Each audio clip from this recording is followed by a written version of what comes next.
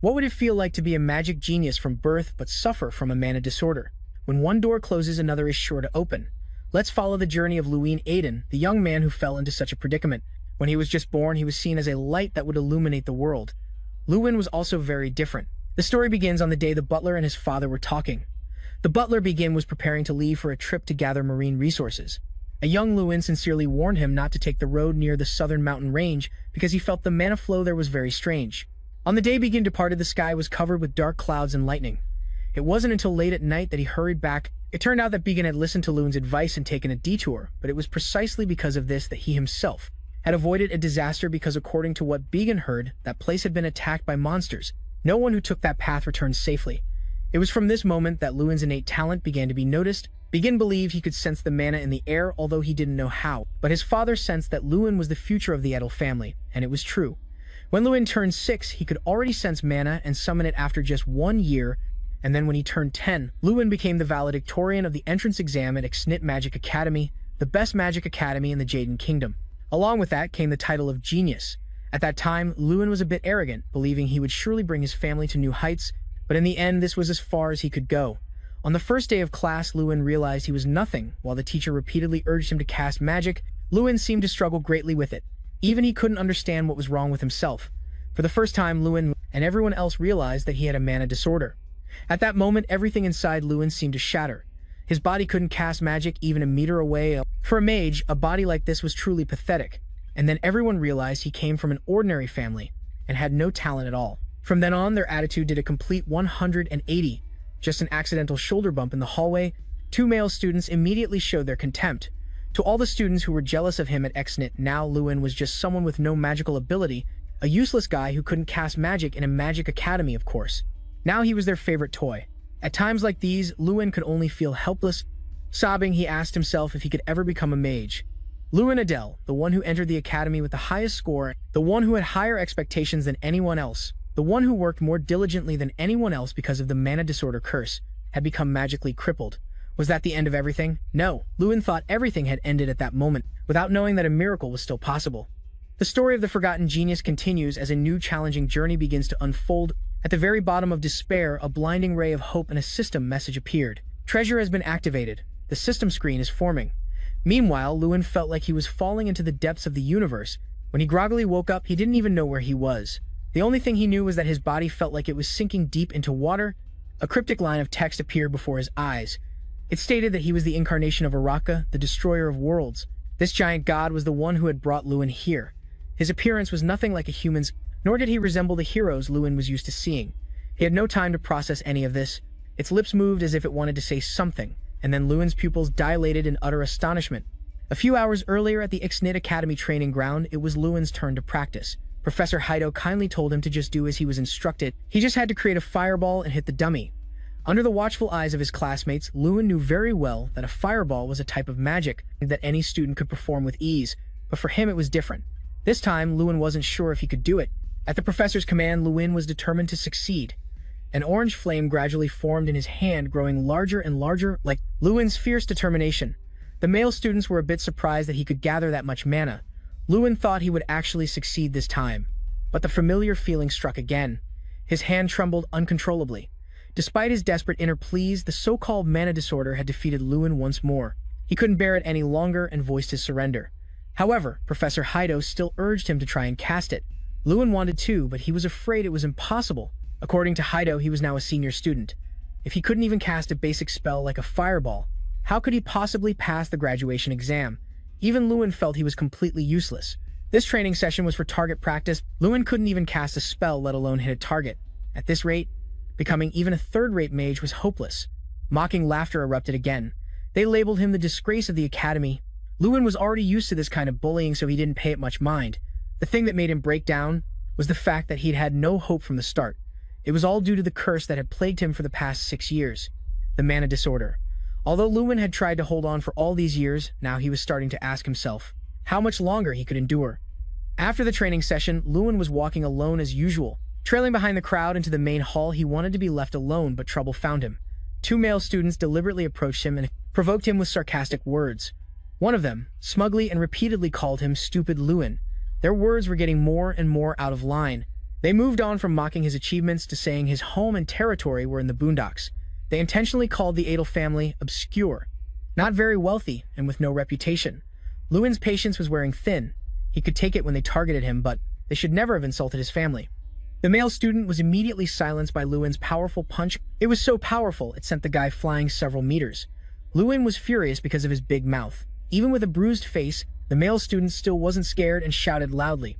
Lewin didn't hold back anymore. He knew the guy was Ben Phone, and a nobody who dared to mess with his father and his family. The other student with Ben Phone fearlessly charged forward. Unsurprisingly, he was overwhelmed by Lewin's punch. He couldn't get up for a moment and knelt like a dog. What Lewin didn't expect was that Ben would dare to use combat magic inside the academy. He showed no fear of being expelled as he unleashed a stream of mana, a large one, towards him. Although Lewin's fighting skills were good in terms of mana power, he was completely outmatched. His entire body was paralyzed. Professor Hido arrived to intervene, but he was a second too late. Lewin was hit by Ben's massive mana blast. He thought he was going to die just like that. Now Lewin stood before a giant god and the system message. Faced with this, he still couldn't understand what the heck was going on. Lost in a strange magical space, and meeting a mysterious man made him wonder what was happening. Even though he tried his best to listen, he could only hear one last garbled word. The deep voice rang out again, this time clearer. It was definitely his name, Lewin Adel, and then from the void, a faint sound also emerged, seemingly calling his name, Lewin Adel. Lewin Adel. He slowly opened his eyes, revealing a blonde woman. It turned out to be the high-level healing mage, Helen. Her face was filled with worry. "Are you awake?" Shaking off his daze, he was startled. He slowly sat up. "Where am I?" Seeing this, she quickly supported his body and gently replied, "The recovery room." "It's all right, you don't have to force yourself to sit up." He wearily held his head. "I'm fine. A little dizzy, but I can sit." As he spoke, he wondered to himself, did I just pass out? Fragmented images flashed through his mind, a mysterious cloaked man, a mysterious space. What was that system voice? It was still so clear. Thinking of this, he immediately asked Helen, how long was I unconscious? She replied, almost a day. She continued, "You're very lucky. God must have been watching over you." He was silent for a moment, then spoke softly. "Am I completely fine now?" A flicker of worry crossed her face and her words were hesitant. "We still need to keep you under observation, but you look remarkably well for someone who was just hit by a direct lightning strike. There are no wounds, no burns, or any internal damage whatsoever. I've never seen a case like yours before." In all his years of life, he had never witnessed anything like this, so he couldn't help but be stunned. What? Is this even possible? He stared at his own palm, gradually lost in thought. Lightning is a terrifying magic that can incinerate a body in an instant. What's more, I took a direct hit. How was my body completely unharmed? Suddenly, Professor Hido entered, interrupting his train of thought. "Excuse us for a moment." Hearing this, Helen bowed and reminded him, "The professor is here. I'll go check on the results now. If there's any problem, let me know immediately." Just then, Yu instinctively looked up. He approached and stood in front of the bed. He crossed his arms and calmly asked, "How are you feeling?" Yu replied, "I'm fine." The stern expression on his face softened a little. "That's a relief. He informed you about what happened after you fainted and that a meeting was being held among the professors about the incident." He looked straight at you while you just silently bowed your head and listened. "First of all, Ben Phone will be expelled for using powerful attack magic with intent to kill, spreading false rumors about the Adel family, and for unfair treatment and bullying. The teachers have decided on this verdict." "Yes." Your face darkened as you mumbled, full of remorse. "But I also fought back against Ben," he immediately replied. "Of course, you will also receive punishment. Considering what happened, you will be required to participate in the Academy's volunteer activities for 1 month." You nodded slightly. Yes, it seemed he still had some concerns. "Also, I want to ask you this. Are you in possession of an artifact?" His question made you look up. "What?" "You must understand, it is a legendary weapon, left behind by an ancient sorcerer with an endless source of mana." You quickly waved your hands in denial. "An artifact? I definitely don't have one. If I had something like that, I wouldn't have been bullied." He narrowed his eyes slightly, his hand on his chin. His voice lowered. "In any case, considering its value and rarity, the head of the Adel family must have used it for the benefit of the family." Unable to hide your curiosity, you spoke up. "But why are you asking me, Professor?" He focused his gaze on you, his deep, sharp eyes seeming to pierce through your very thoughts, saying nothing. After a moment of silence, he recalled the earlier scene and recounted, "There was definitely a red light enveloping your body, right before the lightning bolt struck. It looked like a high-level artifact was protecting you, deflecting Ben's spell." Hearing this, you looked blank. "What are you talking about, Professor?" You thought to yourself. "An artifact? What is he talking about?" Suddenly, you seemed to realize something. "Wait a minute, don't tell me it's related to the dream I just had." Then you immediately denied it. "No, I must be crazy." He sighed softly. Even though I don't understand what happened, I'm sure you don't have an artifact. All right then. He turned and left under Louis's gaze. Get some rest. You stared thoughtfully at his retreating back. You told the professor you didn't know what happened, but he didn't say anything more. What is the professor thinking? Left alone in the room, you sat in deep thought for a long time. What you had experienced was just like a dream, and that strange voice. The artifact, Draka, the world destroyer, and the player. You tapped your forehead repeatedly, muttering, I think there was one more phrase. What was it? Louis hesitantly uttered, status window. Immediately, a blue panel appeared in midair, making you widen your eyes in astonishment. As if seeing a ghost, you instinctively backed away, screaming, Ah! What the hell is this? Helen heard the noise and rushed in. She saw your bewildered expression. She asked, Louis, are you okay? Are you not feeling well? You pointed at the blue panel floating in the air, stuttering, No, it's not that. Can you see it? The blue panel in front of me. She looked confused. What are you rambling about, Louis? There's nothing there. Are you sure you're okay? At that moment, an idea flashed through your mind. No way. If she really can't see it, then this can only be seen by me. The status window displayed your information. Louis Adele, incarnation of Draka, the world destroyer, the result of the pursuit of infinite power. The sorcerer Draka perished along with his world. For Draka, who was born lacking mana, strength was the source of his power. Player. The artifact of Draka can open a status window and can achieve limitless growth by completing quests. Strength, 150. Agility, 100. Intelligence, 1,550. To avoid being mistaken for a madman, you quickly changed the subject. It's nothing. I'm just a little confused. She gave a helpless, wry smile. Haha, that's not funny. Holding the test results in her hand, she happily announced, The results are completely normal. You can return to the dormitory now. You smiled, feeling as if a weight had been lifted. Yes, thank you. Louis summarized all the strange events that had happened today. You survived after being hit by a lightning bolt, the man with red eyes you met in another dimension, and the status window that only you can see. And then you remember the first status window you saw in your dream. It said you were the incarnation of Draka. Perhaps the artifact of the sorcerer named Draka has been transferred into me. In the blink of an eye, night had fallen. On the training ground, a strange window appeared before your eyes, startling you slightly. But curiosity quickly overcame everything, causing you to click on it. On it was your first quest. Repeatable quest. Because you have become the player linked to Draka the World Destroyer, you must train your body to prepare for the process of power progression. Punches, kicks, spinning kicks. Perform each action 100 times. Reward, plus 10 strength points and a new skill unlocked. After reading, you rolled up your sleeves to begin. Your face still showed a hint of doubt and confusion. Punches and kicks? Are those really related to strength? How can this help me become a sorcerer? But this wasn't the time for questions. I have to try it first. With that thought, you took a deep breath. 1, you swung your right fist. The count went up by 1. Then you swung your left fist. The count went up to 2. You let out a small laugh, a hint of satisfaction in your smile, as if you were sure of victory. Great, it's increasing. At this rate, I'll be done soon. Maintaining that momentum, you threw another punch. You shouted along with the rhythm of your strikes, but the punch count remained at 2. You carefully examined the quest again. Frowning, it didn't go up this time. You thought, I guess it won't count if I swing my arm incorrectly. That thought made you much more serious. All right, how to punch correctly. The moon hung high in the quiet sky, while everyone was deep in sleep. You were panting heavily as if you'd been chased by a dog for an hour. You rested your hands on your knees, exhausted. Finally, then you smiled in satisfaction. It's done. The status window appeared. Quest complete. Distributing rewards, plus 10 strength points. Skill unlocked. While wiping the sweat pouring down your face, you glanced up at it. Wondering, what's the reward? Suddenly, you felt a refreshing stream of energy gradually flowing into your body. You exclaimed, What is this feeling? It was gently flowing through your veins, something more fundamental than mana. You clenched your fist, your fingers tightening. Your arm trembled slightly with excitement. I've really gotten stronger. A new skill? I have to try it right away. You took a deep breath, raised your hand, and swung it forward forcefully. Let's see. With just one punch from you, the air in front of you was instantly torn apart.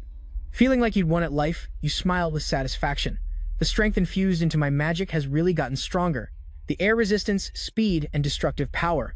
Everything had truly changed compared to before. While constantly marveling at your new power, you suddenly remembered. What about the unlocked skill reward? Status window. With just a soft call from you, it instantly appeared in mid-air. An internal power circle, replacing mana with strength. The mana circle is replaced by the power circle. From now on, all spells and movements are affected by the player's strength. You wondered, replacing the mana circle with a power circle? Then you placed a hand on your chest, feeling your heartbeat. Does this mean my mana will be replaced by strength? Anyone who senses or learns mana has a circle surrounding their heart, the mana circle. It plays a major role in releasing and enhancing mana, increasing stats depending on the length and amount of mana. A sorcerer can control it. You close your eyes, slowly sensing the faint movement in your chest. I have 4 mana circles, more than other kids my age, but because of my own defect, they're useless. Suddenly, you opened your eyes wide as if you sensed something. Your mana circles had really disappeared, so the powerful circle spinning wildly in its place must be the power circle. At this thought, you were stunned and taken aback, but that shock was quickly replaced by confusion. A power circle instead of a mana circle.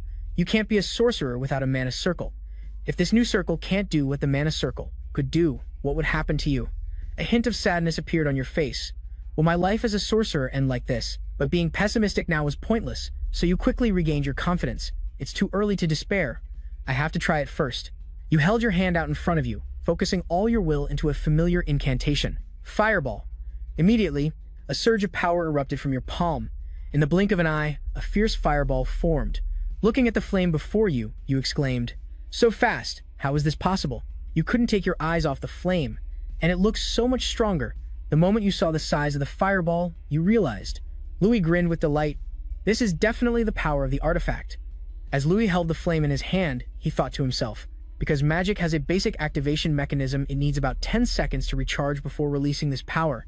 He calculated it himself, but I can completely bypass that 10-second mechanism and create a fireball with the power in my body. A main character is always the strongest. He clenched his hand into a fist. This is the power of a treasure. Suddenly, something strange appeared in front of Louis. He was curious.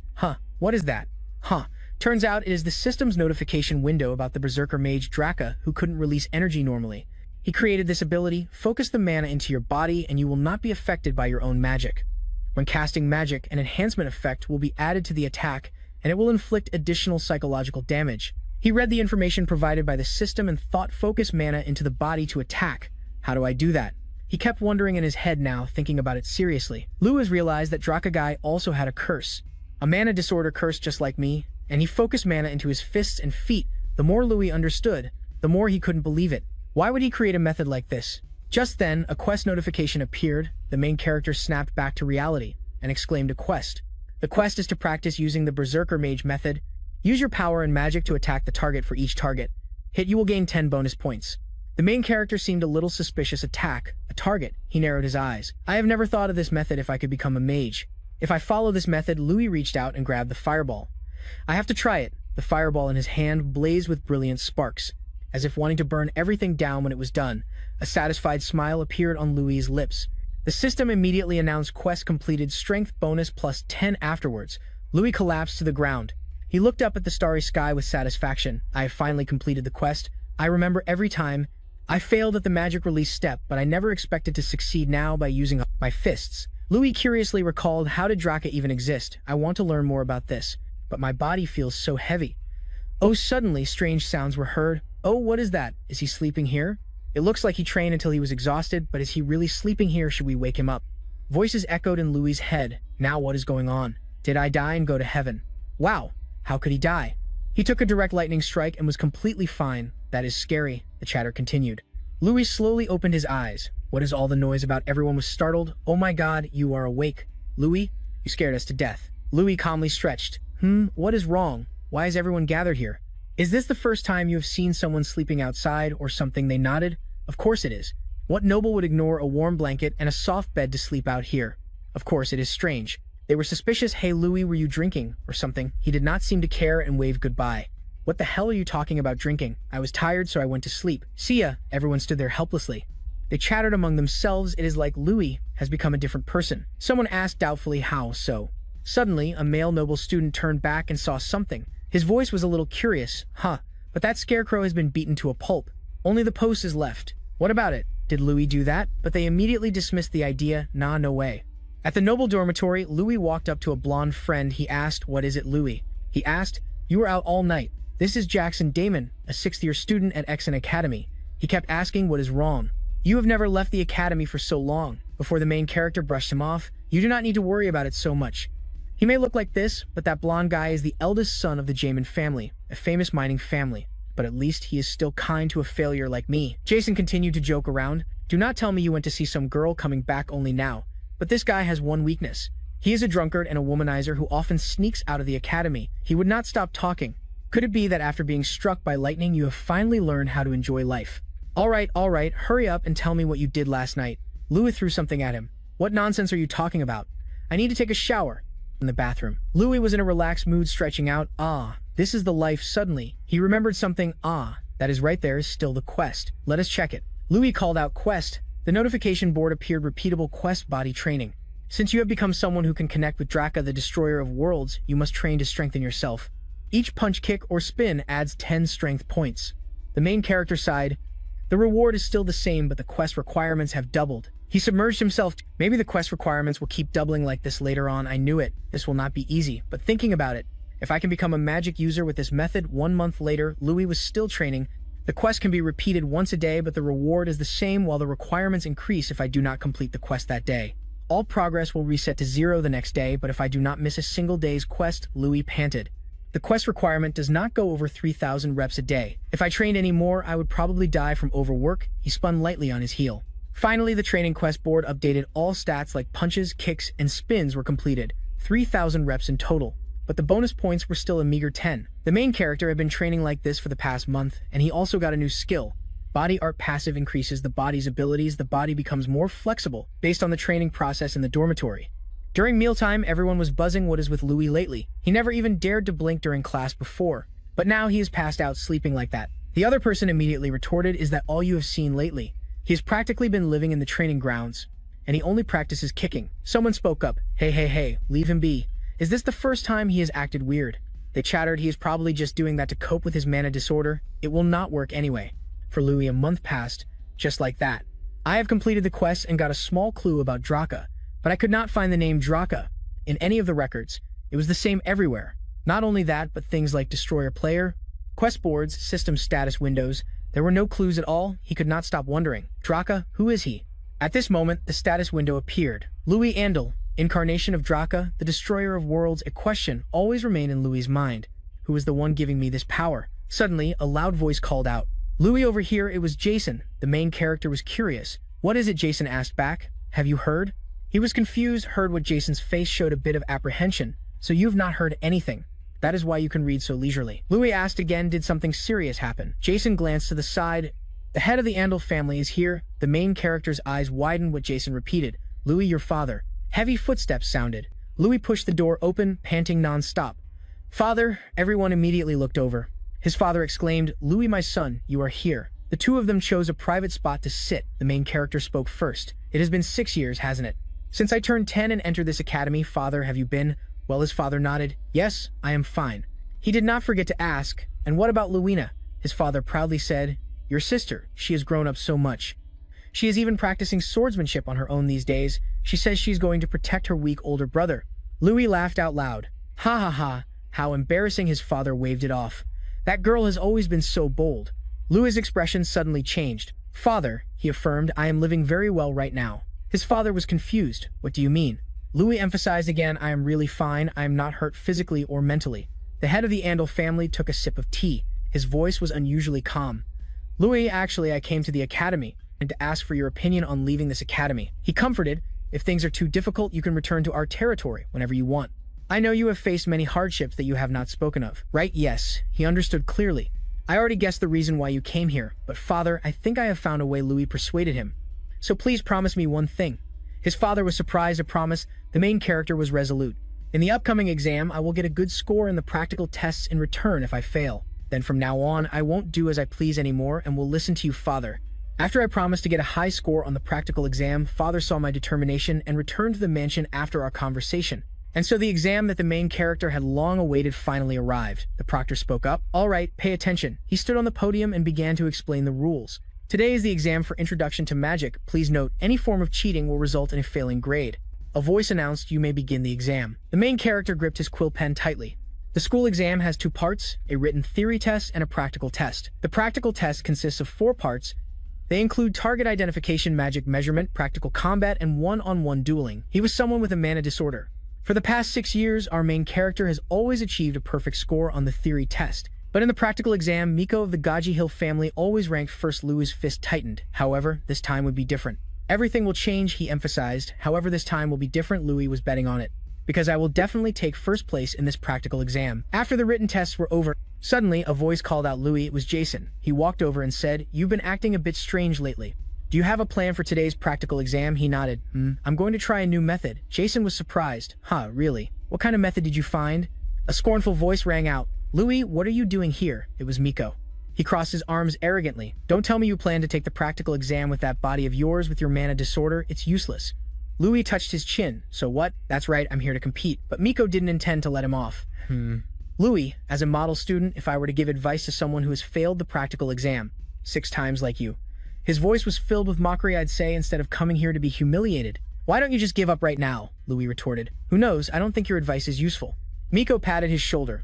"I think you're misunderstanding something. Do you think someone with a mana disorder can actually complete the exam?" He was also quite annoyed, wondering to himself, what's wrong with this bastard? Miko gritted his teeth. He used to be so meek, so why is he acting so confident now?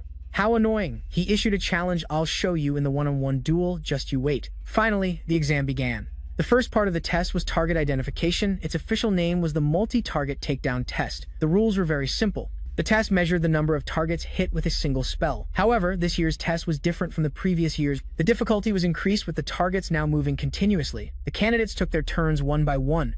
The organizers announced the number of targets hit. First up, Hawk 1 target, next Angelina 0 targets. The highest score was only 4 targets. As a result, this year's average score was abysmally low. The next person got 3 targets. The teachers in the back frowned. We only increased the difficulty a bit and the scores have already hit rock bottom. The quality of this year's students is so poor." But a voice suddenly chimed in. "Professor, it might be a bit too early to be disappointed." It was Professor Eric, a professor in the magic potion department and Miko Gaji Hill's uncle. He looked very proud. "It's almost Miko's turn, please watch." Professor Eric seemed to greatly anticipate his nephew's performance. There he is. As he prepared to attack, a thought lingered in his mind. "Watch closely, Louis." He was very confident. "I don't know what you're planning, but this, he thought, is the difference between you and me." Then he unleashed his spell. A series of targets were hit by the powerful attack. Everyone who saw it exclaimed, "Wow, that's Miko for you. He hit so many targets with just one spell. He's probably going to be first again." Professor Eric approached. "What do you think? The boy is worthy of the Gaji Hill lineage, isn't he?" He boasted endlessly. "At this level, Miko is truly the pride of our academy. He will definitely be this year's student representative." Suddenly, an interrupting voice cut in. "That's enough, Professor Eric. I believe we've seen enough of this year's batch of students." The one who spoke was Professor Xian Ignis, the headmaster of the academy, and his 7th-tier archmage. Professor Hadel persisted. "Why don't we stay a little longer?" "It's almost Louis' turn," Professor Xian asked. "Louis? You mean Louis Andel?" Professor Hadel confirmed. "Is that kid still at the academy?" He then agreed. "All right, for the boys' enthusiasm, let's stay and watch." "It won't hurt to watch for a bit." Louis rubbed his wrist. "All right, this is a good chance to test my power." The instructor called out, "Louis, you may begin." Louis, with a fireball already in his hand, replied, "Yes, sir." A brilliant flame radiated from his body, sparkling as if covered in gold dust. Everyone who saw it was astonished. "What is that? What's happening with his casting speed?" The students also started murmuring, "Whoa, how many targets was that? I honestly can't tell." "Impossible." By now, Miko was gritting his teeth in anger. He reminded everyone scornfully, "Hey, don't you all know Louis has a mana disorder? Even if he casts 1,000 times, who knows if he can even hit a target? That useless trash can't do anything properly." But unbeknownst to anyone, the power-up system had been activated. Time refraction activated, distorts time for 30 seconds. Speed increased by 200%. Movement speed increases. Time distortion duration exceeded cooldown, 5 minutes.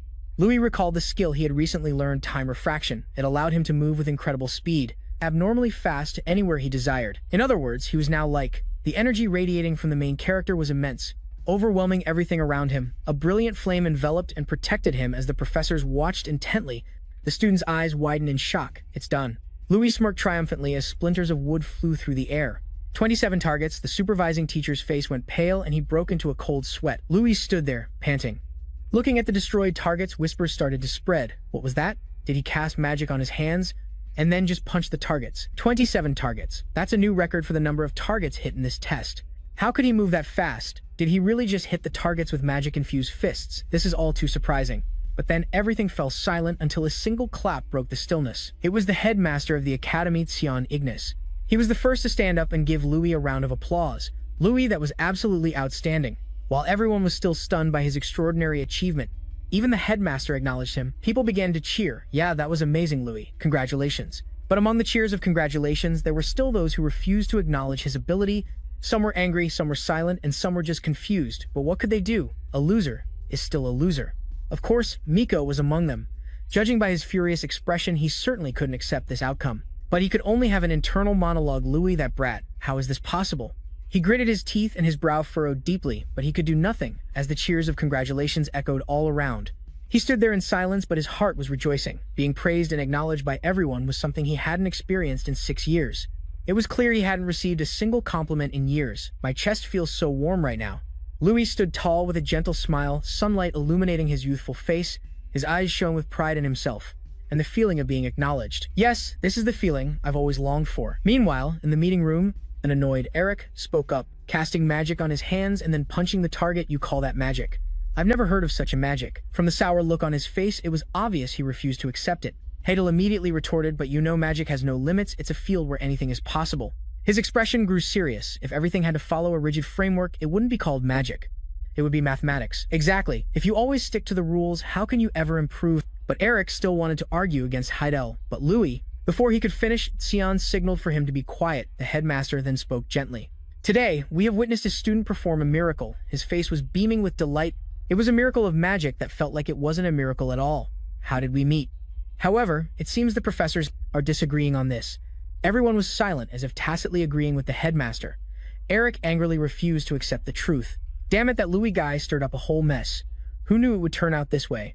Jason threw his arm around Louis and shouted, "Hey, the ultimate sorcerer is here." He almost collapsed to the ground from Jason's heavy arm, but he just whispered, "Let's go." Hearing this, a few people approached them. Oh, it's Louis. Everyone started greeting him. Hey, how did you do that in yesterday's practical exam? He greeted them back, but was at a loss for words. Questions from his classmates kept bombarding him. Louis, you know my name, right? We've been classmates for the past 6 years. He quickly escaped the crowd, thinking to himself, until yesterday, I was just a nobody. And a nobody in this school. Louis turned his back to the crowd and quickly said to Jackson, Jackson, I'm heading back first, okay. Even now, he still couldn't believe how quickly everything had changed. It all changed in just one night, so I can't get used to it yet. To be honest, I'm more comfortable being alone. Even so, he knew one thing for sure. Of course, there are still plenty of people who don't like me. He slowly opened his room door. Some blonde punk was standing inside his room. Hearing the door open, the guy spoke up. There you are. Hey, you entered my room and you're talking to me like that. What are you doing in someone else's dorm room, Miko? He asked with a scowl, his gaze sharp enough to kill. Miko turned around, walked towards him, and spoke in his condescending tone, scoring a few points. With that thing that isn't even magic and you're already walking around with your nose in the air. Your arrogance is nauseating. So I came here to remind you not to get cocky. His words were so ridiculous, it was infuriating. But he shot back immediately. Isn't it just because you lost face, when your score was lower than the person you've looked down on for the past 6 years? Oh, so that's all he amounts to. So that's all he is. Just saying, that was enough to make his blood boil and send him into a rage, lunging to grab Louis' collar. What did you just say, you bastard? Meanwhile, Louis' face remained impassive, showing no emotion at his outburst. He calmly took the hand, grabbing his shirt, and gently pried it off with little effort. It was this very calmness and ease that surprised him and even made him tremble. Miko was a bit stunned, his eyebrows knitted. What the hell is this? This loser is this strong? He couldn't believe his eyes. Miko, we both need to graduate, Louis said, leaning in close to his face. His eyes filled with more anger. If you really want to bully me that much, then wait for the exam. Let's have a fair one-on-one fight during the combat test. Louis' voice was low, but it made him break out in a cold sweat. He slapped Louis' hand away. Miko glared at him angrily. You think you're skilled enough to fight me, a guy who fails everything. Louis immediately shot back, just you wait. You'll find out whether I'm skilled enough. What is skill anyway, and who's judging it? His gaze was steady as he stared right into Miko's smug face. Miko turned to leave, but not without shooting him a sharp glare. Pass the next test first, then talk. He walked away, but his mind was still racing, thinking about his sworn enemy. Such an arrogant bastard. He'll probably fail today's practical exam, let alone the combat test. Tesk. Look at Miko's angry face. Isn't it just adorable? Makes you want to punch him, hey. Then suddenly he pulled his hand out of his pocket. But that guy, his hand was still trembling. Is he really a sorcerer? He wondered. No matter how many times I see this statue, it never ceases to impress me. A massive goblin statue stood imposingly in the middle of the testing area. Practical exam number 2, mana performance measurement. The testing area is an academy treasure and a rare artifact. There are only a few like it on the entire continent. Kingram, the ancient goblin from 500 years ago, the great sorcerer first turned the goblin Kingram into an artifact while it was still alive. Trapped inside this artifact, Kingram absorbs mana and serves as a magical punching bag. This mana performance measurement test requires students to cast magic on Kingram and to earn points. Louis asked Jackson, so that means all we have to do is cast our most confident spell at that statue. Jackson replied to him, "Yep, short and sweet. But that goblin is famous for being a ridiculously tough grader. Anything over 20 points is considered great." In front of them was a student with an emo haircut and a deep purple aura. He looked pretty capable. Thunderstorm Blast. He immediately cast the spell at the goblin. The goblin spoke up. "Go back to school, you 1-point sorcerer. It's not too late to drop out." The student was completely stunned. People started whispering, "I thought he did well. Guess it's not as easy as it looks, huh?" Everyone was sighing at the goblin's strict grading. "Next step before me." The student returned to his seat looking dejected. He was in a terrible mood. Unbelievable. A female student came forward. "Haha, now it's my turn." She raised her hand confidently. "Watch this closely. Ice Sphere." She cast the spell. The goblin grunted. I certainly won't forget you." "Impressive." She asked excitedly, "Really?" "Yes," Kingram replied, but he didn't let her celebrate for long. He immediately threw a bucket of cold water on her. "That's the first time I've ever seen such trashy magic." "Is that all?" "Wow, so direct." He bluntly gave the girl 2 points. Hearing this, she burst into tears, unable to accept it. "No way. I did the best I could." The others continued to step up, but didn't do much better. 5 points. "Get out of my sight. Who could take a score like that?" It's normal to scream. "What the hell?" He continued his nitpicking. "What kind of bland magic is this? Did you mix it with water or something? It's 100% mana, you damn goblin." He was so mad, he swore. The supervising teacher immediately spoke up. "Jackson, stop shouting. Get back to your seat." He managed to prevent a terrorist attack on the minds and ears of the other students. It wasn't me." Jackson scratched his head, feigning innocence after being called out. He quickly ran back to his seat. Next, Miko Gary Hill, the supervising teacher, called out. His face looked like he'd been through hell and back, as dark and stormy as a thundercloud. But as it turns out, that was just his expression before casting his spell. Waves of mana struck the goblin statue. Kingram spoke up. Gary Hill, "I'm a little disappointed. Are you the son of Josh Gary Hill?" When asked, he proudly replied, "That's right. I am the third son of Josh Gary Hill." "Proud." "Michael Gary Hill, you're proud." "Ha ha," he said contemptuously. "Your father was a sniveling idiot who begged me for extra points." "Michael Gary Hill, you are far more pathetic than your idiotic father." 27 points. Hearing this, he angrily shouted at him, "You're just a lowly goblin, how dare you say such nonsense." The supervising teacher immediately intervened. "Quiet down, Miko." The teacher called the next person. "Next, Louis Adele." Here he answered immediately. Louis stepped up, looking emotionless on the outside. But inside, he was a nervous wreck. "Phew, I'm suddenly getting worried. Let's just try. I can do this." A flame appeared in his hand. He raised his head and introduced himself. "I am Louis Adele. It's an honor to meet you." His gaze was determined, his expression unchanging. "How strong?" "Ho ho, this is the first time I've seen your face." He was slightly surprised. "But never mind, let's get on with the test." He didn't seem to care much while Louis and his magic were ready. The flame burned as brightly as his eyes. I'm not sure if that's significant, but a student immediately recognized Louis' magic. "Is that pyroblast?" His face screamed, "Holy shit." Some other students also recognized it immediately. "That's a tier 4 magic spell." Others were shocked and couldn't believe it. "What? He can do something like that?" Kingram questioned him. "What's with that stance?" He changed his stance to cast the spell. "Here I go." Louis leaped off the ground. The mana that was in his hands was now at his feet. Maybe Louis is trying to cosplay Son Goku since he has that flying nimbus. At first, everyone thought he would use his hands, but he decided to pull a fast one, leading everyone from one surprise to the next. Having moved the mana to his feet, he used his long legs to kick straight at the statue. Kingram and the supervising teacher were both incredibly surprised by his performance. Impossible. How could that kid transfer mana from his hands to his feet and then make it explode in an instant like that? The teacher was left wondering. All the students were stunned. One of them spoke up. "Didn't you just say that was a tier 4 spell?" The other person answered right away, "No, that's not right. The power of that attack had to be at least tier 5. So Louis landed after that divine kick with his 3-meter legs. "You mean he's at least a 5-star mage?" He panted as if it were his last breath. But a mess of thoughts ran through his head. "What's wrong?" "I cast my fire tyrant correctly." Louis was still a bit worried. But why is Kingram's reaction so strange? Did I do something wrong? He finally spoke. "You? Who are you?" He wondered. "What? I already introduced myself. I'm Louis Adele." Before Louis could finish, Kingram cut him off. "Are you Draka?" The question made his face pale instantly. "Draka, I have always been waiting for you." With only those blood-red eyes, you could imagine his desperate and longing expression. Kingram's voice echoed. I have always been waiting for you, Draka. That whisper cut through the silence, spreading confusion. The surrounding crowd immediately buzzed with whispers. Scrutinizing gazes raised countless questions. Draka, who is that? Did he mistake Louis for someone else? Curiosity mixed with doubt spread through the air, causing many to furrow their brows. Memories of the 2 long months he spent scouring all related documents suddenly flooded Louis's mind. He had flipped through every old page, digging into ancient records, but had found absolutely nothing. I've searched the related documents for 2 months, but found no trace of Draka. I can't believe King Graham knows him. Louis's face immediately darkened, a gloominess covering him, because he truly understood the deeper meaning behind his confusing words. You know Draka? Louis asked, his voice full of surprise and a glimmer of hope.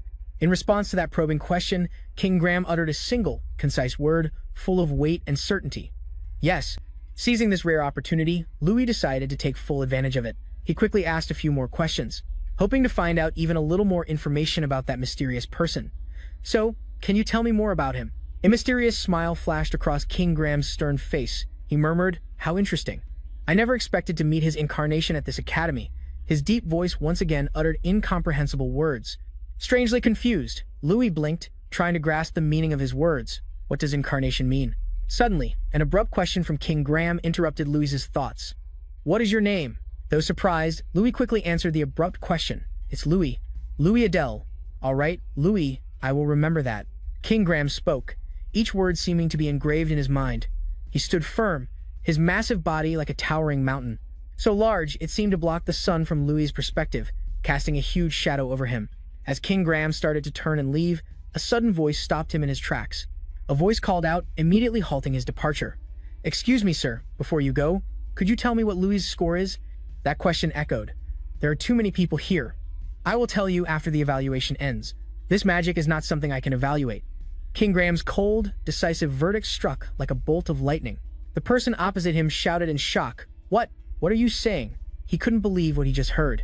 Indignation was clear on his face. According to the school's rules, you are required to provide an evaluation for the academy. This pact must be observed for 500 years after the death of the Archmage Frey and Shinnet. Kakashi tried to cite the regulation, his voice filled with frustration. Enough! King Graham cut him off with a fearsome shout. It echoed all around, carrying an incredible threat. You dare mention the rules to my face? For all these years, I've been the one evaluating brats who don't look anything like mages. His face was extremely tense, his bloodshot eyes blazing with fury, making the other man flinch immediately. His voice stammered, I'm sorry, but I don't care about that selfish guy. King Graham roared, his contempt clear in every word. But a pact is a pact. I will give you the score. He fell silent. His gaze, sharp as a dagger, made the other man swallow hard as cold sweat beaded on his forehead, clearly showing his extreme anxiety. It's either 0 or 100. What will it be, little destroyer? King Graham's deep voice was aimed directly at Louis, who reacted instantly. A bright smile appeared on Louis's lips. Without a moment's hesitation, he replied with a determined look. 100 points, of course. The news spread like wildfire through the academy's halls. Hey, did you hear? King Graham gave him 100 points on his test. Immediately, whispers followed one after another. Huh? You mean King Graham? Who did he give it to? Another person asked curiously. Surprise was evident in their voices. I heard he gave it to the legendary last-place student, Louis Adele. The people around them began to murmur, their faces showing complete shock as they processed the stunning news. Just then, a stern voice rose up, breaking through the noisy atmosphere. It was Professor Hido. He walked towards Louis, his eyes scrutinizing. You're causing trouble again. Startled, he immediately turned to the voice. Professor Hido, why are you here? Louis asked with some surprise. Professor Hido sternly crossed his arms, stepping closer to Louis. The news that you received from King Graham. 100 points has reached the headmaster. After hearing this, he has decided to give you a reward, because this has never happened before. Professor Hido's words carried a special gravity, showing the importance of the matter. Here, take this first. With that, he handed Louis a scroll he was holding. Louis read the words on the scroll aloud, his expression confused and skeptical. The treasure storage room? What is this? Without further explanation, Professor Hido simply beckoned to him, then turned and walked away. Follow me. After a fairly long walk through silent corridors and past mysterious doors, Professor Hido stopped before a room with a tightly shut door. The door looked ancient and majestic, as if it had stood for centuries. When it was opened, a cold draft wafted out. Professor Hido gestured for Louis to enter with him. As they went deeper inside, Louis looked around and said, Wow, I had no idea a place like this was here. His curious eyes explored the unfamiliar place he was now entering for the first time. Everything here was completely different from anything he had ever seen in the academy. Of course, Professor Haito explained, this is the only forbidden place in the academy. Hearing that, a question formed in Louis's mind. The only forbidden place in the academy? So why did he bring me here? Curiosity mixed with a little anxiety started to creep into his mind. Eventually, they both stopped at another door, which was shut more securely than any other door. Professor Haito stopped and turned towards Louis. His gaze was stern. This is the way to the treasure storage room. I am only allowed to go this far. He looked at the professor, a sense of unease rising within him. So I have to go in by myself? Yes, go on in. I'll wait for you right here, as he reassured him. Finally, Louis went to open the door in front of him, countless questions still swirling in his head. I don't know what's going to happen, but he said it was a reward, so I might as well check it out. With a mix of courage and curiosity, he pushed the door open. Stepping inside, Louis found himself in a room, though empty, was overwhelmingly vast and shrouded in a chillingly dark atmosphere. A dim light shining from somewhere was just enough for Louis to realize the sheer size of the place. So this is the treasure storage room. He looked around. Even though there were no items on display, he could still sense the presence of countless valuables. There are treasures here I've only ever heard of. This must be Archmage Ixchinit's vault, as Louis was engrossed in his observation. He was immersed in the overwhelming atmosphere of the vast and gloomy treasure room. A deep voice suddenly spoke from right behind him, making Louis jump. His body tensed as he whipped around. You look so lost. He turned around. Who is that? Louis wondered. His cautious eyes searched for the speaker.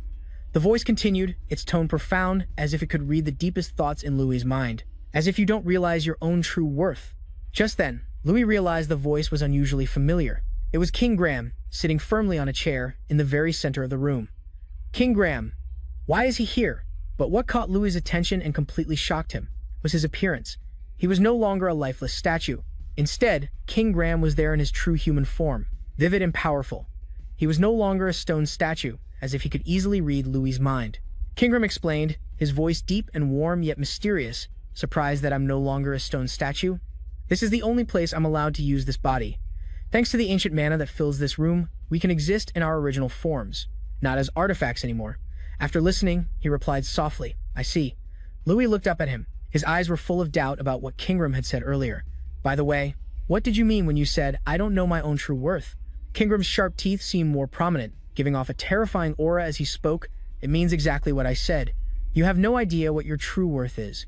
Even the magic artifact you're using is the same as Draka's. King Graham's next words were like a dagger straight to Louis's heart. It made him realize a shocking truth. He knows about the magic artifact, Louis thought, completely astonished. King Graham looked down at him again.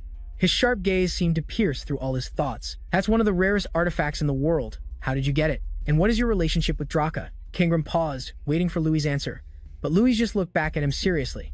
His voice was filled with curiosity and a bit of helplessness. I've been wondering that myself. Who is Draka?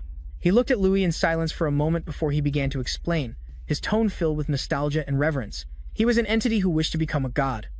One day, he visited the heavenly tribe where I lived. Back then, he was small, short, and rather unsightly. Yet, his power was so extraordinary that no one in the heavenly tribe could match him. On top of that, he grew stronger every day. So even if all of us elves attacked him at once, we couldn't defeat him. We respected him. He lived among us like one of our own. He taught us language and magic to me, the future chieftain, for almost 100 years. What? 100 years? How can a human live for 100 years? Louis looked up at King Graham again, his eyes wide with utter shock. His rational mind could hardly believe what he was hearing. King Graham grinned slyly, his sharp teeth glinting in the dim light of the room. Perhaps because he was not human, the assertion hit him like a powerful blow, revealing an unbelievable truth about Draka and raising countless new questions in Louis's mind. His true identity is the Black Dragon, Dracagonia. King Graham's words landed like a massive, unbelievable shock to Louis. Louis choked out in surprise. So, dragons really exist? Shocked by this revelation, he asked again softly, just to be certain about the information he had just received.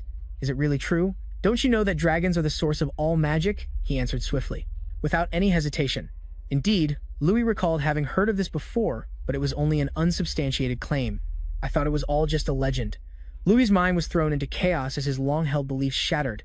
In the face of this shocking truth, he interrupted Louis's thoughts with another piece of information. However, Draka couldn't use magic. That's also why he created a fighting style like yours, by using magic on his own limbs. Do you understand what that means?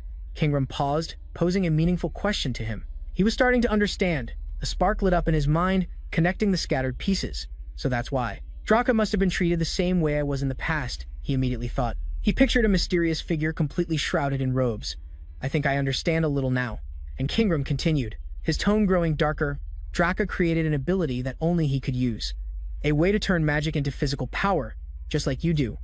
By mastering that power, Draka became the most powerful being in the world. However, he wasn't satisfied with that and continued to expand his power endlessly. In the end, he destroyed everything, including himself. Louis was once again stunned by this new information. He destroyed everything, so that's why he was called the World Destroyer. I can't imagine how powerful he was to be able to destroy the world. Awe mixed with fear crept into Louis's heart. As he imagined that terrifying power, a familiar system window suddenly appeared before him with new information. You have earned the achievement, finding traces of Draka. Reward, Title Elf's Comrade, Skill Elven Fury. Spirit Trang, Incarnation of Power. You've obtained the title Elf's Comrade. Title Effects. Increases affinity with elves, allows communication with elves. Louis read each line, touching his chin in thought. Huh? Why did I suddenly get a reward? Communication. Huh? Well, it's better than nothing. Though confused, he accepted the unexpected gifts. The system window updated again.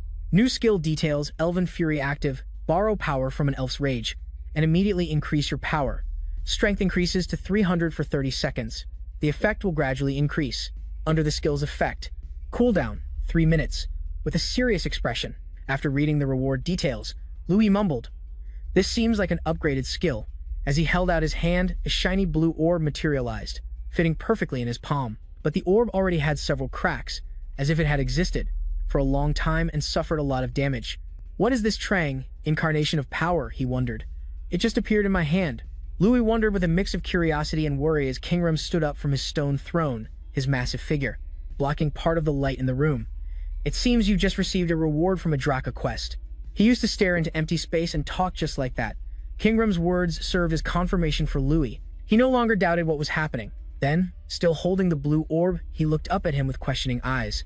In that case, do you know what this is? He replied confidently.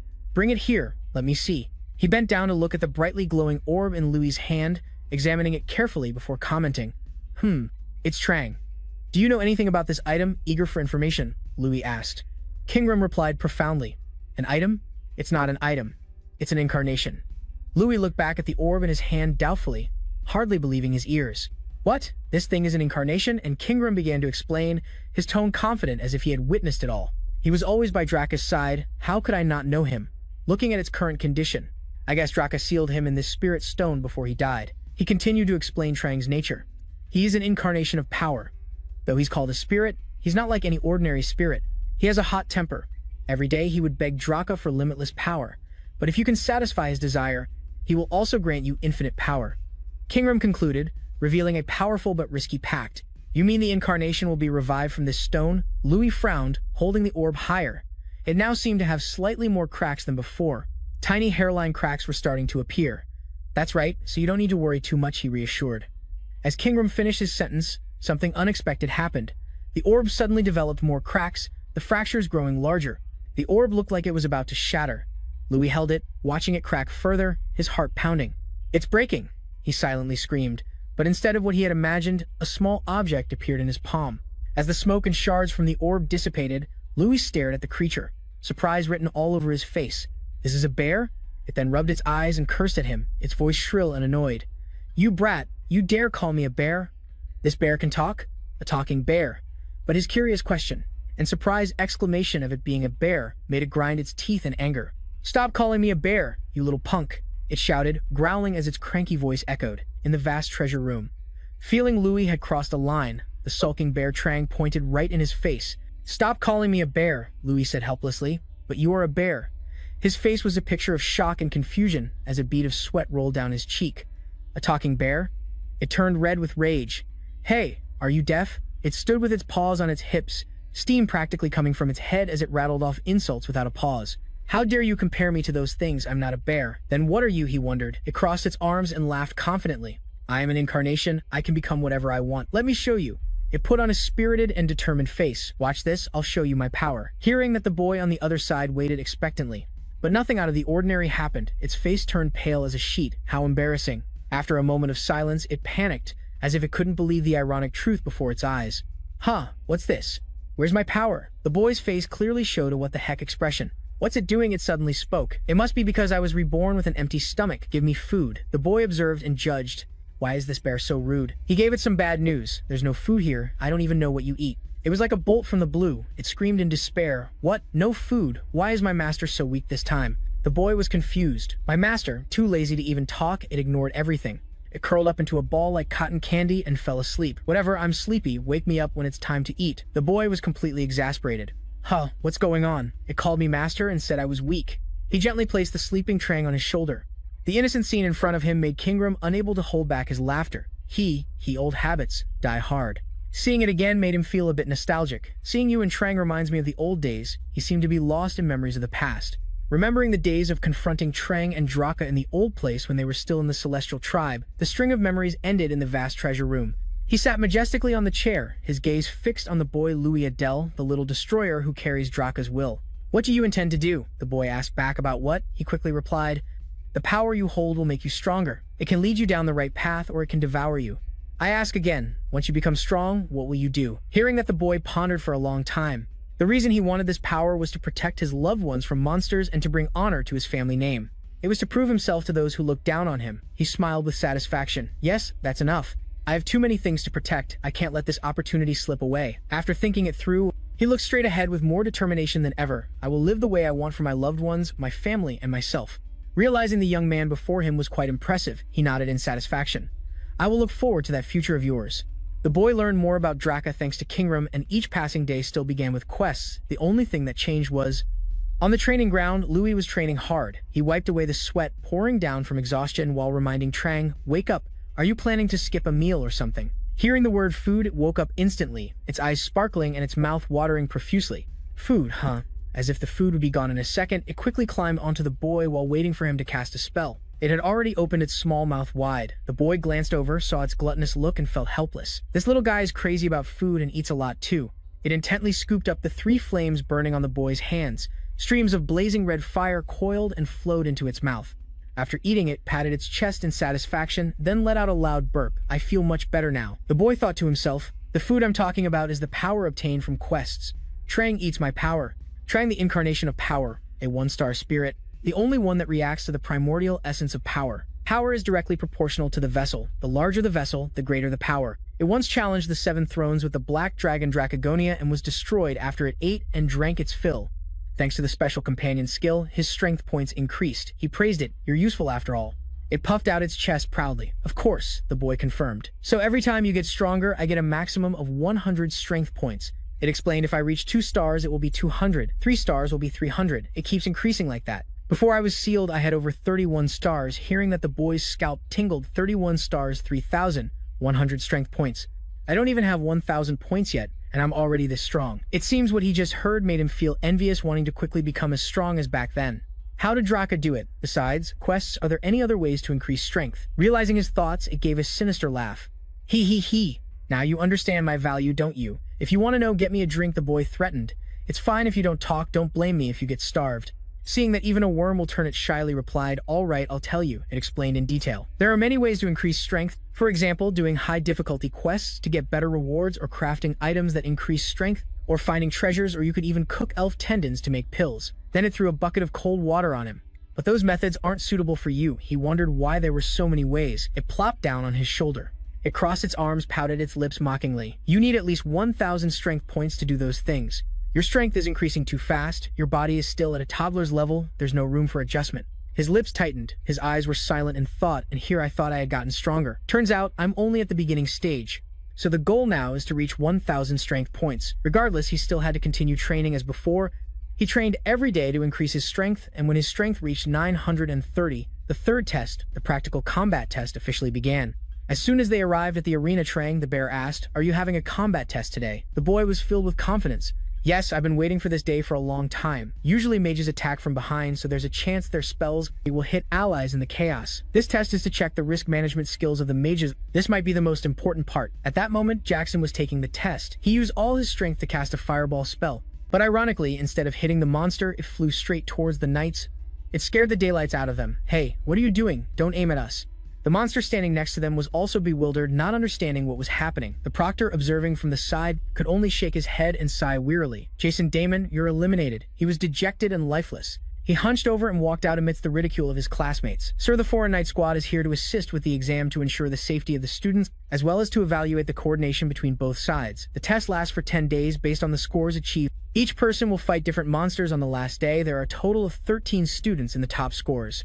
Since it's the last day, everyone was very curious about what kind of monster would appear. Suddenly, the entire arena shook violently as if there was an earthquake. Everyone's face turned terrified. A brown-haired boy spoke up.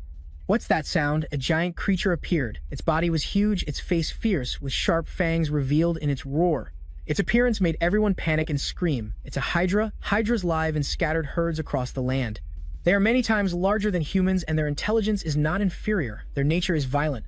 So wars often break out between hydras and humans. The surrounding students' eyes widen, sweating bullets. "Professor, are you sure this test will be okay? What if someone dies because of the hydra?" Professor Hato calmly explained. "You are all mages, so you must always be rational. Treat this as real and do your best," although fear still lingered in their hearts. But they replied loudly and clearly, "Yes, sir." A moment later, the official test began. As soon as it was released, the monster roared wildly and charged forward. It used its muscular arm to rush at the knights, forcing them to quickly raise their shields to block. While they held back, the huge Hydra Miko in the back took the opportunity to cast his ice magic. Ice arrows flew out one by one in the direction of his hand. Ice spears. Unfortunately, those arrows only hit the ground. It launched a surprise attack from the air. By the time everyone realized it, it was already above them. Someone screamed above. The professor, observing from the side, also shouted worriedly, "Miko, get out of the way." But his whole body was frozen, his body trembling uncontrollably, even though he muttered about getting revenge for the other day, but fear prevented him from moving. Sensing the situation was bad, the professor had to intervene Earth Prison before the monster could attack Miko. Thousands of vines grew from the ground and bound it, much to his amazement, furious at being tricked by these people. It screamed and struggled wildly. Although it was tied up, it was still very aggressive. It reached its hand towards him and roared. Seeing this, he panicked and quickly backed away, his face turning pale. He was completely drained of color, and the result of his pathetic performance was Hato's cold voice. "Michael Gary Hill, you are eliminated." His uncle Eric angrily slammed his hand on the table. He gritted his teeth. Damn it, he failed again. He intended to interfere with Louis' test, so he immediately turned to talk to Headmaster Tyrion. "Are you going to continue the test?" Hearing that, he turned and asked, puzzled, "What do you mean, Eric?" At this moment, he revealed his purpose. "It's Louis' turn next, right?" He replied, "Yes." His face was clearly sarcastic. "Louis is the only one who received a perfect score from Kingram. If we judge the other students the same way as Louis, it would be a bit unfair. Wouldn't it?" He slowly raised a hand to stroke his beard. "I understand your point, but we don't have any other monsters." He revealed his true nature with a wicked smile. "No, we do. When the Forest Knights brought the sea monster, they also brought a goblin with them." The headmaster thought for a moment. Using a goblin for the exam is extremely dangerous, but with Professor Hato and the barrier present, and the knights on the front line, he was truly curious about Louis' capabilities. The long hallway in the magnificent castle was lit by torches everywhere. Hato leaned wearily against the wall with his arms crossed. His eyes were fixed on the young man clanking out from behind a large door. He called out softly, "Louis." Hearing that, he looked up bewildered and greeted back Professor Hato. The professor approached with one hand in his pocket. He spoke softly to warn him, "I have to tell you something before the exam starts. For today's test, your part will be more difficult than the others." Louis still didn't understand his words. What do you mean?" Professor Hato was very worried about him. "The Academy has high expectations of you since you received that perfect score from Kingram. Many people are saying that it wouldn't be fair for you to fight the same monster as everyone else, so your test will be more difficult than the others." Louis frowned. "Harder means," the professor replied, "your target won't be a sea monster, you will be fighting a goblin." His words made a person and a bear widen their eyes in surprise. A goblin Trang blinked her round eyes and quickly replied, "Aha. So your first real enemy is a goblin, huh? This is going to be fun to watch." The scene changes to a large, strong hand clenched tightly, pulling hard on a large iron chain. It was a sturdy goblin of terrifying size with an orange-brown body roaring fearfully. Two men assigned to guard duty watched it fearfully. The blonde one, Gason, turned curiously to ask the person next to him, "Eric, is this the sea monster leader?" The black-haired man scolded, "You idiot, that's a goblin." He frowned in disbelief. "A goblin? Impossible." He gripped the sword in his hand. "I admit my suggestion was a bit vague, but to be this reckless. But they can't possibly let a student fight a goblin in an exam like this. How strong can a student possibly be?" Goblins are similar in shape to sea monsters, however, they are many times stronger. They can crush a skull and break a person's spine in a single swing. Eric gritted his teeth and glared at the person behind him. Angrily, he asked, "Are you sure about this? Even knights have a hard time capturing them." Hato replied with a serious face, "I'm sure. It was the headmaster's order." Eric scoffed. He said mockingly, "You must be betting your life on this test." Yes. From a distance, the clacking sound of black leather shoes approached them. A magnetic voice was heard. Yes, I am betting my life. Eric looked over at the newcomer with a surprised face. You are. The two faced each other. He stared intently at the man. I am Louis, the exam candidate. The man asked again. You, Eric, looked the young man up and down. He couldn't help but think contemptuously, this kid is going to fight a goblin. How could he possibly fight this thing? But Eric was still focused on Louis. The professor and I will protect him, but the boy coldly walked right past him. Eric was startled. Where is he going? His face grew serious. Hey, you're going the wrong way. What are you doing? Louis replied as if it were obvious. I'm preparing for the test. You're in the wrong position. You should be in the back. The man reminded him irritably. The boy affirmed to Eric, I will stand here. The man frowned in confusion. Ha! Louis's turquoise eyes were ice cold, his face extremely serious as he explained, my spell is a little different. Eric raised his voice. If you stand in front, we won't be able to protect you. It's not as easy to deal with as the sea monster. The boy once again affirmed his stance. Yes, I know, but the man maintained his attitude. Why are you joking around with your life like this? Louis waved his hand and shrugged off his cloak, looking just like a modern-day CEO. He didn't bother to explain much. I have no other choice. With that, he stepped toward the goblin. Seeing him act so recklessly, Eric couldn't help but worry. His brows had been furrowed so tightly this whole time I don't see any fear in him at all. He must be different in some way. Professor Haddo, who had been observing from behind, finally spoke up. Louis, get ready. Then he shouted, your test officially begins now. As he spoke, he snapped his fingers with a click. In the blink of an eye, the shackles on the large goblin's hands flew open and fell to the ground. Its freedom had officially begun. The goblin erupted, roaring in every direction. It charged straight toward a few soldiers with swords and shields, and toward Louis, who was already in a fighting stance.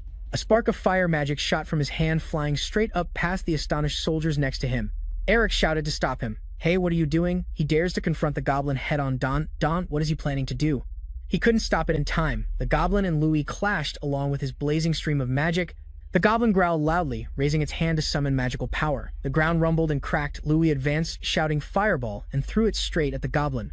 The rumbling sound of destruction, the fiery clash of two beams of magical power was intense. It lit up the entire area. The bystanders couldn't withstand the explosive force of this battle. Everyone was caught in the fiery clash between Louis and the goblin. Eric's gaze was still fixed on the battle, and then his expression turned to one of utter amazement. He dares to use a close combat spell in this situation. Professor Haddo waved away the smoke and dust in front of him. He must have predicted this moment. Louis truly did not disappoint his teacher one bit. Of course, he was the only one. The others standing by were already gawking, peeking with one eye closed in terror. Even those in the stands were the same. The arena was now filled with nothing but smoke and dust. A soldier stood frozen, not knowing the outcome of the battle. A student daring to fight a goblin in close combat. I hope he's still alive. Before anyone could recover, a familiar back in a black shirt appeared from behind the cloud of dust. Even Eric was startled. He's still alive. The sight of the boy's face shocked him even more. He was still standing firm, and Louis was in a stance, ready to attack again. Haddo's expression was the same, but now it held a clear look of satisfaction, his face beaming with pride. Suddenly, a hand slapped Louis on the shoulder. Hey, it was Eric. His face was not pleased at all as he angrily reprimanded the boy. You were almost killed. The boy calmly looked up at him, still completely unfazed, but he still answered politely. I'm sorry, but if I had warned you, would you have let me charge in? Hearing that Eric didn't know how to respond and could only ask why, the boy shifted his gaze toward the enraged goblin. We don't have time to talk now. Let's hurry and finish this test. The goblin was now clearly more furious than ever. Eric moved past Louis, waving his hand and warning him. Stand back. I know you're strong, but this thing is very dangerous. As if that wasn't enough, he opened his mouth to warn him again, his voice considerably louder than before. Stay put and let me handle it. Ignoring Eric's words, Louis quickly ran forward. Stopping right in front of the man, he turned with a solemn face. This is my test. Eric, who seemed to not be listening, kept asking, what? Louis maintained his determined expression. Please let me finish my test. A giant and ferocious monster appeared. Its body was enormous, at least 5 times bigger than Louis. He observed the monster seriously with iron-willed determination. Behind him, Guder also looked quite tense at the risk of an attack. Suddenly, he focused his concentration completely unwavering. There are 2 reasons I can be this brave. He then recalled the goblin's possession skill. The title I received from Kingram will allow me to speak with the goblin. The ferocious monster shrieked. Don't come any closer. All of you set me free. He wasn't scared at all because he understood what it was screaming. To others, it was a ferocious monster, but to him, this goblin was terrified of being surrounded by mages and knights. The second reason was the urgent quest he had received to attack first and defeat the enemy. The reward was an increase of 30 strength points and a skill unlock. With the player's eye, he smiled confidently and charged forward without hesitation. This is a truly worthy reward for me. I have to repeat the same boring mission every single day, and in just this one mission, I earned as many points as 3 days combined. Whoosh! He dashed forward, leaving a cloud of dust behind.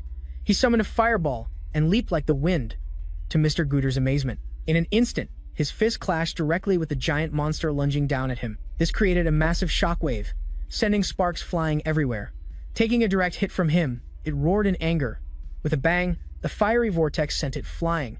The objective attack the enemy in front was quickly completed. He smirked. It's not over yet. The monster roared, its fiery red eyes glaring as it gnashed its sharp teeth with killing intent.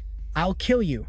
The monster leaped high into the air, pouring all its power into this surprise attack. It yelled, I'll smash your head in. Its strike made the ground tremble violently. Luckily, thanks to his long legs, he dodged it with ease. After landing safely, he meticulously observed the monster's every move. I have to find its weak spot. He used time refraction to advance, and Captain Gooder was astonished by his incredible speed. How is he so fast? While moving, he prepared his fire attack.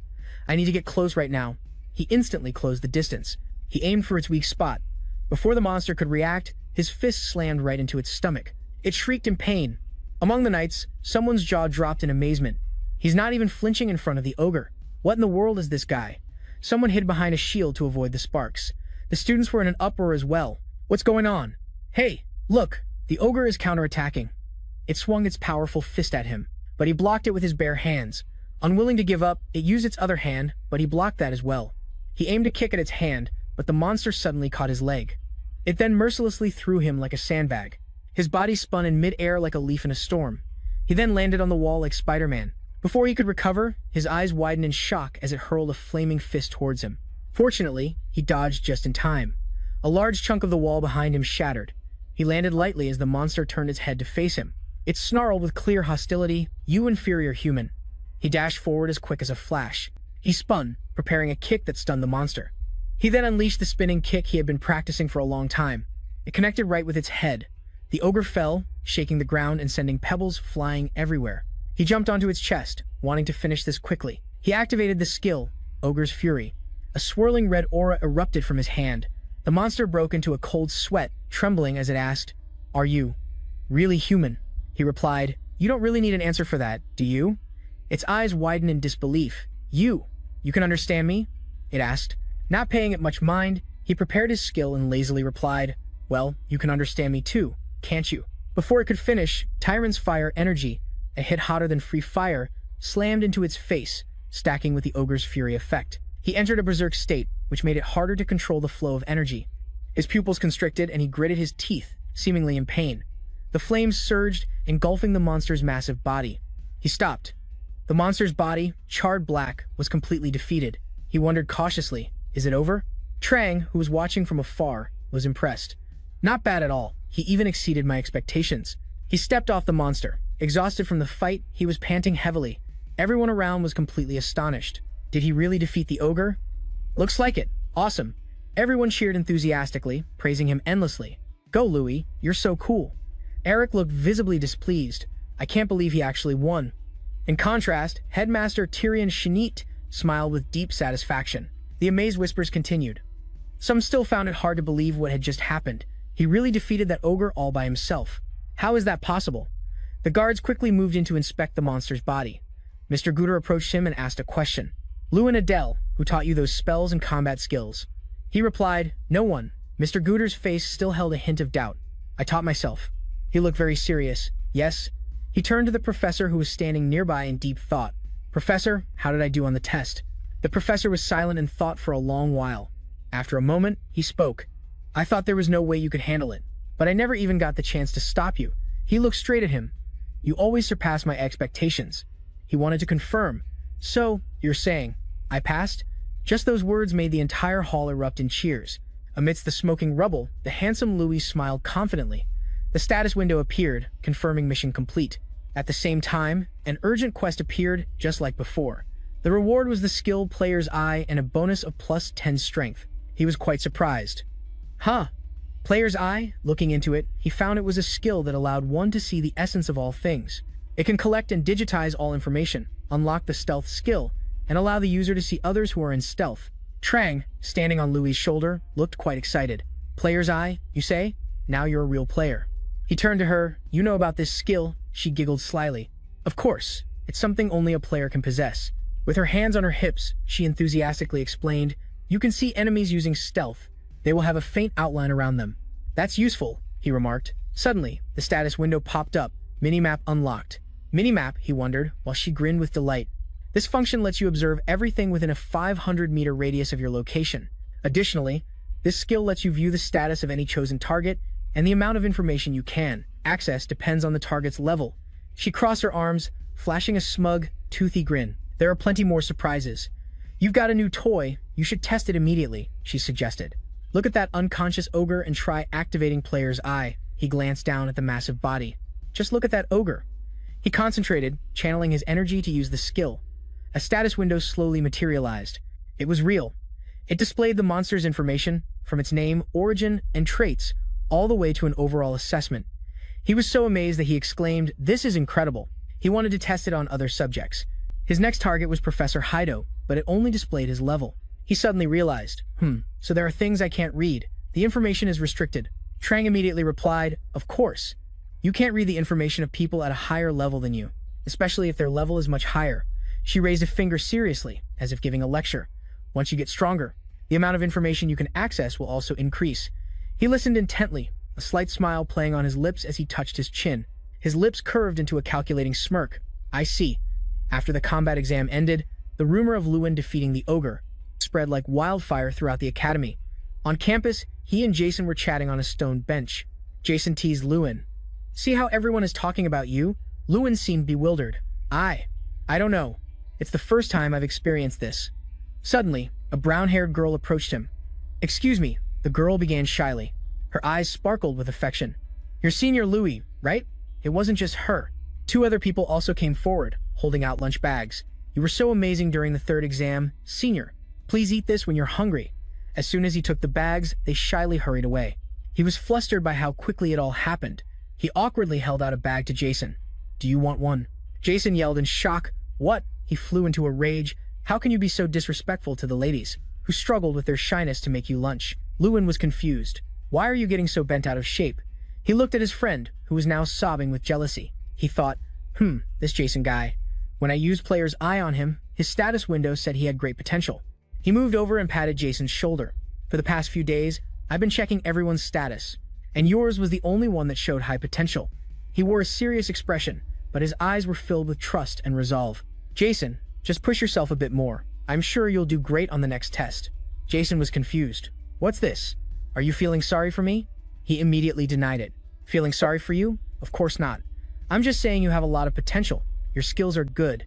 You just need to be more confident and work harder." He was that surprised. "Yeah.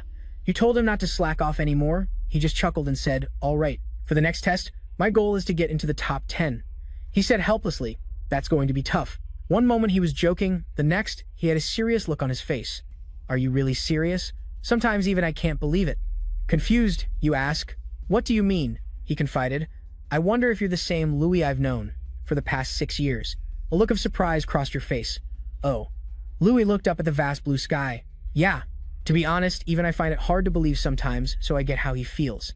He suddenly remembered. "Oh, that's right. There have been some rumors going around about you lately."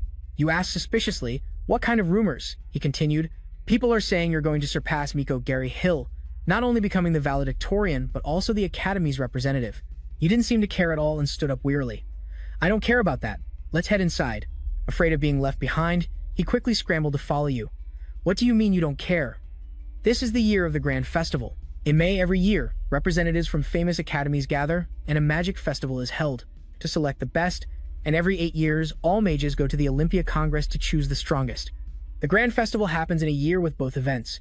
The Grand Festival is a national competition, where the brightest students from the academies showcase their abilities. The winner of the Grand Festival, it not only brings a huge sum of money to themselves and the academy, but they also receive countless privileges.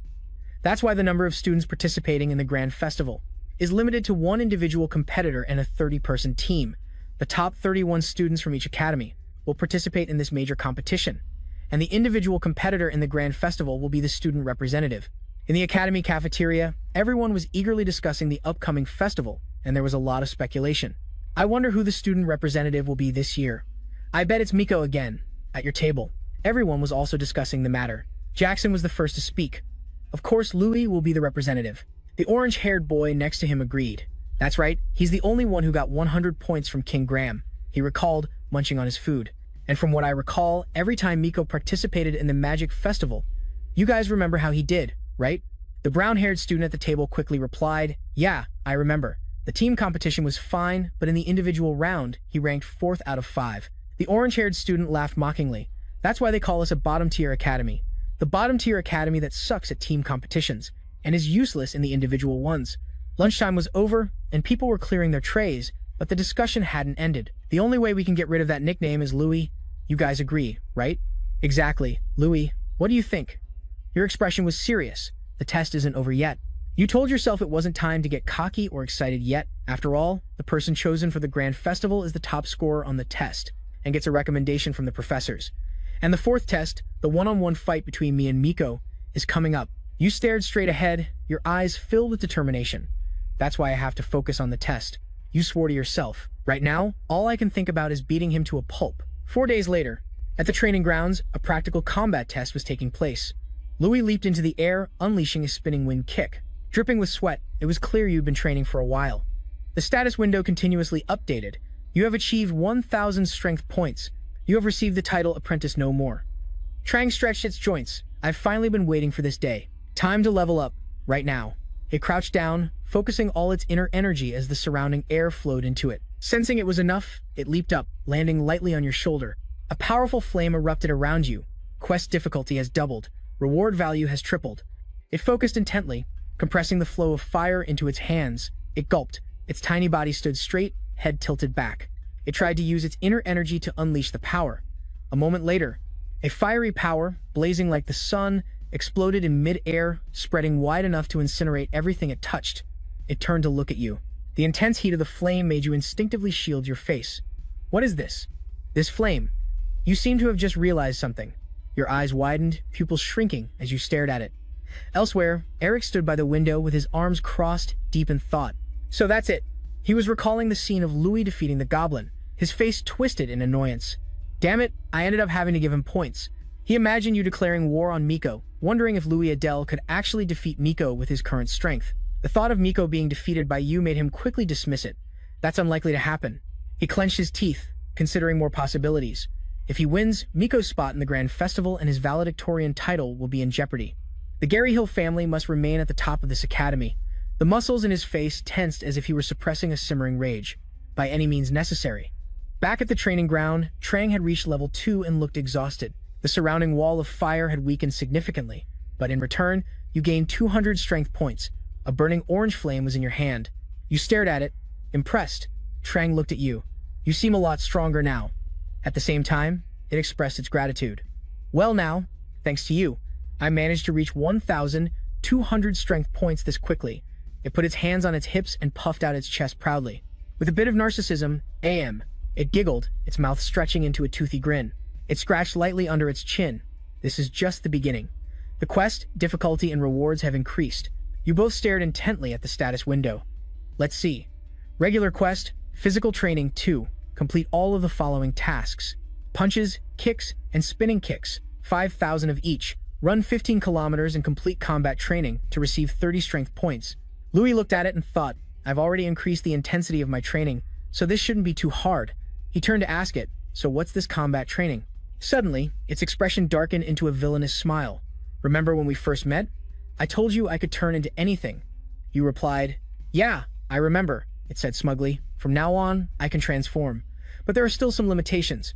So can you turn into a person? Not until level 5. Turning into a human is really hard." You asked, "Then what can you turn into?" Its face turned mischievous. "Want to see?" Suddenly, a small whirlwind appeared and surrounded its body. The whirlwind gradually grew larger. When it dissipated, a tattered and mysterious scarecrow appeared, and you couldn't help but laugh. "Is this a scarecrow?" Seeing you weren't as surprised as it had hoped, it got angry. "What's with that reaction?" You chuckled. "It's nothing. It's just not what I expected." It boasted, "Don't you dare look down on this scarecrow. Back when Draka first started sparring, I was his training partner." You wondered, "Sparring? You mean you were the target, right?" It confirmed firmly. "Exactly. I'm very useful for the quest. From now on, you'll have to practice combat with me every day." It made a whirlwind spin around itself, looking mysterious. "My power is still weak, so I'm only at the level of a third-class mage for now." Deep inside the scarecrow, it cackled slyly. "Once I regain my strength, I can handle anything." Then, I'll be able to take on dragons and even demons. Finding this interesting, you wanted to try it immediately, so let's do it now. What do you want me to turn into? You boldly suggested a mage. As if you'd hit a nerve, it went into challenge mode. Oh ho, alright then. Train gathered its power, creating a magic orb. It transformed into a scepter with a blazing red gem. Holding the scepter, its muscles instantly bulged. Even if I hit you, it will only cause a shock. It won't cause any actual damage. Louis stood calmly. And what about you? Hearing its response, he was unfazed. He raised an eyebrow. I see. The perfect sparring partner. It didn't waste a single moment. It immediately cast a fireball. All right, take this. With that, it launched the powerful spell at you. It was nothing to Louis. You deftly leaped out of the way. You were incredibly excited. You were sure Miko must be training right now. You couldn't wait to challenge him. But completely contrary to your thoughts, at this very moment, he was in Eric's room, staring at a leaf. That bastard is getting on my nerves. What do we do now? Eric was furious. You brat, how dare you speak to me like that? If I had been a bit stronger, then I wouldn't have listened to another word. He cut him off with a wave of his hand. Just shut up. I heard it was thanks to you that Louis' score was raised. Eric flinched. Miko sneered openly. It's obvious, isn't it? You were the one who came up with that whole goblin incident, weren't you? His expression was murderous as he slowly stepped forward. Thanks to you, he got a perfect score. If the family finds out, I doubt you'll get out of this alive. He couldn't believe his own nephew would dare to be so insolent. He was furious but couldn't do anything. How dare you talk to me like that? He urged impatiently. Now stop whining. Figure out a way to deal with this. If he becomes the academy representative, a firm reply came from his mouth. No, that won't do. I have an idea. A small jade green vial rested in his hand. Take it. He recognized it at a glance. This was an ignition flower, a type of awakening herb. This flower grows in the northern illusionary zone. This is a rare herb used to create special elixirs, he instructed. Drink it, and you'll achieve an awakened state. Your mana casting time will be greatly reduced. He was worried, but it removes the sensation of pain and also makes it difficult to distinguish between friend and foe. The man stared intently at him. Correct. In other words, you won't be able to see anything. You've been paying attention in class, haven't you? Miko didn't understand what his uncle was saying at all. But why do you want me to drink this? You must. He got angry. Are you insane? In front of the man, he seemed to have lost all his rights.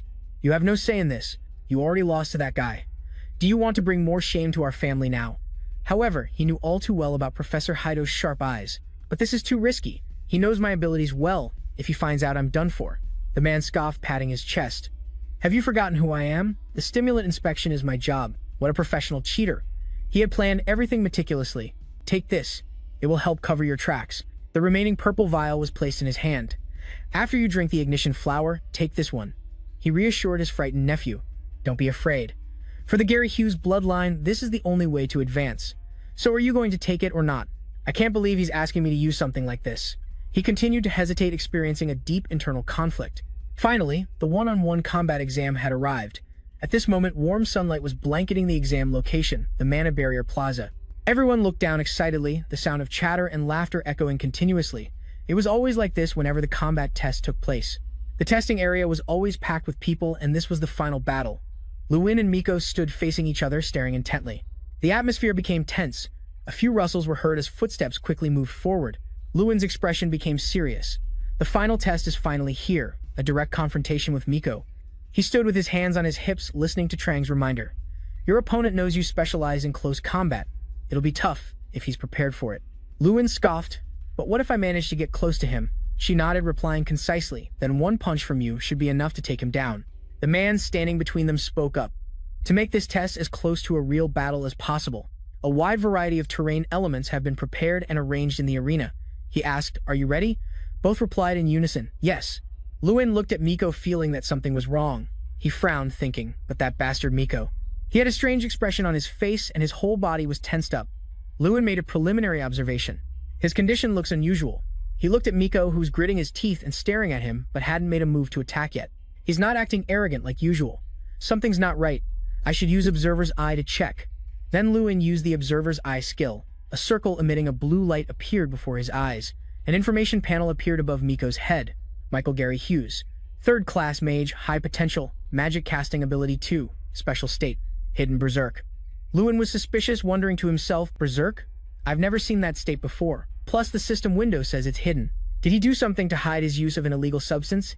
He recalled Eric before the test started. The students were checked for banned substances.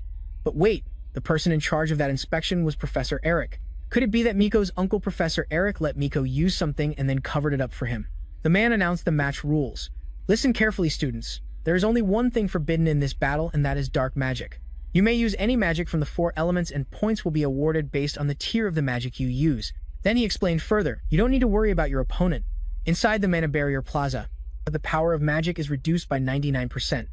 Now, are there any questions? Seeing Lewin raise his hand, the man spoke up. What is it, Lewin? Miko's expression stiffened when he heard the question.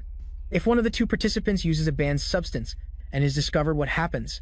Hearing this, the man replied in a stern voice, that student will be disqualified from the competition and will fail this test. It could also lead to expulsion depending on the severity of the issue. But why do you ask? Lewin glanced at Miko, then replied nonchalantly, it's nothing. The man spread his arms. Signaling for the 2 to move apart, he then announced, to your positions.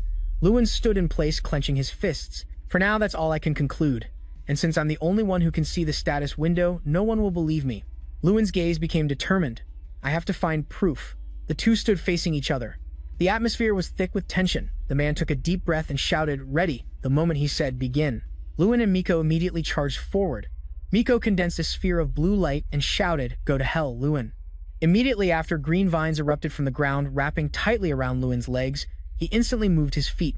The vines were quickly snapped. The crowd in the stands gasped in amazement. What? How did he break free so quickly? Could it be that Miko's spell has no effect on Lewin? Lewin thought to himself, excellent, the Mana Barrier Plaza. Reduces the contestant's mana power, but not my physical strength.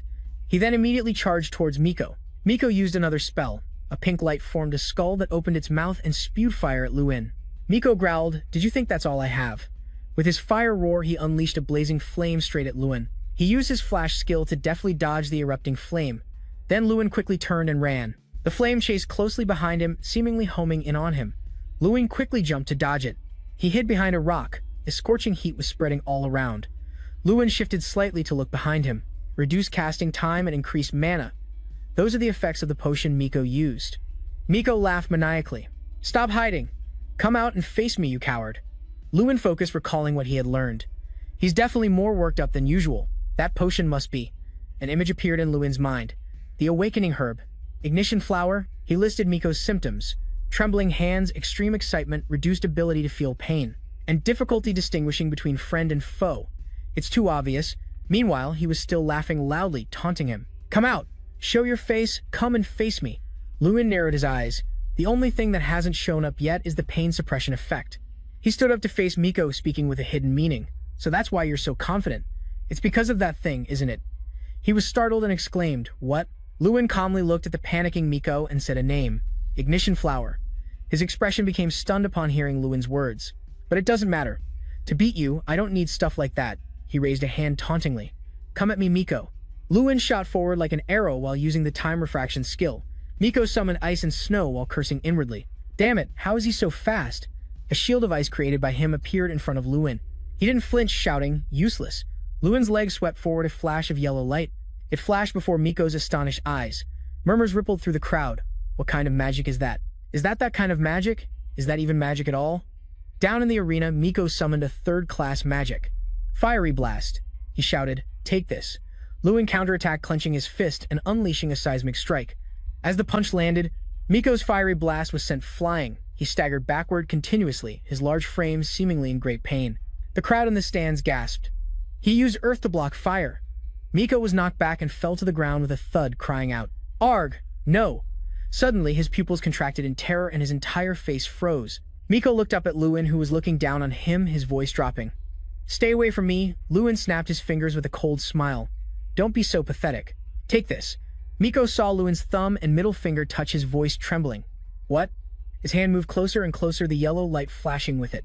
After a soft snap, the scenery inside and outside the Mana Barrier Plaza returned to normal as Lewin's 2 fingertips separated. That yellow stream of light grew larger and shot towards Miko. The crowd in the stands all jumped to their feet, only to see on the arena thick dust and smoke obscuring their vision. But Miko's eyelids drooped slightly. The scene before him was somewhat surprising, because Miko was now bowing his head, chuckling. Louis, you dare look down on me. As soon as he finished speaking, he was just scratching his forehead when Louis rushed forward and headbutted the side of his face, not giving him a chance to counterattack. He continuously unleashed a flurry of punches. With a thud, Miko's entire body slammed into a boulder, then lay sprawled on the ground.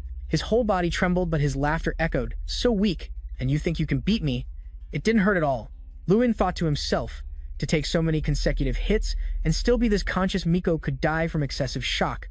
His hand grabbed Miko's shoulder, intending to pull him up. Continuing like this would be very dangerous. Right after that, his entire body was lifted high by winding green tree trunks called the prison tree. Lewin raised his hand and spoke, "Sir." Miko used a forbidden substance. The man approached doubtfully and asked, "What do you mean? Why would Miko use a forbidden substance?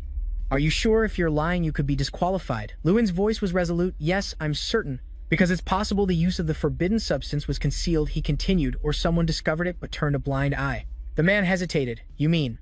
Louis said in a low voice, looking nearby, "The person who has access to rare ingredients and is responsible for pre-match inspections." He also turned his gaze towards Eric. His voice rang out again. "In this entire academy, there's only one person who can do that," and Lewin appeared hesitant. "Come to think of it, I believe Professor Eric is also Miko's uncle." "Wait, so does that mean Professor Eric has?" Eric rushed over in a panic. "Lewin, do you know what you're saying?" "Yes," he snapped irritably. "You're saying Miko used a forbidden substance and I turned a blind eye, huh?" Yet Louis was not afraid at all and calmly replied, "Yes, I have proof." Hearing that, Eric was startled and exclaimed, "Huh?" "Yes," he burst out laughing.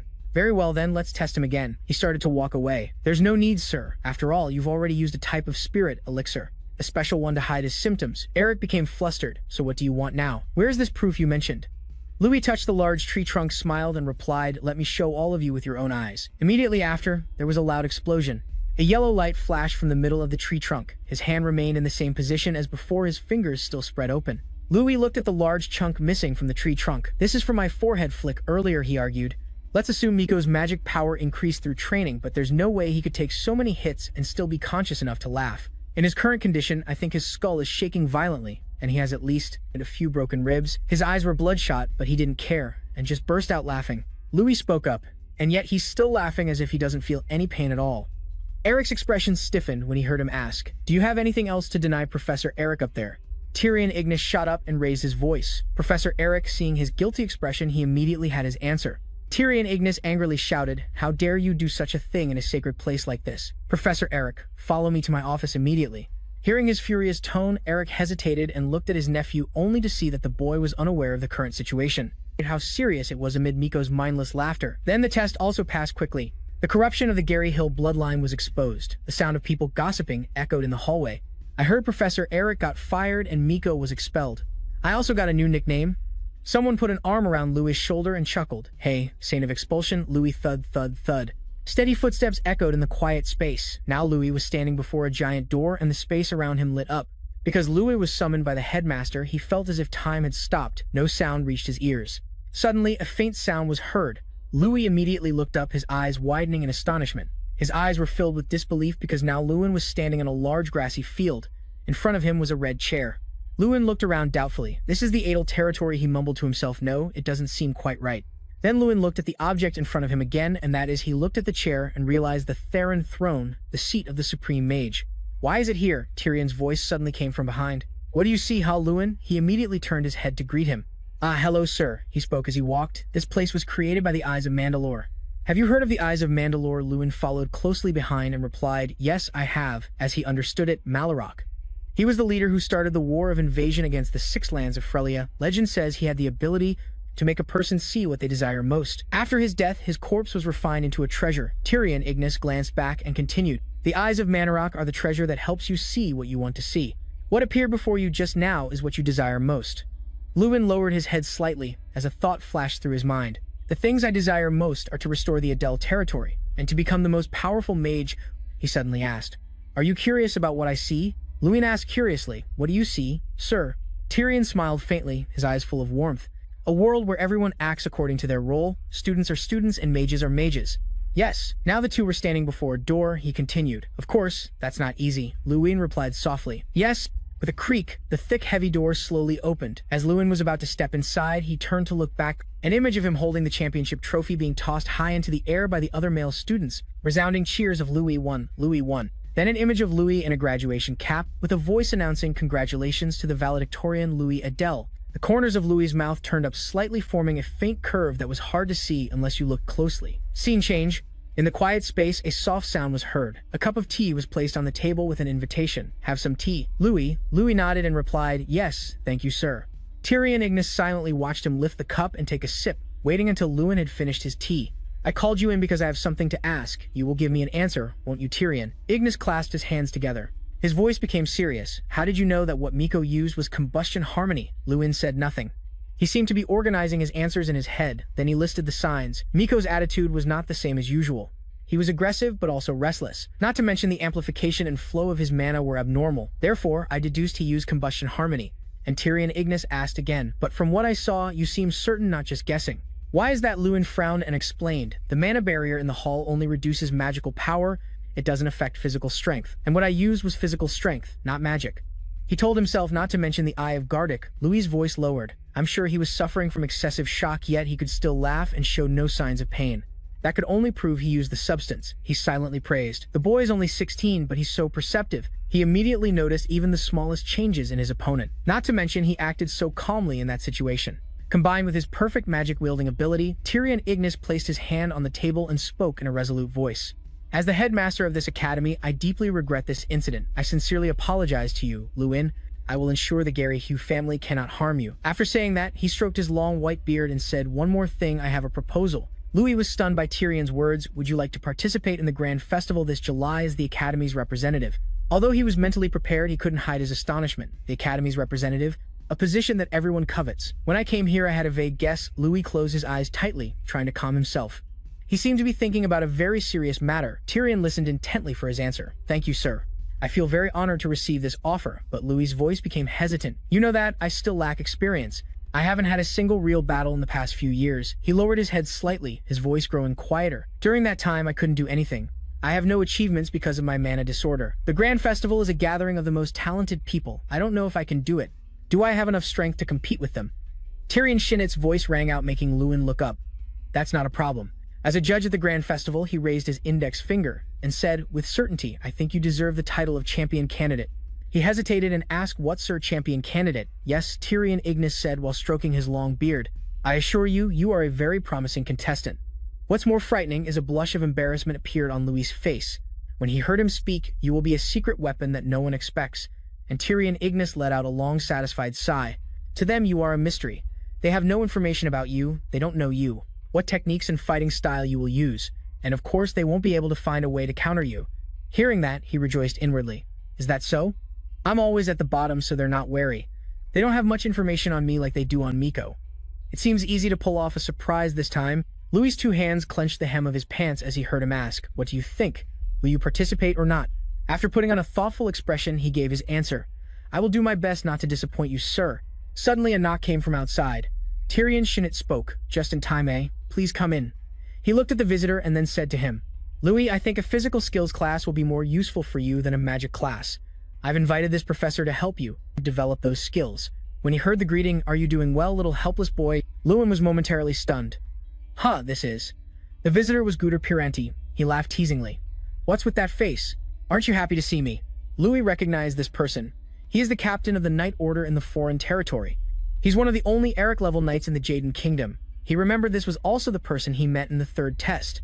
Looking at Guder sitting in front of him, Louis couldn't help but marvel. I can't believe I get to take a physical skills class with him. He then spoke up. First, I need to confirm a few things. Yes, sir. Guder asked, I heard Professor Haido say, that you are a special mage because you can only fight in close combat. Is that true? He nodded slightly and replied, yes, that's right. He gave his assessment of Louis. From what I see, your movements are quite good. Quick and clean with no wasted movements. He froze when he heard Guder say, but to be honest, I can tell just by looking that you've never studied martial arts. He said in a low voice, your techniques might work on that goblin from before, but against us, you'd be completely red no matter how strong you are. Opponents with good physical skills can all predict your attacks by the way you move. And your shoulders and hips, his hands resting on his knees, tightened slightly. Louis thought to himself, he's right. My techniques are all repetitive movements from quests, so they're not very applicable in a real fight. Suddenly, Guder shot up. But don't worry. If you learn from me, your movements will change from the most basic things. He looked straight into his eyes. So shall we start now? After that, the two moved to another training location. Guder's voice rang out.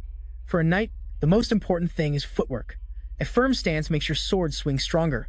Moreover, your feet will help you predict the next move of the enemy. So your first lesson will be how to step correctly. He sat on the platform and spoke. Only when you learn how to walk correctly can you use physical skills. Louis held out his hands with a serious expression following Guter's words. Cheonmu is the martial art commonly used in night training. His punches were thrown out one after another. A whooshing sound echoed in the space. He slowly stood up, watching Louis punch the air, and said, "This martial art consists of a total of 36 forms, not to mention swordsmanship." He was still training diligently, his hands clenched into fists, his whole body. Louis prepared to lunge forward. Punch after punch hit the air as the sound of slicing wind echoed continuously. But nearby Guter stood with his arms crossed silently, observing Lewin's every move. His expression turned serious, remembering what he had said earlier. "I was wondering." Lewin had asked back then, "What do you gain from teaching me martial arts? On top of that, you have to come to the academy every day. So why do you?" Guter had answered at that time, "Just think of it as a form of investment." Hearing that, he asked doubtfully, "Investment?" He stroked his chin thoughtfully. "I have met someone with the potential to become a talented mage in the future. If I can contribute to supporting that person." Louis remained silent as Guter continued, "It would be a worthy investment, right?" After that, he bowed deeply. "Then I'll be in your care, Professor Guter." Suddenly, he coughed dryly and shyly suggested, about that. "Calling me professor sounds too awkward. Just call me Hyung. I'm only in my early 30s." Hearing this age, Louis was startled and amazed. No way. Back in the present, he was still training diligently. Louis punched from one side, then the other. Guter watched calmly from nearby, somewhat satisfied. "This kid is pretty good. He's got guts." Guter remembered before, when he was examining the goblin's wounds, he heard whispers and chatter. What, the goblin's jaw is really broken? Seeing Louis kick high again, he thought to himself, "A close combat mage who's stronger than a goblin. What an interesting kid." And just like that, 3 weeks passed. Louis looked at the system notification. The physical arts skill has leveled up. Physical arts has reached level 10. Receive the title, "My Body is a Weapon." Reward, increased effect of the mage's frenzy skill. With the mage's frenzy skill, you can now channel magic throughout your body. He said to Trang, "Mastering Cheonmu is pretty useful, huh?" It laughed with delight. "Of course it is. It took me that long just to reach level 3. Louis looked at the notification. Strength 2130. His hand gently clenched into a fist. "This power is immense. I can feel it very clearly." Trang let out a breath. "The speed at which you're gaining this power is even more terrifying. It took Draka over 1.5 years after meeting me to reach 2000 strength points. I wonder if it's due to the difference in time perception between humans and dragons." Suddenly, a voice called out from a distance. Louis saw Jason running over breathlessly. Louis asked curiously, "Jason, what's wrong?" He put his hands on his thighs, panting, and asked, "Have you seen it?" He asked back doubtfully, "Seen what?" Jason replied, "The list of participants for the Grand Festival. It's been posted at the Academy gate." Louis was stunned, wondering to himself, the Grand Festival. As memories flooded his mind, a voice echoed, "First place, Lewin Adele. At the opening ceremony, I represented the new students on the podium. Because of that, I became the target of envy and suspicion. In response to this jealousy, I have acted pathetically for the past 5 years. All I could do was watch from afar as Miko received everyone's congratulations. And now, Lewin and Jason were rushing towards the Academy gate. When they arrived, they saw a crowd of people gathered in front. When he saw the contents of the announcement, he couldn't help but let out a cry, attracting the attention of everyone around. Louis couldn't believe his eyes. I really became the representative. The male students also recognized him. It's Louis. Then they ran towards Louis, shouting, "Congratulations on becoming the representative, Louis. I will cheer for you at the Grand Festival." It took me a long time, but I finally became the Academy's representative once again. Louis beamed at everyone. Beside him, Jason was so happy he was crying. "Me too. My name is on the list. 31st place in the group competition." The scene changes to another place. Haido praised, "I was very surprised when Sir Guter said you had mastered it." Cheonmu, his voice faltered. "As an S-class student at the age of 16, sometimes your genius talent scares me." Then Haido's tone changed, becoming firm. "I believe you can do it, Louis." And so the preparations for the Grand Festival went smoothly. Just in time, we arrived at Antun, the venue for the Grand Festival. Everyone was now waiting for the train to arrive, murmuring among themselves, "We're boarding the Mana train here. This is my first time riding it. I heard it's extremely fast." Louis stood in the crowd. Conversations echoed in his ears. There are only 2 transit points in the Jaden Kingdom, but they say that in the Jacob Imperial Federation, there are over 100 transit points. Of course they are an empire, while we are the smallest of the small nations. Louis and Jason frowned at the same time when they heard someone click their tongue. "Country bumpkins. Making such a fuss over a simple Mana train ride," Hanker spoke disdainfully. "Stop being so rustic and shut up."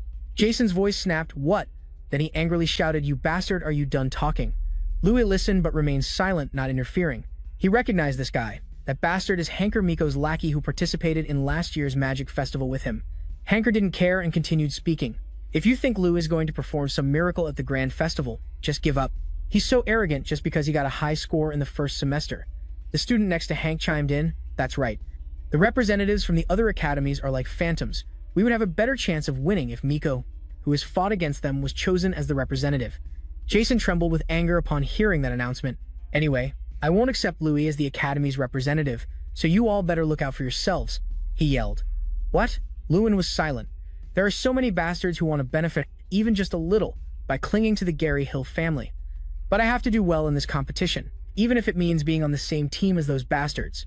Trang, on his shoulder, chuckled. Lewin, you're in a tough spot, aren't you? Hank glanced towards the sound. Miko would be very pleased. Louis gave an ice-cold smile. Dogs remain loyal to their master even when their master is about to be kicked out. Hank stepped towards him and raised his voice. Did you just call us dogs? Lewin laughed. Good, I tried to speak clearly as possible for someone with your intellect to understand. So you get what I mean? He continued. Just because you're the Academy's representative. Before Hank could finish, he cut him off. Listen up. Louis' voice turned serious. Today's Grand Festival will be on a completely different level from the magic festivals you've attended before. If you get good results, you'll have better opportunities than the Gary Hill family could ever give you. Hank laughed as if he'd heard something ridiculous. Of course, if we get good results, things will be like that. But is that even possible? The participants in this competition are all monsters. In the end, our fate is to be stuck in the Jordan Kingdom, working under the Gary Hill family. You should stop dreaming. His voice remained calm. We can do it. Louis turned and walked away. The Grand Festival is an event where unity is the most important thing. It's best we eliminate any hindering elements to our team spirit. Seeing this, Hank called out after him. Does that mean you'll compete without us? He gave him a cryptic reply. On the way there, you should reconsider who your representative is now. Hank gritted his teeth in anger at Louis' words. And there's no Gary Hill family here to recognize your loyalty. He furiously shouted, You're ruining your first individual match. I won't listen to any of your orders during the Grand Festival. Hissing sounds echoed continuously as the train moved swiftly through the forest. Inside the cabin, everyone looked outside and exclaimed, It's so fast. Trang, on his shoulder, laughed heartily. What's going on here? The world has become a much better place. In my time, the fastest mode of transport was. His face looked extremely embarrassed. Suddenly, footsteps were heard near the door, followed by a voice by Louis and Jason's ears. Ah, I thought I smelled a loser somewhere around here. 3 male students were standing there. The one in the middle spoke mockingly. Well, what do we have here? The country bumpkins from the stupid academy? Louis looked at the crest on the speaker's chest. That crest. Toyota National Magic Academy. From what he knew, the Toyota National Magic Academy was the only training school in Toyota, the Sand Kingdom built on a desert, famous for its ancient history. They were especially known for honing their swordsmanship and bodies to the absolute limit. Lewin looked over doubtfully. But what are people from the Toyota National Magic Academy doing here? Seda raised his voice. Hey, you from the stupid academy. Where is Miko Gary Hill? Surely, he didn't run away because of some setback, did he? I was planning to have him take care of us this year, he said, laughing loudly. Take care of us like a slave. Seda waved his hand at those near him. You're in charge of last place again this year, right? Let's all get along, shall we? Trang covered her mouth and giggled. Oh my, you're so patient. To think, Lewin can just sit there and listen to all this. Lewin looked at the jeering Seda, thinking, I didn't know before since I've never been here, but it seems our academy is treated very poorly. But his gaze shifted elsewhere nearby, only to see Hato staring intently at a notebook, acting uninterested. Lewin understood. The professor had no intention of interfering. The Grand Festival is a competition between students, and now his position was simply that of an instructor. He lowered his head slightly, his eyebrows furrowed. Right now, the authority and responsibility for the entire team rests in my hands. The Academy's representative, Seda walked over to Hank, resting his arm on the back of the chair. Hey Hank, where's your representative? Miko Gary Hill. At least he was interesting. But Hank remained silent. Suddenly, a voice made Seda turn his head. Miko is probably bedridden, praying for his broken ribs to heal right about now. He saw Lewin standing up straight, full of confidence, looking Seda right in the eye. Hank spoke with a hesitant voice. That's our Academy's representative. Seda was skeptical. Him? The representative? This is the first time I've ever seen him. With that, he turned and walked towards Lewin. His footsteps were like drumbeats on everyone's hearts. No one dared to breathe loudly. Seda stood face to face with Lewin and introduced himself. I'm Toyota's representative, Seda Manjiri. What's your name? Unafraid, he calmly replied. Louis Adele. Louis's voice deepened. And I think that's enough of a greeting for our first meeting. If you're done causing trouble, then get out of our cabin. Seda's voice turned hostile. What? Louis raised a corner of his lip. But of course, you'll apologize for calling us the stupid academy before you leave. And with a polite attitude, that's what I mean. Louis repeated himself. Shouldn't you apologize before you leave for calling us the stupid academy? I mean, a sincere apology. A vein popped on Seta's forehead, his voice as cold as ice. What did you say? He moved closer to Louis. Did you just tell me to apologize? Then Seta turned back and furiously yelled, Hey Hank, didn't you tell him who I am? Hank's whole body trembled. Well. Hearing that, Seta became even more furious. You can't even handle something so simple? Let me teach you a lesson you'll never forget. Seeing him act like this, Lewin understood. So that's how it is. He looked at the fearful expressions on everyone's faces. This is why the Grand Festival participants are scared when they see the Oyota Academy students. Lewin looked at Seta with determined eyes. It's because they're being bullied by Seta Mangiri. He could feel an atmosphere of fear enveloping the entire cabin. They're doing this on purpose, to demoralize everyone before the match. Lewin was so angry he clenched his fists. So the Grand Festival has already begun. Suddenly, he smirked provocatively. So, you want to test me? Seta reacted as if he'd heard a joke. Huh.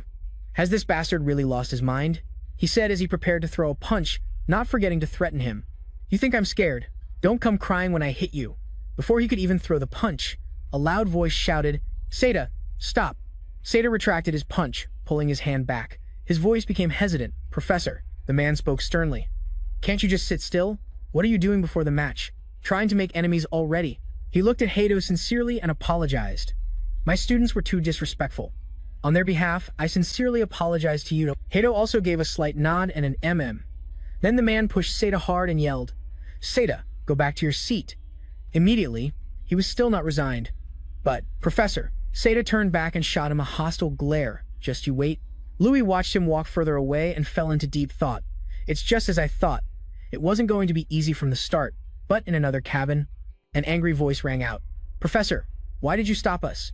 Seta still couldn't understand. You were the one who came up with this method, so why? The professor lowered his head, sighed, and asked back, You didn't see it? He was stunned. Sir, what do you mean? Seta was startled. Yes, sir, he said upon hearing his teacher's question. Didn't you see him smiling?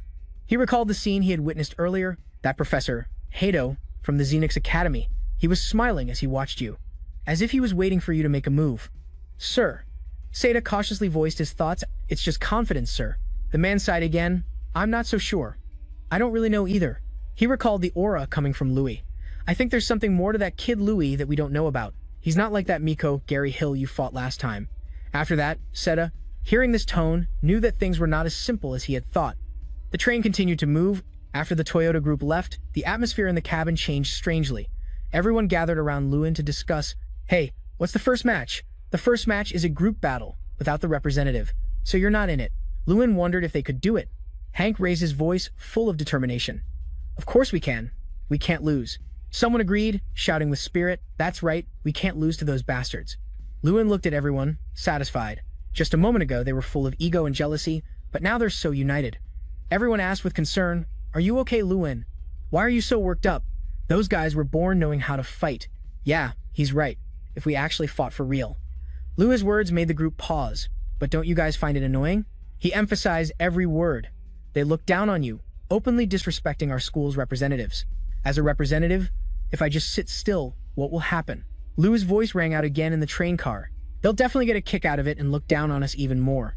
One person hesitated. Well, that's true. But he cut the other person off.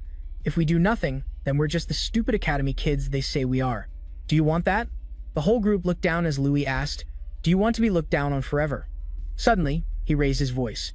It's because you always back down that they've been looking down on us all these years. Louis continued, So, what do you want to do now? This isn't the time to be disunited because of our egos. Someone pushed Hank forward. We plan to have Hank as the goalie in the Seeker Ball match. What do you think? He scratched his head in embarrassment. Me? A goalie? Lewin was somewhat satisfied. It seems Miko's little follower has agreed to join. It should be like this until the competition ends. Suddenly, an announcement was heard on the train. Next stop, Anton Duchy. Then a voice urged, We've arrived. Everyone, grab your luggage and get off. Anton Duchy. It is a state within the Zenith Royal Federation. It's also the only state recognized as neutral territory by the Empire. Therefore, upon setting foot here, even thousand-year-old enemies must temporarily put aside their hatred. If bloodshed occurs in Anton territory, the Zenith Empire, as the ruler of the Six Lands, will step in to adjudicate the matter. That is why large-scale international competitions are held in Anton, such as the Mage Association's Grand Festival and the Swordsmanship Association's Great Sword Tournament. The male students stared blankly at the crowd and chattered. So this isn't the Zenith Empire? Someone's voice cut in, "Idiot. It's not the Empire. This is just a royal federation managed by the Empire." One person pouted, "Is there really a difference?" Jason looked around. "This place looks like another world. Huh. Our Diamond District is already impressive, but this place." Louis's eyes drooped slightly. "So this is Anton." He looked at two men chatting cheerfully, as expected of the kingdom's capital. Then he looked over at two girls who were laughing with delight. Everything had an ancient feel, and everyone seemed so relaxed. "Yes," Lewin thought to himself, "coming here really makes our home seem so small." Suddenly, a voice rang out, "We'll be heading to our accommodations now. Everyone, please get on the carriages." After that, everyone boarded the carriages, which then proceeded down the road in a line. The chaperone sitting opposite Louis and Jason spoke up with a reminder. "I'm saying this just in case, but even by accident, do not go to the other academy's areas." But his eyes glanced at Lewin. "Causing trouble now is not a good idea." He became flustered. "Sir, why are you looking at me when you say that?" Suddenly, Trang looked in another direction and shouted, "Hey, look over there." Lewin looked doubtfully and asked, "Huh, what is it?" Trang raised its eyebrows. "That," it continued. "I just caught a very interesting scent." His eyes widened in surprise. "What scent?" Suddenly, Trang jumped down from above. It stood on Lewin's foot and spoke. It seems Trang had sensed it and said, "The remnants of Draka are here." Scene changed to the next day. Exnit Academy's lodging area. Jason sleepily watched Lewin quickly put on his coat and asked, "Huh, Lewin, going on a date?" He didn't answer and rushed out like the wind. The system screen lit up in front of Lewin. As he ran, he asked Trang, "Are you sure?" It nodded and replied, "Of course. It'll show up on the mini-map in a bit." When they arrived at a place with a sign that read Vibrating Memories Workshop, Trang exclaimed, "We're here." Louis slowly opened the door and stepped inside. He looked around and remarked, "I thought the Black Dragon's item would be in a more special place. This place looks so normal." Louis stroked his chin thoughtfully. It should have been somewhere like the black market, or in the basement of some rich guy. Trang put his hands on its hips and laughed. "The remnants of Draka are useless to ordinary mages. To them, they're just trash." When he used the immunity appraisal skill, his eyes suddenly widened. Then, a brilliant light flashed out, shooting towards the man and startling him. A ring floated within the light. System information, player's intrinsic treasure. A treasure that was also Draka's first failure. Its immunity ability helps resist physical effects on the player's body. Increases the ability to nullify physical damage. Seeing this, Louis asked doubtfully, "Failure?" Trang laughed and explained, "This one is a little special." It explained that not only does it resist attacks, but it also resists normal physical touch. You can't even be hugged by a loved one. Trang laughed awkwardly. "That's why it's called a failure. But you still need this." Knowing he couldn't refuse, he could only nod while looking at the system screen. Increases strength by 200 when equipped. Louis nodded. "A 200-point increase in strength. I want to wear it for that alone." He then tried the ring on his middle finger. Louis looked at his hand, very satisfied. "Great. It fits perfectly, as if it was made for me." He said to the shopkeeper, "I'd like to buy this ring." "How much is it?" The man laughed and gestured. "Just take it. It's been here for so long, I have no idea how to take care of it anymore." Louis could only suggest, "Then I'll buy something else." The man laughed again. "Be my guest." He walked down the aisle, looking around. Having the player's eye is really convenient, he thought, seeing the rarity of the books appear before him. Louis thought to himself, it can even determine an item's value. Suddenly, his gaze fixed on a dazzling yellow light coming from a book. Information appeared. High rarity, quantum mechanics of magic and swordsmanship. Louis was startled. "This is." As he reached for the book, a hand suddenly appeared and blocked him. He stared in shock at the white-haired girl before him. "This is." Information appeared above the girl's head. Irene Prios, S-rank mage, very high potential. Louis recognized her. Irene Prios of Seki Women's University. The Pluto, king of mages, the supreme mage, Terran Adamus. Irene Prios is one of the 11 successor mages personally chosen by him. Louis' expression grew serious. "They say she's a genius about to reach S-rank." He looked at Irene, recalling the information. "But she's already S-rank. It seems the rumors downplayed her abilities." She said in a low voice, "Let go." Louis didn't yield. "I was here first." Irene's hand kept his pinned. "Judging by your uniform, you must be from Ixnit Academy." "I'm Irene Prios from Seki Women's University." "You've already found what you came for and are just browsing now, right?" "I, on the other hand, came here just for this book." She suggested, "If it's no big deal, could you let me have it?" Louis frowned, thinking, so that's it. She must be buying this book for the grand festival, he asked. So, what do you need this book for? Not many people would normally want a book like this. Irene's voice faltered, I. She pulled her hand back. She turned her slightly blushing face away. It's for an assignment. I can't go into detail, so just leave it at that. Louis guessed. It's probably not a school assignment. Maybe it's related to the Pluto? He suddenly spoke up. Then you should take it. It's important to you, so just take it. No more words needed. Being yielded, the book made Irene stammer in her reply. Huh? Oh, thank you. Louis went back to his search. Now, what should I buy? Irene watched him go, a hint of confusion on her face. When he returned to the dorm, after Louis told them what happened, a barrage of questions erupted. You met Irene Prios. What did you talk about? Is she as beautiful as they say? Jason and Hank asked excitedly, their eyes gleaming. Where did you meet? How? Louis was speechless. One question at a time, please. Jason looked up sadly. I'm so jealous. My dream is to touch Irene's hand just once. Hank seized the opportunity to brag. How pathetic. I got to see Irene at the Grand Festival too, you know. I even sat next to her. Jason cut in irritably. Oh, come on. That doesn't count as talking to her. Lewin endured their childish bickering. What? Look at yourself. You haven't even gotten close to her. But then he remembered something. Hank spoke up. I mean, she's strong, no doubt. But she's always ranked second. I hear she loses to number 1, Doom Pram, every year. It stresses her out, I bet. Jason jumped to his feet and yelled, That's nonsense. How dare you talk about my Irene like that? Hank sighed. Since when was she your Irene? And it's not nonsense. He's the number 1 at the Zenith Military Academy. In other words, in these 6 lands, he is the most recognized person among his peers. He added, not to mention he's also the wielder of the light sword. Hearing that, Louis was surprised. A sword? He remembered that book. So that's why Irene needed that book. He needs it to defeat. As far as Louis knows, being a swordsman isn't all that great compared to other weapons. A magic sword doesn't grant much power. Besides, mastering swordsmanship isn't easy, Hank added, but this Doombram guy is different. His light sword is an S-class treasure. As for his skills, they're at least on par with a regular knight. Gason let out a long sigh. Mastered swordsmanship, proficient in magic, and an S-class treasure too. What is this? It's not just Saturday and Sunday anymore. Not to mention you live in a townhouse, your dad's a big shot, and you're handsome. The girls must go crazy for him. Hearing him complain, someone said, can someone like that really exist in this world? Louis remained silent. He thought of Irene, a 5th-level mage at only 16 years old, and a swordsman who always takes the top spot. Louis frowned in silence. Can I win when facing these geniuses? He recalled his encounter with Sita. Surely no one would pay attention to someone like me. But Louis closed his eyes and remembered Tyrion Exnit's words. It's no exaggeration to call you a championship contender. He thought to himself, I want to give it a try. Suddenly, someone rushed in from outside, shouting, You guys, the lineup for the opening ceremony is out. Hearing that, a determined glint flashed in Louis's eyes. Good. He then stood up and walked towards the door, straight into the light from outside. Shining on the grand festival, his cloak fluttered in the wind, a declaration that things were just getting started. Right after, he thought to himself, the starting lineup has finally been announced. Louis's expression was very serious.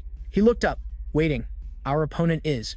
After looking at the bracket, he was surprised and thought, what the hell, a match against the Idiot Academy. Suddenly, a voice from behind spoke up. Well, this will be too easy. It was Seta. He arrogantly approached and taunted. Fighting you guys just gives us more time to fool around. He immediately turned and thought, the Oyota Academy students. Louis looked at them without a trace of fear, but inside he was thinking, fighting these guys is the most troublesome. He scanned the group, considering that they were notorious for playing dirty. Not to mention the guys behind him, who upon seeing them, whispered fearfully, Damn it. Why them? Yeah, they look really scary. Hearing this, he thought to himself, many students at school have been traumatized by them. Seta arrogantly mocked them. You guys are so weak you can't even get us excited. So damn boring. Hearing this, his lackeys roared with laughter. Ha ha ha. Seeing the crowd whispering, he said in an arrogant and challenging tone, I can't believe we get to fight the Idiot Academy. It's like winning the lottery. Hey, aren't you afraid they'll hear you? Who cares? What can they do? They can't do a damn thing. A sinister smile spread across Louis's face as he thought, all right, I'll take this chance to show you. He then clenched his fist proudly and thought, we're not the same as we used to be. Then he spoke heroically. I've been waiting for you too. He immediately approached them and provoked, quite a lot of people are participating in the grand festival, huh? Hearing this, the other guy angrily asked, what do you want? He moved closer and said softly, I'd like to make an introduction. Then, he aggressively yelled, a pleasure to meet you all. I am Louis Adele, the representative of the so-called Idiot Academy that you're all talking about. Louis continued, I don't have much to say, just one small request. With his sinister and intimidating look, he continued, "Never call us the Idiot Academy again. It's unpleasant." Hearing this, Seda gritted his teeth in fury. He bared his teeth menacingly and threatened, "I'm tired of being at the bottom of the rankings. From now on." Louis looked straight at them and declared, surprising them, "I want to be number one." The others reacted violently, cursing, "If we don't call you the Idiot Academy, then what? Stop your pretentious bullshit." Hearing this, Seda said irritably, "Do you think this is some small-town competition? The words number one are really grating on my ears. Who do you think you are?" Hearing that, he thought of the old man with white hair and silently thought, I am. Louis declared confidently and loudly, the ace up my sleeve. He had made up his mind. "I will never back down again." The scene shifts to a white building, where the other group was discussing animatedly. "Who is that guy?" "Louis Adele." The group discussed it, puzzled. "I looked into him. I heard he used to be at the bottom of the class." "The bottom of the class gets to be the representative?" One of them replied irritably, "I'm not sure. But I heard at the start of last semester, he suddenly did a complete 180. His grades skyrocketed." Hearing this, Seda looked bewildered and asked, "A 180-degree change?" The other guy continued, "Yeah, that's probably why he's so confident." He then recalled the old man's words, "There's something about that kid we don't know yet." Right after, he sighed and said, "I'm probably just overthinking it." He immediately stood up, stretched, and said, "That arrogant bunch. I'll teach them a lesson." His face was full of confidence and pride as he said, "In our school's traditional way." The scene shifts to the XNet Academy dorm. Louis' group has gathered to discuss their plan. Tomorrow is the mana grenade throwing event. The format is a team battle. Except for the representative, all team members can participate. He then began to analyze the situation, a strategy for his teammates. The challenge requires participants to throw mana grenades at a Midran golem. The team that defeats it faster wins. At that moment, a team member asked him, "Without you tomorrow, I don't know if we'll be okay." Then Louis stood up and announced, "It's true, our individual abilities don't match Oyota's, but with my strong belief." He encouraged the group, "But I believe you will win." Hearing this, his worried teammates looked at him in confusion. Win how? Seeing their reaction, Louis stood up and said, "This is a team battle. If we coordinate, we will definitely win." He then laid out his plan. "Let's start by dividing into smaller groups." Hearing that, Hank was surprised and exclaimed, "Small groups?" Louis already had a detailed plan in his head for dividing into groups, and he told everyone, Group 1 will heat up the grenades. Group 2 is responsible for transport. Group 3 will attack the golem, and Group 4 will hinder the opponent by healing their golem." After hearing the plan, the group began to whisper animatedly. It would take forever to defeat the golem that way. That's right, Oyota has 30 people attacking at once. If our side has fewer attackers, and it's not like they're weak either. He looked at his teammates sincerely and then shouted, "What's wrong with all of you?" Hearing this, Hank looked bewildered and went, "Huh." With a very serious face, Louis said firmly, "Do you remember what I said to them? I said we would be number one. And I was serious." He then slammed his hand on the table and yelled, "Whether you participate or not, I will still give you my all." He stood before them and tried to persuade them. "When Oyota lands 1 hit, we will land 2. 3 hits. Oyota's members are all exceptionally skilled, so they can afford to use the traditional method. If we do the same, it will take us too long." Seeing this, Gason declared with a determined look, "All right, I believe in you, Louis." Kanker beside him agreed, "Me too." Right after that, the rest of the group, fired up, also declared, "Us too, we believe in you." Immediately, Louis looked at them and assigned tasks. "All right then, Hank will be the commander. Zola, Min, Mora, Ayaka, Freya, you will heat the grenades." Then he turned to the others to give more orders. After the grenades are primed, Taemin will transport them. He stared intently at the plan, considering it. "I've divided the teams based on each person's abilities. I was only able to do this thanks to my innate skill." He then used his special skill, Observer's Eye. He looked at his teammates to assess them. The ability to see through a person's skills. With it, I can minimize our disadvantages and focus on everyone's strengths. Everyone was now full of faith and discussed excitedly. "This time it will be all right, won't it? Yeah, we actually have a chance to win." Seeing everyone so fired up, he thought to himself, when people are put in the right teams, they gradually become more confident. Everyone was happily discussing. "I'm not good at throwing, but I can heat one up in 5 seconds. "What are you talking about? I'm a great thrower." Seeing this, Louis was very pleased and thought to himself, "Thank goodness." Seeing everyone talking and laughing happily, Louis felt better and thought, everyone has started to become more confident, and their faith has been strengthened. Suddenly, someone burst through the door in a panic. His face was covered in injuries as he collapsed to the floor. Seeing this, everyone in the room panicked and screamed out loud. He cried out, "Fulham!" His mouth trembled as he spoke.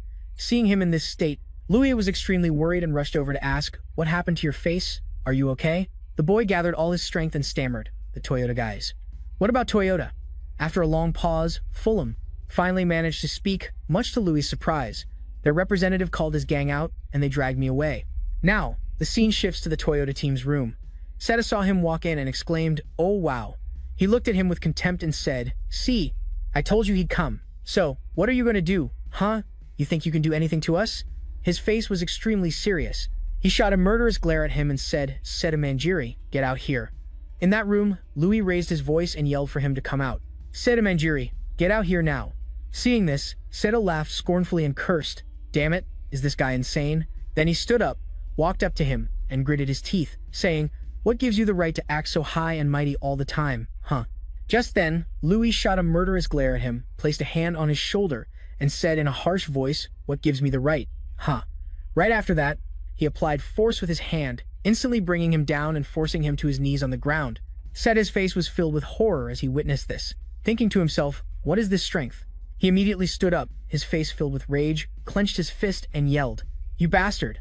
Seeing this, Louis quickly dodged his punch, and very swiftly, with a single move, he twisted his arm, making Seta scream in pain. His face was menacing as he threatened the others. "I'm warning you, if you dare touch one of my people ever again, it won't just end here." Seta, now severely beaten by him, collapsed to the ground, crying out in pain. His underlings saw this and rushed over in a panic, asking, "What's wrong? Seta, are you okay?" His face was contorted in pain as he clutched his shoulder and let out a pained cry. Louis stood before him and said in a threatening voice, "So, want to make a bet with me? Back in their own territory?" When Louis told his friends, they were shocked and surprised, yelling out, "A forehead flick?" The whole group was stunned. Still not believing their ears, they blurted out, "If we win, Toyota Academy's Seta Manjiri will get a forehead flick from you? Don't tell me it's a forehead flick like Miko's." Just then, he announced more good news to everyone. Not only that, but he also has to apologize to us in front of everyone. Upon hearing this, everyone was ecstatic and surprised, exclaiming in unison, "Wow, we definitely have to win this time. This is great motivation. Haha, our only job now is to win." Just then, someone ran in and announced, "It's time to head to the Inten Arena. Everyone, get ready." Soon after, the group arrived at the Grand Festival, the festival of mages from all 6 lands. And historically, the mages who gathered here, everyone looked incredibly confident. They all became key figures in changing the fate of the 6 lands. The audience was incredibly enthusiastic, cheering their hearts out. "Go Xnet Academy." Louis' face was confident and content as he thought, "I never thought I'd be a part of this place, a place where historical legends are made." Right after that, the announcer shouted to get everyone's attention. "The opening ceremony has ended. All students are requested to return to your seats." The group immediately went back to their seats. Suddenly, he ran into someone. It turned out to be Seta, whose face was filled with rage. He gritted his teeth and said, "Prepare yourself. I won't be careless this time." After that, he stormed off. Watching him leave, Louis paid him no mind, thinking, "The opponent I'm aiming for now is not you, Seta Manjiri." Suddenly, something caught his eye. He had noticed a young man over there. That person was Doom Pram. Looking at his face, Louis thought to himself, the winner of the Magic Festival and also the top student of Xenet Military Academy. He looked at him with great determination, thinking, "If I advance to the later rounds, I'll definitely have to face him." Suddenly, a voice spoke up. "You must be the troublemaker, right?" Louis immediately turned and realized it was Irene Prius. She then turned to him and asked, "You were causing a commotion all over the place yesterday." She continued to question him, leaving Louis completely stunned. "You even went to the Toyota Academy to cause trouble." He was completely shocked and asked, "How did you know?" She began to walk away. She answered, "This place is small. I'm sure everyone here knows by now." Hearing that, he felt embarrassed and replied, "Oh, is that so? I didn't cause any trouble. It was just a small chat." Right after, she turned back and said to him, "Anyway, since you let me have that book last time, I'll give you a piece of advice. Don't make yourself stand out too much." His reply then left her completely stunned. "Just like you, right? You're hiding your own talent too." Quick as the wind, Louis ran off, bidding her farewell. "See you, I have to go. We have to get to the first event." Seeing that, she was so stunned and surprised that she just stood there frozen. Soon after, the competition began. In a few minutes, the mana grenade throw will begin. The first 2 teams are Xnet Academy and Toyota Academy. At that moment, Louis rallied from the morale of all his team members. "Ready?" Everyone then encouraged and motivated one another. "Let's show everyone our strength. Show them we're no longer the stupid academy." The entire team then confidently entered the first event. The mana grenade throw has officially begun. Everyone, including the audience, was confused and turned to each other asking, "Huh, what What's going on? What are they doing? Seeing the formation his team had arranged made everyone wonder. Because up until now, victory in group competitions has always depended on individual abilities. Arranging a formation like Knights was a strange sight for everyone, even for the other mage teams watching. They were also very surprised when they saw it. They've split into two groups, one for warming up and one for throwing. Whatever. Toyota will win for sure. But he remained perfectly calm, ignoring everyone's whispers. They're just the ones who act like they're on top. The stupid academy is just that, stupid. That's why they're in last place. They probably don't know that some things are beyond human limits.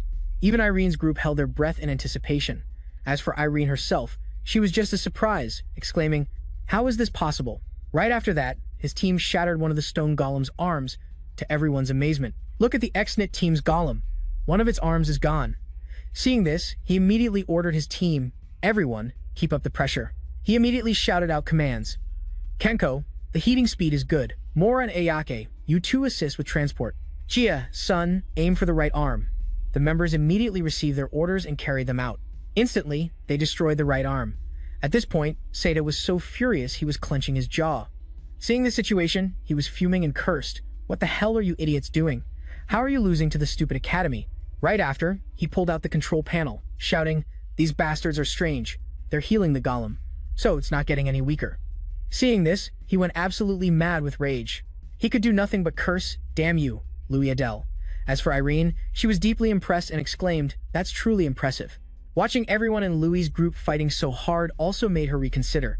The reason X-Knit Academy overcame Toyota's advantage in individual skill was because they used strategy. She greatly admired him, but for this strategy to be effective, one must have a precise grasp of each person's abilities. She then recalled that moment when he found the book he needed in an instant. Watching his team members execute the plan so flawlessly made her admire him. He was even able to group the members based on their individual abilities. Her gaze then turned to him as she wondered, who is this person, really? Why have I never seen him at the magic festivals before? At that moment, in his hands, he was creating an enormous energy sphere. Then, Jia's son threw that ball with all his might. "It's over, you monster." Very quickly, that power caused the stone golem to shatter into pieces. Witnessing this scene, Seda's face went pale, and he stood there completely frozen. He was furious and let out a cold snort.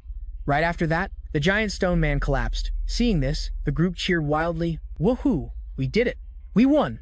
Right after that, the whole group rushed over. In the Grand Festival's first event, a match everyone thought Toyota would win. The whole gang joyfully ran to hug Lane in celebration. The victory went to the Academy of Idiots. After securing the win, they were ecstatic and told each other, "So the Academy of Idiots isn't at the bottom anymore. Now Toyota is.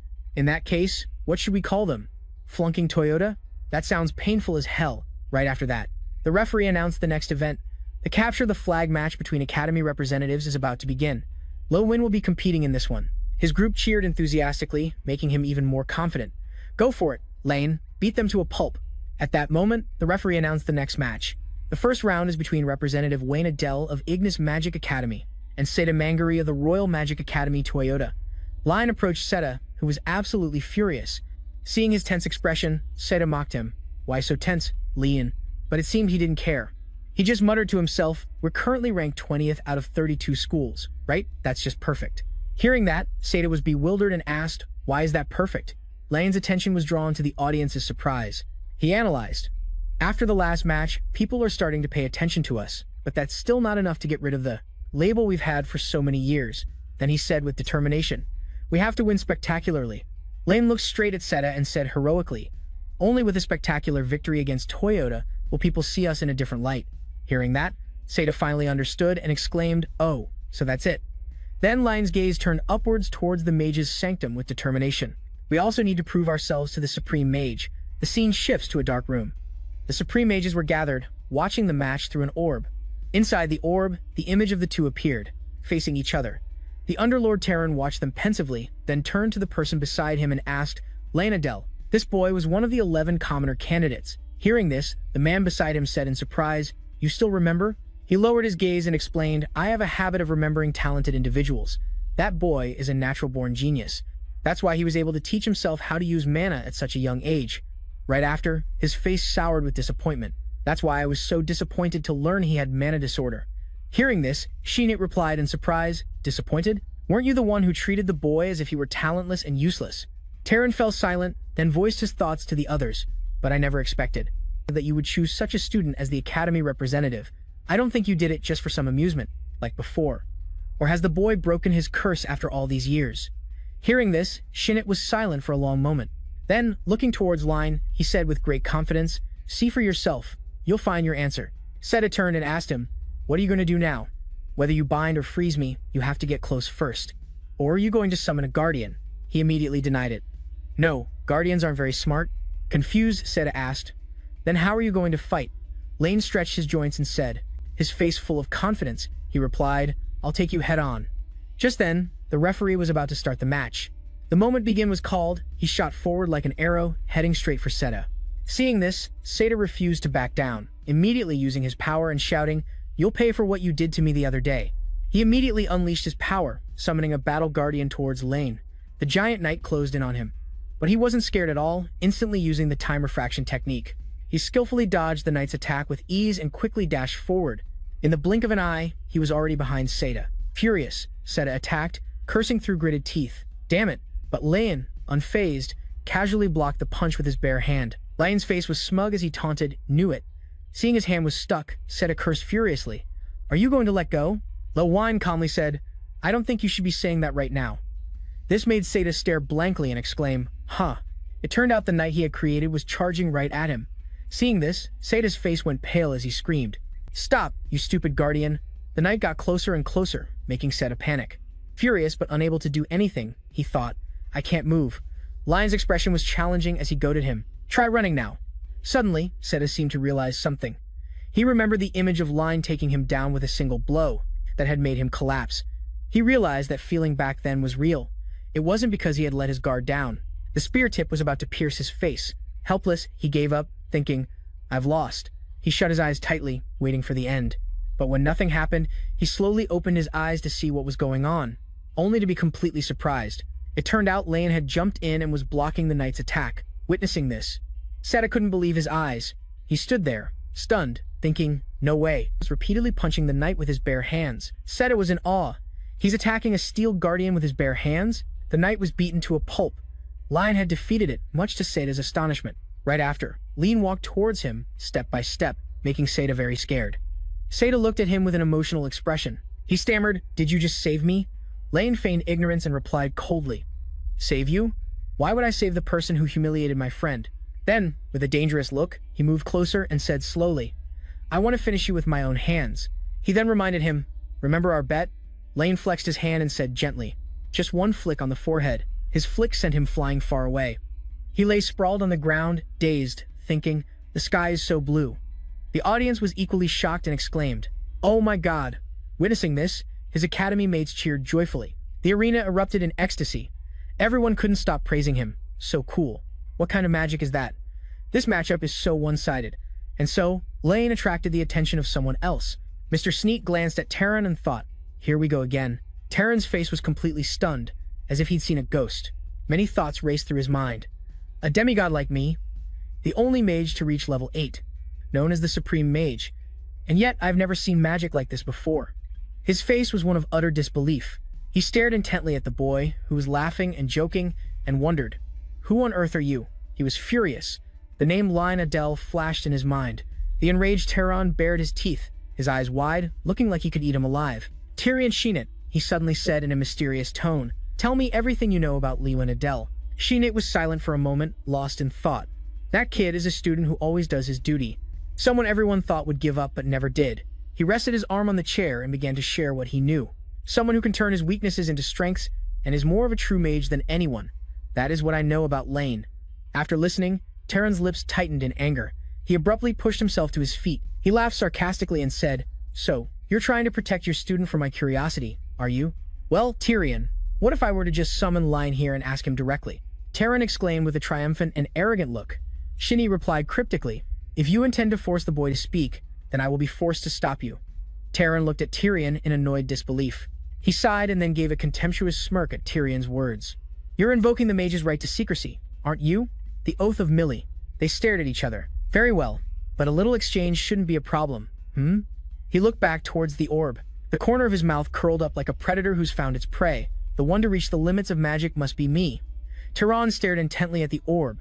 Without blinking, I must find out what kind of magic that is. Louis Adele, somewhere late at night. We've only won one round, and you're already complaining. We should be resting now. If we keep partying like this, other schools are coming too, so why are you so worked up? A group of drunk students laughed and joked loudly. Across from them, Louis looked utterly helpless. This is awesome. I always thought if I ever came to N10, I had to visit this place. Come on, Louis, let's celebrate the victory. It's a festival after all. Jackson approached him from behind. Well, Louis, looking 3 parts helpless and 7 parts like a dad, could only sigh wearily. We have Vanillanti coconut juice here, and also Dragon Kiss. 2 delicious drinks were presented before him. Dragon Kiss? He was surprised to hear about this drink. Haha. You know I'm always patriotic, he said, handing the bottle to him. So this is a specialty from your hometown? Of course, but that's not why I ordered it. From somewhere, footsteps were approaching. Just 1 sip of this, and it tastes like you're kissing a dragon. The flavor is top-notch. Jason used his best sales pitch for the drink. Come on, Louis, don't make that face. Just try it. 1 glass will get you wasted. I mean, 1 glass and you'll taste its supreme deliciousness. He eagerly invited Louis to try this strange drink. Louis looked worriedly at the bottle in his hand. Behind them, a tall figure stood imposingly. He looked up in surprise at the person behind him. The large young man was Seda, who had lost to Louis in the previous match. Seda Manjiri. The whole group shouted his name in surprise. I know your pride is hurt from losing to Louis, but you should go. Don't spoil our fun. Jason frowned, annoyed, and glared at him. Seda Manjiri. He couldn't believe it. Why is he here? Looking for a fight? I came to apologize. Putting his ego aside, he squinted and tried to force out an apology. Their faces were like question marks. They were utterly shocked to hear him say it. I'm sorry for looking down on you all this time. He bowed his head slightly, trying to apologize as sincerely as he could. After being defeated by Louis in the arena, I realized. He frowned deeply, his voice strained. I shouldn't look down on others just because they are weaker than me. The words he thought he'd never say were finally spoken. But there are many people in the world stronger than me, so to someone else, I'm also just a weakling. The whole group was still reeling from his words. I truly feel that what I've done to you all this time was wrong. Whoa, hold on. Why the sudden change? Jason looked at him, confused, his face beaded with sweat. I know that even after saying all this, it won't be easy for you to forgive me. But I'm saying it just so you know. I am truly sorry. He bowed deeply. Showing his utmost sincerity, Louis looked at him, his face softened slightly, but he remained silent. How awkward. The other guys looked at each other sheepishly, scratching their heads to diffuse the tension. Right, I'm sorry for ruining the mood. I'll leave now. After saying what was on his mind, he straightened up, ready to leave. Seda, a voice called out, making him turn around in surprise. Are you apologizing because of the bet, or are you genuinely sorry? Louis looked at him sternly, half doubting his sudden apology. It's for real. He looked at Louis, his sincere expression saying it all. Hearing that, Louis breathed a sigh of relief and smiled. Thanks for the very manly apology. He stepped forward and offered his hand, making Seda's eyes widen in surprise. Emotions welled up inside him, his eyes speaking volumes. He reached out and shook his hand. The handshake was truly indescribable. Yo, ha, this is delicious. What is this? They resumed what they were doing earlier. My friends also accepted Seda's apology, and so we all hung out together. And so, they threw their arms around each other, chugging bottles of Dragon Kiss, drinking late into the night and getting drunk on the atmosphere. Suddenly, Louis's eyes shot open, his face filled with alarm. He mumbled thoughtfully. Jason and the others stared at him, then broke into wide grins. Louis, you're awake, huh? He sat up, propping himself with one arm while rubbing his head with the other. Yeah. The whole gang sat around his bed, watching him. You're finally awake, huh? Do you remember anything about yesterday? You must really like Dragon Kiss, huh? Hank's comment made Jason and the other guy laugh until their sides hurt. Yesterday you were crying and saying, thank you guys for trusting me. At least for now. School life is so hard. Louis was crying, bottle in hand, while Seda clapped in encouragement and the others were crying with laughter. Remembering it made them all roar with laughter again. I can't believe the perfect Louis has a side like this. Ha ha ha ha. Now Jason and everyone had something to tease him about. Louis walked down the hall, muttering irritably. Those little devils, I just woke up and they're already starting trouble. It's driving me crazy. He cringed, recalling how Jason tempted him to try Dragon Kiss. What kind of drink makes you so emotional? I have to stay away from that stuff from now on. As he was casually walking, he suddenly heard someone call his name, Louis. This time, he ran into Seda. Did you sleep well last night? Seda ran over, laughing as he spoke. Last night, you two were even apologizing for fighting. You promised we'd be brothers from now on. You both hugged and cried your eyes out. Louis blushed and hurried away while Seda stood in the middle of the hall. He shouted, "My friend, see you later." Louis quickened his pace. "Aren't you embarrassed at all? Good grief." His face was as red as a tomato. He dragged his weary body onward. Talk about out of the frying pan and into the fire, he ran into the two-headed professor. The professor's words made Louis flinch. "You knew about that too, Professor." But the professor wasn't talking about that. He informed him that someone wanted to meet him. Louis wondered, "Who is it, Professor?" The two stood facing each other. The professor said the person is dangerous, despite their kind appearance. This only made Louis more curious. "Who is it?" His face filled with surprise when he found out it was the master of hypocrisy, by the name of King Teron. The two-headed professor had to warn him emphatically. "Be careful, Louis. Teron is a mysterious man." He continued gravely, "People who hide their true nature like him are very dangerous." Louis stood there, listening intently. "Right, that's all I can tell you," he continued. Louis looked thoughtful for a moment. "I will be careful, Professor." Louis seemed to be soothing the professor's worries. "Okay, after the exam ends today, I will inform you of the time." After Louis told them, the other students were incredibly excited and a little surprised. "King Teron? The Supreme Mage is watching us?" The whole group exclaimed, some excited, others afraid. Louis stood with his arms crossed and said firmly, "Yes, that gives us even more reason to win. I've already thought of a strategy. It's called defense if possible." Hearing this, they were all confused. "What do you mean?" Louis pointed to himself confidently like a salesman. "I will run to the goal." The next match is Arrowball. It's a game that uses arrows that can move on their own. They constantly fly all over the place. Each team has 9 members divided into attacking positions, defense, and a goalie. The team that gets more arrows into the opponent's goal wins. The rules are simple, but the game is highly strategic. You have to know when to use defensive spells, when to use control spells, and how to catch the arrow ball and throw it into the opposing goal. Normally, you'd have to consider many factors, but with Louis, the rules are merely suggestions. Someone on the opposing team yelled an alarm. "Watch out. He's rushing toward their goal like a blur." The match begins. The other team shouted, "Ice Tree, Ice Spear."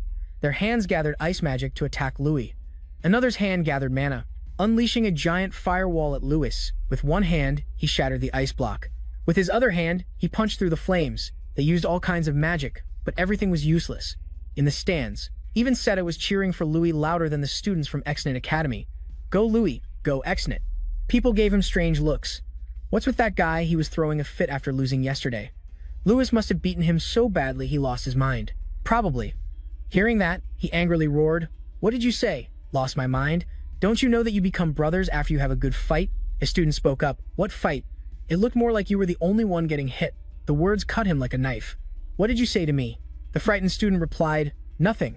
After that, no one dared to say anything to set his face, whispering behind his back instead. "Humph. What's with these representatives?" The tall, dark guy stood with his hands in his pockets, thinking. "Louis Adele, after my match with you, I became sure of one thing. You will be the mage of the next generation." In his eyes, Louis's image was incredibly cool. Irene Prios of Seiki Women's University. Next is Dalian Menken from Frelia Magic Academy, and finally, Doom Pram from the Zenith Military Training School. And Seta got to fight directly against the best at the Grand Festival. But Lewin is even stronger than them. Not only is he strong, but Lewin also has leadership skills and patience. His image reappeared in his mind. Thinking about it, he couldn't believe that after everything, Lewin still accepted him as a friend. "Captain, it's our turn soon. Aren't we having a strategy meeting?" "Yeah, let's go." So Seta couldn't continue cheering for Lewin. Someone shouted with all their might, "Stop Lewin. Go Adele." The 4 of them were desperately trying to stop Louis with their lives. Ice, fire, earth, wood. They used whatever the heck they could. The group shouted back in unison, "We're trying our best." Louis, with his agile body, dodged all of the opponent's attacks. He smiled smugly. "Are you done? Now it's my turn." Terrified, they hastily erected a thick ice barrier. He let out a grunt and punched, shattering the ice chunks into shards of ice shards. The whole group fled in a hurry, tripping and falling. "Watch out for Louis, and you just forget about us." While Louis was disrupting the enemy's formation over here, Jackson caught the arrow ball. He caught the arrow ball. Stop him. Even if they wanted to stop him now. The defensive line was already in shambles, and they were up against Jason, an expert thrower. "Take this," he shouted, bringing the score to 2-0. The crowd cheered wildly. "Great, another point." After that, all eyes were on Louis. Jason and his teammates took advantage of the weakened defense, attacking the gap. He rushed forward at lightning speed. They can't stop Louis Adele. And just like that, their defense was broken. The entire stadium couldn't believe their eyes. Down on the field, everyone was panting from exhaustion. "He's a monster. It's no use. We've lost. In a typical aeroball match, there are usually 3 or 4 goals. But Zenix Academy scored 11 goals, setting a record without letting the opponent score a single one. The signal for surrender has been given. The commentator's voice echoed through the stadium. The winner is Zenix Magic Academy. He and his teammates celebrated joyfully amidst the cheers. All over the arena, our academy won by an overwhelming margin of 11 goals. Yeah, looks like that guy wasn't bluffing. Yeah, maybe he really is the top student. The crowd began to gossip about Zenix Magic Academy. Back in the waiting room, the whole group was celebrating the victory. Wow, we won again. At this rate, we might actually take first place, huh? As someone asked during the celebration, he suddenly heard someone call his name, Louis Adele. It was Professor Hido. He opened the door and entered. I've come to see Louis. We have an appointment. Tonight at 7 o'clock. His hand on the boy's shoulder was reminiscent of a romance series. The scene shifts to a fiery red sky. The Dark Lord is enjoying a glass of red wine, his gaze distant. Remember not to eat anything before you come, Louis. On that day, an imposing tower shrouded in black and red appeared. As scheduled, Lewin leisurely walked down the corridor. You've arrived, Master. Tyrion Ignis suddenly appeared, startling him. He quickly realized the silver-haired man who had suddenly appeared was his teacher. Greetings, Master. Lewin cleared his throat and greeted him. Tyrion Ignis stood there, observing him quietly for a moment before smiling faintly. Let's go inside. The door opened, and Lewin and Tyrion Ignis stepped in. Welcome. A deep, steady voice rang out. Lewin stopped, his eyes widening in astonishment. Following the voice, he looked ahead. A man appeared before them. This guy's magical reaction is incredibly fast. Could he be a dragon too? Lewin's eyebrows furrowed as he tried to remember. Then, a thought flashed in his mind, and he quickly realized. He was the supreme mage, on the verge of becoming half human, half dragon. It was the Dark Lord, Terran. A lavish meal was prepared on the table. You probably don't know this, but we've met before. But Terran remained calm. I saw you from a distance back then. Meanwhile, Lewin grew curious hearing that. Saw me? Terran spoke as he ate. It was about 5 years ago. I was searching for the first seat back then. You were on that list too. Hearing this, Tyrion Ignis turned to Lewin and nodded in confirmation. Lewin was surprised, but before he could speak, Terran cut him off. It seems things are very different now. I'll get straight to the point. Lewin looked up at him, focusing on what he was about to hear. Can you tell me what has happened during this time? He thought to himself, so in his eyes, I'm a mistake. The fleeting thought made his expression more somber. It's proof that even the Supreme Mage can make mistakes. He wants me to admit it myself to prove that he wasn't wrong. He looked down, guessing his intention. Please forgive me, sir. Right now, there's only one thing I can say. Lewin's hoarse voice made him pause. He frowned warily. Lewin continued, no matter how talented you are, your efforts will not be recognized. Efforts? Terran rested his chin in his hand, his eyes mocking as if he'd heard an old joke. Are you two related somehow? Why do you always talk about effort? Tyrion Ignis seemed to smile kindly as he looked at Lewin. That's also why I like this kid. Hearing that, he also smiled faintly at him. If so, what efforts have you made? A voice replied. Lately, I've been focusing on martial arts. I mean, I overcame my mana disorder by practicing martial arts and gained exceptional strength because of it. His tone grew higher, cold, and mocking. You can even cast magic? Without any casting time? You expect me to believe that? Or did you simply use some kind of artifact? His words implied the use of some power-boosting item, suggesting that Lewin was, in fact, just as ordinary as anyone else, and not special at all. Even I have never heard of such an artifact. Tyrion Ignis hesitated. Well, it could be possible. All right, that's enough, Terran said. There will be more opportunities later. He affirmed, I will continue to observe you. I wonder if your efforts will have any effect on my chosen ones. Lewin replied unflinchingly, please, continue to observe me. He suddenly stood up, surprising Terran. Now I'm getting a little curious myself, Lewin smiled. I wonder how different the one chosen by the Supreme Mage is from me. He was slightly taken aback by those words. At the magnificent arena, the frantic and uncontrolled roars of the crowd echoed. Everyone here is so hospitable, a maid approached. Oh, are you afraid I'll eat your student alive, Master? Of course not. It's nothing like that. The two veteran mages sat opposite each other. Talented mages are always welcome. Terran smiled lightly and shrugged. I'm just a little curious. The maid quietly poured tea as Tyrion Ignis glanced at him. Well, has your curiosity been satisfied yet? Master Terran was inscrutable. I wonder if you're hiding something from me. But I'm sure you don't have any secrets, do you? He closed his eyes, a cryptic smile playing on his lips as he sipped his tea. Now I'm starting to get curious about something else. He repeated. Curious about something else? You heard him. That brat was subtly threatening me. Terran shrugged. Tyrion Ignis could only give a wry smile. Look at him, he's just a snot-nosed kid. That rascal isn't the least bit afraid, while so many other mages tremble before me. How interesting." He chuckled, a hint of anticipation in his voice. In the quiet room, Taron wore a calm expression. "I hope the rascal I've set my sights on can actually do something interesting." Outside, the crowd roared. The door burst open. The sound of other mages' footsteps echoed in the hall. Doom Pram led the way like the alpha of a pack. He frowned in annoyance. "What's the point of all this cheering? To me, it's just noise." The door burst open and someone rushed in, nearly stumbling. He whispered into Doom Pram's ear. "What is it?" Doom Pram asked. "Are you sure?" "I'm sure. I saw it with my own eyes." The representative, Louis Adele, went to the tower. Doom Pram shuddered as a fire of rage ignited within him. The Dark Lord is testing someone else instead of me. He trembled with rage, recalling the match he had watched. "I've watched his matches a few times. He's caused quite a stir at the Grand Festival this time. Rumor has it he's a tough opponent, because his magic is special. But I don't care. No matter how high he climbs or how much he struggles, he can't be considered my rival." Doom Pram fell into deep thought. "In my eyes, he's just a freak. It's as simple as that." Reaching his boiling point, he seemed to lose control, lost in his thoughts and jealousy. The others noticed something was off and watched him worriedly. "What's wrong? Doom, what happened?" Their concerned and cautious questions echoed. "I can never forgive you, Louis Adele. The only one he acknowledges must be me." On the other side, a mysterious gate creaked open. Behind it was Lewin. The young man was prompted to step through the door and stood there looking at the black cloak. Before him was Doom Bram, who was staring straight at him with a slightly annoyed face.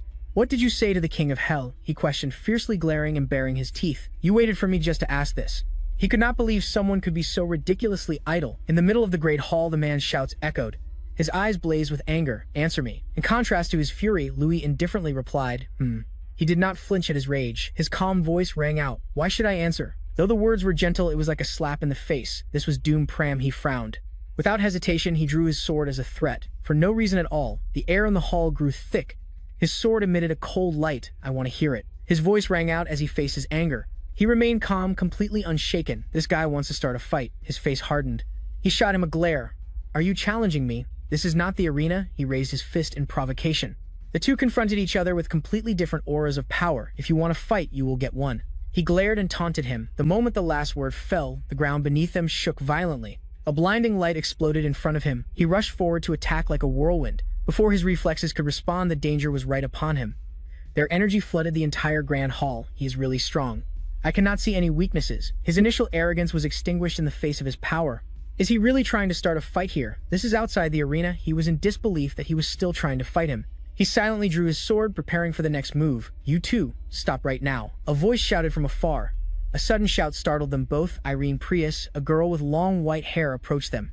"Is this a reunion? Everyone is here," she said as she approached them. "What reunion? I just was not sure if I should greet you two properly." Irene stood beside him, crossing her arms. She said helplessly, "Just put your sword away." He remained silent. "Humph." He fumed, turned his back, and walked off, ignoring them. The two of them stood watching him leave. "Is he always like that?" he asked her curiously. "Not really, except on days like today. Normally, he rarely even speaks." "What does that mean?" Louis still did not understand her. "Doom Pram gets agitated by matters related to the King of Hell." The image of him kneeling before the arrogant King of Hell came to mind as she spoke. "More than anyone, he craves his acknowledgement. The King of Hell rarely summons anyone like he did today," she continued to explain. "He probably thinks the King of Hell has taken an interest in me." He stood there, pondering her words. Suddenly, she turned to look at Louis and smiled, leaving him speechless. "Were you really going to fight him just now?" she asked curiously. "No way.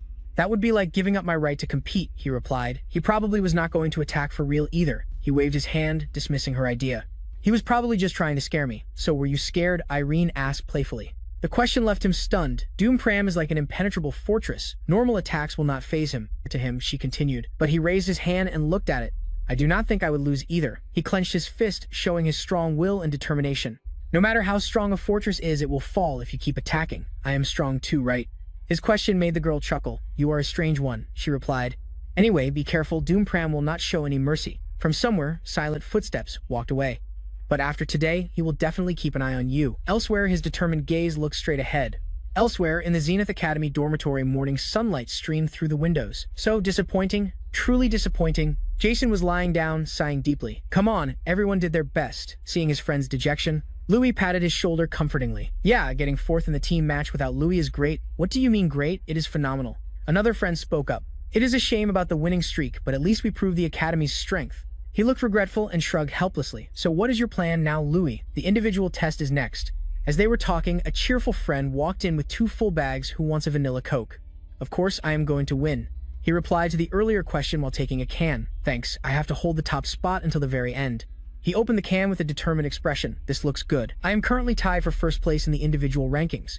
Irene, Prius, Chucky, Dalian, Mackin, Doom, Pram. The names of the most talented appeared. I am competing against these heavyweights for the championship. If nothing changes, the next match will be crucial. This is a battle for survival. It is a survival battle between 32 representatives on an artificial island. First place gets 32 points and last place gets 1. Players get points based on performance, so the rankings will change drastically. I know you will do well. But are not you going to prepare like everyone else? His friend asked curiously. Prepare what? Louis replied, confused. Yeah. The others are all scrambling to find allies. Jason looked at him and said, is that so? He replied hesitantly. In a survival battle, contestants can form alliances to survive, differentiating friend from foe and knowing how to form an alliance. A strong one is considered an effective strategy. Everyone else will have an alliance. How can you take them all down alone? They continued their lively chat. How about teaming up with Column? After all, in the last Arrowball match, his friend continued. Louis was lost in thought planning. The first person who came to mind was her. The image of the girl with long white hair filled his thoughts, but he did not know if she would agree to join. He was restless, unsure of what to do. Even if she agrees, we will still need one more person. Hey Louis, let's team up. Seta burst through the door excitedly. Seta, he looked at him surprised. Oh right. There is still this guy. Louis' face lit up as he looked at him triumphantly. Don't you dare betray me halfway through. I should be the one saying that. The two of them rushed out the door. Seta is very sincere, a trustworthy person. He glanced at Seta, his eyes filled with hope and trust. Hurry, we still need one more person. With that, he ran ahead, leaving Seta shouting from behind. Hey, besides me, who else is there? He asked as he chased after him. Who should we try again? Forget it, we probably can not reach her anyway. Has she rejected everyone? Or maybe she does not want to team up with anyone. In the middle of the crowd, the 2 young men stood staring straight ahead. Hey, do not tell me, Seta said, startled by what was in front of them. A bright red banner with a 5-petaled flower was fluttering in the air. You want to team up with Irene Prius, but she is a top contender for the championship. Are you too close? He asked, still in disbelief. A little, he replied to the blunt question. Oh wow. How close? Awesome. So I get to be on a team with Irene Prius, he continued excitedly. Tone it down. I have not even asked her yet, he said, helplessly turning his head. I heard she is rejected. Everyone who is asked. What if we get rejected too? His face flushed with worry and embarrassment. I am starting to feel sick. You were acting like this is a confession. Stop talking nonsense, he replied awkwardly. He noticed something nearby and glanced over. It was Irene. The girl with the distinctive white hair was standing right there, smiling at him. I was waiting for you, Louis. She suddenly beamed and spoke to him as if they were old friends. In a small room, they stood attentively over a large wooden table where maps of the competition were spread out. After studying the maps, they began discussing strategy. Louis spoke first. So, the largest team has 14 members. Irene replied, yes, that team is led by Dalian Mackin of the Frella School of Holy Magic. He is a genius. He is always in the top 5 contenders. His magic is mainly light and holy arts. They knew he was a tough opponent. Everyone looked wary. Seta's eyes were squeezed shut, his brow slightly furrowed, one hand on his chin, the other arm crossed, making him look even more anxious. He muttered incessantly, numbers are not the problem. And of course, his team is the most formidable one. Feeling that was not quite right, he cut in to interrupt that train of thought, making the 2 of them turn their heads back in surprise. There's someone even more formidable. Just those 2 words were enough to silence the room. It seemed this was a dangerous opponent everyone had to be wary of. But somehow, the 2 had forgotten that. He remained unfazed, keeping his serious expression. The content of the test will change depending on each person's abilities. In the blink of an eye, the day of the competition arrived. It was a clear, sunny day, with rays of light shining on the ship's deck, making it sparkle brilliantly. It was unclear if it was an omen for a good start or just a fragile glimmer of hope before the storm hit. The supervising teacher checked again. Have you all put on your armor? He then addressed the contestants, who were all looking up and listening intently. The teacher went over the rules once more. Please note, when your armor's durability reaches its limit, you will be eliminated and automatically teleported from the test site. Soon enough, the luxurious ship brought everyone to an artificial island. Everyone disembarked one by one through the open walkway. Some had tense and worried expressions, which were evident in their heavy footsteps. There were also those whose eyes were full of confidence, ready to face any challenge awaiting them on the mysterious island ahead. As soon as I got off the ship, I couldn't help but hug my trembling body. We haven't even started and I'm already shaking. Louis, on the other hand, stared intently ahead without blinking. He raised a hand to his eyes, observing the island over there, which was covered by a barrier and seemed to phase in and out of view. He spoke up. We just need to stay there for 72 hours, right? Louis, with his calm demeanor and cold gaze, nodded slightly in confirmation. Everyone around was focused on Doom Pram, beads of sweat forming on their foreheads. Wary of his overwhelming power, the atmosphere on the island was more suffocating than ever. As expected, Doom Pram was really participating alone. Although Louis had already anticipated that, their eyes still showed caution. Seeing this, Irene tilted her head slightly, her voice soft but firm. That's right, but don't underestimate him. Not just the two of them, but everyone understood that being alone doesn't mean being weak. Sometimes, it's the sign of a beast waiting for the right moment to deliver a fatal blow. We can't delay any longer, he suggested. Let's go. We have to take a boat from here to the main island. The other two agreed. Yeah, let's go. Their group's boat was moving slowly across the water. On the lush green water, gradually, it passed through a barrier. She touched it. This is our safe zone. He replied, that's right. It will shrink over time. As soon as they arrived, the three of them ran like their lives depended on it. Hurry up, we have to secure a good spot quickly. On the island, the trees were overgrown. Sunbeams filtered through the leaves, shining down on the dense forest canopy, creating a faint halo-like glow. Amidst the tranquil nature, the rumbling sound from someone's stomach suddenly echoed, shattering the peace. It turned out to be Seda. After the three of them had settled in a tree like monkeys, his stomach began to protest fiercely. He asked, Louis, I'm not trying to be difficult, but why didn't we get food at the entrance earlier? Louis's expression showed he couldn't be bothered to reply. Looking completely exasperated, Louis could only force a smile. The girl standing nearby saw this and couldn't resist making a sarcastic comment. Weren't you the one who insisted on setting up an ambush first, Sir Seda Mankiri? He became embarrassed, sweat beading on his temples. All right, we're on the same team, you know. How long are you going to keep your distance? Suddenly, a loud noise erupted from behind them. Cutting off their conversation, everyone turned to look. Far in the distance, a massive explosion had occurred in the middle of the forest. A blinding light flared up, making everyone instinctively shield their eyes. The aftershock was strong enough to shake the entire area. He asked in confusion, a fight has started already? Louis stood with his arms crossed, looking down below like a wild beast that had found its prey. His amused expression was clear. Seda, it's our turn. Seda didn't understand the meaning behind his words. He hurriedly asked, huh? Louis reassured him, I told you not to worry about food. Now you'll get to eat your fill, until you're stuffed. Our prey has arrived, he said calmly. Below them, a group of 5 people were moving around stealthily. They cautiously scouted the area like weak prey that could be attacked at any moment. Someone in the group couldn't take it anymore and spoke up. Why don't we wait a bit and get food later? I'm so tired. The leader looked exhausted as well, but he didn't give up and encouraged everyone. Hang in there, it's easier to find food and water in those places. Suddenly, an ice arrow appeared out of nowhere, shooting straight forward and directly hitting an unlucky member. That person fell backward, crying out in pain, ugh. Meanwhile, everyone else was still bewildered, not understanding what was happening. Only then did they realize the seriousness of the situation. They scrambled into a defensive stance, shouting, ambush! Ambush! Hey there! I've been waiting for you all afternoon. He stood there with a cold smile, conjuring a magic orb in his hand. I've been waiting forever for you brats to show up. Iron Spear. He unleashed a wave of power. Countless ice arrows flew towards them like a storm. Beside him, Irene also clasped her hands together. Her expression remained unchanged. Above her head, a massive, brilliant blue aura of power shone brightly. It was many times larger than Seda's earlier iron spear, emitting dazzling rays of energy that swirled violently around it. Seeing this, he couldn't help but be astonished. That's the level 5 ice magic, Blizzard. A huge source of energy was unleashed with intense power and on an overwhelming scale. It exploded outward like a vortex of light. Rays of energy shot out in long, sharp streaks, making it feel as if space itself was being torn apart. The rumbling sound it created further demonstrated its terrifying destructive power. The sheer presence of it made his eyes go wide. His jaw dropped in admiration. That's Iris Prios for you, casting high-level magic without even flinching. While still casting the spell, his eyes widened in shock because he sensed something behind him. A large mass of energy. The other group wasn't surrendering to a stronger opponent, but was actively counterattacking. The commander shouted, there are 3 of them in total, including Irene Brios. Attack and defend. Take down as many as you can. The barrage of attacks covered the entire area in a chilling blue hue, and the aftershocks spread out continuously, causing those nearby to raise their hands to shield themselves. The scene before him wasn't very surprising to him. He felt it wasn't impressive enough. Since he never underestimated his enemies, he considered that they too were formidable mages. After all, they were student representatives. Realizing it was time for him to make his move, he leaped down from the tree. A brown-haired young man sensed something was wrong and became alert. He muttered, I just heard something. Looking at the bushes in front of him, he was certain the last person was in there. Wanting to survive at all costs, he immediately launched an attack straight towards Louis. The attack pierced through the foliage and came right at him, but he faced it without flinching.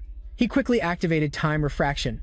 He moved past each person without any trouble and, in a flash, reached the last guy. His speed made everyone's eyes widen in shock.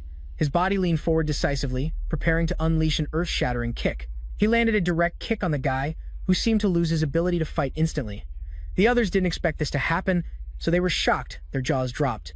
To avenge their teammate, someone used the tree prison skill. Countless vines shot up from the ground towards him. Having faced this move before, all he had to do was jump to evade it. At the same time, he conjured a fireball in his hand. Realizing the danger, they decided that running was the best strategy. They scattered in all directions like a disturbed beehive. It's Fire Tyrant. Everyone, get away. But unfortunately for them, they hadn't run more than a few meters before Sada's ice darts blocked their path. Like an enthusiastic fan, he cheered excitedly from behind, "Lewin, take them down." Not wanting to disappoint his teammate, Lewin, like a basketball player about to score, put all his strength into the attack. As for the unlucky guy, even though he ran for his life, he couldn't dodge the fireball. His face turned pale. His eyes wide with terror, he could only scream hopelessly. Ah! A massive explosion occurred, spreading out in a hemisphere. It was like a shockwave sweeping away everything in its path. Trees were blown away, and a blinding light enveloped the entire area. As a result, he was knocked unconscious, lying on the ground and foaming at the mouth. At the same time, his armor's durability had reached its limit, so he was eliminated and automatically teleported from the test site. He glanced over at the remaining people. Their hair stood on end as they cried out in fear. With the air of a victor, he calmly said, "So now it's 3 versus 4, huh?" From behind, Irene and Seta slowly approached him. Realizing they had encountered an opponent many times stronger, the leader of the other group spoke up in humiliation. "We give up." He couldn't hide his excitement. "We've got food now." After defeating their opponents and taking their food, they got a lot of supplies. There's even meat. "This might be enough for 3 days. Those guys took good care of it," Seta said, checking the bag with a satisfied grin. Irene and Louis each held a black bag. Thanks. We'll enjoy this." Suddenly, a massive explosion erupted in the distance. It startled Seta. The three of them quickly turned their attention towards it. Isn't Darian's team heading in that direction? "I don't know what's going on, but it seems like a big deal. Who would confront a team of over 10 people? This is what you'd call a bottleneck." Irene crossed her arms. "Very few mages can reach this level of power. It's only been a year since I last saw him, and he's gotten this strong." "He's reached that level already?" Seta exclaimed in amazement. Hearing this, Louis became pensive. He's truly very strong. His expression grew serious, almost intimidating as he thought of the colossal swordsman. The door creaked open. The orange sunset light streamed into the dark house. Everything was going as he had planned. Louis remained silent, his expression thoughtful. This is the central village, the only place on the island large enough to hold a large number of people. On the paper was a large island with countless big trees and hills. Darian's team will probably come here. Yeah, that makes sense. And Doom Pram might come here too. At the mention of his name, his expression grew more serious. He knows there are a lot of people there, but he's still going alone. Isn't that too reckless? Irene voiced her doubt. No, he'll definitely go. It's the best way for him to win. Hearing Louis, she couldn't understand why. 3 kill points, Irene's eyes widened in shock. Every time someone is eliminated, the kill points increase. If I were Doom Pram, this would be a great idea. A truly brilliant plan. I'm just trying to put myself in his shoes. And think about what I'd do, he said with a sheepish laugh. Besides, he's trying to get the King of Hell's attention right now. The only way is to do something reckless. You're so weird. Irene's suspicious gaze made Louis flustered. At night, a figure was lurking outside the house. Did you check how many people there are? Louis asked Irene, peeking through a crack in the curtains. Just one. Knowing someone was prowling around, they didn't lower their guard and quickly investigated.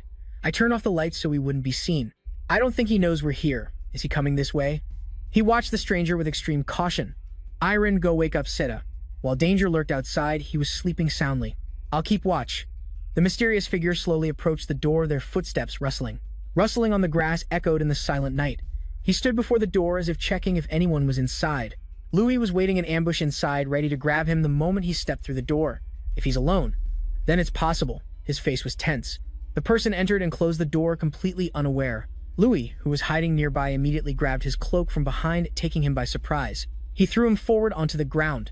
Before the man could react, Louis clamped a hand over his mouth. Irene appeared, casting a magical light directly on him. As his face became visible in the light, Seta was stunned. You're Canalis? Louis let go. The man lay on the ground, wincing in pain. Sorry, everyone. I didn't mean to break in. I just needed a place to rest. I wouldn't have come if I knew you were here. Louis kept him pinned down. You're alone? He was extremely wary, his brows furrowed. Right. What about the others on your team? I remember there were 6 others. Seda carefully peeked through the curtain to check the situation outside. Doompram. As the name was spoken, the tension in the room thickened. We fell into his trap. He imagined Doompram's ferocious face as he massacred everyone. From the start, we were making bold moves. Relying on our numerical advantage, we planned an ambush on Manson's team to score some kill points. The group in dark cloaks was quite large, but then he appeared. Doompram leaped down from above, launching a surprise attack on their group. He timed his attack for when we split up to find supplies. "Wait, you mean all 6 of you fell for Doompram's trap?" Irene asked in surprise. "No, it was only one of us. We had already prepared for situations requiring a swift defense. But the real problem was what happened after. After hearing the explosion, Darien brought his entire team to attack us.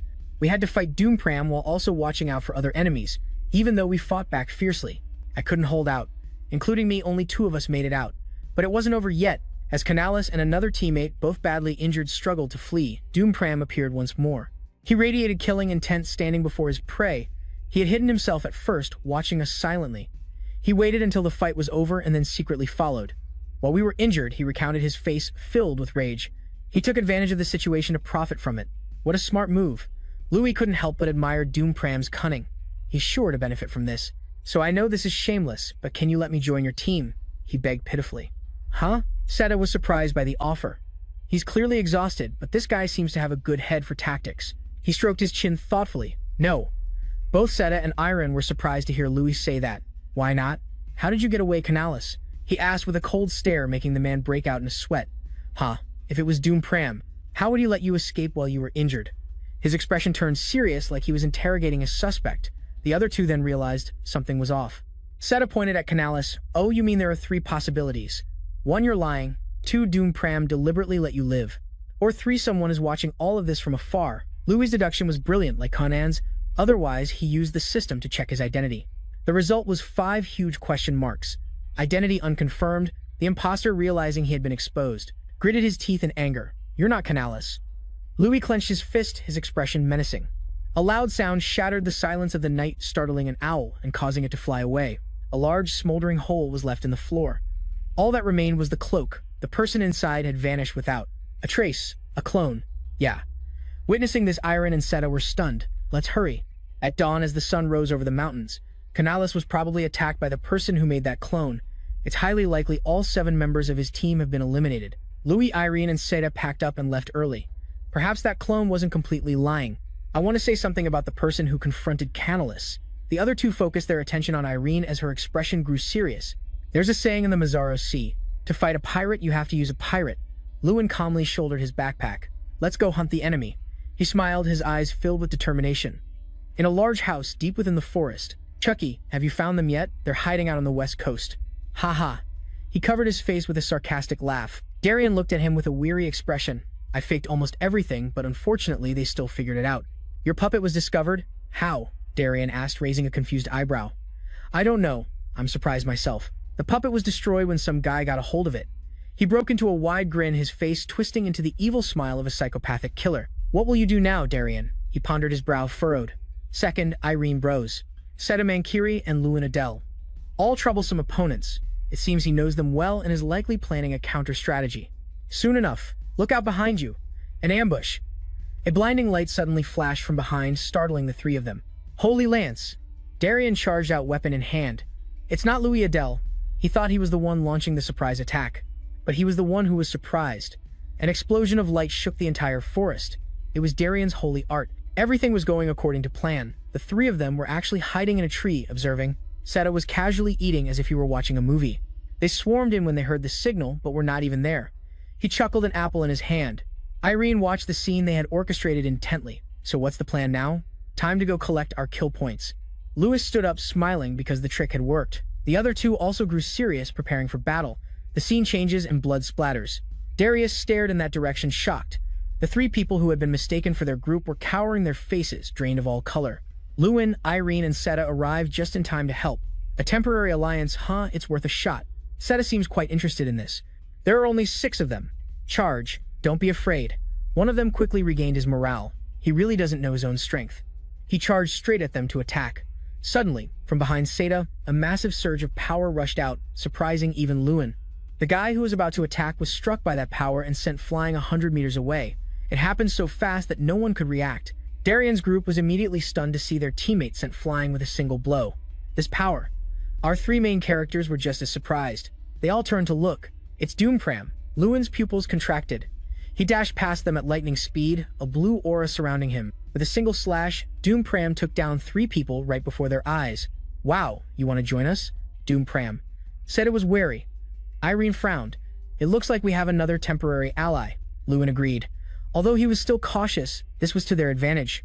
Let's take out Darius's team first. He began to calculate everything, his sharp eyes observing everything. All the survivors are here. Maybe the match is coming to an end. Why are we the only ones being attacked? It's Doompram. Everyone fall back to the base. The members of Darian's team fled, while Chucky and Darian still tried to fight back. Don't retreat, everyone. Group up and fight. Earthquake. Lewin punched the ground, creating a tremor, to attack those rushing at him. Pitiful screams echoed across the sky. Oh. A voice caught Lewin's attention. He looked up and saw Doompram leap over an unconscious person to land in front of him. He stared intently at him with a stern expression. Lewin Adele. He brushed past his shoulder. His deep, intimidating voice made Lewin's eyes widen. I will end you with my own hands. He looked at him with hateful eyes. A resolute declaration. After speaking, Doompram dashed forward, slashing his sword, leaving Lewin standing there silently. He sighed as he watched his figure disappear. A moment later, in the observation room, in a small, secluded house in the forest, a young man was training relentlessly. We have stopped at Base B, near the center of the island. Lewin punched furiously, drenched in sweat after that day's battle. The largest alliance was left with only Dalian, Mackin, and Chucky. The temporary allies also vanished with Doompram. Daily quest, punch 5, 0 5th, 000, kick 5, 0 quintos, 000, run 15 kilómetro 1 sobre 1. Combat practice 1 sobre 1. He stopped, looked up at the notification panel, and panted. Good, it's finally done. It's been a while since I've done these quests. The door opened gently, and he turned to look. You're awake? Irene smiled as she came out. Are you training? She asked, walking towards him down the hall. Yeah, I was feeling a little restless. But we just had a huge fight early yesterday. Hearing her question, he didn't know what to say. So he remained silent. Oh, Seda left breakfast for you. Make sure you eat. I'll be back later. Lewin quickly changed the subject. Ah, thanks. On the table was a neat plate of steak and eggs. Irene took a bite of the steak. It was thick, juicy, and cooked beautifully. Oh. Her eyes lit up the moment she took a bite. Delicious, isn't it? He's quite multi-talented. Lewin walked in from outside with his hands in his pockets, looking cool. No. I went to bed last night without saying anything. I'm sorry, Irene said shyly. He smiled, approached her, and reassured her. It's okay. You must have been tired after your watch. Lewin sat at the table and poured himself a cup of hot tea. Hey, Lewin. As he was about to take a sip, he turned his attention to her. There's something I've wanted to ask you for a long time. What is it? Lewin replied casually. What do you plan to do after you graduate? Irene looked at him seriously. He was silent for a moment. Why do you want to know? I'm just curious. Your abilities are extraordinary, so I'm sure you won't choose a normal path. The mages competing in this tournament will eventually enter the real world. At that moment, they'll begin a new chapter. Some will join the knightly orders of a certain domain, taking on the responsibility of protecting the nation under the royal army. Some become members of the magic tower, while others join special squads and make a living. Those are the usual paths. Lewin stared thoughtfully at his teacup. What about me? Actually, I don't know. I've never really thought about it. He put down his cup, intertwined his fingers, and said seriously, just last year, I was still the lowest ranked student. I didn't have time to think about the future. His eyes were glued to the table while Irene watched him intently. Back then, I just had to focus on how to become a mage. After this competition ends, I'll probably have a better idea of what to do. I guess I'll go back to the academy. Lewin smiled and sighed. She was still quiet. So, what about you, Irene? I'm the same as you. I don't know either. I've never been sure what kind of mage I want to be. I've only ever done what others told me to. Now it was Irene's turn to look down at the table. Things like, Irene, you must become a great mage. She held her cup with both hands and took a sip of tea. He watched her without saying a word. That's why I've made a decision for myself. Irene set her cup down. I want to defeat Doompram first, she said seriously, placing her hands on the table. I believe that by doing so, I'll find my own path. Determination flashed in her golden eyes. It was a resolute declaration about Irene's future path. I'll know what kind of mage I want to be. The atmosphere suddenly became tense. It no longer felt like a casual chat. The fight against Doompram. Every year, Irene was ranked second. Doompram is the mountain she must climb. He was the lesson she had to master. All right, let's do it together. Lewin understood how she felt and smiled. I respect her aspiration, because everyone has their own hurdles to overcome. Hearing him say that, Irene beamed. Thank you. That night, a full moon shone brightly in a starry sky. The safe zone is shrinking faster now. We should probably leave in an hour. The three of them looked out the window together. So tonight, the only safe zones left are the central village and the base. Seda used magic to light up the map in his hand.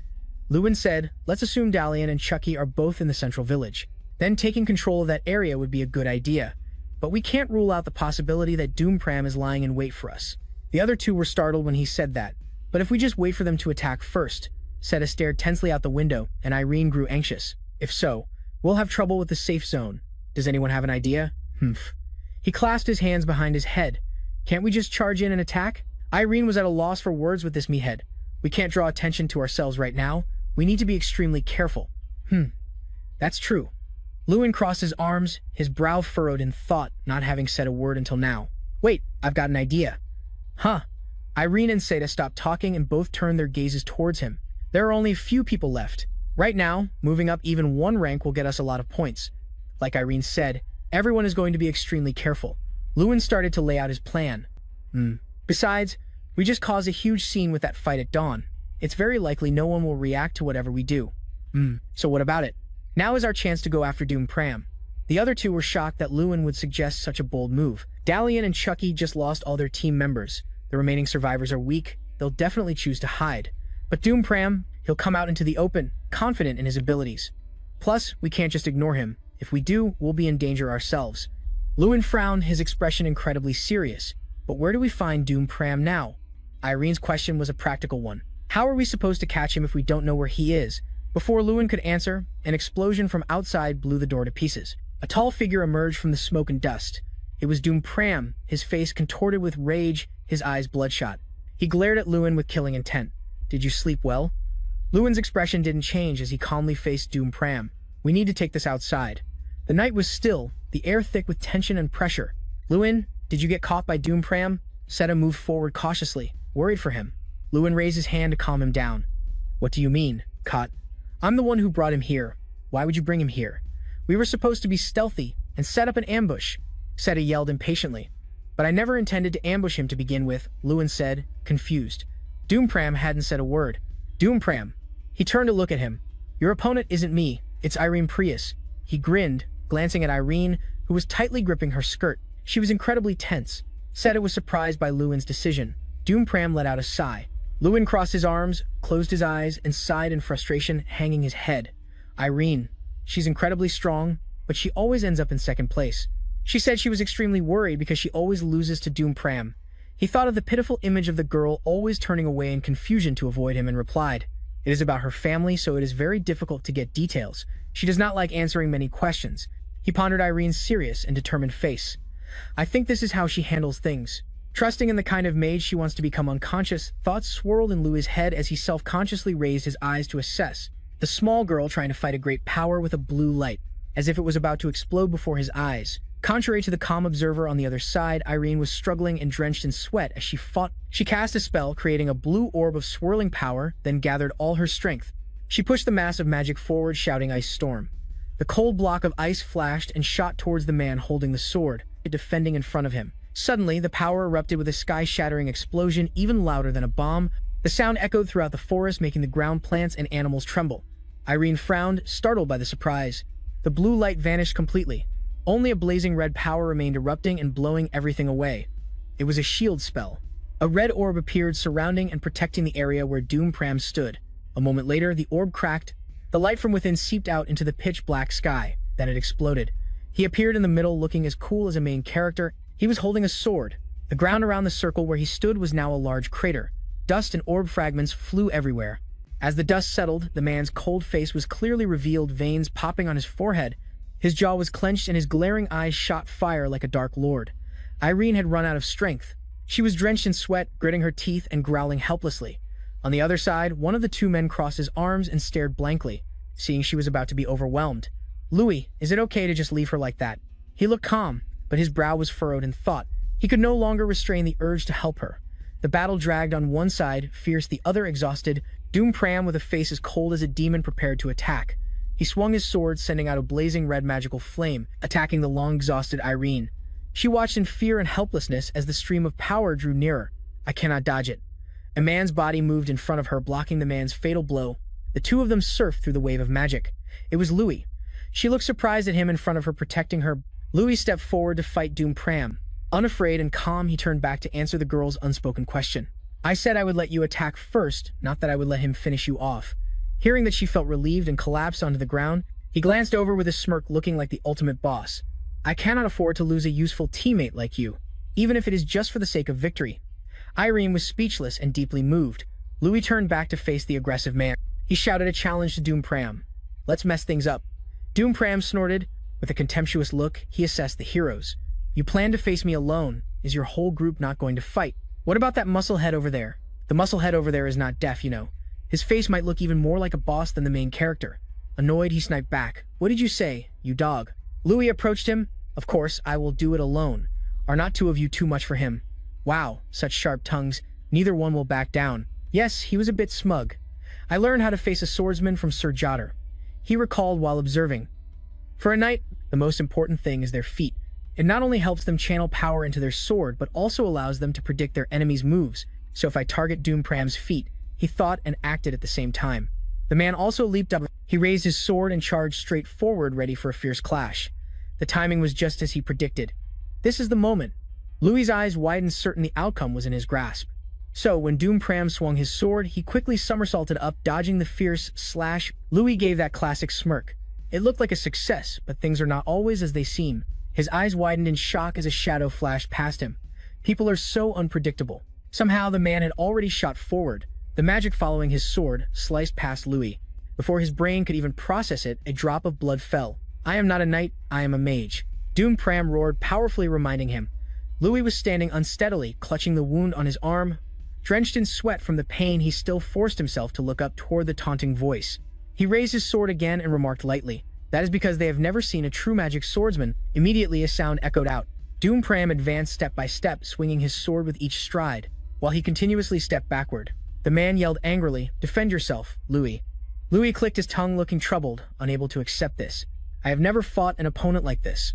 He racked his brain. Up until now, when facing mages, my method has always been to use time refraction to get close, then create an opportunity to exploit their weakness. Thinking about the man he was facing, he noted, but Doom Pram has overcome this weakness by using a sword. Louis stopped with nowhere left to retreat. Doom Pram had stopped, but Louis stared wide-eyed at the cut through the fabric on his thigh. Blood was oozing from it. The surrounding area was bruised and the blood itself had darkened. Without waiting for him to ask, he quickly explained. This is called radiation impact. As he advanced, this wound will continue to absorb your movements and you will become completely trapped, just like Irene. Doom Pram's expression changed in an instant. He growled menacingly. All right, let's end this. He slammed the tip of his sword into the ground. It emitted a swirling light, no longer blazing red. The power had now transformed into a dark purple. The dazzling power surrounded Doom Pram. Boom! A pair of wings, the color of the purple night sky, flashed open. Feathers from them fluttered around him, blending into the night. The two spectators on the sidelines saw the situation change. Feeling something was wrong, they worried for Louis. Louis's eyes widened. The situation was hanging by a thread. It is level 5 magic. Doom Pram summoned Shouting Archdemon. The magic erupted, emitting a beautiful jade-green light. But looking at those dark black wings and each of their feathers, it was clear they were not beautiful or bright at all. Whoosh! A swirling wind blew from him, sweeping away everything around. It was terrifying. It could even blow people away. The two spectators were hit. One was knocked over. The other clung to a nearby rock to avoid being swept away. Both screamed in fear, "Oh my God." But Doom Pram stood in the middle of the rocky battlefield. The entire path was shattered to pieces by the power from his palm. And where was Louis? He was hiding behind a boulder to escape this monstrous power. That man is unbelievable. Truly worthy of being the annual champion. He is just too strong. He struggled to grit his teeth and tear a strip of cloth from his sleeve, then wrapped it around the wound on his thigh. As he did so, he was startled by a flash of light and looked at his other hand. The 2 rings on his middle finger were emitting light. Over where Doom Pram stood, there was nothing but dust and rubble all around. Nothing remained intact, even the plants were destroyed. He sighed as if deeply saddened. "Louis, I had high expectations for you, but it seems I am disappointed." He peeked his head out from behind the large rock like a little mouse. "Yes, I admit it." After speaking, he stepped out to face the large imposing figure of Doom Pram. "You are truly strong. For a moment, I thought you were an impenetrable wall." Doom Pram glanced over and said venomously, "So you have given up? Haha, not that easily." Lua's expression immediately changed. His sharp eyes seemed to pierce right through him. These eyes were like a blade containing power. Yes, a power built from the trust of those who believed in him. He thought of them, then declared clearly to Doom Pram, "There are still many people who believe in me, are there not? That is what motivates me to break down this wall." With that, he held out the hand wearing the ring with the red diamond. He held it straight in front of him, glowing. Doom Pram did not understand this action and raised an eyebrow with a smirk. "Humph, you are crazy." Then he lifted his sword from the ground again. "Let me teach you a lesson, and see if you still have so much to say." Without waiting, Louis shouted Berserker Pixie, calling upon a swirling source of power. His hair seemed to reflect his furious mood about to explode. Doom Pram, watch your mouth. The official clash continues. Their auras were evenly matched. Doom Pram leaped high and swung down. "If you can't dodge this, you're dead." Louis was also ready, swinging his hand with the red ring. Two powers clashed, a sword against a ring. The situation was tense. Neither let their guard down for a moment. The huge sword was pressing down on the ring as if it could cleave it in two. The ring activated, resisting physical damage. Then, the ring flared brightly, shattering the sword. Countless fragments from the sword flew into Doom Pram. Blood splattered everywhere. Louis leaned and dashed past him, much to his astonishment. Doom Pram looked at his wounds, his voice trembling. How could this? Louis seized the opportunity and kicked the back of his knee. Doom Pram collapsed, his body losing balance. He fell to the ground with a thud, and then a foot stepped on his chest. Louis slowly spoke. "Doom Pram, listen here." Looking down at him, he said, "You are not on my level. The only thing you have is your arrogance, thinking you're superior to everyone else. Get it?" Louis slowly raised his arm, his fist clenched tight. Doom Pram's pupils shrank in fear, his body frozen. Louis' punches rained down like thunderbolts. The hem of his robe fluttered with his movements. The three of them watched as a light flashed from Doom Pram's body. Seda clutched his chest, panting heavily. "That scared me. If you had lost, I would have been next." Louis chuckled. "It was just luck. I almost lost." Suddenly, his gaze fell on Irene, who looked sad nearby. Her eyelids were drooping slightly. She didn't seem to be in a good mood. Louis approached her and said, "I'm sorry for interfering with your match, Irene." Then, Irene shook off her sadness and smiled back. "Why are you apologizing? I'm the one who should be sorry." She bowed her head. Her voice was full of self-blame. "I put the entire team in danger because of my selfishness. I'm truly sorry, everyone." Louis hesitated. "But because of me, you couldn't complete your goal in this competition." Irene turned away, feigning indifference. "Don't worry about it. That goal is gone now." Louis still found it hard to understand. Irene chuckled softly. "My goal isn't to defeat Doom Pram anymore." As she said that, she pointed at him. "My goal now is you, Louis." Louis frowned and then smiled back. "This goal won't be an easy one." Irene gave a mischievous smile. "I know that very well. You'd better be ready. One day, I will definitely surpass you." The situation became increasingly tense. There were a total of 5 people remaining, including us. Darian, McKenna, and Chucky were fighting back fiercely. Seda and Irene were also putting up a tough fight, but they were no match for our team. Suddenly, a loud noise and a flash of light erupted from the forest. Thick smoke and dust mixed with a blue light. Darian, McKenna, and Chucky lay motionless on the ground. The blue light enveloped them. Darian and McKenna lay there motionless. Seeing them slowly disappear, Seda exclaimed. Louis said, "So it's just the 3 of us left." Irene beamed. "That's right." Seda couldn't hide his happiness. "I never thought I'd make it this far." He suddenly suggested, "Want to have the final match?" Irene's voice cut in, "Wait, Louis." Irene said, "I'd like to withdraw. I'm not in good condition right now. Sorry, I'll do better next time." Louis readily agreed. "All right, we'll have a rematch some other time." He thought to himself, Irene must be exhausted. Seda winked and smiled. "Well, I guess it's my turn, Louis. Even though you're the leader, I won't go easy on you. You haven't seen my real skills, have you?" Louis got into a fighting stance. "Then bring it on." Seda yelled in a panic, "Wait, hold on." He shot up into the air. Seda's voice echoed. I said, "Wait a minute." Elsewhere, excited voices were shouting, "Congratulations. Our academy's representative took first place." Everyone at the table raised their glasses. "Congratulations, Louis. Louis is number 1. Suddenly, a voice made him look over. "When they said you weren't in the dorms, I knew you'd be here." The 2 people at the door were Seda and Irene. "Hey," Irene spoke first. "We've fought side by side for so long. How could I miss the chance to congratulate you?" As for Sir Seda here, he insisted on coming. Louis listened to Seda's explanation. "What's this about? I thought we were done with that after the competition." "What's with the sir?" she smirked. "Can't help it. That's just who I am." Louis smiled faintly. "Everyone's still the same. After the survival battle, I became the sole winner. Although Doom Pram had a lot of kill points, his rank dropped due to low survival points. Darius and Irene, despite being top contenders, were still ranked below me. if I can keep this up. Louis imagined holding the championship trophy, hailed by everyone. Victory would no longer be a distant dream. Jasper's eyes turned into hearts. He exclaimed joyfully, I never thought I'd get to sit at the same table as Irene. Brio said, I can die happy now. Irene just waved her hand in dismissal. Everyone happily raised their glasses and cheered. Now, let's raise a glass to the goddess Irene. But with everyone's enthusiasm, she could only cover her mouth and laugh. Seeing this, Louis smiled unconsciously. The bar was filled with cheerful laughter and chatter.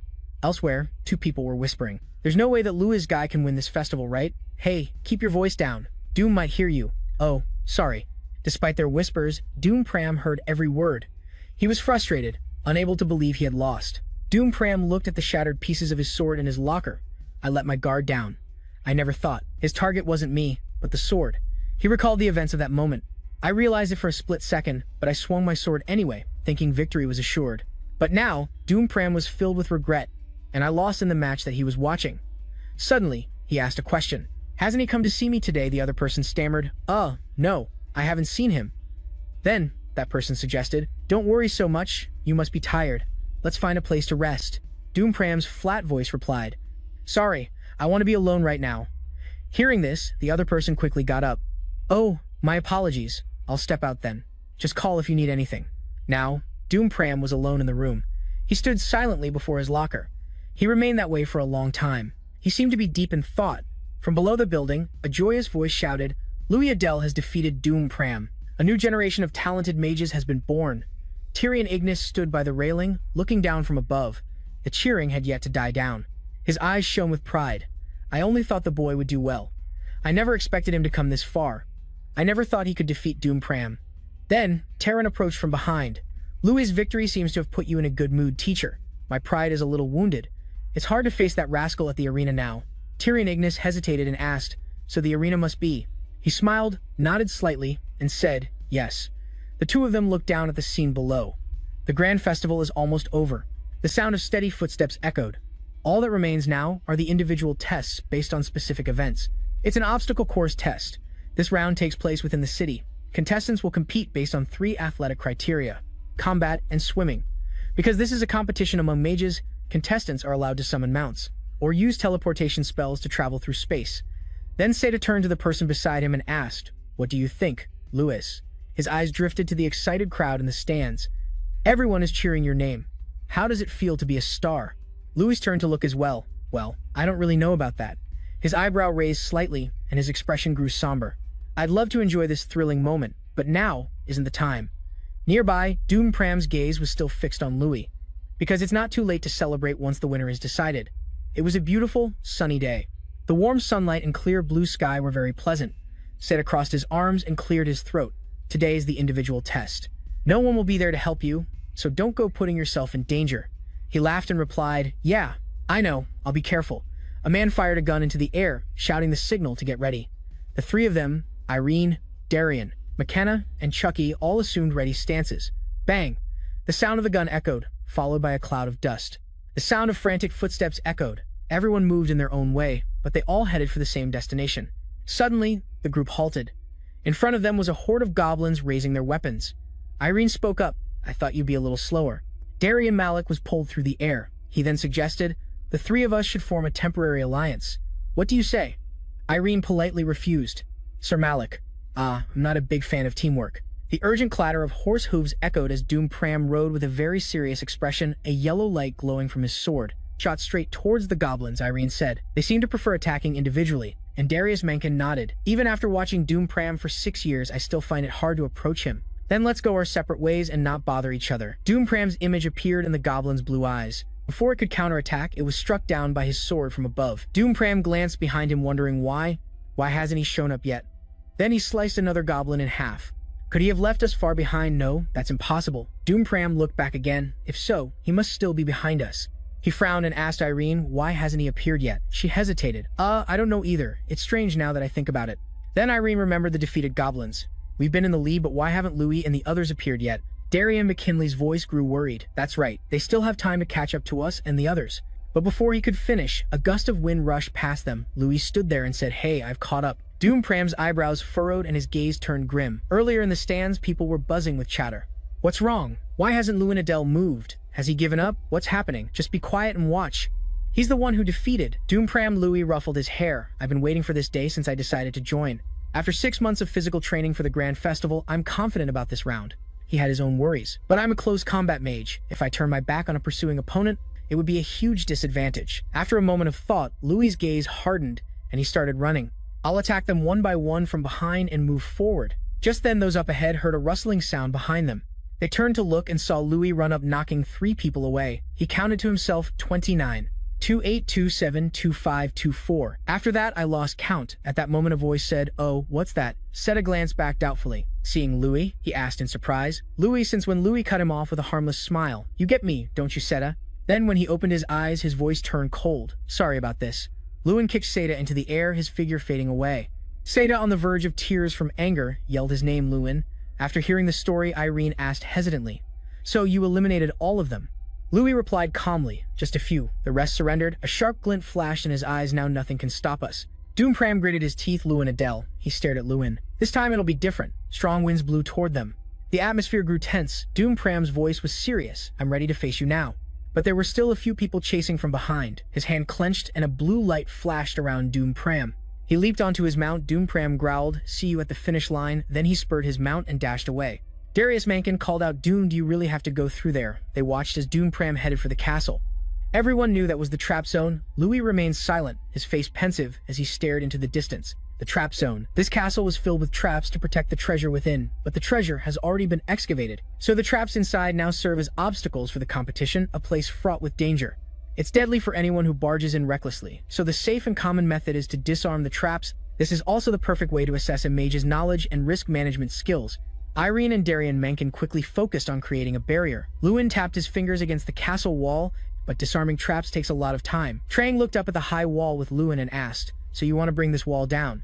Draco would probably do that. It hesitated. True, but breaking through a wall this thick is still impossible. Louis said, "I know." Trang, even more confused, asked, "Then how will you do it?" He turned and answered, "This is the ruin of an abandoned castle."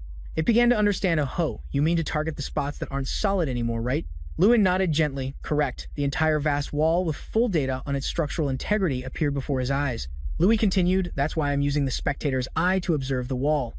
His eyes scanned downwards and suddenly stopped on a red patch. With the info old and corroded, Louis whispered, "Found it." His entire body lunged forward, Trang clinging tightly to his shoulder, punch after punch.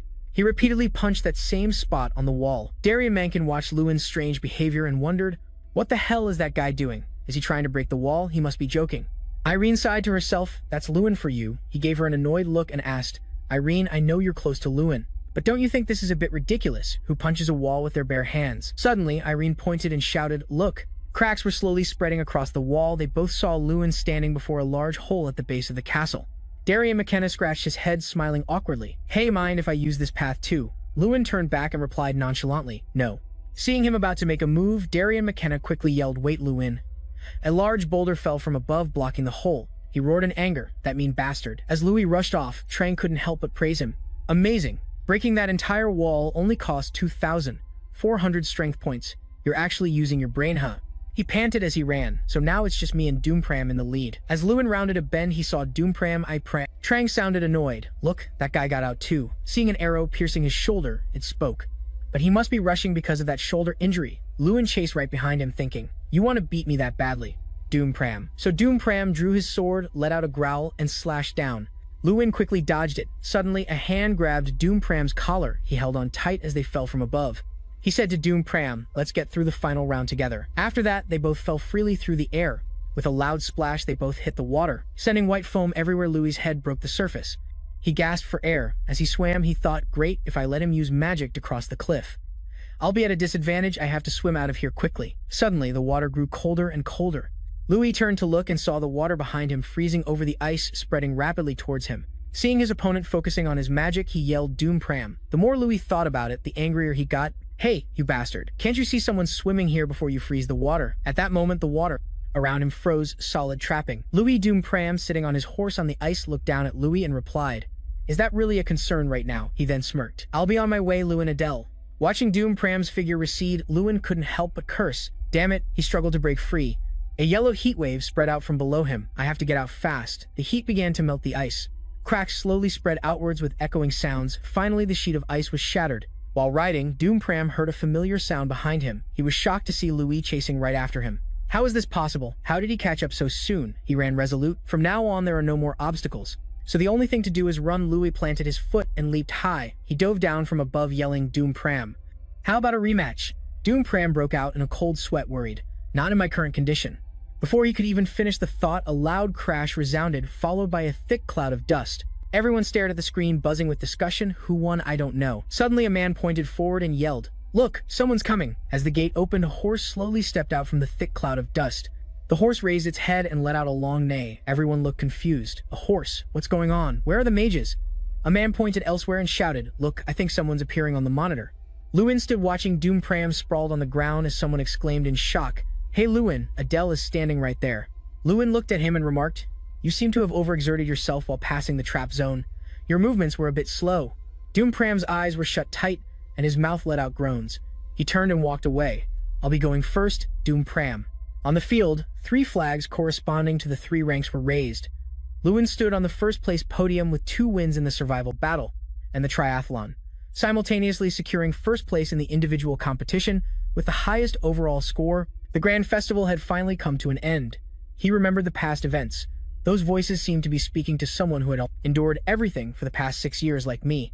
Someone trapped in a dungeon of solitude. Lewin's back gave off a sense of a lonely self.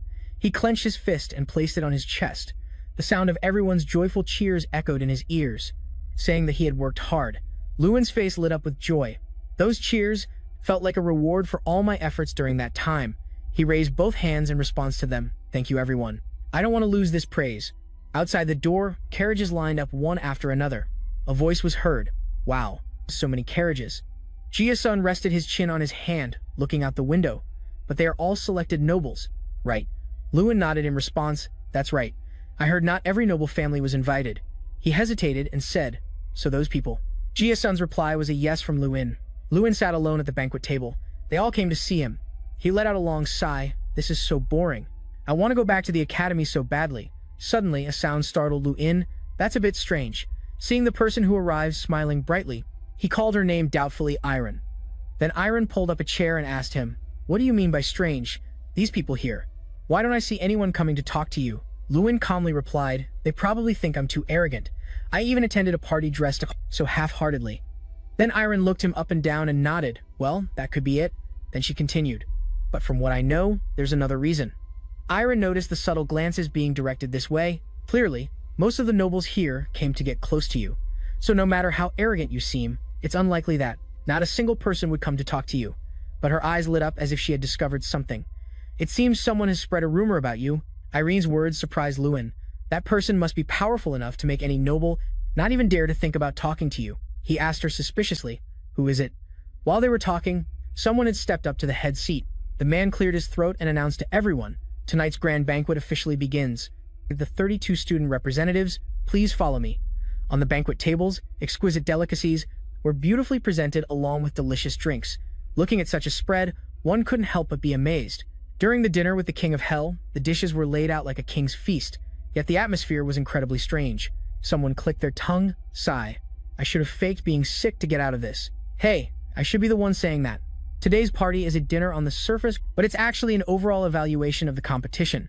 For the students who performed poorly, it's like a death row inmate's last meal. At that moment, Lewin looked towards 2 empty chairs nearby. He felt confused.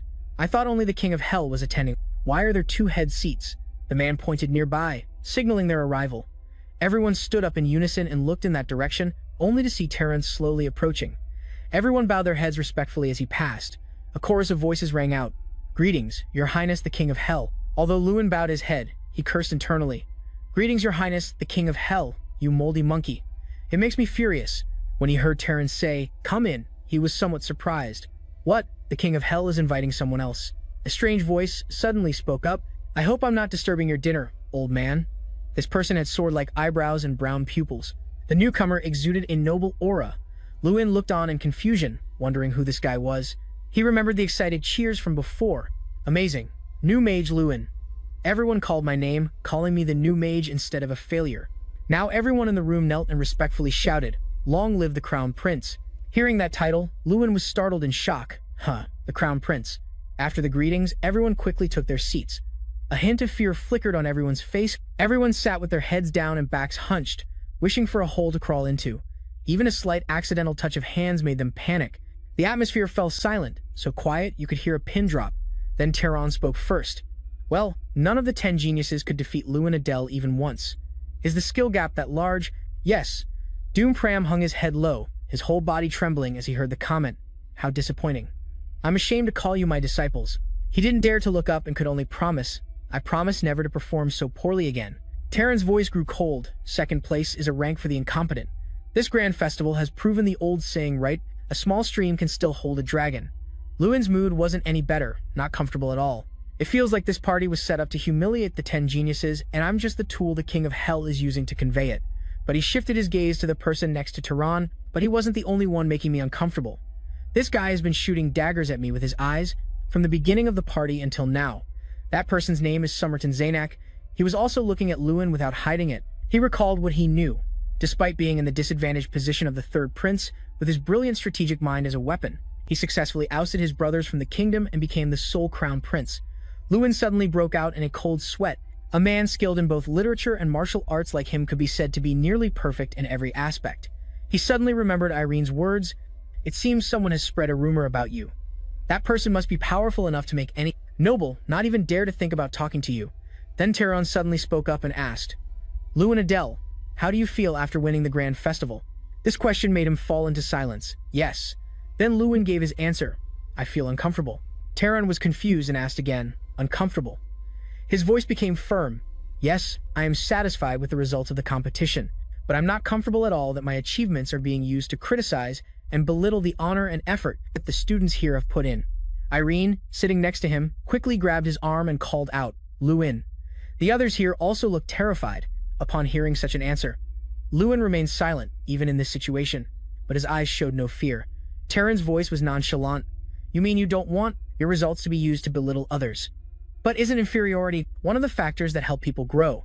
You understand that well, don't you? Lewin frankly expressed his view.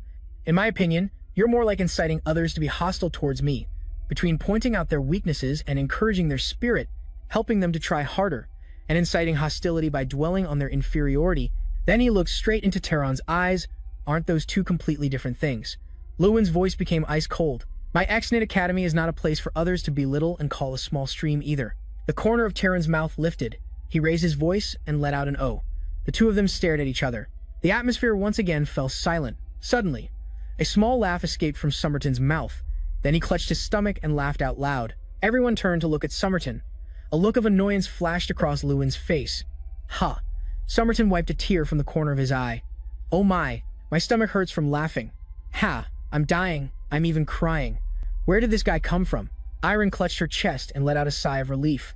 Thank heavens. She said to him angrily, Lewin, you're not planning to pull another stunt, are you? Lewin gave a forced smile and replied, no. But he added in his mind, maybe.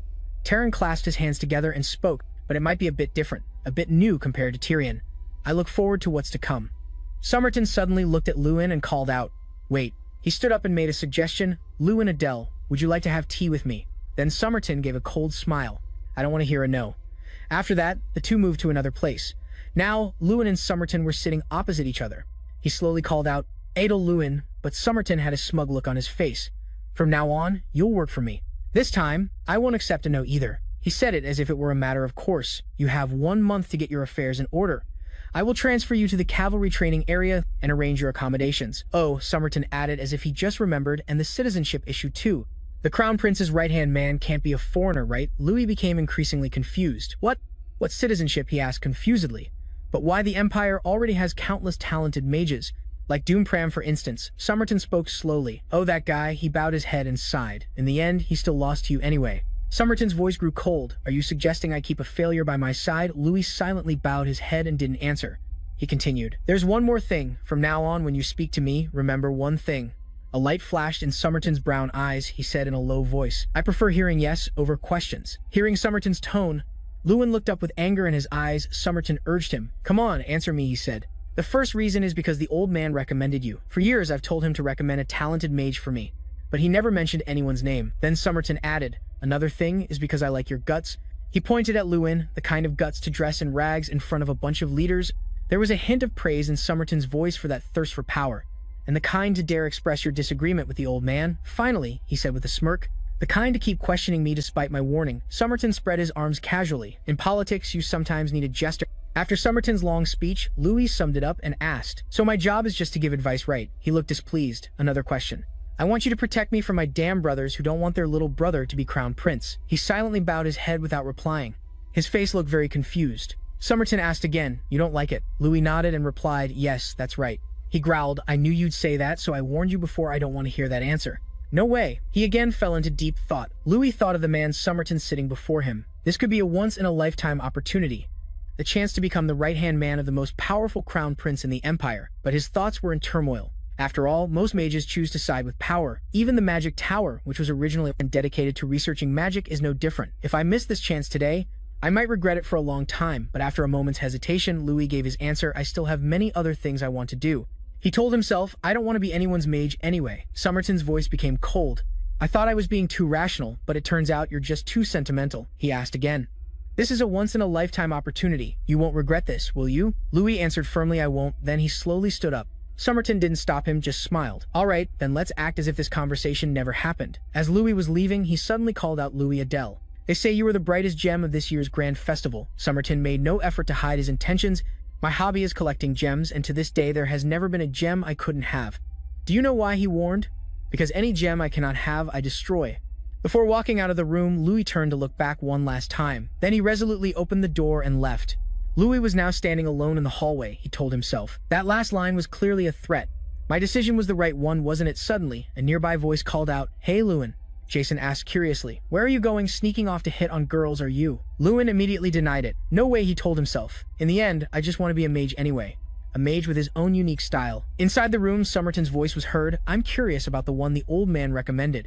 He seems very special, Tehran continued. It seems things won't be resolved in the easy way, will they? He nodded and replied, That's right, I threatened him a bit, but it seemed to have no effect. He asked again, So are you going to give up? Somerton laughed out loud. Not at all. He raised his wine glass. Light flashed from the ring on Somerton's hand, you understand, especially when it's related to my collecting hobby. He smirked cunningly. In the end, Louis Adele will be mine because I've decided it. Meanwhile, in another place, Louis was forcing a smile to fend off the questions from the other two. A beautiful sunset afternoon. Damn, Louis was relentlessly practicing his punches and kicks. An aura enveloped him, giving off a Lou Ruin vibe. Oh wait, no. A white moonlight is more accurate. The system appeared and said, punches 5,000 out of 5,000, kicks 5,000 out of 5,000. Roundhouse kicks 5,000 out of 5,000, 15 kilometers long distance run. 1 out of 1 combat training, 1 out of 1. After reading the system's display, Louis panted heavily. All right, all done for today. Louis collapsed on the ground with a sigh. Trang appeared beside him. Oh, I feel your body is getting much better. Hearing that, he turned to look at the tiny bear, about the size of a hand. I don't want to hear that from a man, it immediately retorted upon hearing him. What are you talking about? I'm a girl. Louis shot up, unable to believe his ears. What? How can you be a girl? It immediately replied. Why? Because I was born that way. He still couldn't believe it and asked loudly. A demigod has a gender. Trang angrily put her hands on her hips and yelled in Louis's face, who said, We don't. You just never asked, but we've bathed together. He recalled the times they had bathed together. Trang snorted coldly. There was nothing to see anyway. Ahem. That one word basically admitted everything. Lewin's face darkened. He enunciated every word to her. So you mean you've seen everything being asked? That she trembled uncontrollably. She quickly turned away to hide her embarrassment, even though she knew she couldn't. But in contrast to Trang's awkwardness, he just gave a light chuckle. He slowly stood up, deciding not to tease her anymore. That's enough. I'm leaving first, okay? Hearing that, she turned back to look at him with a dazed expression. She ran after him, shouting, Hey, let's go together, but he was already far ahead. He ignored her pursuit, but still called out to her, then stopped joking. She stammered, trying to explain that she was telling the truth. No, I'm not joking, it's true. But he still didn't believe her and laughed teasingly. You think I believe you? Hearing that, she could only fall silent. What else was there to say? Cut to a scene at a train station, blue sky, white clouds, golden sun. The weather was perfect. But a terrible voice shattered that peaceful atmosphere. Jackson was hugging Louis with 2 streams of tears flowing like a waterfall. I'm going now, Louis. Please take care of yourself. You hear me? He lectured him like a mother seeing her son off, a blushing and helpless. Louis patted his friend. I'm not dying, you know. Their friends watching this scene laughed their heads off. The train whistle blared. Jason and the others were already on the train. Lewin stood watching the train pull away. The stray cat's voice spoke up. All right then. We should get going too. He turned back to look at him. After my friends have left, I will head to Leviathan to complete my schedule. As the Grand Tournament's champion, he and the stray cat sat next to each other on another train, but they were both silent, not saying a word. He remembered their first meeting. Just call me Stray Cat the Wizard. The Stray Cat was a guide from Wizard Tower 2. The system popped up again to identify the wizard. Name question mark, question mark, question mark. Age question mark, question mark, question mark. Special notes, question mark, question mark, question mark. Meanwhile, he sat quietly reading a paper that he was holding. The system couldn't find any information. All it showed were 3 huge question marks. He was a bit shocked. The player's eye couldn't even identify their name, indicating they were highly skilled. Lewin thought to himself, that means he's on par with or even surpasses the professors at the Magic Academy. The only thing I can tell is that he looks to be in his late 20s. He turned to look cautiously at the stray cat. His eyebrows were practically making out. Just then the man finally spoke. Now, I will briefly explain your schedule. First, you will go to the royal palace to receive congratulations, and then he guided him step by step. He sat listening quietly, his face showing a bit of worry. He interrupted him. Excuse me, but can you just speak normally? The suggestion seemed to surprise him a little. He continued, I'm only 16. He replied, it's more comfortable for me. His expression didn't change at all, remaining completely stoic. He went back to what he was doing. Let's review the schedule again. He could only smile awkwardly, thinking to himself. He's very thorough and businesslike. I guess I learned something new. He then announced the next item on the schedule. You must go to the magic tower to be chosen by an item. Hearing this, he looked completely baffled. Chosen, the stray cat explained. Correct? You could also end up with nothing, as the artifacts themselves do the choosing. A worried look appeared on his face.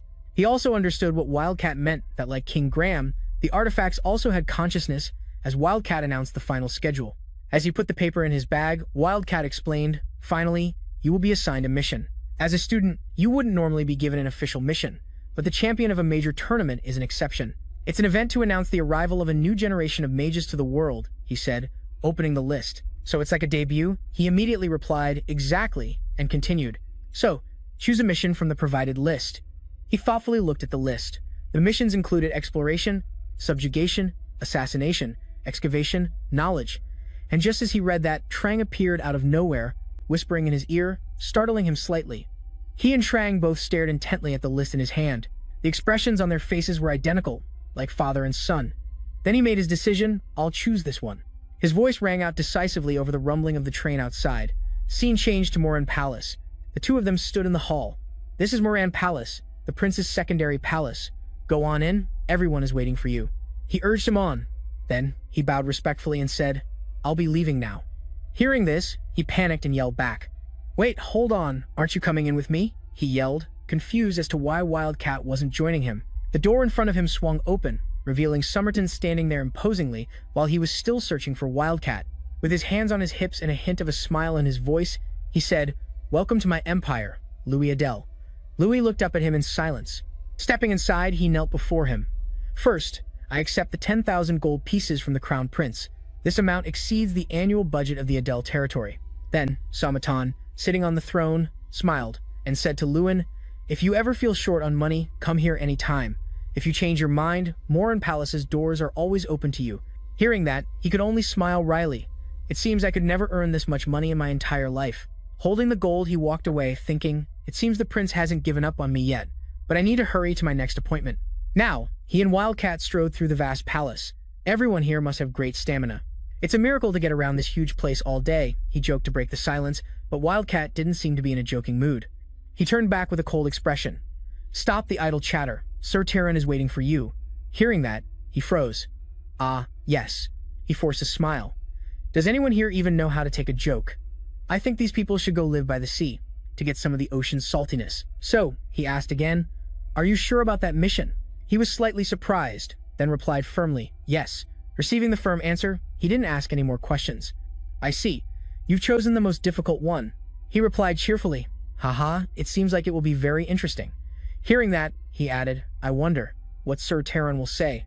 Their conversation ended as the door to the room opened. A gloomy, chilling atmosphere filled the air. Lewin stepped inside. Terran was already seated, waiting in the room. He called out, come in quickly.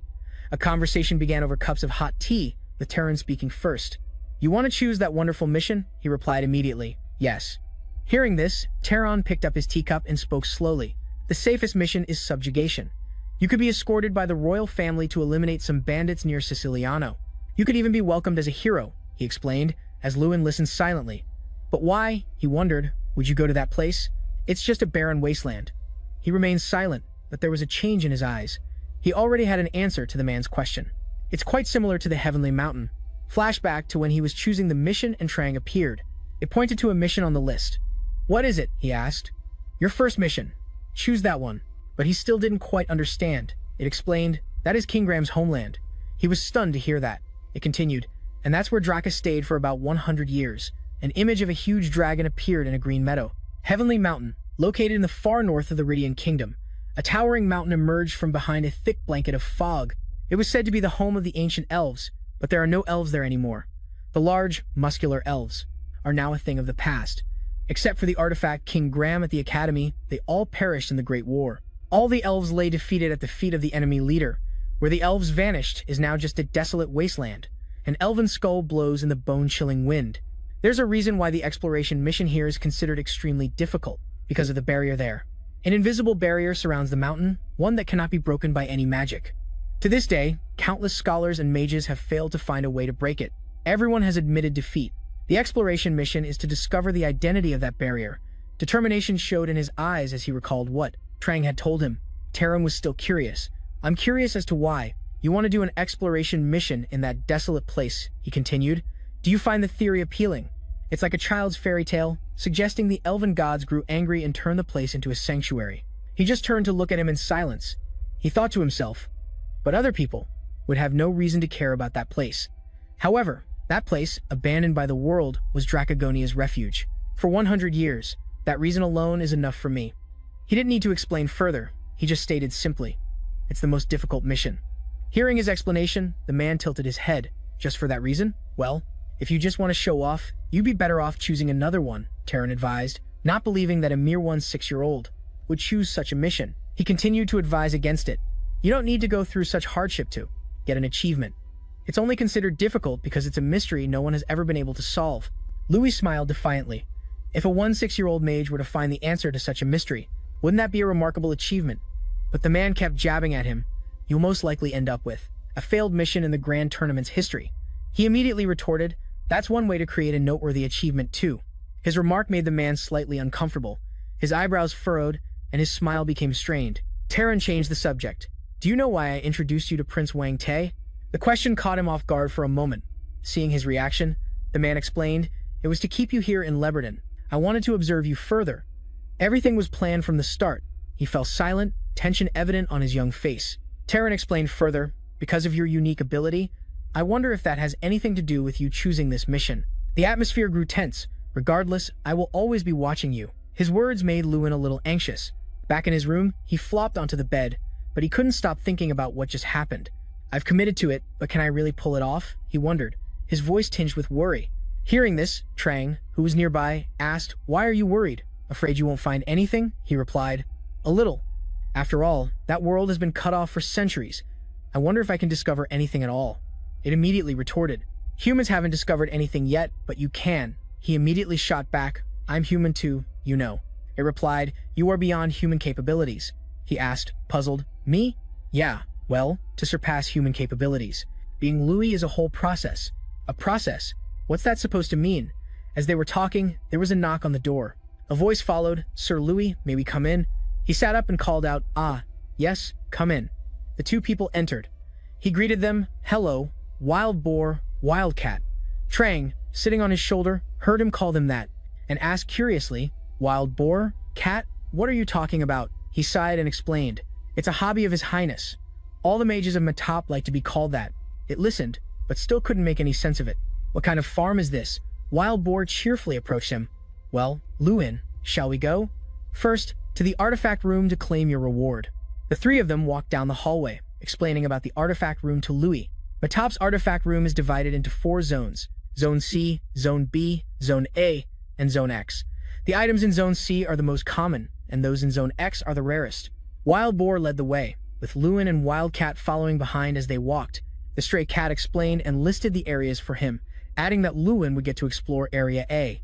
He curiously asked, "You did not mention going to Area X." When he asked that, the man turned away, his face suddenly serious. "That area is not open to anyone unless something special happens. Even for His Highness, it is a problem." His eyes were probing as he thought to himself, "Something special." Following the guide, I began my exploration from Area C. The three of them entered the room of Area C. He picked up a sword larger than a boar spear and asked the other two, "Is this a dark sword?" The wild boar replied, "Yes, that is right. We only collect items that are well preserved after battles with monsters and demons." He looked at the sword, thinking it was quite impressive. This seems to be the radiant sword used by Doom Bram. The blade was so shiny it could reflect his plain face. "This truly is Matop's vault of artifacts," he exclaimed. "Even Area C is better than the treasuries of many nobles." Suddenly, he noticed a book on the floor, The Special Transformation of Tin Brown. "I heard they stopped writing it. But why is the book still here?" Seeing his curiosity, the wild boar asked cheerfully, "You seem to know about it. That is a book over 100 years old." He laughed and replied, "Ha ha, there was a time when all I could do was read books. Behind it was 7th class magic crews exploring unknown lands, searching for ancient creatures." He read the titles of the books on the shelf. Can people read these books freely? While in the magic tower, he picked up a book, opened it, and turned to ask. The stray cat explained, "Occasionally, the tower master gives members a chance to read the books, but they cannot own them. Area B is a treasure trove of knowledge, from forgotten magic books to rare ancient texts, and even legendary manuscripts." Ignoring the allure of Area B, I proceeded to Area A, but no artifact in Area A responded to me. This made him a little anxious, and he turned back to ask the other two, "Has anyone else not been chosen by the artifacts before?" The wild boar scratched his head and replied with a forced smile, "There have been, but very few for a mage capable of reaching Area A. Even being acknowledged by 1 or 2 artifacts demonstrates significant skill," he explained. His mood immediately sank. Being ignored by all the areas was so disappointing. He was very sad, but could only force a smile. Seeing this, Trang crossed its arms and smiled like a boss, lifting his spirits. "There is nothing to be disappointed about. They are all just trash." He was utterly shocked. "What did you say?" It began to explain. "Of course, to humans, they are all rare items. But the truly rare stuff is over there." It pointed towards the door. It radiated a murderous aura as if from the depths of hell. He asked, "In Area X?" Just looking at the door to Area X was terrifying. There was also a dragon's head in the center, its mouth open, as if to devour anyone who approached. Trang stared intently at that room. "I think there is something in there made by a dragon. It even smells of unclean dragon scales." Hearing this, he just sighed. He did not really care. No matter how valuable the item inside is, I cannot get it out of there. Lacking faith in his own abilities, he bent down again. Let us just focus on finding an artifact. But before he could find anything, a blue light appeared. Catching his attention, Trang smirked, knowing what was about to happen. The blue light also startled the other two, and the wild boar even started to stutter. "That light, it is from the door to Area X. If they could not stand firm, all 3 of them could be blown against the wall, like a framed picture." The wild boar shouted loudly, It is happening. Something special is happening. It has been 56 years. That door is slowly opening. The scene shifts to Terran's room. He was frowning deeply. He asked, "Is Kun Khan's fang reacting?" The stray cat respectfully replied, "Yes." Terran was lost in thought. Is this a sign that he is the next successor? The 3 exceptional artifacts kept in Area X, Angan's scepter, Mossie's scale, and Kun Khan's fang. These artifacts have one thing in common: they allow their owners to stand at the pinnacle. Angan's scepter was used by the mage Angan, the first human, an infinite artifact that amplifies the power of destruction and symbolizes the Mage King. 56 years ago, Terran was chosen by Angan's scepter. Anyone chosen by it is raised to the pinnacle of the magic tower. The invulnerable armor that resists all magical attacks, Mossie's scale. This armor chooses an owner only once a century. Those who are chosen become legendary knights. However, Kun Khan's fang, the first leader of the ogres, is a mysterious artifact. It has not chosen an owner in 100 years. Terran mused. Kun Khan's fang has chosen Edel. Does that mean he is truly destined for the throne? He wondered. He asked the stray cat again to confirm the report. Luin Adel was able to lift Kun Khan's fang. He confirmed it to Terran. Yes, he lifted it with ease. However, Terran was once again lost in thought. Kun Khan's fang was an artifact that the generals could barely bring into the tower. He recalled the image of 6 men carrying a single fang, the heavy strain visible on all their faces. It was not something just anyone could lift so easily. It possesses a strength similar to an ogre's. At that thought, he seemed to realize something. A strength reminiscent of an ogre. The specially chosen mission was to search in the heavenly mountains for Kun Khan's fang, the first leader of the ogres.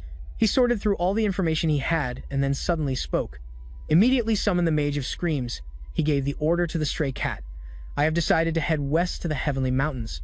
The stray cat instructed Louis. "The mission's duration is 1 month. Make sure you are on time." After finishing his instructions, he handed him items for the journey. "And here is your fee. ID card and train ticket." He took the items and thanked him. The stray cat stood silently, watching him pack his bag as if he wanted to say something. After packing, he looked up and saw the man staring at him, so he asked, "Is there anything else you want to say?" Hearing this, the man replied, "Yes and no." What a frustrating answer. Hearing this, he asked, puzzled, "What do you mean?" He replied, "As a mage of the magic tower, I am not allowed to express personal opinions, but as your senior, I have something to say to you." Louis looked surprised for a moment, not understanding why he would say that. The magic tower is very good to its own mages, but very cold to outsiders. You know where you truly belong, Louis. He was implying something he was sure Louis would understand. Be careful and question everything. As he said this, his face turned stern, making the atmosphere tense. Seeing this, the boy's expression also grew serious. The ancient city of Tesseran, near the Heavenly Mountains, was built to protect the continent from monster attacks. It was also known as the Shield of the Continent. Thus, Tesseran was always equipped with high walls and formidable military strength, and its soldiers had a valiant spirit, comparable to those in the capital. At least, that is what I read in the books. He stood in a nearly deserted place, talking to Trang, his face showing a bit of concern. "It is unexpectedly desolate," Trang replied. "That is because this is a city whose purpose has disappeared.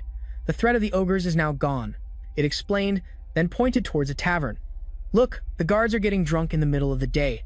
The soldiers were each holding a massive mug of beer, enough to fill them up completely. They just shout all day long." Louis found this a bit unsettling.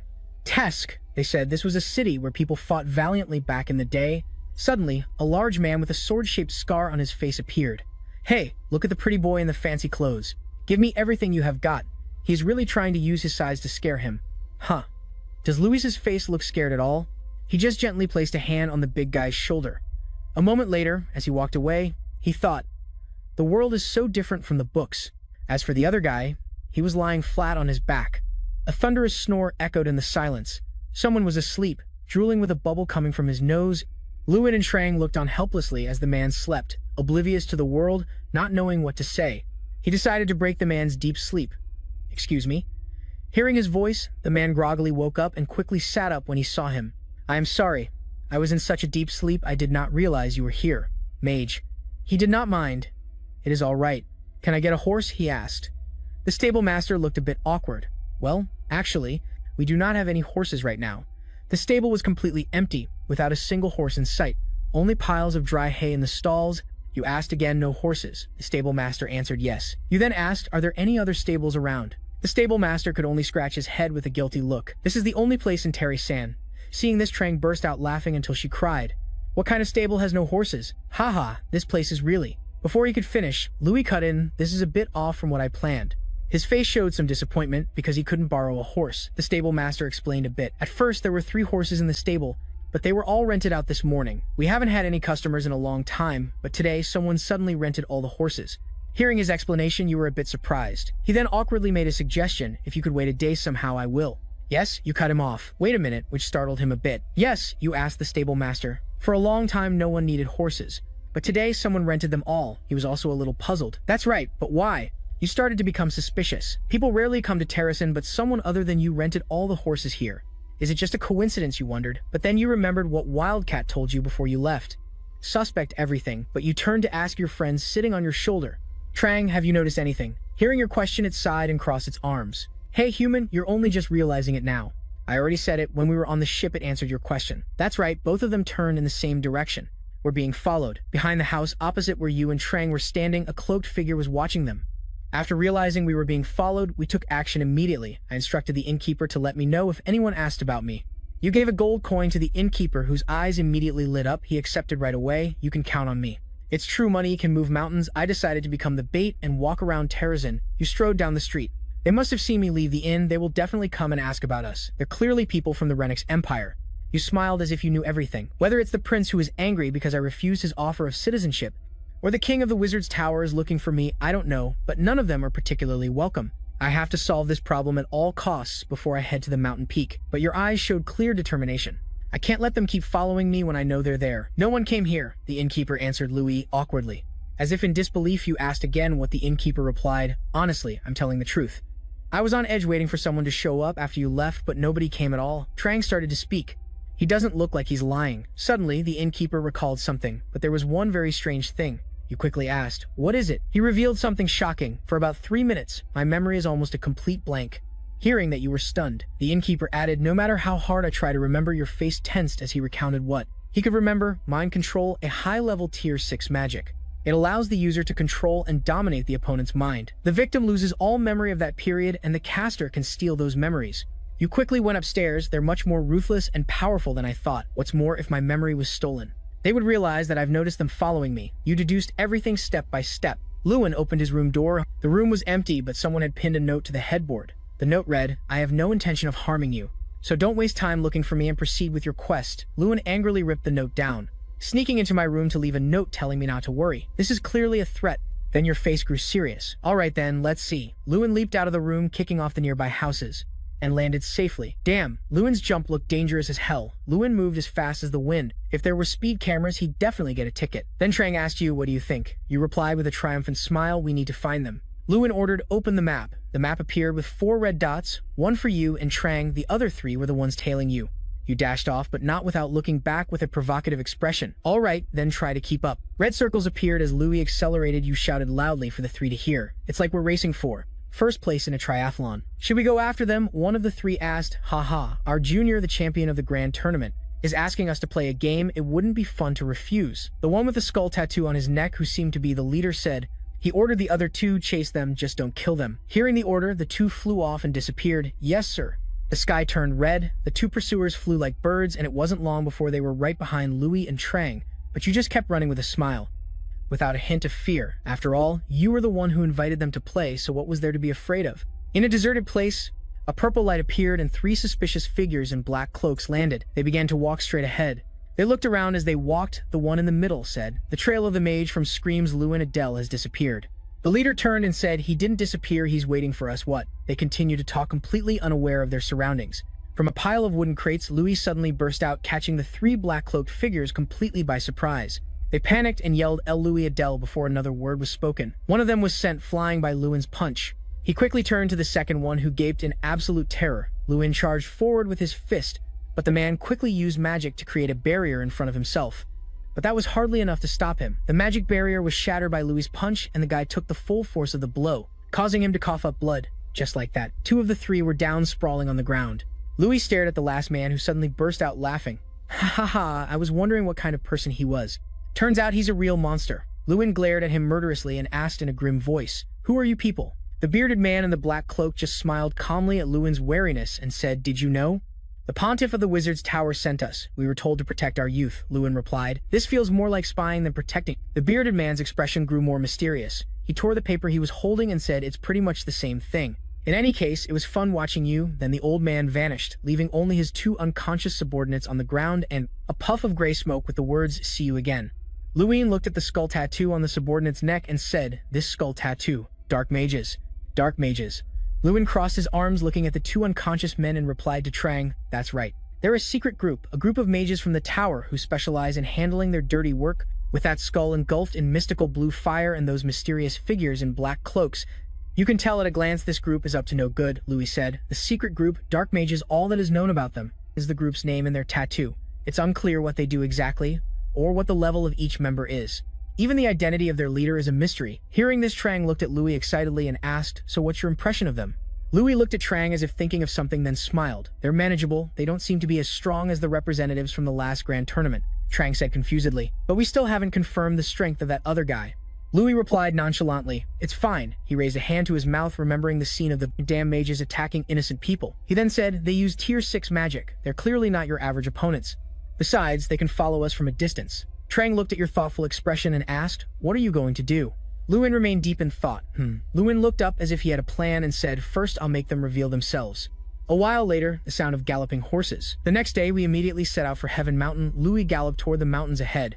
The journey to Heaven Mountain was exhausting. We had to cross arid deserts, but I could feel that we had finally arrived. Louis placed a hand on his chest. He dismounted his horse, his expression anxious as he kept his hand over his heart. His chest was vibrating, light shone on his sweaty face. He gave a faint smile, looked straight ahead and said, so this is Heaven Mountain, that's right, there's no mistake. The mountain was shrouded in a dark, gloomy aura.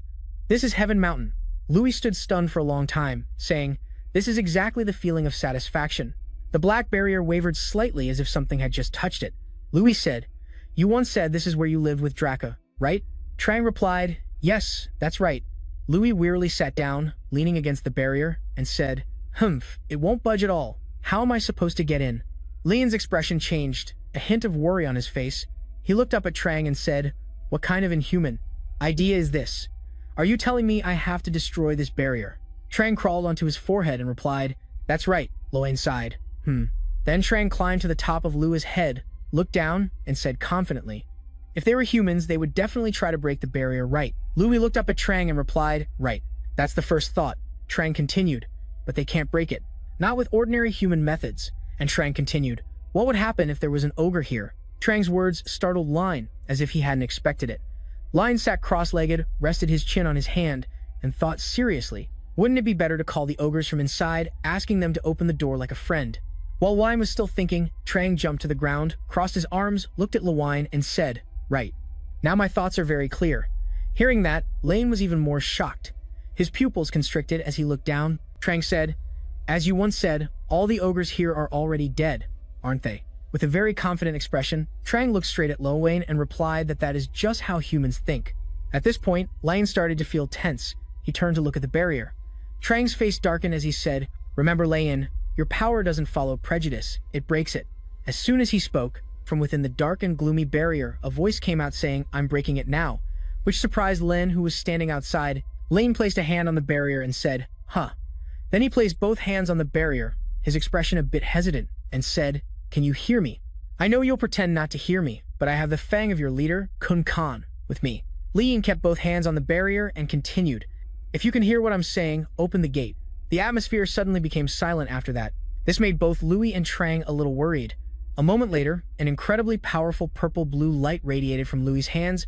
A large explosion created a shockwave between Lian and the barrier, putting him in a difficult position, but with his resilient will, Lian held his ground. He tried to withstand the force in front of him. Lane's pupils suddenly constricted as if he saw something horrible approaching. The black barrier then gradually disappeared. Louis exclaimed, "It opened." At that moment, the mysterious old man in a black cloak appeared from nowhere, running forward in a panic, saying, "How could a rookie like him do what no one has ever done before?" But unfortunately for him, when he arrived, the barrier reappeared, blocking him from entering. Helpless, he could only stand outside, continuously pounding on the barrier and screaming, "What's going on?" It closed again. What is happening? Before he could even process what was happening, a fist, and everyone knew whose it was, came flying. Louis lunged forward and punched the old man straight in the face. It sent him reeling backward. Louis, his face burning with anger, shouted, "Now's my chance. You can't escape like last time." Not giving the old man a chance to counterattack, Lane launched his next attack. Using his earthquake skill, he punched the ground, creating a tremor that shattered the earth beneath them. The old man had already taken 2 consecutive hits, making him cry out in pain. But it wasn't over yet. Louis shouted, "Vines!" summoning long vines that shot forward to capture his prey. The target was that sorcerer. He was instantly bound tightly by Line's vines. He lay sprawled on the ground before Lane, unable to speak or even move a limb, so the old man could only let out helpless grunts. Lone said, "Did you think you could get close to me this time?" Louis calmly looked at the bound man before him and said, "What level are you? Let's end this game early." Oh my god! Out of nowhere, a huge figure appeared. A green giant holding a wooden club swung it and charged straight down to where Louis was standing, leaving him stunned and bewildered. A horrifying scene suddenly appeared. In an instant, bright red liquid was streaming down the green giant's wooden club. It was obvious what that liquid was. Lian was utterly shocked by the horrifying scene that had just unfolded. His eyes were wide and his body was frozen stiff. The giant turned to look at Lian in a very barbaric manner, sending a shiver down his spine. His dark, piercing eyes stared at Louis. He said, "Answer me, human. Who are you?" Outwardly, Louis tried to appear calm, but deep down, he was extremely worried. Trang, on his shoulder, leaned in and whispered in his ear, "Louis, remember this. They think like savage beasts. Luckily, I was able to enter the barrier on Heaven Mountain, and as soon as I stepped in, I felt like I had stepped into another world." Louis thought to himself as he followed the green giant deeper inside. Here, he was surrounded by countless other terrifying green giants. They looked at him with curiosity and suspicion. One of them said, "A human? What's a human doing here?" Sniff, sniff. "But he doesn't really smell like a human. He smells just like us." Sniff, sniff. Lime walked on, his expression tense. Trang, beside him, said, "Master, be careful. They don't have the same morals as humans." Louis said tensely, "I know." Louis recalled the earlier image of him meeting that green giant and thought, I'm guessing he hasn't harmed me because of Kun Kan's fang, but I have no idea when they might kill me. He cautiously trailed behind the green giant, observing him. Arriving at a towering mountain, the green giant said, "We're here. This is the summit of Heaven Mountain." They stopped beside another green giant. Louis looked at the club-wielding giant and asked, "The summit, but there's still another peak above this." Thud. A tremor rang out, startling Lane. In front of him was another giant, bigger than the rest, with white hair and a beard. Louis thought, this isn't the summit, but there's an ogre. The white-haired giant looked down at Louis and began to speak. "I am the leader, Hak Khan. Human, I heard you possess the relic of Kun Khan." Louis was still in shock, looking at a body 10 times larger than the other ogres. He stared up with his mouth agape, thinking, he's so much bigger than the other ogres. Leader Hak Khan continued, "Human, we welcome you as a guest. I've decided not to tear you to pieces and feed your corpse to the eagles. Who are you?" Lane tried to stay calm and replied, "I thought I already explained this at the gate, but I am the one chosen by Kun Khan's fang." Leader Hak Khan sat down and said, "Lies. That is not an item a human can handle." Lelwayne replied, "But it's the truth." Louis took out an object wrapped in a white cloth. He said, "I can show it to you, can't I?" The other ogre said in alarm, "Oh my god, it's real." Leader Hak Khan looked at Line, very pleased, and said, "An interesting human. I smelled our scent on you, and I also smell the scent of power." Line replied happily, "That's right, I'm quite strong." Leader Hak Khan said, "Then answer me, human, who are you?" Line hesitated slightly and said, "I am Line." He and Trang exchanged a look, as if they were both thinking the same thing. Lane said, "Do you know of Dracogonia? It's the name of a dragon that lives on this Heaven Mountain." Leader Hak Khan's jaw dropped. Surprised by what he had just heard, Leader Hak Khan hurriedly looked down at Lowin and asked, "How do you know that name?" Elwine put his hands on his hips, smiled, and replied, "I heard it from Kingram." Hearing the name Kingram, Leader Hak Khan was even more shocked. He shouted, "Kingram, he's still alive." Louis recalled his first encounter with Kingram and said, "He's living as an artifact in my academy. Or should I say, he's considered one of the professors." Louis looked at Leader Hak Khan and said confidently, "You're curious about who I am, aren't you?" The Green Ogre guide stood by silently, listening. Louis said, "I am a friend of Kingram, the former leader of the summit of Heaven Mountain." Line continued, "I am also the one chosen by Kun Khan's fang, and the inheritor of Draka's world-destroying power." With every word he spoke, Leader Hak Khan became more and more surprised. Elwine declared, "I am Elwine Adel." Facing Leader Hak Khan, he continued, "With all that, do you still plan on crushing me and feeding my corpse to the eagles?" Leader Hak Khan was silent for a long moment, then said, "No. We will joyfully welcome you, human." Louis's expression then froze. He seemed speechless. He was now being led to the middle of a square. In the center was a simple stone table, and around it, the goblins were constantly shouting. Trang, sitting on Louis's shoulder, crossed her arms and said, "The goblins have a rite of passage even when welcoming newcomers. If you want to be welcomed, you must prove your own worth. Draka did the same when he first came here." Then Trang looked at Louis seriously and said, "And the ritual is arm wrestling." In front of him, a large green goblin strode forward, happily flexing his muscles and saying, "I am the son of Meru Khan. Amarat, you're the human we're welcoming?" But Lewin's face was already scrunched up as he thought to himself, "You're telling me this giant is my opponent? I think something is wrong here." In an instant, Lewin and Omarat were in position to arm wrestle. The whole square was now shouting, "Kra! Come on, Omarat! Crush that human!" Lewin leaned on the stone table, looked at Trang, and said, "If I lose this arm wrestle, they won't throw me to the eagles, will they?" Trang replied helplessly, "I'm not so sure."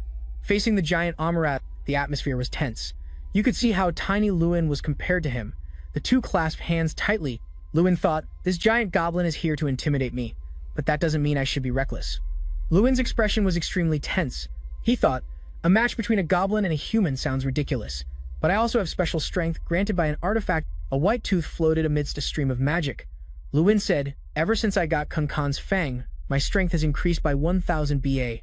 Lewin frowned, looking serious, and thought, now my strength is 3,520. This might be possible. Amarat looked extremely confident. He said, "I don't think you're an ordinary human, but your hand feels different. I am Omarat, son of Umeru Khan. Even though my opponent is a human, I will not go easy on you." Louis didn't back down, smiling and saying loudly, "That's right, try and beat me once and for all." In the middle, the referee started the countdown. Ready. You could see both contestants were extremely serious. "Go!" shouted the goblin referee. Instantly, Louis flexed his arms so hard that his shirt tore. Amarat was a little surprised by his opponent. The match was still deadlocked. Almarat yelled as he strained against Louis. You could see his expression worsen, dripping with sweat, as if he could only hold on for a moment longer. He thought, damn, is this the end? But Lewin mustered all his remaining strength and yelled, this is my last chance, you hairy goblin. But contrary to his expectations, Almarat slammed Lewin's hand down with incredible ease, making a loud thud. Lewin flexed so hard his shirt ripped, but after losing so miserably, he just froze, his face completely bewildered. The goblin referee then stood up, raised both arms, and shouted, Almarat is the winner. Lewin lay exhaustedly on the stone table, sighing, I lost, even though I gave it my all. Louis's hand was trembling. There were cuts and bruises all over it, he said, so now I'm going to be fed to the eagles? Louis looked up at the sky in a daze. Just as he thought his number was up, a voice said, get up, human. A green goblin knelt to face Louis and said with satisfaction, you managed to hold your own, even against Almarat, the warrior, most elite of Heavenly Mountain. That's truly commendable. At that moment, the system's quest window appeared. The goblins of Heavenly Mountain greatly respect strength. It took Draka 17 years to earn the goblins' respect with his power, just as he did. 4. Win over the goblins you want with your strength and make them respect you. Defeat Almarat in arm wrestling 0/1. Reward: Goblins of Heavenly Mountain. Louis looked up in disbelief and stammered, thank you. Yes. Trang looked at Lewin happily and said, well done, Lewin. You've won the goblins' support. Lewin pushed himself up, looked at Trang, and said awkwardly, Trang, you didn't tell me this would happen, did you? Trang just laughed. It's fun, right? Lewin chuckled and glanced at Trang, saying, you just said it took Draka 17 years to beat Almarat, right? I'll do it in 1 month. Looking up, the atmosphere was now very cheerful, with goblins sitting together at tables, eating, drinking, and chatting. As soon as the arm wrestling match ended, a feast was prepared on the small mountaintop. At a table, Louis said happily, this is better than we thought, right? It's hard to believe goblins can cook this well. Trang replied helplessly, I know. The food is so pungent. That smell is just pretty. Louis replied, no, that's not it. He sat down, looked around, and said, but why are the goblins here? Living so secluded in this monastery? Louis' expression darkened. He thought, for some reason, I have a feeling. Looking at the laughing and joking goblins, Lewin felt he would accomplish something more important than the mission itself. This time, Almarat approached from behind and said to Louis, strong human. Louis turned and replied, yes, Almarat. Almarat looked down at Lewin and said, so, what are you thinking of doing with the fang of our first chief? Lewin replied, do with it. What can I do with it? Almarat smiled brightly and said, if you want, I can help you make something. A weapon fit for a human. Lewin was a bit surprised by this sudden offer. He thought, what? In a dark cellar, Louis held the massive tooth in his hand, wondering, what is this? He walked while holding the tooth. Trang said, this is a major source of power, a great symbol of strength. Whoever in the ogre tribe inherits it becomes the strongest. Louis said, no, I mean, what is it used for? Things like armor or a magic staff? Trang said, Angale's scepter and Mossy's scales have very clear uses. One is a wizard's scepter, and the other is a knight's magic armor. An image of Louis in armor holding a scepter and laughing appeared. Trang said, these two can be used as a mace. Take this magic spell. The two chatted lively as they walked down the dark corridor. Trang said, just hold on to it and figure it out later. It only increases your strength for now, Louis replied. All right. As the scene changed, Almarat smiled brightly and said, if you want, I can make it for you. A weapon fit for a human. Louis was a bit surprised by the sudden offer. He thought, I have it, but don't know how to use it. This is an unexpected opportunity. But Almarat pointed a thumb at himself and said confidently, Kun Khan's fang is so heavy and hard that almost no one can work with it. But for the ironsmith Omezushira, it's entirely possible. Lewin was a bit confused, thinking, an ironsmith is just like a human blacksmith. Almarat looked at Lewin and said, do you have any ideas for a special weapon? Human, Lewin. A moment later, he suddenly smiled as if he had just thought of something. Can you make exactly what I need? It's been half a month since I came to Heavenly Mountain, Lewin said, hiding in a bush as if stalking something. Ahead, a green goblin shouted, over there. Human Lewin rushed out from the bush saying, let me handle it. During that time, I helped the ogre tribe with their hunts or assisted them. Next, he started jogging, spending a lot of time training me, things I couldn't do before. Louis, covered in sweat, looked up at the system and said happily, all right. Then he arm wrestled Almarat again, and just like before, Louis lost. However, the mission that took up most of my time was something else. Trang announced loudly, 15 losses in 15 arm wrestling matches against Omazuzan. After losing 15 matches in a row, Lewin sulked and rubbed his arm, saying, I lost again. This is really happening again. Behind him, Amarat just laughed. As Louis stood rubbing his arm, Trang came over to encourage him. Cheer up, master. You've gotten much better. Omarath laughed and said, that's right.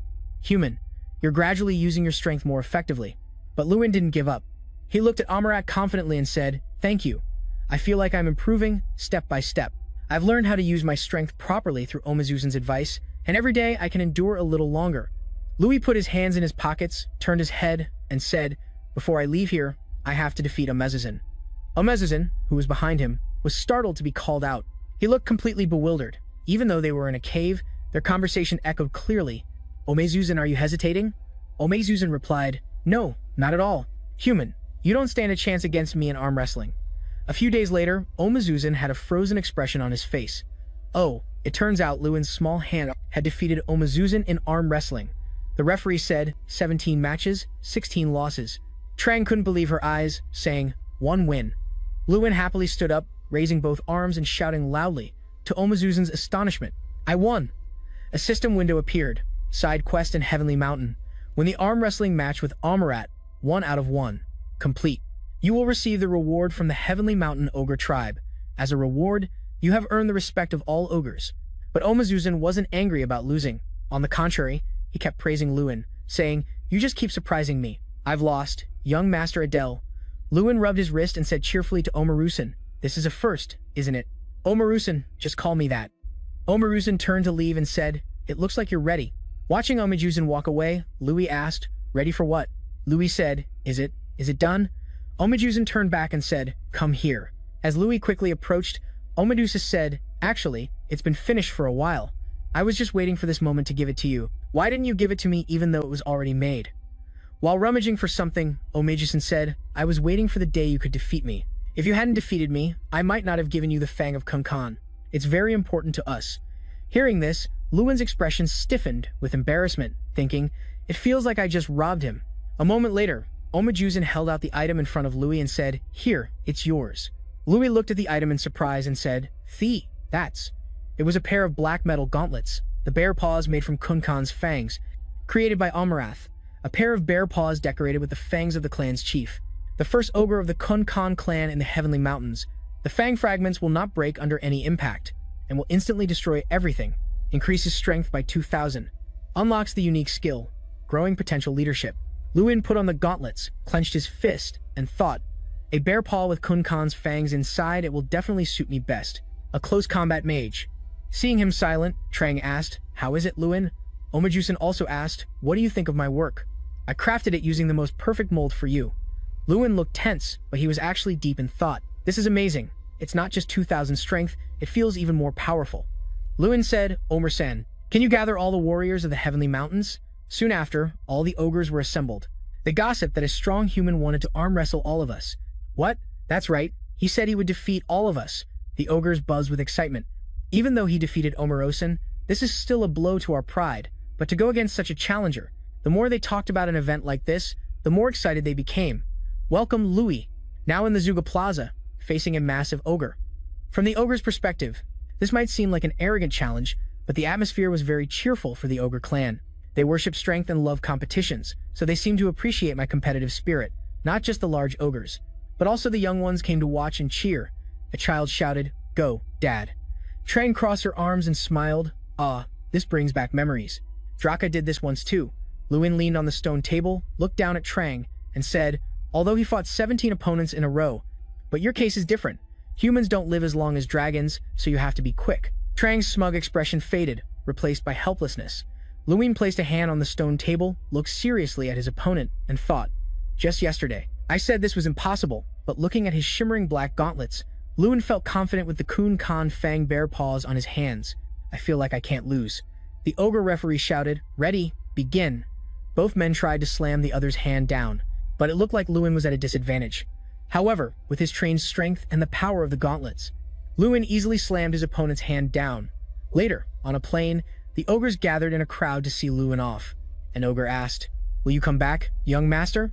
Lewin replied, I will. But for now, we need to go to Leberdin. The ogre said with a hint of sadness, you gave us a memorable experience. Thank you, young master. Lewin smiled at them but didn't say anything. He held out his hand. Seeing this, Omajusa spoke. You want another arm wrestling match, even after defeating all of us? Louis said, no, it's not that. It's not for arm wrestling. Making Omejuzin hesitate, he took his hand and said, this is called a handshake. Omejuzin looked confused and said, a handshake? With a hint of wistfulness, Lewin said, it's a human greeting.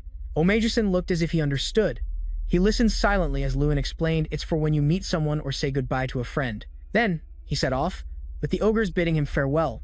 Louis waved and shouted, see you later as a kind of goodbye. That afternoon at the academy, in his office, Terran sat at his desk listening to a report. It wasn't very important news. He listened while thinking, the report on the Screaming Witch is still missing. It's been a long time since the other two returned with severe injuries. There's been no news since the Screaming Witch began tracking Louis Adele alone. His thoughts also turned to the Western Mage, the one Louis beat up the other day. After sending another scout team, they found no trace of humans near the Heavenly Mountains. He began to say they must have been dealt with, but was interrupted. Archmage, I have a new report. Another man in a black cloak entered and said, Louis Adele has arrived in Leberdin. Turin was taken aback. His face darkened, and he was silent for a long time, as if plotting something. He gave the order, tell him to return immediately. Meanwhile, Louis had reached the city, where the castle was bathed in the red glow of sunset. Followed by a low, disappointed voice, I couldn't complete the mission. Terran rested his chin on his hand. His expression was a mix of helplessness and fatherly concern as he listened to the explanation.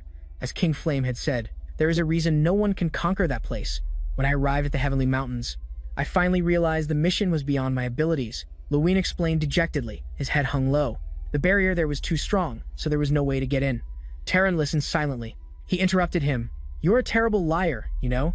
Terran said slowly, enunciating each word. Be honest and tell me everything. You are the one chosen by Kun Khan's Fang, aren't you? He said sternly. The mission you chose was to find the Ogre Fortress. That's quite a coincidence, isn't it? Hearing that, Louis looked startled.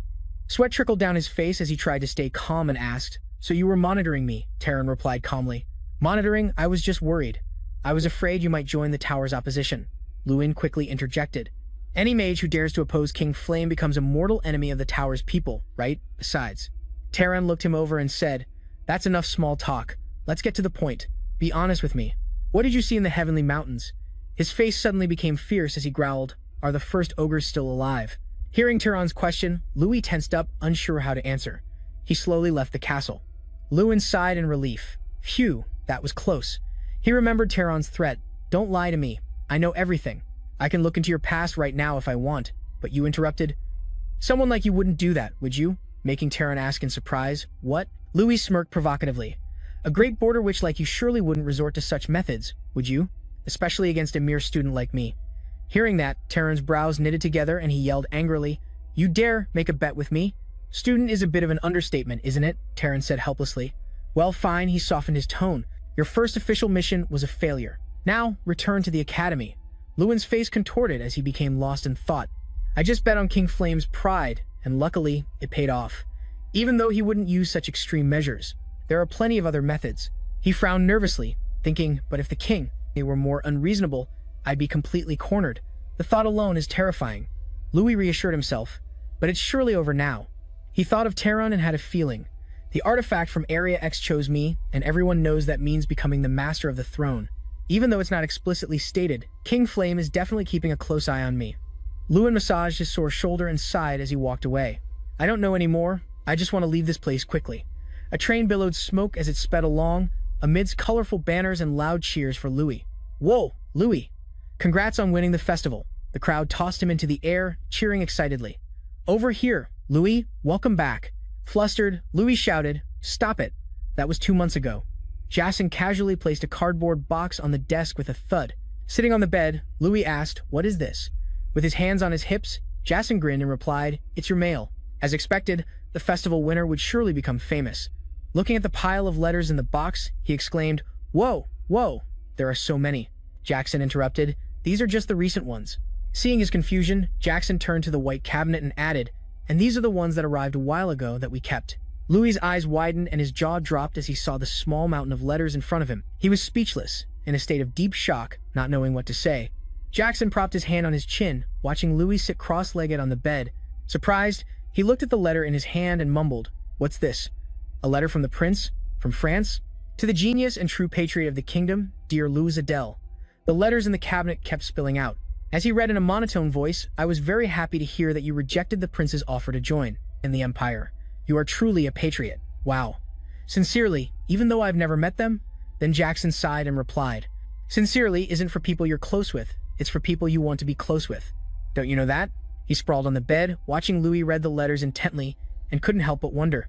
But Louis, what is this plan of yours? The corners of Louis's mouth curled into a mysterious and somewhat cunning smile. He then gave a bright smile and replied, I'm thinking this year will be very different. Louis rode his horse slowly under the canopy of trees, through the sun-drenched forest. As he rode, he thought excitedly, It's been a long time since I last visited my hometown last year. I just stayed in the dorm the whole time and didn't go anywhere.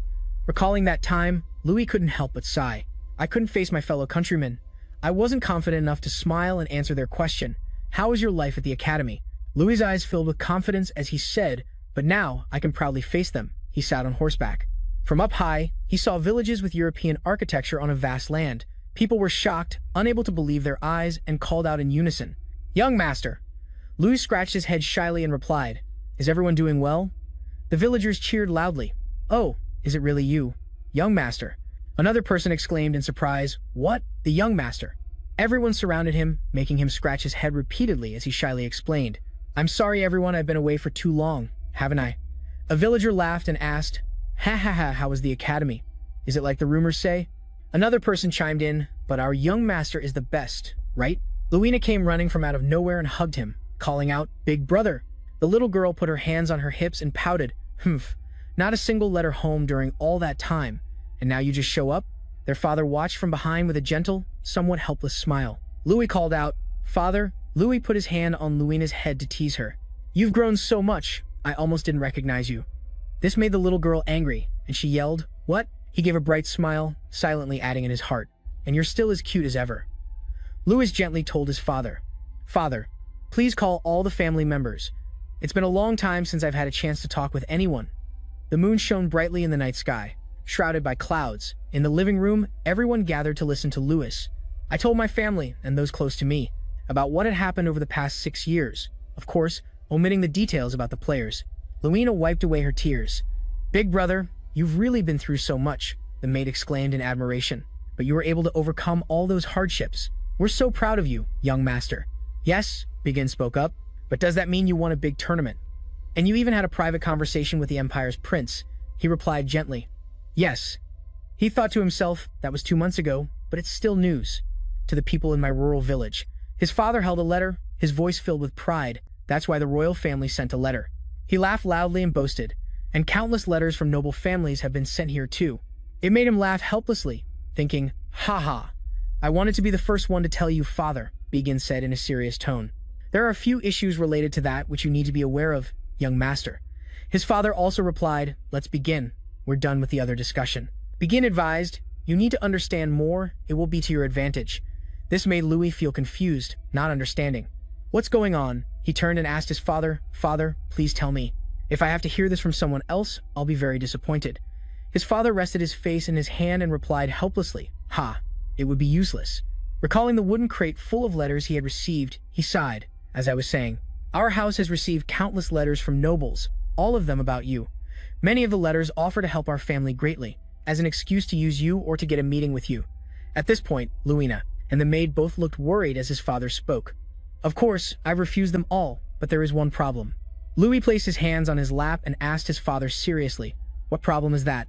He replied, Binko's Mando. He thought of that man and couldn't help but worry. He's using you as leverage to threaten the house of Adel. Mondo, the only merchant city near the Adel territory. Most goods produced in the Adel territory are traded through the city of Mondo. In other words, the Adel territory is sustained by the money earned in Mondo. Louis looked at his father and asked, Are they really offering such an unreasonably low price for our goods? His father turned away and answered dejectedly, That's right, because they want to take the territory, Adel hostage, and force you to become Mondo's guardian mage.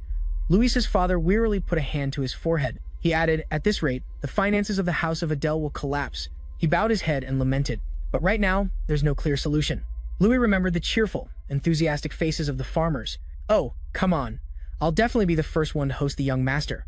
Someone else even boasted, Young master, the quality of our goat's milk is especially good this year. His father and Begin were surprised when he spoke. I was suddenly reminded of the saying that a bad guy needs to be taken down. He looked at his iron hand and said casually, if they're that eager to meet me, then I'll have to go there and grant them an audience. After loading the luggage onto the horse, Began reminded him, here is some food and water for your journey, young master. Please be careful on the road. Louis replied, thank you, Began. He looked at him apologetically and said, I'm very sorry for burdening you with this problem the moment you returned home. Louis patted his horse and reassured him, it's all right, you're just doing your job as the steward, and I'm just trying to fulfill my responsibilities as the young lord. Began watched worriedly as Louis slowly mounted his horse, not knowing what to say. He called out as Louis prepared to ride off. Young master, please don't be angry with his lordship. Louis asked in surprise, what do you mean? Began tried to explain with a worried expression. The lord has done everything he can. He even used his own money to cover the losses caused by Mondo. Most people in the Adel territory don't know anything about this. Louis bowed his head and listened as he said, the peace we have now is thanks to the Lord's sacrifice. Louis said in a low voice, how shameful. I think I've been too arrogant. Hearing this, he asked, stunned, what do you mean? Remembering his father, he couldn't help but sigh. To be honest, I was very disappointed and wondered if father was just enduring it all. Thinking of last night's conversation, he couldn't help but feel ashamed, admitting, and I thought that I alone could solve everything my father couldn't. Louis' eyes looked sad and conflicted as he said, even though I've known since I was just a child, that my father loved and cared for this land more than anyone else. Begin. Hearing this, didn't know what else to say to comfort him. From his horse, Louis held out a wooden box and said, instead, could you help me give this to my father? He respectfully took it with both hands and asked, what is this, young master? Begin's jaw dropped as he looked at the box in his hands when Louis calmly said, it's 10,000 gold pieces. Gold bars were neatly arranged inside the box. He gently explained, it's the prize money from the grand tournament. I hope it will be used for necessary matters in the territory. Begin asked, necessary for what? Louis looked at the man carefully holding the box and replied, in my personal opinion, it would be most effective to use it to buy more land. I believe the House of Adel has the potential to become self-sufficient in supplying others, without needing Mondo in the future. Begin frowned thoughtfully and replied, that could become a reality. But right now, our territory is facing difficulties. No one wants to sell land to us at the moment. He was startled to hear Louis say, what if we just take it? Louis said confidently, and then we'll proceed with a cleanup. He explained, we will reclaim the long-troubled Wolf Hill in our territory and the Chainhong Plains, which are occupied by the Mudmen. That's not a bad idea either. Louis, sitting on his horse, carefully stated his intentions. With this money, if we hire mercenaries, improve the territory, and train outsiders, we could even make more money. Begin realized that if we could hire mercenaries at a reasonable price, it would be worth a try. Lewin turned and told Begin, I will leave the details with the manager and my father, and I am on my way. Lewin galloped off on his horse, leaving Begin behind, shouting, let's go to the trade city of Monzo. This is the largest territory in the southern part of the kingdom. All supplies from the surrounding areas are gathered here. The Lord is Binks Monzo. There are many bad rumors about him, such as using money to buy and his position through loan sharks or being a former gang leader, Lewin thought to himself as he rode. In other words, we must have a heart of steel. He stopped before the gate of a magnificent castle, heavily guarded by soldiers. From his horse, Lewin bowed politely and said to a guard, I am Lewin, the second son of the Adel family. Adel is the lord inside. Hearing this, the tall, thin guard sighed, while a fat one picked his nose disdainfully. Lewin's face darkened when he heard the mocking tone from the guards. Adel again, one guard wondered.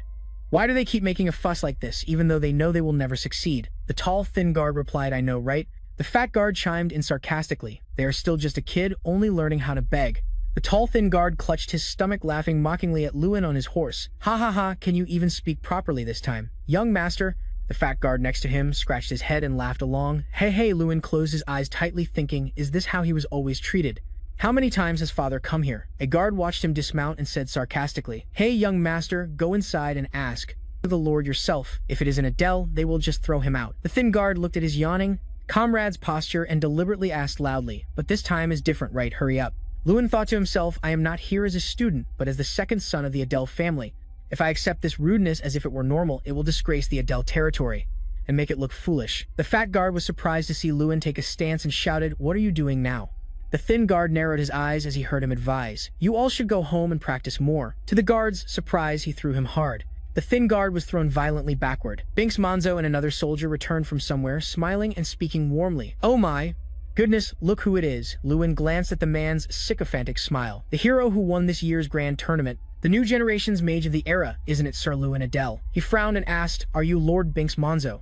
The man bowed deeply, feigning respect. Yes, I am, Binks Monzo. To have a person of your stature visit this humble place. I am too ashamed to even raise my head." He was stunned to hear Luin's arrogant reply.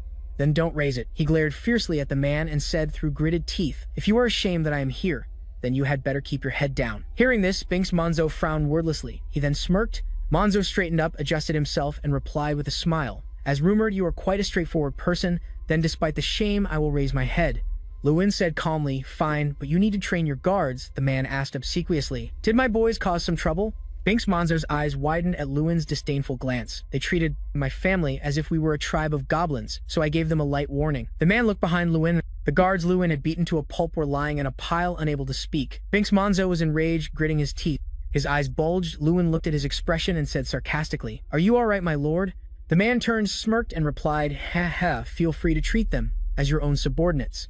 But inwardly he was furious. How dare that brat touch my men? Luin rubbed his hands together and replied with a smile, "Ah, in that case we will." To Binks Monzo's astonishment, he kicked the remaining guard, sending him flying backward. The guard fell and rolled on the ground. Luin clapped his hands and said casually, "That is enough. This one also needs to be trained in etiquette," leaving the man speechless. Luin added with a smile, "You are not thinking of leaving me standing here any longer, are you?" The man was provoked to the point of madness. He gritted his teeth, his eyes fierce, as he heard another shocking taunt. "Invite me in, my lord." As he stepped inside, he saw something that looked like a wolf with its mouth open, showing sharp teeth, mounted on the wall. The man gave a completely insincere smile and shared with Luin, "My hobby is collecting such works of art, hey hey." He looked seriously. "Well, it does not look pleasant at all." The old man continued, "I understand everyone has different tastes, heh." He fell silent as he thought for a moment, then silently judged, "Collecting these things and calling them beautiful. This guy's taste is too depraved." Everything he displayed in his house were bizarre objects with frightening shapes. A normal person would never buy these things. The more he thought, the more concerned he became about this old man. Clearly these things were here to create a sense of fear and anxiety. Is he trying to threaten me? Next, the man poured some tea for Luin and introduced the blend he had prepared. "This is a rather rare tea from the south called Param. Have a taste." He crossed his arms and refused the offer. "No need." "Oh, you do not like tea? I can change it to a soft drink for you." With a straightforward personality, he asked back, "Are you pretending not to know?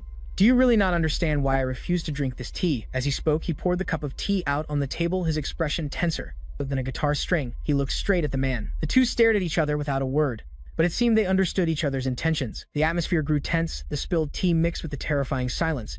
The corners of his mouth turned up in a mysterious smile. Then he calmly picked up his hot cup of tea. "It seems you think I would poison your tea.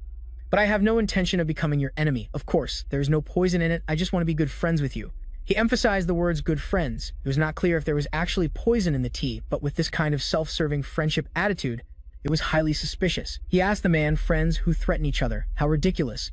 It was merely a well-intentioned suggestion, hey hey. Luin, furious, gritted his teeth and immediately retorted, "You call that a suggestion? That despicable scheme to weaken the Adel territory." After speaking, he flatly refused the man's offer. The two stared at each other again. The man looked down and said in a mysterious tone, "How unfortunate. But since you have rejected our friendship, the prices for the Adel territories goods will remain as they are. Cheap as dirt," he said in a mocking tone, with a look like a bully picking on a child. Seeing this, Luin's face filled with killing intent, threatening back. "You had better return the prices to what they were."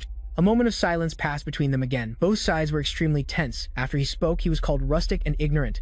The old man angrily clenched his fist. "You think you are the only one who can refuse a deal. You should be the one begging. Right now, you are the one in the weak position, not me." The man was about to go mad. He asked Magic Academy students, "Can't use magic during their vacation, can they?" "All right, I will teach you some humility, you brat." As soon as he finished, his soldiers appeared and surrounded him. Luin was not afraid at all and calmly faced the situation. "So you never intended to let me leave upon hearing his order?" The troop of soldiers immediately charged to attack him. "Kill him. I will turn that bastard's corpse into a specimen for my exhibition room." He could still fight and talk while his life hung by a thread. "You want to turn me into a trophy?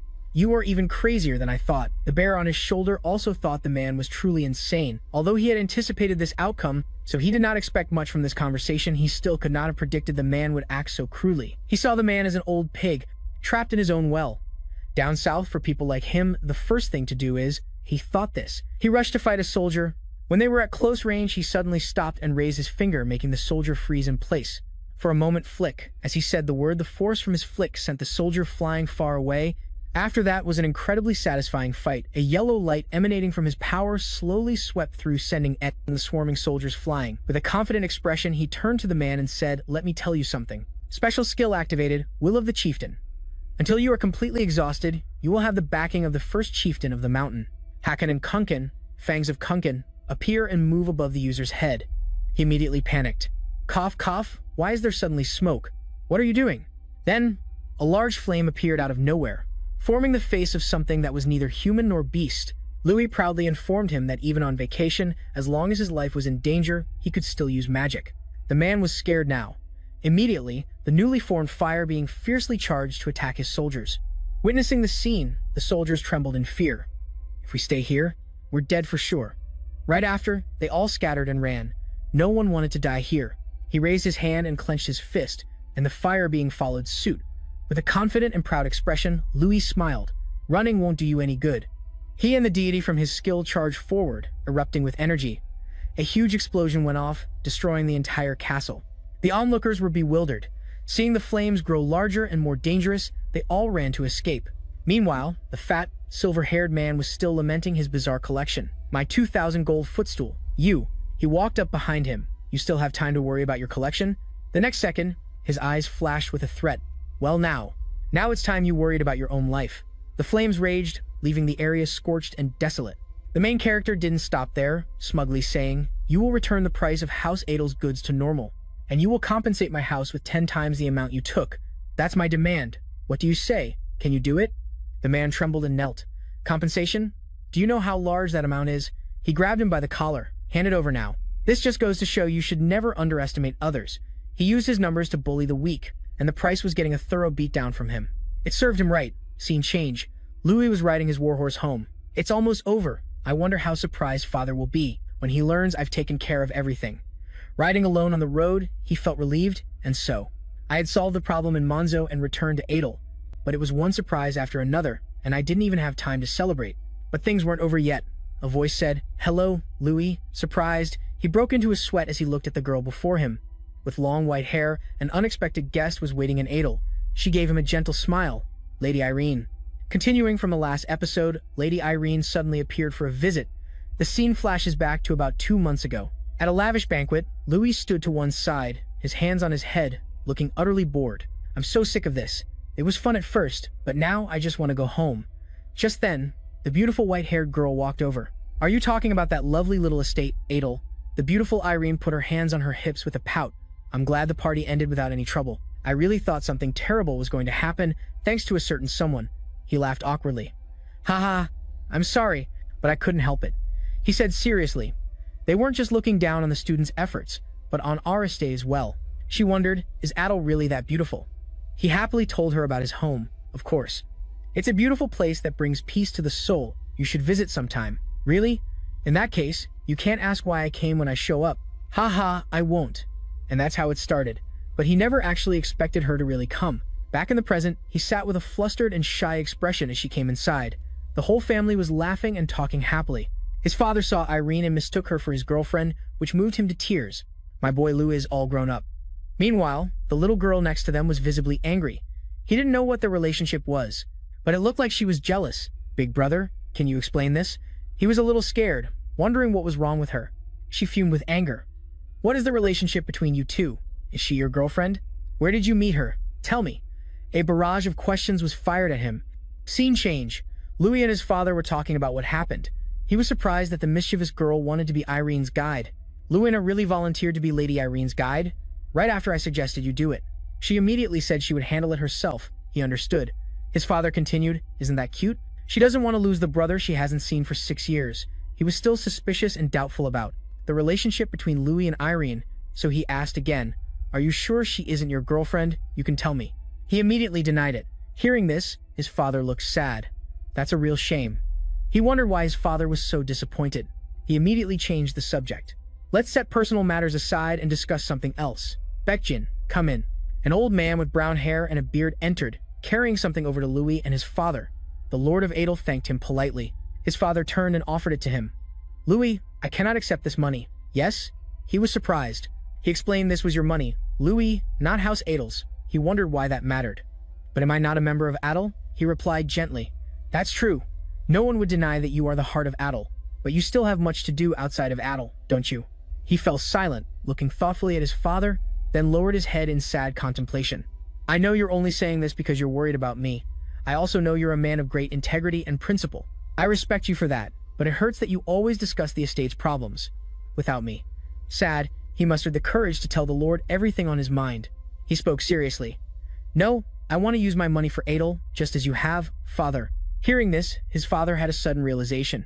Baekchin chimed in, haha, I think the young master should know. His lordship has been supporting Adel with his own personal funds. Louise's father subtly reminded the man of his interjection. In the future, I would appreciate it if you discussed matters with me before making any hasty statements. The man gave an awkward laugh and scratched his head. Yes, my lord, I will remember that. Then, the lord turned back to his son. Whatever your intentions, I cannot accept. You are not yet ready to shoulder the responsibilities of this estate. He took the money bag. We still have 3,600 gold, correct? That is the amount we rightfully deserve. But finding it now is like discovering a forgotten emergency fund. He turned and whispered to Baekchin, 3,600 gold? How is that possible? I'm sure I gave you 10 times that amount, the man explained. His lordship refused to ask for the rest. He was very firm about it. So much so that I couldn't even bring up the punitive expedition. But the two of them were still debating it intensely. Why is father so stubborn? That's right. I've given up trying to persuade him. With his handsome face and blue eyes, he looked over. Baekchin looked worried but managed to smile. Our lord has always been this way, hasn't he? He gave a kind smile. At this, his mood softened and a faint smile touched his lips. Looking at his father, he could only say, that's right. Louis stepped outside and looked into the courtyard, where he saw the beautiful Irene taking a stroll. Beside her was little Luina. He approached to greet her. Lady Irene, are you enjoying your tour of Adel? At that moment, Luina excused herself, leaving the two alone and making Irene feel awkward. The girl smiled warmly, said her goodbyes, and added, get along with her, big brother. She seems like a nice person. Louis fumed. Luina, what are you saying? It was surprising to see her attitude do a complete 180. The angry, stubborn look from their first meeting was gone. Irene thought back on the girl's words, feeling bewildered. Why did she say such strange things? He blushed shyly and asked, would you like to take a little walk? As they walked, Irene spoke about Luina. Luina is really adorable. I wish I had a little sister like her. He was glad they were getting along so well. She asked with concern, by the way, Louis, is something on your mind? You seem to have something on your mind. Oh, do I? But he didn't hesitate to tell her. As the heir of the family, I want to do something for the manor, but I can't think of any ideas. After saying that, he fell deep into thought. Combining the prize money from the tournament and the money from Monzo, I have over 40,000 gold. Father said I can use it as I see fit. But as he was lost in his chaotic thoughts, she spoke up, making him unable to stop thinking about the manor. Although I came all the way to Adel, hearing this, his face turned as pale as a frog. He then realized she had gone to great lengths to come here. But I just ignored her. She must be upset. He immediately changed his attitude. Haha, Lady Irene, how did you get to Adel? Our manor is quite far, so it must have been inconvenient, she replied, smugly, opening one eye. It's not that far. I reached Leverton in 2 days. He hurriedly apologized as a small regretful question escaped him. She started pointing to the path she came from. It's quite close. If you come by crossing that mountain range over there. Hearing this, his mind started racing, and her answer was the solution he had been searching for all this time.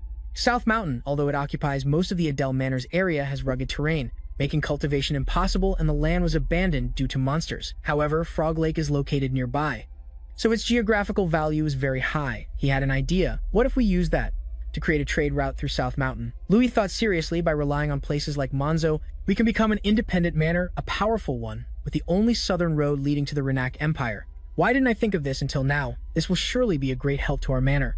The beautiful white-haired girl beside him watched intently. As soon as he thought of it, he joyfully turned and grabbed her hand. He chirped his thanks for the idea, and her face turned completely red with shyness. Right after that, he immediately ran off, leaving her there. See you later, he ran off, filled with determination and joy. The young lady stood frozen for 50 seconds. She smiled warmly, thinking he really is an interesting person. I wonder if it was love at first sight for her to think like a romance heroine who was just abandoned by him. Yet still be so infatuated, Lord Adel declared helplessly. Impossible. A confused Louis asked him, what? In the large room, his loud voice echoed, I've already tried. But all 8 merchant guilds at Lake 8 refused. He continued to ask, they refuse why? Before Louis's astonished eyes, he slowly explained. From their perspective, the House of Adel is not profitable. Begin standing nearby gestured to add young master. Even the Lord knows this is a great opportunity. But he immediately cut him off. No much about Adel has changed. It's small, but it's progressing. A clear thought ran through his mind. Just because the merchant guilds refuse once we can't give up on something. That brings so much hope to the people. Louis said confidently with a smirk, who knows? Perhaps a proposal from a champion can make a difference, Lord. Adel and Begin were silent. Then he sighed in relief. Right, you still have to resolve the Monzo matter. Then what reason do I have to stop you? All right, go ahead and try, he replied. Thank you, Father. Louis had just stepped out the door. Someone asked, are you going to Lake 8? Then Irene approached from afar and calmly said, then you're in the same boat as me now. An illegal immigrant. He didn't seem to be on the same wavelength as her. What do you mean? Suddenly, Louis jumped up. Wait, don't tell me you crossed the Adele border without permission.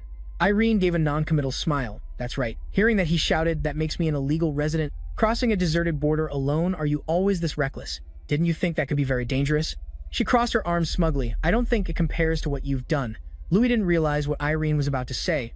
Louis could only ask what she closed her eyes and slowly listed his seemingly hidden list of crimes. You barged into someone else's dormitory, you didn't even consider the risks, and used an extraordinary method in the competition. And you want it all to keep up with someone like you. Isn't this just a small prank? Didn't I say I would catch up to you? At this, his face finally relaxed a bit. A gentle breeze swept past their shoulders and hair. An ambitious Louis announced, but I plan to go even further, and Irene quickly decided, then I'll follow you. I'm already an illegal immigrant, so doing it again is fine. The two of them started climbing the mountain together. So we headed straight for Lake 8, deciding to cross South Mountain to scout the path ahead together. The terrain was so rugged it was hard to find our way even with a compass, so we decided to use detection magic to locate the mysterious village of Instagram. Suddenly, Louis was startled by something he saw. There's a rule about not using magic during vacation. It was unclear who said it, but the two of them kept running and telling each other, aren't students forbidden from using magic during vacation? Then you can follow the compass. Let's go, Irene. Irene had been using this magic since she arrived in Adele.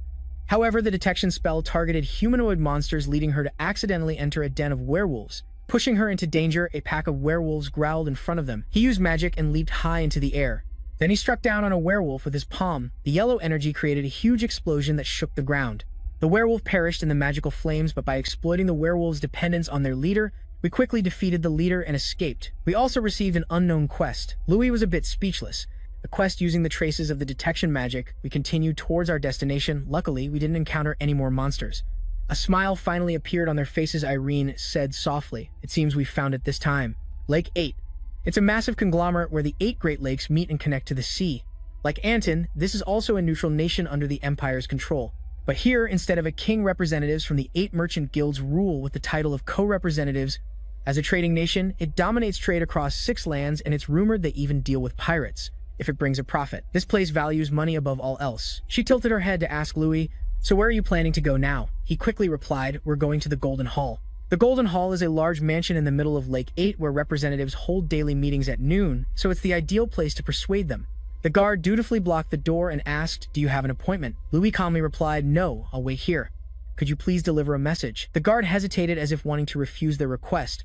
If you submit official documents, it will take time to review them, he confidently said to the man. Just say that Louis, Adele, and Irene Froze have arrived. Recognizing them, the guard was stunned. Wait, are you the winner of the Grano tournament? Louis, Adele, I apologize for not recognizing you. I will report it immediately. Louis crossed his arms and laughed. See, Irene wasn't surprised, just as Louis expected. Luckily, we were allowed inside immediately. The first thing they saw was a glittering statue of an angel with a golden trumpet and robe, and Irene immediately exclaimed, this place really lives up to its name, the Golden Hall. Louis agreed. That's right, it's incomparable to the Adele house, isn't it? At a large white door, the guard bowed respectfully. Please enter. He reassured himself, don't feel pressured, I'm here to make a fair deal, not to ask for favors. Then he quickly threw open the large doors. It's a pleasure, I'm Louis, Adele. The people inside turned to look. Before them was a round table full of people with exactly 2 empty chairs left. The group continued to watch them as they took their seats. Someone spoke up. I thought it was just a rumor, but it turns out to be true. I saw you and Anton. You're the winner. The man with the thick beard raised an eyebrow and asked, what brings a prestigious new generation mage like you to this remote place? Louis thought to himself for a moment, so the title of a major tournament winner holds value here. I was worried about coming unannounced, but it seems we can talk. The people nearby laughed and chatted amongst themselves. Yes, it would be great if it's beneficial for our guild. Ha ha ha, don't be hasty. I'm interested too. In contrast to them, he stated with a very serious expression, I've come to negotiate trade between Adele and Lake 8. The people opposite fell into thought, and others were speechless. Trang on Louis' shoulder leaned in and whispered in his ear, Louis, it seems you cooled down the situation. Just then, hushed discussions began.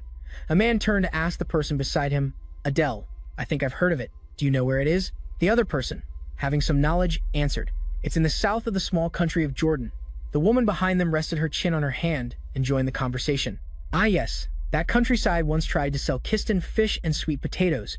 I think the Lord visited there once. What happened then? The man who started the conversation gestured with his hands as he recounted, we rejected it. 8 abstentions, 0 in favor. A unanimous decision. The woman was somewhat curious. Why? The other person immediately explained. Because it wasn't profitable.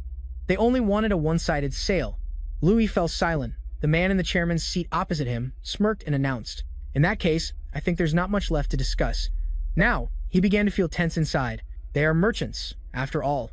The moment they hear something against their interests, their attitude immediately changes. I'm both a new generation mage and the young lord of Adele, but they only see me as the young lord of Adele, a poor kid from the countryside trying to rob them. Their cold and blunt perspective was frighteningly clear. Lewin and Irene both showed their discomfort. He spoke his guess aloud. Will it be the same this time? However, Lewin pushed himself up to his feet. It's a pity to see such a reaction when we haven't even started our presentation. Here it is. A total of 30,000 gold. The crowd was immediately shocked. He smiled as if victory was in his grasp. Now then, are you gentlemen more interested in a deal? A large city-state where 8 Great Lakes converge and connect to the sea. Instead of having a king, 8 representatives co-govern the country under the title of co-representatives. I came here to establish a trade route between the 8 lakes and Adele. I crossed the northern mountains to get here, facing many hardships on the way.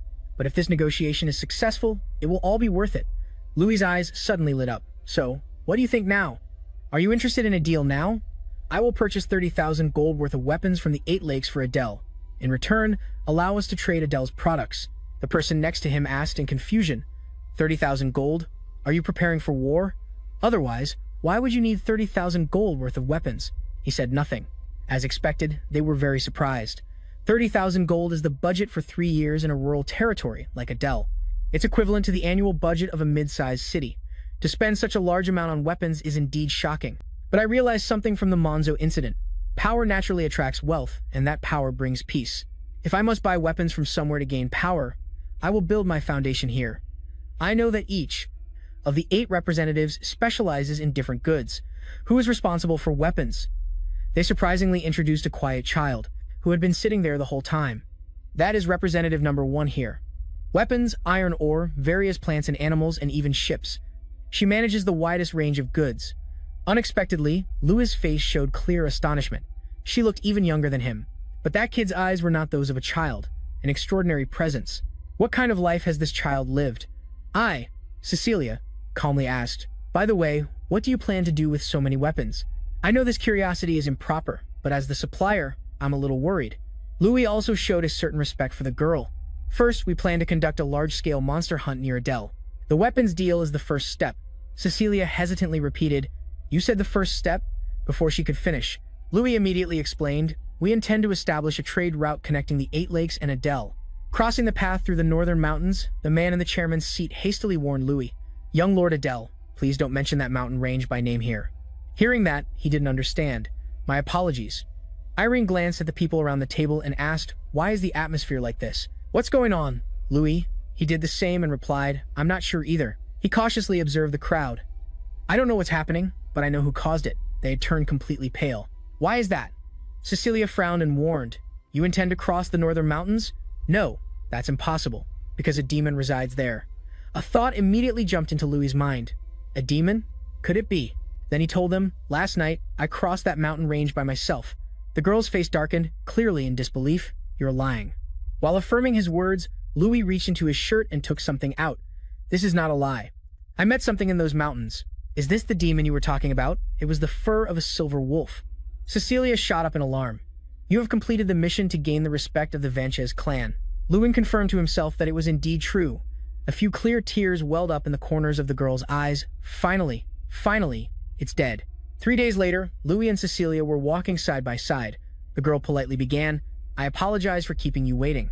Of course, he didn't blame her at all. Not at all. It's completely understandable. With flushed cheeks, Cecilia confided, "I never thought that I would face this mountain again. Of course, my heart still feels heavy, but it's different now. The calamity that took my father is no longer here. It's all thanks to you, Mage Louis."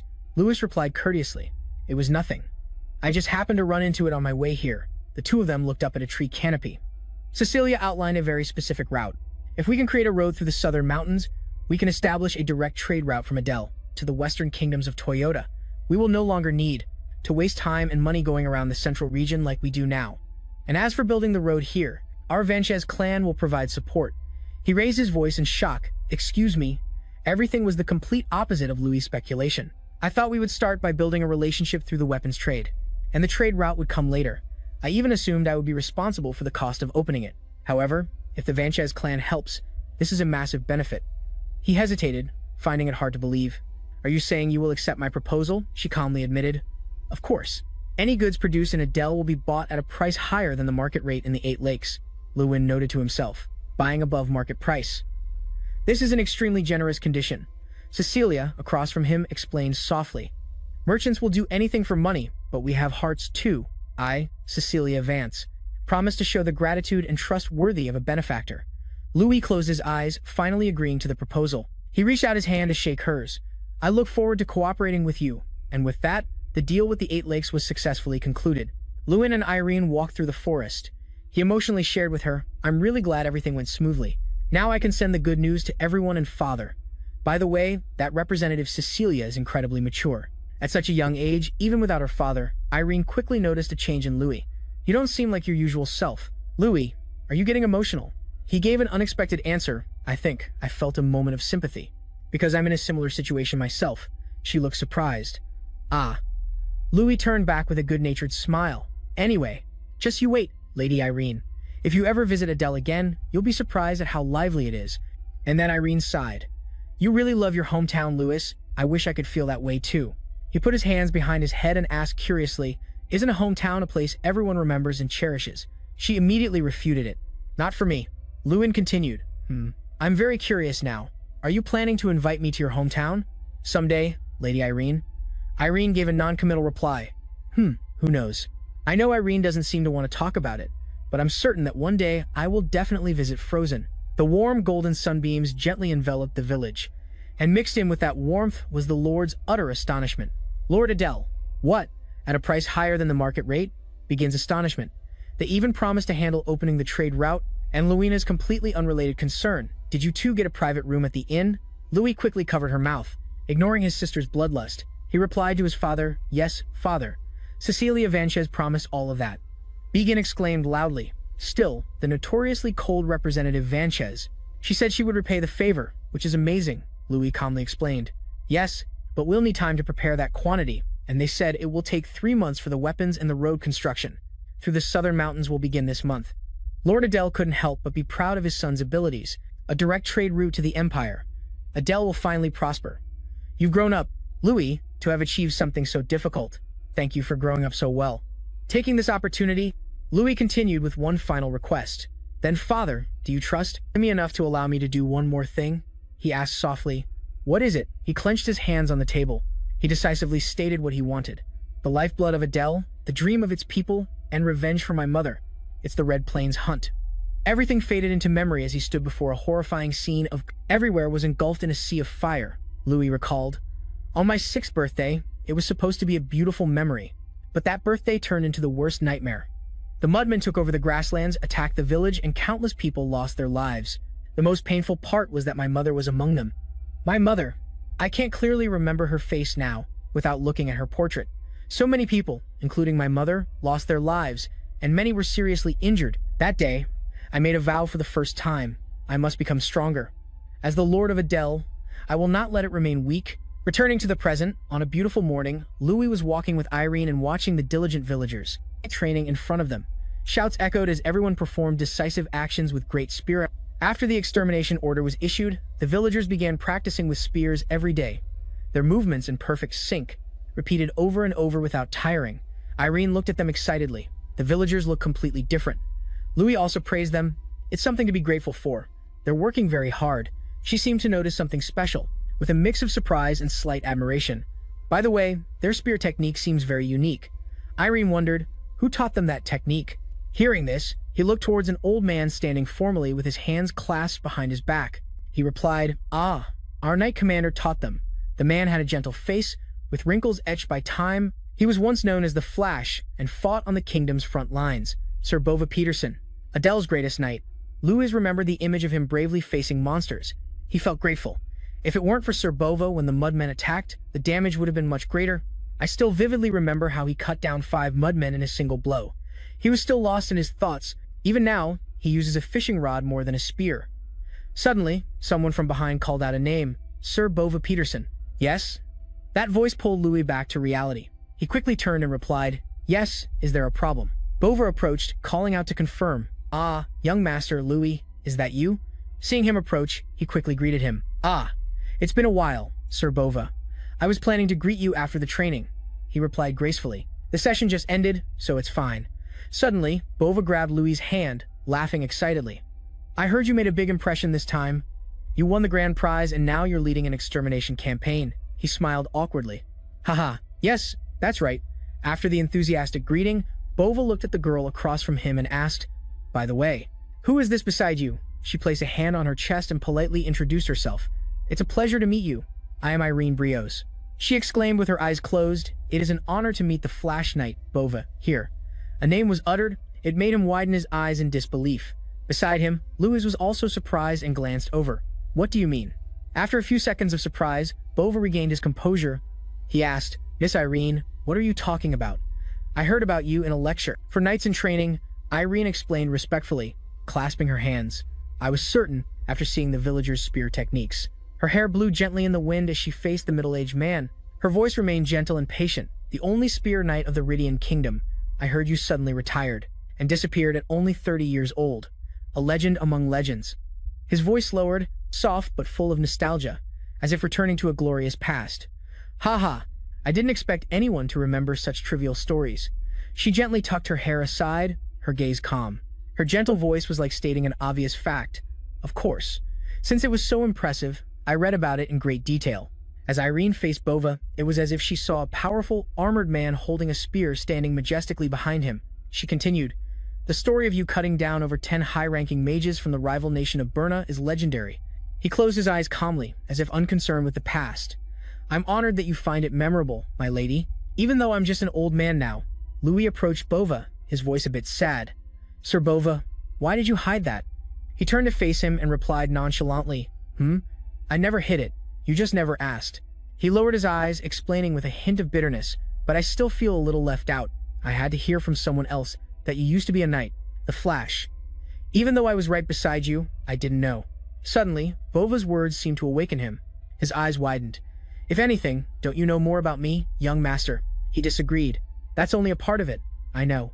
Images flashed through his mind, that you like to fish and live in the house at the foot of the hill. The memory of being warmly led by Sir Bova on warm sunset afternoons suddenly surfaced, and you often took me for walks when I was little. He continued, but seeing you all grown up like this now is truly a joy. Bova put his hands behind his back again, his voice serious. Bova Peterson, isn't that enough? Just those few words made Louis realize. He stepped forward to face him, his gaze determined. I wasn't thinking clearly. I understand you better than anyone else. Bova bowed his head happily and replied, Thank you for understanding, young master. Not letting him dwell on it, Bova made a suggestion. Ah, by the way, today I promised to help the young lady with her sword training.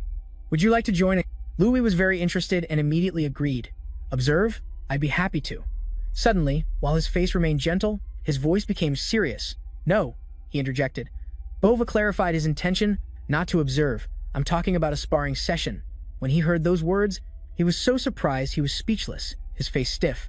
He asked again as if he'd misheard. What? In a lush forest. Below, Bova was sparring with Luina. The clash of their two swords created loud, sharp, clanging sounds. Irene watched intently. She exclaimed, She's truly excellent. To have this level of skill at 12 is incredible. Louis didn't reply, his face serious, but he agreed internally. I agree. Honestly, even I'm surprised. He watched the girl holding the sword tightly with both hands, her spirit blazing, and thought with admiration. Her blade is perfectly balanced, and her footwork is very consistent. It's proof that her foundation is very solid. Then he glanced at her opponent. He was holding back most of his combat power to avoid hurting Luina. He felt a sense of admiration, and Sir Bova is only using his left hand to fight her. Plus, his weapon isn't even his specialty, the spear, but just a wooden sword. Bova's voice rang out, ending the session. That's enough for today's training, my lady. He shouldered his sword, looked at the girl standing proudly with her hands on her hips, and praised her to Louis. See, the young lady's skills have improved this much. At this rate, even you won't be able to match her swordsmanship. Louis smiled proudly. It seems so. My sister is truly excellent. Internally, he added, You've worked so hard. Luina. Not letting him linger on that feeling, Bova suggested, Now, it's your turn, isn't it? Louis took a wooden sword. He felt a bit nostalgic. I used to spar with Sir Bova with a wooden sword when I was about 9. That's because even a mage needs to understand swordsmanship to face knights. He made up his mind, since I've also practiced martial arts until now, it's my turn to show what I can do. His expression turned serious. His eyes sharpened as he spoke. Please instruct me, Sir Bova. The match ended with Lou sprawled on the ground. His face was bruised and his eyes were dazed, as if he couldn't believe what happened amid the laughter of the 2 girls nearby. Bova encouraged him. Your movements have improved compared to 7 years ago. This old man is very pleased, while you were lying there helplessly, which was not comforting at all. Louis sat up and asked curiously, by the way, what was your level when you were a knight? Compared to today's standards, how was it hearing the question? He was not sure of his answer. I'm not sure. It has been a long time since I retired. I do not know what the younger generation is like these days. He lowered his eyes thoughtfully. Is there a good point of comparison? As if finding a solution, he exclaimed. In Louis's mind, an image of someone appeared, and he suggested, I know a knight, Sir Gunter Piranti, the only 6-star knight in the Eastern region. He recalled gratefully. He once helped me train in martial arts before the grand tournament. I remember he was very strong. Hearing that, Bova's face grew thoughtful. He recalled and said, 6-star 25 years ago, before I left the knight order. I was a 7-star knight. Hearing his introduction, he was astonished, his eyes widening. What? He thought in amazement. You were a 7-star knight 25 years ago. That is almost the strongest in the kingdom.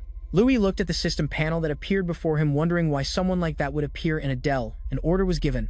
Fight the knights with a wooden sword. A surprise mission, fight Sir Bova. He looked at the timer counting down. Time remaining is 3 days. He broke out in a sweat, a little worried. Can I really do this? With my current swordsmanship, I am far from ready. Suddenly, Iron spoke, pulling Louis out of his thoughts. Being trained by a 7-star knight, young Master Louis, you are truly having a rare experience. He asked blankly. What? She excitedly explained what she just said. Sir Bova is the only person in the Ridian Kingdom to have reached the legendary knight level. This is an experience that money cannot buy. Louis smiled as if he understood. That is right. This is indeed a wonderful opportunity. I cannot believe I hesitated just because I was afraid of failure. Bova still had one hand behind his back. He caught that moment. He admired, oh young master, I really like the expression on your face right now. Yes, meanwhile, Louis regained his spirit, stood up and raised his sword. Right, I am very determined now. Time remaining to complete the mission is 3 days.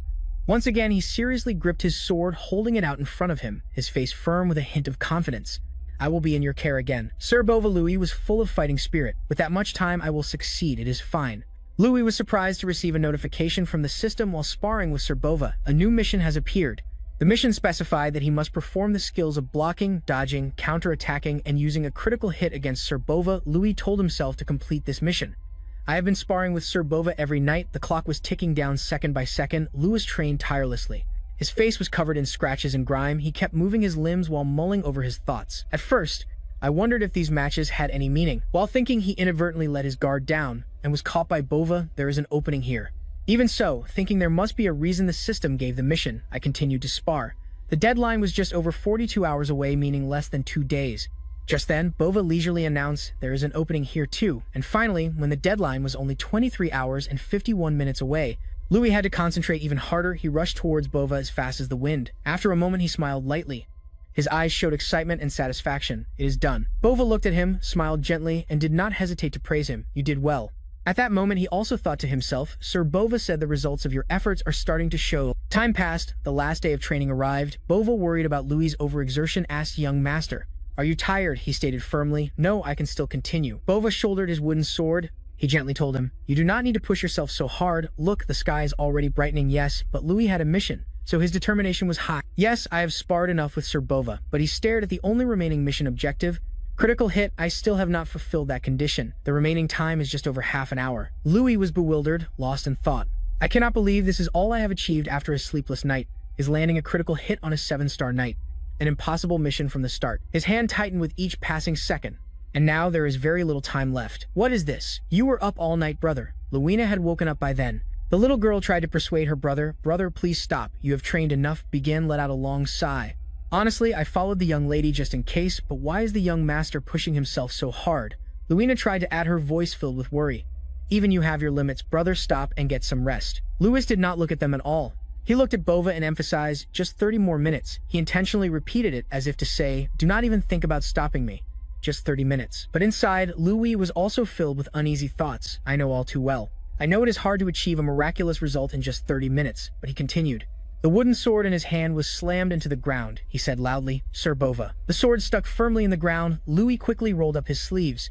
I will consider this my last attempt and try a different way, he said, while thinking, so from now on I will change my approach. His strange action left Luina and Iron bewildered. Both Began and his father could not hide their surprise either. Both frowned while Began muttered something. Bova was also a little surprised. He replied calmly, "Young master." Seeing his face and body already in an attack stance, he asked again, "Are you serious?" "Yes, I am serious." Louis's eyes narrowed. His mind was filled with nothing but resolve. Through the recent days of sparring with a wooden sword, I have learned how to predict a knight's movements. Now that goal is complete, I need to win using my specialty. Bova, with his sharp senses, had realized it. "I found it strange that you have been practicing swordsmanship all night for the past few days. It turns out you wanted something from me." Louis did not hide it either. He smiled lightly at his speculation. "You have noticed." Bova therefore looked forward to this final match even more. "Very well, in that case, I will add one more rule for you, young master." But he generously gave him a great opportunity. "For the remaining 30 minutes, you may use magic against me." Louis stared blankly, muttering the word magic. Bova replied while raising his sword, "But I will also be a little more serious. I want to see your true abilities." Louis was also ready. He lifted his heel and pointed his toes toward Bova. "Here I come." In the next second, both of them flew. Louis gritted his teeth, his eyes wide, thinking, "Without the wooden sword, I have to get closer than sword range. In return, my body becomes lighter and my balance while moving is improved. But when I get this close, the sword's blind spot makes it useless." Bova suddenly stopped his attack for a moment. He chuckled with delight. "So that is how it is." At the same time, Louis was also a bit hesitant and confused, but he gritted his teeth, panicking for a moment. He is not revealing any openings outside the wooden sword's reach. "The method I used against Doom, Bram at the Grand Tournament, breaking the opponent's sword, is not a strategy that can be applied to everyone. Knights at Sir Bova's level do not directly confront a difference in power. Instead, they redirect it." Bova clearly analyzed Louis' fighting style so far as if he had seen through the plan to get into the distance outside. "In my wooden sword's range, that was a good choice. But once it is discovered, I will not have many options left. The opponent will always try to widen the distance with you." This made Louis even more determined. He lunged forward and clenched his fist. "Sir Bova is right. All my strategies have been seen through." As his fist was about to land, Louis suddenly grinned, smiling slyly. "However, you did not predict this." In an instant, his clenched hand flew open. Louis shouted, "Flash!" A blinding blue light enveloped them both. Neither Louis nor Bova could be seen. After the light faded, leaving only hazy smoke, everyone saw that Louis had grabbed Bova by the collar, making him lie on the ground. Louina screamed in shock. "Brother," although Bova lost, he still smiled gently at him. "I was worried you would use some kind of fearsome magic, but you just blinded me with light. You have completely defeated me." Young Master Louis looked at him and replied humbly, "This was all I could think of at the time. I sincerely apologize for catching you off guard, Sir Bova." His words were brief, but his mind was filled with more thoughts. "Honestly, if Sir Bova were in his normal condition, I probably would have failed. He has not rested all day today because of me, and finally, I succeeded." The system announced the reward. Louis received the Steel Destruction skill. While standing there happily reading about the gift, Louis was suddenly slapped painfully on the shoulder. "Brother, what are you doing?" Luina scowled with her hands on her hips, annoyed with him. "Even if it's just sparring, how could you throw Sir Bova to the ground like that?"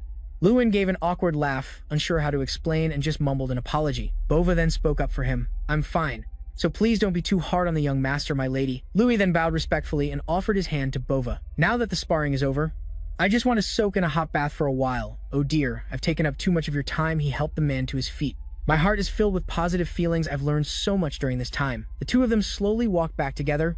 "This has been a very interesting experience for an old man like me, young master. Your vacation must be ending soon." Louis replied to him, "Yes, I'll be on my way soon since it's a 10-day horseback ride to the academy." This long yet short vacation was coming to an end. He felt a bit sad having to pack his bags, and the day to leave his hometown arrived. Standing on the bridge, he and his father looked down at the young men working diligently. "All right, just a little more effort. Let's finish this up and have a few beers." "You bet. I'm going to drink my fill today," he politely explained to his father. "These are the workers sent by the Vanch's family. Since we're building a base in Adel, we need a lot of manpower." He spread his arms wide, showing his own excitement. "Through this route, we will transport weapons from the lake and also carry out extermination missions. In addition, many workers will use Adel's restaurants and inns, bringing great benefits to this entire region. This is the beginning of a change." As he said this, he suddenly lowered his voice. "And there's one more thing I want to tell you, father." He handed him a box. "This is 12000 gold. Please use it for Adel, father." Louis's father seemed to want to refuse. He frowned and exclaimed, "Son," but understanding what his father was thinking, Louis quickly cut him off. "I've kept 400 gold for myself, so please don't worry too much. You're not going to refuse again, are you, father?" He looked at Louis with love and pride. "I'm so ashamed. I'm just becoming more indebted to you." To say goodbye to his dutiful son, he didn't hesitate to give him a hug. "Thank you, son. All right then. Then I'll be on my way." Louis continued to think to himself, "I must say this has been a very productive vacation. I said goodbye to everyone and walked with Irene for a while. When the road forked and I was about to say my goodbyes, Louis heard Irene say something and had to quickly ask again, "Huh, what did you just say? I must have misheard." Irene deliberately emphasized her words, "No, you heard me right, master." She beamed at Louis. "After graduation during monster extermination missions. I'll help too. I already told you I will follow you until I defeat you, Master Louis." Watching Irene's departing figure, Louis thought to himself, "Ah, so she hasn't forgotten. What a strange person." And so we parted ways, hoping to meet again someday. After traveling for about a week from Adel, I crossed the central border and entered the eastern region. Unlike the southern region, there was more foot traffic here. Just as he arrived, Louis' curiosity was piqued by a street brawl. He stopped to watch. Someone was yelling. Say that again. A thug in black was cursing loudly, and a young man in a white shirt. "What did you just say, you weak little punk?" The piercing shout grew louder. "Say it again, you bastard." Seeing this bullying, Louis started to feel restless. "What's going on?" The man in black kept his high-pitched and arrogant tone. "Say it again. What did you just say, kid?" The young man with a face full of bruises pleaded softly, "Please let my sister go." But a second later, he glared at his opponent and said loudly, "I am a knight too. If you don't release my sister right now, I won't let this slide." The man in black burst out laughing, his voice full of mockery. "Did you guys hear that? What are you going to do about it?" Then he suddenly stood up, continuing to lecture this poor young man. "All of this is happening because your family couldn't pay up. We have to make a living too, you know." His fist clenched. His mouth uttered provocative and insulting words. "So now I'm going to collect the debt your father owes, even if I have to sell your sister." "Ha." The young man frowned, his eyes filled with indignation. What upon hearing him mention his family, he immediately rushed forward without a second thought. "Do you think I'd let that happen?" For the first time in the conversation, he dared to scoff at him. How ridiculous. But before he could even attack, he was hit a punch from this guy, accompanied by his fierce curse. "Do I look like I'm joking?" He continuously kicked the boy while cursing relentlessly. "And you think a weakling like you can become a knight, Hansen? Is this the standard for apprentice knights in Farina? Not finished." Yet he also grabbed his hair and pulled his head up, ordering him as if he were his slave. "Say it again. What did you just say?" The brave young man emphasized every single word. "Just try to sell my sister." He stared at his opponent with burning eyes, his voice cold and emotionless. "I will actually kill you." Lewin watched his own eyebrows knitting together in disbelief. Am I really seeing this? Something like this is happening in broad daylight. That boy looks like an apprentice knight from a nearby territory. But even for an apprentice, he's frighteningly weak. However, those aren't the eyes I usually see. They are the eyes of someone who has something they must protect. As Louis was stepping towards the brawl, someone suddenly tapped him on the shoulder. A frightened man warned him, "Young man, don't meddle in others' business and just leave. If you mess with the Onergy number, it'll be a disaster." That's right, they're extremely brutal. No, Louis didn't bother to thank him. On the contrary, he wanted to provoke these guys. "I understand, but then what are you all doing here?" These people wondered. "Huh, what do you mean?" Louis continued. "You're not trying to stop them, nor are you saving that boy." His eyes widened and he bared his teeth, showing his disgust. "You should be ashamed of yourselves. You're no different from them." After saying that, he continued towards the young man. "Those eyes are good. Eyes that can become much stronger." Suddenly, I'm curious about that boy's true worth. The man who had just given the well-intentioned warning was now furious at being lectured by Louis. "What fine, do whatever you want, after all my concern for you." The menacing thug who was tormenting the young man paused when he saw Louis approaching. He gave him a sharp glance. Then in the same aggressive and condescending tone, he asked, "Who are you? You here for a beating too?" He seemed to be running his mouth without knowing who his opponent was. "Get lost before I—" And so before he could finish his sentence, Louis used magic, sending him flying backward. His eyes widened with confusion and fear. He looked at Louis' cold face. "Why am I seeing stars?" The witnessing townspeople also stared wide-eyed and open-mouthed in horror. His underlings were also frozen, asking what the hell. As for him, he could only stand still, letting Louis trample his body with magic. What just happened? After toying with him for a bit, Louis finally unleashed his anger by blasting magic straight into his face. He groaned in agony. "Oh, don't come near me. Stay away. Retreat, retreat." The young man from before was still sitting there stunned. He hesitated. Who are you?" Lewin's back was full of pride. He replied, Lewin Adel." And then he turned back to look at the young man. With a relaxed and gentle smile, he continued, "That's my name." When night came, Louis went to the young man's house. The young man, who introduced himself as Han, had invited me to his home, and his story was quite typical. A sister and brother burdened by their alcoholic father's debt, and a young man who had to take up a sword to stop his sister from being sold to a brothel. Louis had some questions and quickly asked, "But what is that Onergy Lambert gang?" The name sounds kinda cute, but their actions are horrific. It might sound that way, but they're extremely brutal. Han felt goosebumps as he recounted. If they get annoyed, they'll tie people to the base of an ogre tree and kill them. Their leader has already killed 4 people, so no one dares to mess with them. But Lewin still had some doubts, so he asked again, "Does the foreign territory just let people like that run wild?" Han then explained to him that their area of operation isn't in Forent. They operate in our village and a few other small villages. All of them are too small to have a guard force for help. Lewin lowered his head slightly, hiding his thoughtful gaze. They're worse than I thought. I want to deal with them myself, but I don't have time to handle them one by one. Han also bowed his head and spoke to Lewin with a grateful voice. Thank you for your help, and I've heard your name before, he gently inquired. They say you're the champion of that tournament. Is that right? Lewin replied immediately, which surprised Han a little. Yes, that's right. Did you hear that from Sir Gunter Piranti? He sat up straight and looked at Lewin. How did you know? Lewin smiled and explained.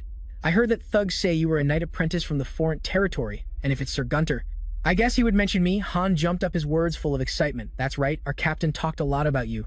He said there was a very strong mage at the academy, but not as strong as the captain. Oh really? Louis thought to himself wearily.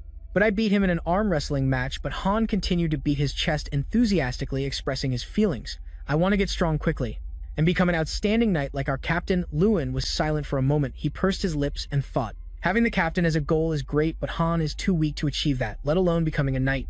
It's not even certain he can graduate from the academy. Suddenly, he lowered his voice as if a little ashamed. He confessed, actually, I'm at the bottom of the academy, so I get ridiculed every day, they say. How can you survive at the academy with skills like that? Although his words were sad, there was still a glimmer of faith. Everyone criticizes me. But our captain is different. He said, I have a talent that others don't. As he said this, he became radiant and positive again, and that if I keep working hard one day, I will shine. Lewin suddenly realized it was exactly the same. Just as Professor Haydn and the headmaster believed in me until the end, Sir Gunter Piranti also believes in Han. Having experienced something similar, Lewin didn't hesitate to boost Han's morale. That's right, effort never betrays you. He put a piece of food in his mouth and continued to encourage his new friend. Even if you're slower than others, if you persevere, a miracle will happen someday. Just like it happened to me. After seeing Lou's grimacing face, Han was flustered. Sorry. I forgot to warn you, my sister's cooking is quite unique, he grumbled in his head. Why are you only telling me now? The two were having a pleasant and warm conversation when they were interrupted by a brazen shout. Come out, you filthy brats. The people from the owner G number were standing outside. That damn noble. I should have torn him to pieces, but instead I'm here to kill these two kids. The leader growled. Kill them. No, we'll sell them. He charged towards the house, kicking the flimsy wooden door open. Come out, stop hiding. But he suddenly froze, narrowing his eyes hatefully. What? Where are those two kids? Inside the house there was no sign of Han and his sister. Only Louis was standing there waiting. The leader asked in a loud shouting voice, Who are you, Louis? Equipped some protection on his arm and replied with a smile, I was wondering what to do. But thank you for coming right to me. Less than 3 seconds later, the man was attacked by his magic power. His body flew in a straight line from inside the house to the yard outside. The underlings asked each other in fear, what was that? All of them fell into a panic. He looked around in a blink, then whispers arose. Isn't that the noble from before? Why are you here? Just then, Han and his sister were seen huddling together in fear. Lewin instructed Han, This place is dangerous, protect your sister. He anxiously asked Lewin, what will you do? Lewin smirked slightly. His hand then clenched into a fist. His words were full of spirit. I have to do something worthy of this meal. Everyone don't be afraid. No matter how good he is, there are still more than 20 of us. That's right, let's all charge. The men in black holding weapons charged together. All right, all of you come at once. A blue aura emanated from Louis's hand through the fight with Baron Bova. I've learned a new skill, Steel Destruction. When using this skill, as soon as the sword touches the fist, the soul of the sword will disappear without a trace. He thought this while fighting. What is this, my knife? Someone exclaimed in fear. Normally I only punish lightly, but they are clearly bad guys. But they are clearly villains, so there will be no mercy. Louis's immense power descended upon the crowd. Demon, please spare us. We have committed a grave sin, the men on the ground begged. By now they must have realized that further attacks were futile. Lewin was thinking, when a scream came from a distance. As expected, not everyone felt that way. Someone had been taken hostage. You bastard. If you move even a little, I'll slit this woman's throat. What are you guys doing? Get up now. Hurry up and tie that damn noble up, the man in black ordered. He worried. Damn it, are you their leader? Yes, I'm the leader of the Onuichi gang, he introduced himself. If you understand, get on your knees, you bastard. His sister anxiously looked for Han. Han, what happened? Sister Han spoke injured. You got hurt. Trying to protect your sister, right? Then there's no other way. I have to settle this. He walked towards the man. The man yelled, don't come any closer. You think I won't kill her? Stay right there. If you move even a finger, I'll slice her up right here. Lewin was furious. Damn it. The academy doesn't teach how to handle situations like this. I don't have enough time to use magic. Damn it, what do I do now? You! A sword slash came at him. The man was shocked. You bastard. Han angrily approached with his sword. If you don't want to end up like your leader, get out of here now. You bastard, let's run. The men scrambled to flee. Han, are you okay? Han's sister ran to him. Han was in disbelief. I killed someone. How can I be okay? It's all right, Han. It was necessary, and congratulations. Louis comforted him. Han turned his head in confusion. Congratulations, he explained. That was a Pareto sword, wasn't it? Proficiency in aura. I saw a blue aura emanating from you earlier. Didn't you just reach level 4? The appearance of that invisible blue energy, the aura, means Han was astonished. Huh, I reached level 4. That's right, someone who reaches level 4 is considered top tier among knights. No, of course you can't control the aura completely yet, but what's certain is that you've shown clear progress. Yes, you did it, just as I predicted. I wasn't wrong, my thoughts were right, he was moved. Thank you, Louis, it's all thanks to you. Without you, I wouldn't have had the courage. Really, stop with the sappy talk. Louis replied, but at least now no one will bother Han's sister anymore. And so Han's incident was resolved smoothly. As soon as it was morning, I went straight to the academy and now I'm back. Before leaving Adele, I wished the vacation would never end, but now that I'm back at the academy, I realize one thing: I really miss this place. Lewin, what did you do during the vacation? Mi chatted with Jason as they walked. What should I say? A lot happened, but nothing worth mentioning here. Well, he hesitated. I trained. He was surprised. You, someone as strong as you trains too, swordsmanship. Oh my, Lewin, vacations are for resting. Besides, swordsmanship is part of the knight-related classes in the second semester, right? Why are you practicing in advance? Studying in advance during the vacation is called preparation. While the two were talking, a professor called him Louis. Professor Haydn. So you're here, what brings you here? Look outside. A guest has arrived, many knights and the symbol of a golden sunbird on their flag. It must be him. It seemed Louis realized who the guest was. I'll be right out. We exchanged letters, but I didn't think I'd meet him this soon. The champion of the martial arts tournament has arrived. Open the carriage door. The princes have arrived. Two princes stepped down from the carriage one by one. Don't you dare get between me and Lewin. Prince Croster, radiant first prince. Don't get your hopes up, brother. No matter how hard you try, young master Lewin will choose me. Lewin. While the two were still arguing, he came forward and introduced himself. It is an honor to meet you, your highnesses. I am Louis Adele, young master. Sorry for arriving so unexpectedly. I have prepared a gift. I hope we can speak privately. The gift I prepared is much more valuable. Forget my brother and talk to me first. But their intentions were all too clear. If I, the winner of the martial arts tournament, supported one side, it would be a huge step towards becoming king. I have a solution, he spoke up. A solution. All right, we will do as you say, young master. Louis, both of you, let's discuss this together. Yes, the kingdom of Ladian, where both I and the academy belong, is currently known as the weakest nation on the 6 continents. Despite this, the kingdom cannot unite internally. The monarchist faction of the first prince clashes with the reformist faction of the second prince, which is the cause of the prolonged conflict. Most mages are the same, just tools in their power struggle. Considering the reason they came to me, it was clearly for that. This brat, I'll sit here? No. The seat opposite Sir Louis is mine. The two princes were arguing about who would sit opposite Louis. He was also helpless with these two. Well, this is troublesome. Don't make a mess. Isn't it messy because of you, brother? It's because of childish people like this that the country is in such a state. His thoughts were swirling. Ridiculous. What did you just say? Stop arguing. I am a bit surprised by your sudden visit, but it's good that you both came. I also have something to say. I have no intention of choosing a master between the two of you. No, I had anticipated this. But hearing it directly is still heartbreaking. That's right, but even the legendary strategist Gyges rejected the offer 3 times. You must know that story. Gyges, who rejected the great emperor's offer 3 times, eventually joined the emperor's side. Are you really comparing yourself to the first emperor? The first emperor was a level 9 knight. Even if you continue to make that offer, the final result will still be the same. I am Louis Adele. I have something I must do. What you must do? I plan to return to my homeland, the Adele territory. Adele, does that mean you won't leave the kingdom even after graduation? Of course, then I can become a force for the kingdom. Oh, that's great to hear. But the situation in Adele is not easy. I believe you will understand why I don't want to abandon my homeland. Both princes were surprised to hear this. The future force of the kingdom should not be burdened by unnecessary worries. Prince Croster Ladian will fully support you no matter what. No, no, ask me first, don't ask my brother. Money, food, I'll give you everything. Hey, can't you see I'm talking to this young master? Stay out of it. The two continue to argue. No matter what happens, I won't choose either of you, that's for sure. Why, you ask? Because if you two continue to fight, I will benefit more. Louis still had his own calculations. I will send a wonderful gift for your graduation. No, I will send an even more wonderful gift than my brother.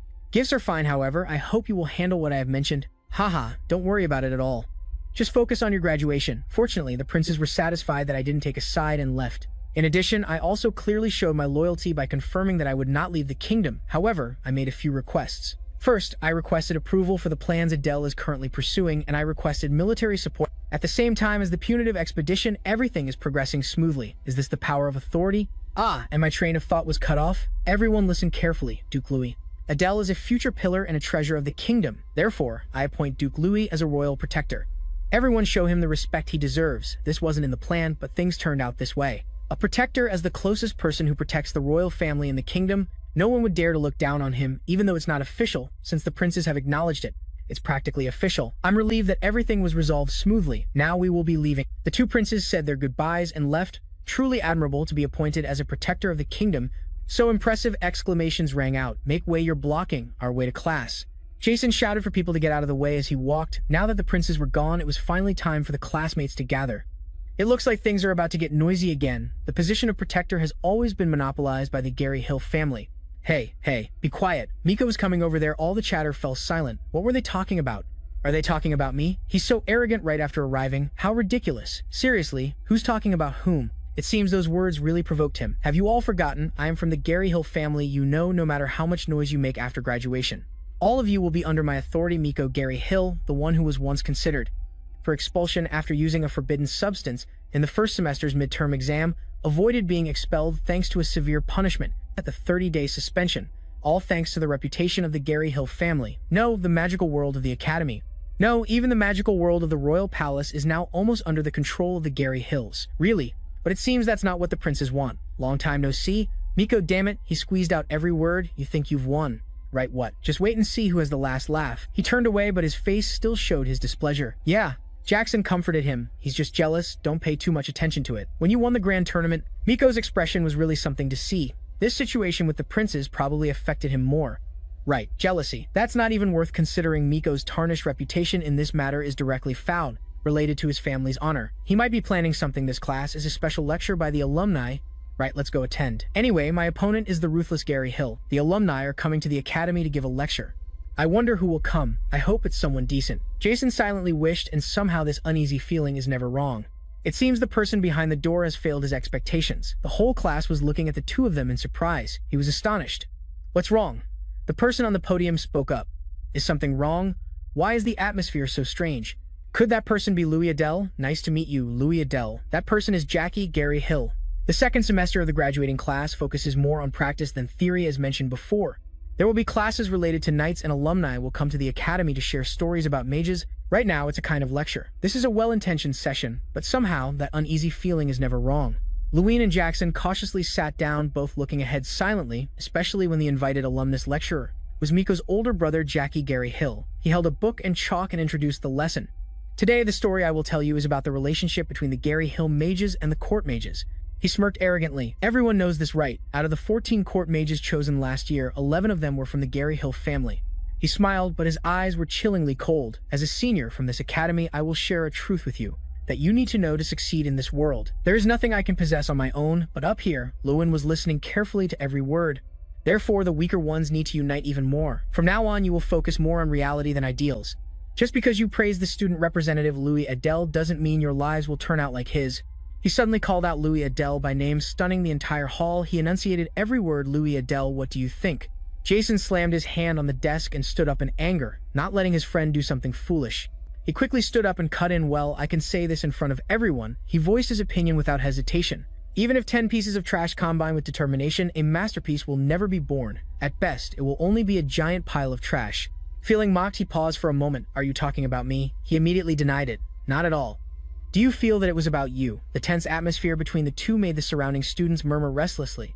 Seemingly at a loss for words, he changed the subject. Well, I've heard a lot about you from my younger brother Miko. You're quite an unlucky person. Aren't you? He replied calmly. I guess you haven't heard the other stories about how that unlucky person defeated him miserably. He could no longer maintain his confident smirk, and his face darkened. What an arrogant brat. At this moment, both of them knew that the feud between Louis Adele and Gary Hill was a confrontation that would not end easily. Ever since Jackie appeared, the atmosphere at the academy began to change rapidly, with the statement that anyone could join Gary Hill if they wished. Jackie had dazzled the lower-achieving students. Jackie's practical and straightforward style proved to be quite effective. At the same time, an argument broke out. A student spoke up. Did you hear what Senior Jackie said? If we work for Gary Hill, we can also succeed. The other person immediately retorted, Ha, do you really think Gary Hill cares about you? You have no self-respect. I'd rather not work under Miko, the one who uses deceitful tricks to manipulate others. Eventually, the students at the academy were divided into two factions, Gary Hill and Adele, with Gary Hill's petty attempts to humiliate Louis and his growing anger at such childish provocations. The atmosphere at the academy was getting hotter over time. However, not long after, an opportunity appeared to put Gary Hugo in his place. Principal Tyrion placed a steaming cup of tea on the table and spoke gently. Oh, come in, have a seat. Lewin came and sat opposite him, quickly replying, Yes, how have you been, Principal? He slowly lifted his teacup. Haha, I'm still doing fine. He spoke in a calm voice full of understanding and trust. Since you are the student representative, we can discuss official matters, right? How is life at the academy? He slightly closed his eyes, his brows furrowing a bit. It's the same as always, except for one thing. There's a troublemaker who's messing everything up. He was a man of knowledge, experience, and insight, so he quickly understood the situation. He put down his teacup. I see, I have a feeling I know exactly who you're talking about. He leaned back. Gary Hill, I don't like them one bit, but what can I do? Every mage in the kingdom has ties to them, so the academy is no exception. He continued to explain the current situation. However, unlike last year, this year we've only assigned them courses that don't directly affect grades. Even so, they're still quite noisy both inside and outside the academy because of you. It seems they hold quite a grudge against you, he asked curiously. The alumnus, Jackie Gary Hill. What kind of person is he? He recounted. He was extremely popular. With his good looks and eloquence, his social relationships seemed smooth, and his academic results were excellent. At 23, he became the youngest head mage in the kingdom, but his face turned grim. However, behind that exterior lies a giant snake living inside him. He has a deep-seated thirst for power and ambition. His personality compels him to get whatever he wants at any cost. After understanding the true nature of the snake Lord Jackie, he became wary. He seems fine on the outside, but inside, he's completely rotten, and he'll use any means necessary to get what he wants. That's Gary Hill. He clenched his fists. At this point, there were enough reasons to make a move. The question was which reason to use to do it. Suddenly he spoke. By the way, I want to discuss the upcoming special lessons with you. His face showed confusion. Special lessons. He replied, yes, the upcoming classes. Suddenly, a crazy idea popped into his head. I have a good idea, but will he agree? That's something he had asked many people, but the reactions were mostly negative. Thinking that he walked to the classroom, just then remembering Principal Tyrion's words gave him more motivation. So what if I ask him directly? Then he opened the door. Hearing the door open, every student turned their head to look. Even Jackie, who was on the podium, paused, his voice tinged with a bit of surprise. Louis Adele, as a dear junior, he directly proposed to him, I'm here with a request for you, senior. Miko, who was nearby, heard everything and burst out laughing. He shot up and pointed straight at Louis, a wide grin stretching from ear to ear. A request. Sure, it was only a matter of time before you said something like that. His face turned serious. Don't misunderstand, it's not the kind of request you're thinking of. Then he continued, revealing his true intention. I heard you received a proposal from the principal about next week's joint night class and you turned it down. At this point, the corners of Louis' lips curled up slightly. So I came here to make a direct request. Please allow the alumni and us to have a joint class. In that moment, his whole body seemed to freeze. His usually arrogant face was now suddenly stunned. A joint class? This is a session where alumni as special instructors will participate in the class with the students. In other words, this is also an official opportunity for Jack and me to face off on the same playing field. Just one sentence livened up the atmosphere. A joint class? So we'll finally get to see Jackie Gary Hill's skills right. The surrounding students couldn't hide their excitement. Everyone's eyes fell on him at once, and both he and Louis would be on the same stage. A direct confrontation. Wow. After a moment of silent thought, he spoke. Why? He said in a slow voice. Our alumni are seasoned experts who have worked in the field for many years. There's no need for a class like that, and frankly, it's just a waste of time. Do you really think so little of us? It sounded convincing, but it was all within his expectations. He threw out his trump card. That sounds a bit unreasonable. Isn't the purpose of alumni visits to the academy to teach us? He was surprised, what he put on a sad expression, and yet you're dismissing the joint class, the best opportunity to pass on knowledge to your juniors, just because of that kind of class. He repeatedly emphasized that Gary Hill is a collective. His face became very ugly at this point. His voice was clearly provocative with a mocking smile, so why the sudden change? Or perhaps there's another reason, like are you scared? He flashed a villain's ecstatic smile, even though you won the grand tournament. You're still just a student with limited experience. Then he quickly regained his calm expression as if nothing had happened. In front of a real blade, you can't do anything but cling to your useless, stubborn ego. Why do we need such a troublesome class? Before he could finish, the students chimed in. We want to see your skills too. He stiffened slightly, a hint of confusion in his eyes just then. A student spoke up. Then the others followed suit. That's right, skills honed through real combat. We really want to see them. At the same time, Miko excitedly slammed his hand on the table. Come on, brother, what are you waiting for? This is the perfect chance to crush that guy in front of everyone. Accept it, Louis Adele. You'll regret this proposal for a long time. My brother is a powerful mage. His reaction was what he was hoping for. He grinned with delight. That's right, Miko. You're absolutely right. That's exactly how it should go. So that our esteemed senior won't refuse anymore. Jack sighed wearily. All right, if it's a joint class, the apprentice knights from Forest will participate, right? However, he defended himself. I rejected the proposal because I didn't want to steal the student representative's chance to shine in class. But if you want to overlook that now... No, Luin didn't hesitate, walking straight towards him step by step. No, please do it. I'm asking you. He held out his hand. As a junior at the academy, I also want to see your skills. He reluctantly had to shake his hand. Well, if that's the case, I have no other choice. Let's do our best. Suddenly, he felt a sharp pain shoot through. It was so painful, he gritted his teeth. He cursed. This brat. He leaned close to his ear and whispered coldly. Then I'll leave it to you, senior. His eyes lit up with excitement and challenge. Prepare to be amazed. 3 days ago, just as the apprentice knights of Foreign arrived at the academy before the meeting, Lewin had a short meeting with Principal Tyrion. He spoke. A special class, really. The principal calmly rested his chin on his hand and recounted that day. I thought about pairing up the alumni with the students to form teams for the session. Most of them were rejected. He smiled. However, if you ask him directly as a junior, he won't be able to refuse. As the student representative, what do you think? Remembering that suggestion made him just laugh wryly. A smile mixed with helplessness and surprise. The principal is so cunning, thinking of a plan that the senior couldn't refuse. Suddenly, the atmosphere erupted unexpectedly. Someone, unable to contain their excitement, pointed straight ahead, their voice full of excitement. Look, they're here. It's the apprentice knights of Foreign. Cheers erupted like a wave across the courtyard. As soon as he saw Louis in the crowd, Mr. Gooder immediately broke into a radiant smile.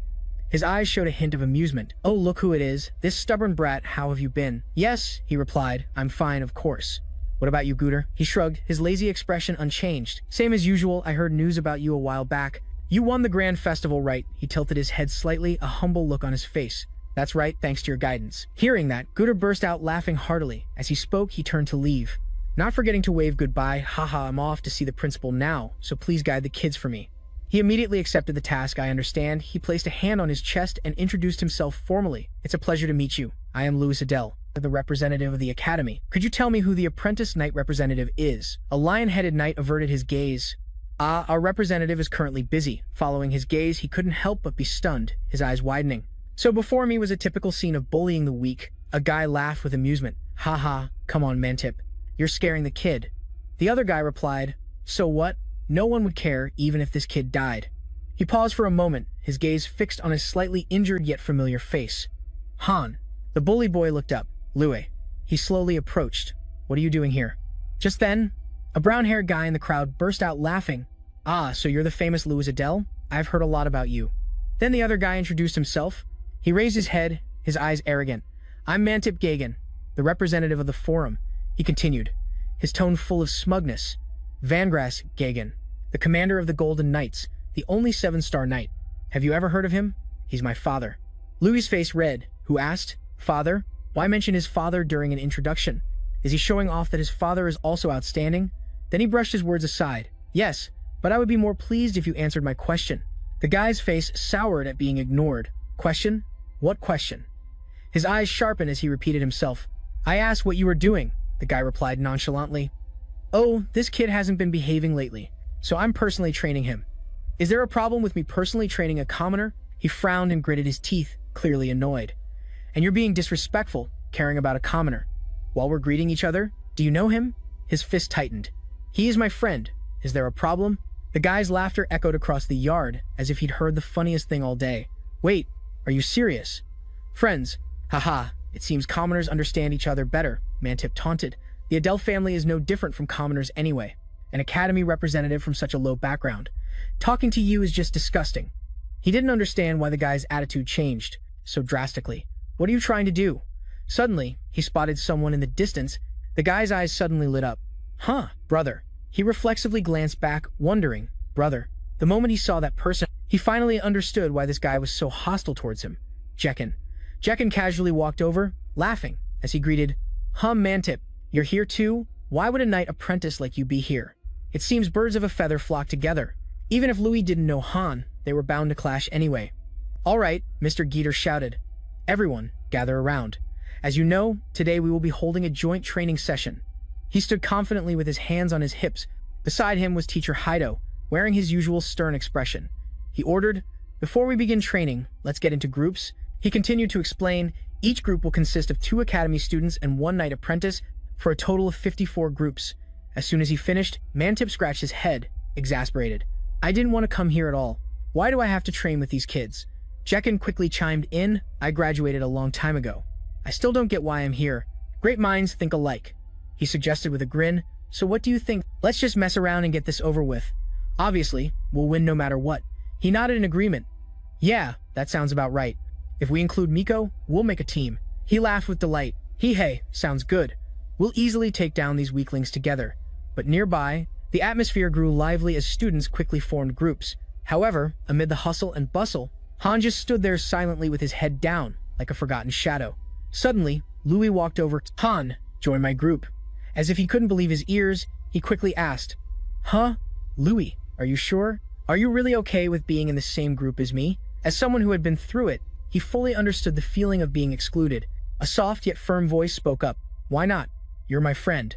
At that moment, he looked at Louis with eyes full of deep gratitude. He whispered his name, Louis.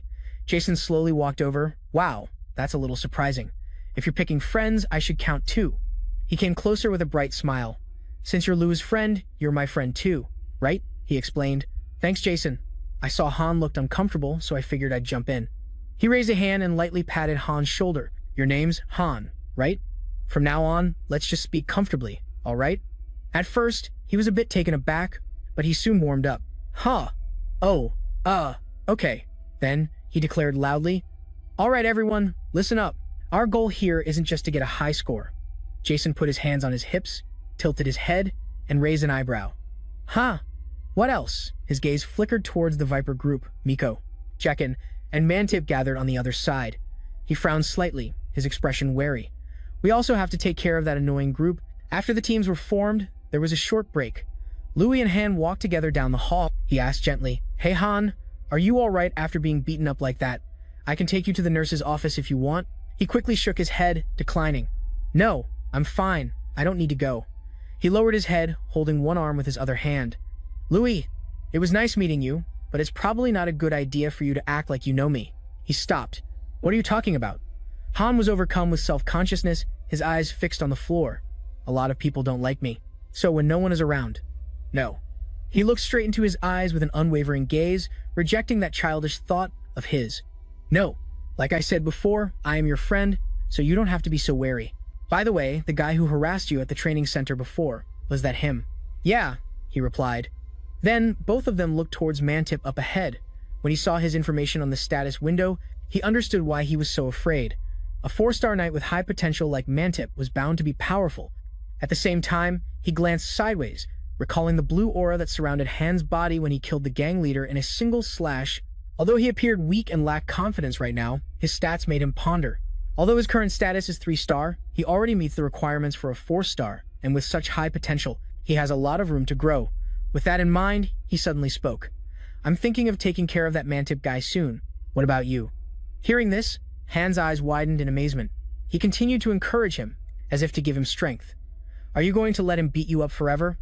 That determined look in your eyes when you protected your sister. Where has it gone? He hesitated. Can I really win? Without a moment's hesitation, he stated firmly. You can. As if he had never thought of it before, he asked again. I can? Mantip, who was standing above, heard them and turned around in frustration. I can't listen to this garbage anymore. For someone with an ego the size of Mount Everest, losing to someone he always despised was unacceptable. Han, defeat me. This useless commoner is just taking up space. Han, get over here. Though scared, he managed to stand up for himself. No, I don't want to. It seemed to be the first time he had ever fought back, so he was enraged. What? This bastard must be insane. Just standing next to him doesn't make you special. You're really just a bunch of fools clinging to each other. He drew his sword, planning to teach him a lesson. Did getting beaten up all this time finally make you snap? Come here. I'll kill you myself today. He instantly became alert and drew his sword as well. But he quickly stopped him. Don't fight him, Han. He looked back, confused.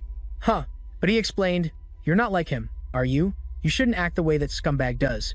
Then, he slowly stepped forward. Today isn't the day for you to fight him. Wait for the right chance to crush him. So for today, I'll take care of it. The moment he finished, the two charged at each other. Mantip's face flushed with rage as he yelled, Who the hell are you? Scram. Get lost, you bastard.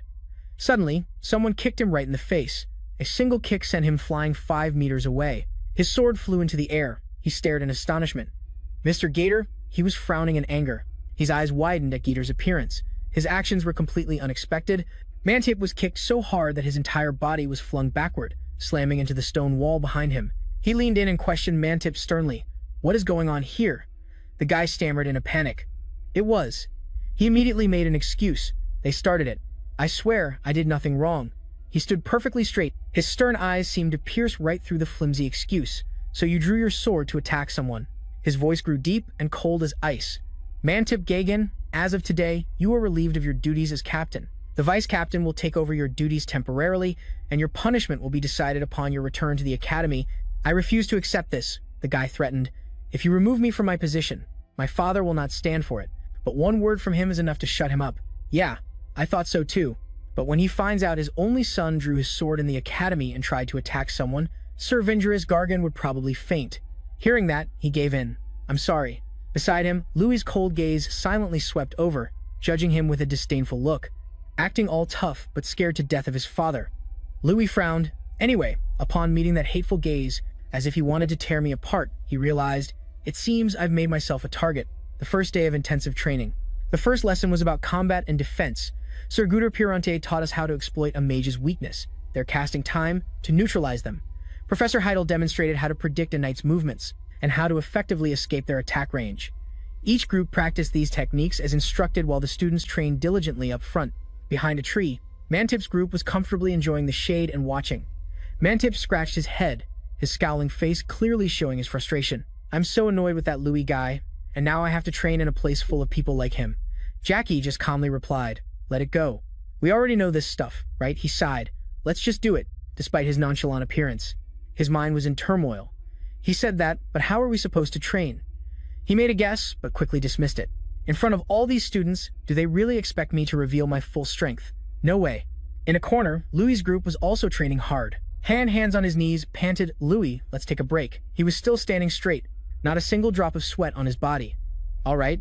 Nearby, Jackson exclaimed, does this guy ever get tired? I haven't even fought him and I'm already terrified. Feeling the exercise wasn't enough, Louis casually placed the wooden sword on his shoulder and replied, I don't know, it just felt like a warm-up. The other two wondered if he was human or a monster. They shouted in unison, what? Suddenly, Guder approached and interrupted them. If you're not too tired, could you spare me some time? He exclaimed in surprise, Sir Guder.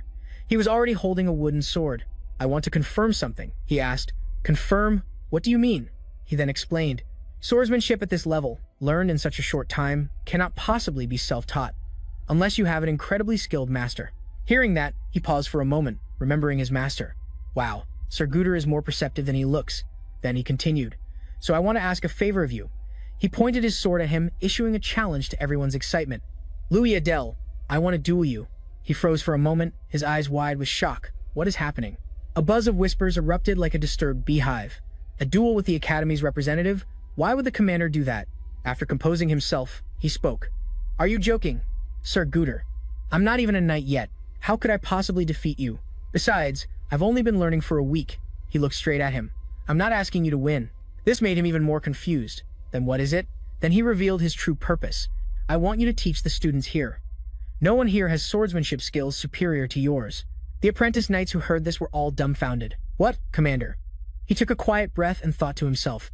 Suddenly becoming the center of attention like this is overwhelming. But still, he pressed his lips into a firm line. He didn't say it aloud, but he was certain this was a good opportunity. If I perform well here, I can use this opportunity to establish my position. That's not a bad idea. At this thought, he grew interested and quickly assumed a ready stance. I look forward to learning from you, Sir Guder. He smiled in satisfaction. Your stance is impressive. Then, here I come. As soon as he finished speaking, Guder lunged forward with incredible speed. The onlookers' eyes widened. Everyone exclaimed, wait, what kind of speed is that?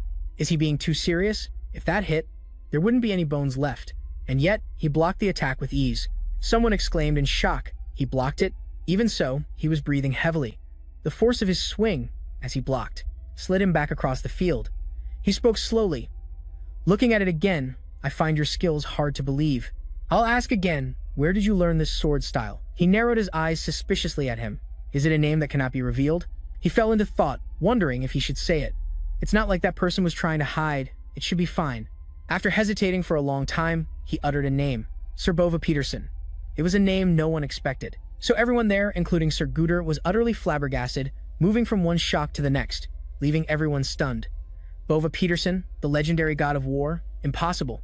I heard he was dead. Guder quickly regained his composure. Oh, is that so? He asked. Could you elaborate? How did you come to know him? He explained, Sir Bova retired and has been living in Adele ever since. He's the one I've been with since I was a child. Before he could finish, Mantip hastily cut him off. Don't lie. He strode forward angrily, his eyes blazing. Don't you lie to me. He was confused. Lie? He pointed right in his face. That's right, lies. My own father said so. Bova Peterson is dead, and you can't prove otherwise. Right? He looked annoyed. Why do I need to prove it? And stop calling a living person dead. He ground his teeth.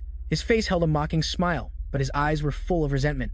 Even if what you say is true, it doesn't matter. The strongest in the kingdom is still my father. Hearing this, he understood what he was really worried about.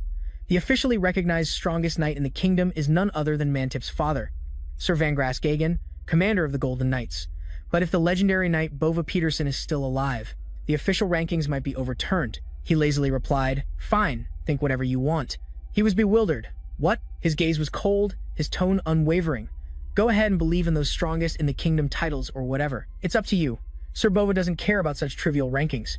Hearing that, he gritted his teeth in anger. Trivial? Did you just call it trivial? He immediately drew his sharp sword. How dare you insult my father? Now he was like a madman, ready to attack anyone in sight. Louis Adele, I challenge you to a duel, with real swords, right now. He screamed frantically, "Come here and fight me now." He received a solid knock on the head from Guder. His eyes went crossed. He hit him because he didn't want him to do anything. Stupid while out of control. What the hell is this? A duel? So you really want to fight Louis? He cowered like a puppy, holding his head. Yes. Finally, he announced. All right. Then the first match in tomorrow's group sparring session will be Louis' group versus Mantip's group. Any objections? No. Both sides replied in unison. In the blink of an eye, the next day arrived. His powerful voice echoed across the field. All right, is everyone ready? As I said yesterday, the first match will be Louis' group versus Mantip's group. The two groups stood facing each other. Under everyone's curious gazes, Jaqen suddenly stepped forward and called out, "Louis." His face showed no signs of worry. On the contrary, he looked very relaxed. "Are you all prepared?" Louis immediately became wary. "What's this? Why are you asking all of a sudden?" He gave a sinister smile.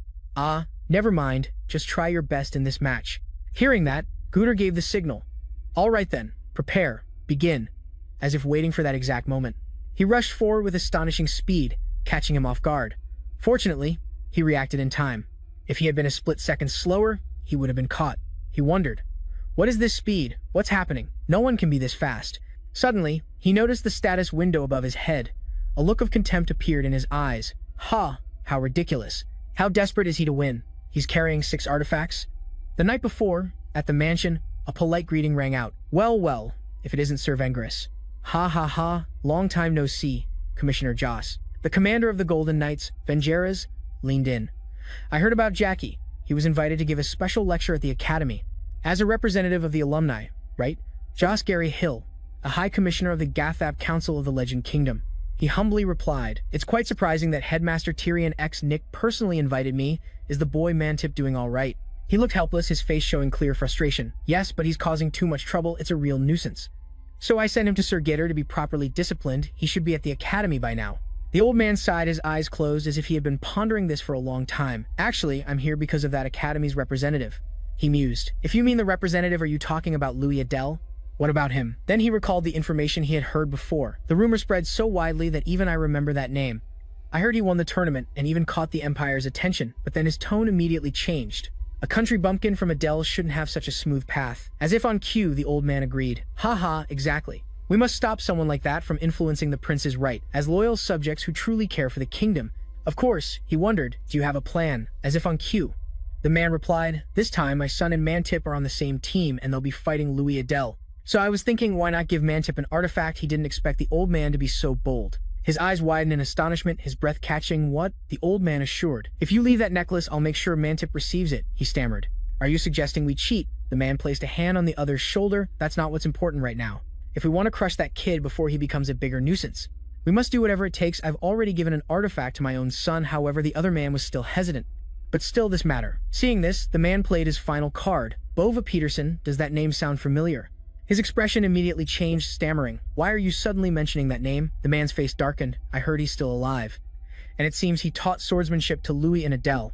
The old man continued. "Louis Adele, the one favored by the princes, learned swordsmanship from Bova Peterson, the glorious knight. If he defeats our sons, in the upcoming match, our positions will be finished." After hearing the man's words, he hurriedly removed the artifact from his clothes. He handed the necklace to the old man. "All right, I hope this brings good results." The old man gave a calculating smirk. "Of course it will." Finally, the two shook hands firmly. "All of this is for our kingdom." Back to the present, Jaqen laughed triumphantly. "Ha ha ha, how about it, Louis and Adele?" He cast a spell, creating vines. They wrapped tightly around Louin's group. "You're that confident with just that mediocre skill. How disappointing." The magic vines tightened like shackles, making them writhe in pain. Louis's face darkened with a mix of anger and contempt.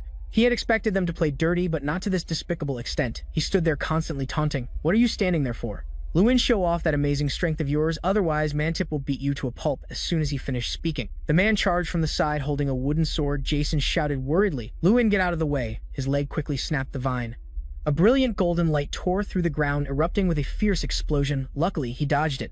He was shocked. What? How can a wooden sword be so sturdy? At that moment, a strange light emanated from the wooden sword. The artifact Mantip Gagan received from Sir Vangeras was a fortification amulet. This artifact is designed as a necklace for easy carrying to enhance weapons, making them sharper and more durable. The man laughed sarcastically, his lips curling into a mocking sneer, exclaiming with regret, Ah, I missed. I could have killed you. Then he continued to swing his sword and charge forward. This time, I'll definitely kill you, Louis Adele, he observed intently, hard as steel, huh? In that case, with that thought, he clenched his fist, activating the steel-shattering technique. With just a swing of his hand, the wooden sword, charging at wind-breaking speed, instantly exploded. The man was horrified. How the hell did you do that? Without letting his opponent recover, he lunged forward like a flash. A thunderous punch landed, the impact so strong it sent the man flying backward. Seeing the man sitting painfully on the ground, his eyes trembling in disbelief at what had happened, his voice hoarsely called out in shock, Mantis. His face contorted from the pain spreading through his body. How could this happen? Even though they were all wearing artifacts. But he wasn't pushed back at all. Louis slowly put on his iron gauntlets. I was planning to go easy on you if possible. But clearly that won't work. Since it has come to this, I will fight seriously. After saying that, the will dominator on his hand was immediately unleashed. Everyone present was stunned, their jaws dropping at the unbelievable sight before them. Even calm individuals like Professor Heidel or Guter unconsciously showed their confusion. If outsiders reacted like that, what about Jackin? The one facing it directly, he mumbled, impossible, a spirit. Yes, behind Louis a giant lion's spirit appeared. The people around panicked, screams erupted in chaos. Run, everyone, run. It's a spirit.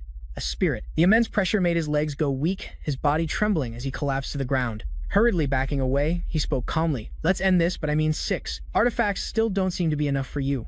Hearing this, his mind went blank. What he didn't bother to explain, his hand gently reaching forward, the giant spirit behind him also majestically reached out its hand. Its giant finger slowly slipped inside his necklace. The treasured necklace broke into several pieces and fell. The atmosphere immediately boiled over with murmurs erupting everywhere. What, is he serious? Did Senior Jackin really use an artifact? Using an artifact against a junior? Unable to bear the whispers, his face twisted in anger. You bastard. How long do you think you can last? Gary Hill won't sit idly by. He annoyedly cut him off. You say Gary Hill won't leave me alone. First it was Miko, then the eldest son, Jackie Gary Hill. Who's next? Could it be Sir Josh Gary Hill himself? Upon hearing his father's name, he immediately charged forward like a moth to a flame. What did you just say? You dog, you dare mention that name. At that moment, Lewin raised his hand. A sharp spark shot out, flying straight ahead and hitting him right between the eyes. He said irritably, You're too noisy. Just lie down and rest for a bit. Suddenly, the bear-like creature appeared on his shoulder. Are you sure about this? He wondered, about what? The spirit is. It really okay to reveal it like this in front of everyone? Only then did he realize that thousands of strange gazes were fixed on him. It continued, Look at the headmaster's face. He's completely shocked. He just said calmly, It's not like we can hide it forever. It agreed. That's right. Then his gaze changed and he slowly fell into thought. Anyway, Jack and Gary Hill had fallen, and it seemed Miko had fainted, foaming at the mouth from the shock of seeing the spirit. That meant the winner had been decided. Thinking this, he glanced over at Mr. Guter, who suddenly met his gaze. He cleared his throat a few times and declared loudly, and therefore the winner is suddenly. A loud shout interrupted him. Wait. Everyone was surprised by the sound and turned their heads in its direction. They only saw Han approaching, holding 2 wooden swords. The match isn't over yet. He stopped in front of Mantip and threw a sword towards him. Your sword just broke, right? Then use this one. Pick up the sword, Mantip.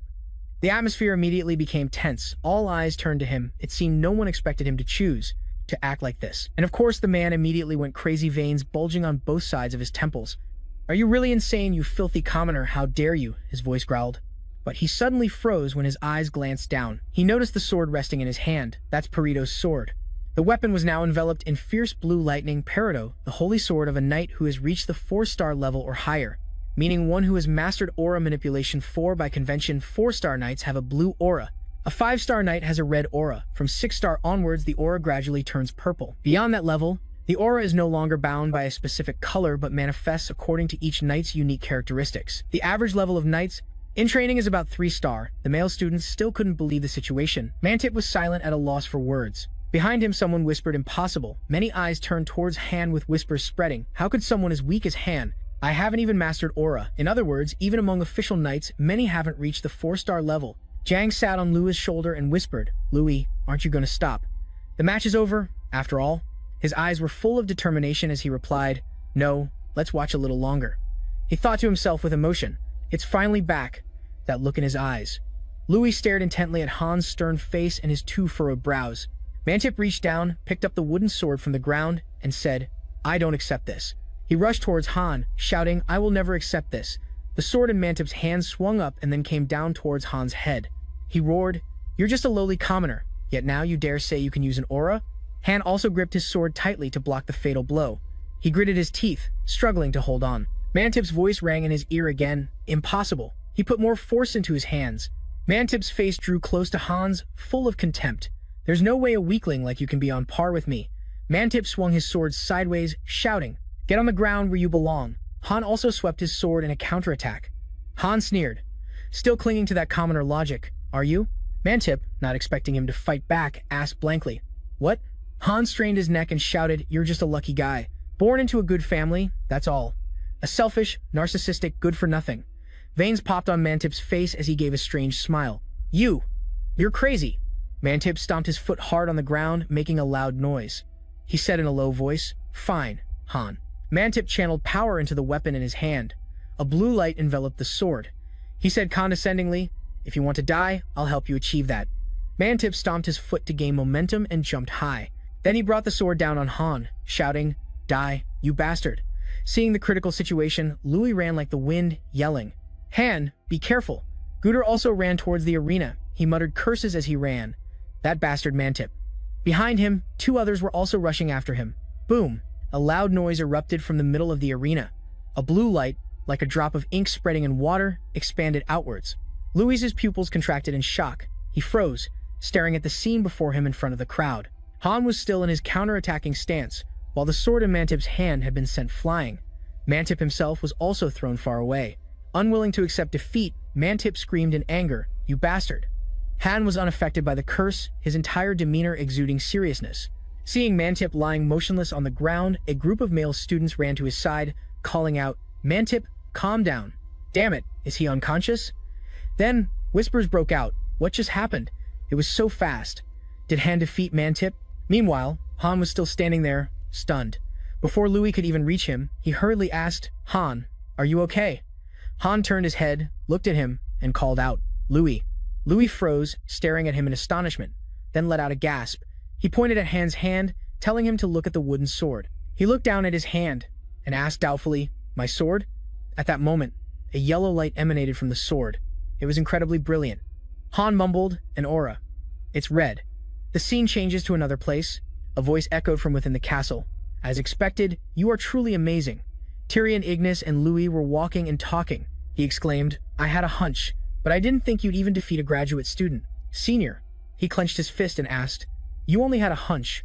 Louis turned and said with a firm tone, "You were the one who called Jack and Hargreaves in the first place, headmaster. Didn't you anticipate this outcome from the very beginning?" Tyrion Ignis chuckled. "Oh my, so I've been found out." He directed his gaze towards the paintings, hanging on the wall, and said, "I wanted to take this opportunity to teach Gary Hill a lesson in humility, but instead, it seems I've only deepened his resentment." Louis asked doubtfully, "Resentment?" Tyrion Ignis explained, "The rumors about this match have already spread to the capital. Because you defeated the eldest son of the Gary Hill house, the nobility is gossiping that this could be the downfall of that family." He reminded Louis, "And Josh Gary Hill will surely do anything to reclaim his family's honor. That means you could soon be in danger." Tyrion's voice lowered. "As the headmaster, I cannot allow my student to be in danger. That is why we are here." The two were standing at the top of a staircase, looking down. He introduced it, the stairs leading to the academy's basement. Then Tyrion Ignis recounted. A few days ago, King Graham awoke from his hibernation. The first thing he said after waking up was, Louis' fist clenched tighter as he heard him recount King Graham's words. "I smell one of my kind." Tyrion Ignis looked mysterious. "We just need to go down. King Graham is waiting with a gift." Seeing Louis's lack of reaction, he asked, "Why don't you ask about it?" He asked back doubtfully. "Ask about what?" Louis said, half joking. "I suddenly appeared with an elf on my back. There's no such magic in this world. Aren't you curious at all?" Tyrion Ignis looked at him with trusting eyes. "Whether you show up with an elf on your back or carrying the head of a goblin, Louis, the Adele I know is always someone I can trust. That's all that matters." Louis also replied with a sincere tone. "Thank you." Tyrion Ignis gestured. "Now, go down. King Graham has been waiting for you for a long time." He was now standing in front of a large door. Louis slowly opened the heavy door, which made a loud creaking sound. After stepping inside, he walked deeper in. A moment later, a deep voice echoed, "Long time no see, little destroyer." Louis also chuckled and replied, "Yes, it's been a while." In front of him, King Graham was sitting comfortably on a large throne. Louis greeted him, "King Graham." King Graham's booming voice replied, "Little destroyer, I still can't believe it. I can smell the scent of my tribe from the heavenly mountain on you. I can even feel my father, Munkin." After a moment of contemplation, he proposed, "If you can, could you tell me what happened?" Without hesitation, Louis nodded and replied, "Yes, I'll tell you everything." Then, the two stood opposite each other and talked. I told King Graham about what happened at the Heavenly Mountain and how I crafted a treasure from the molar of Munkin. After hearing the whole story, King Graham burst out laughing with delight. "You arm wrestled 100 elves?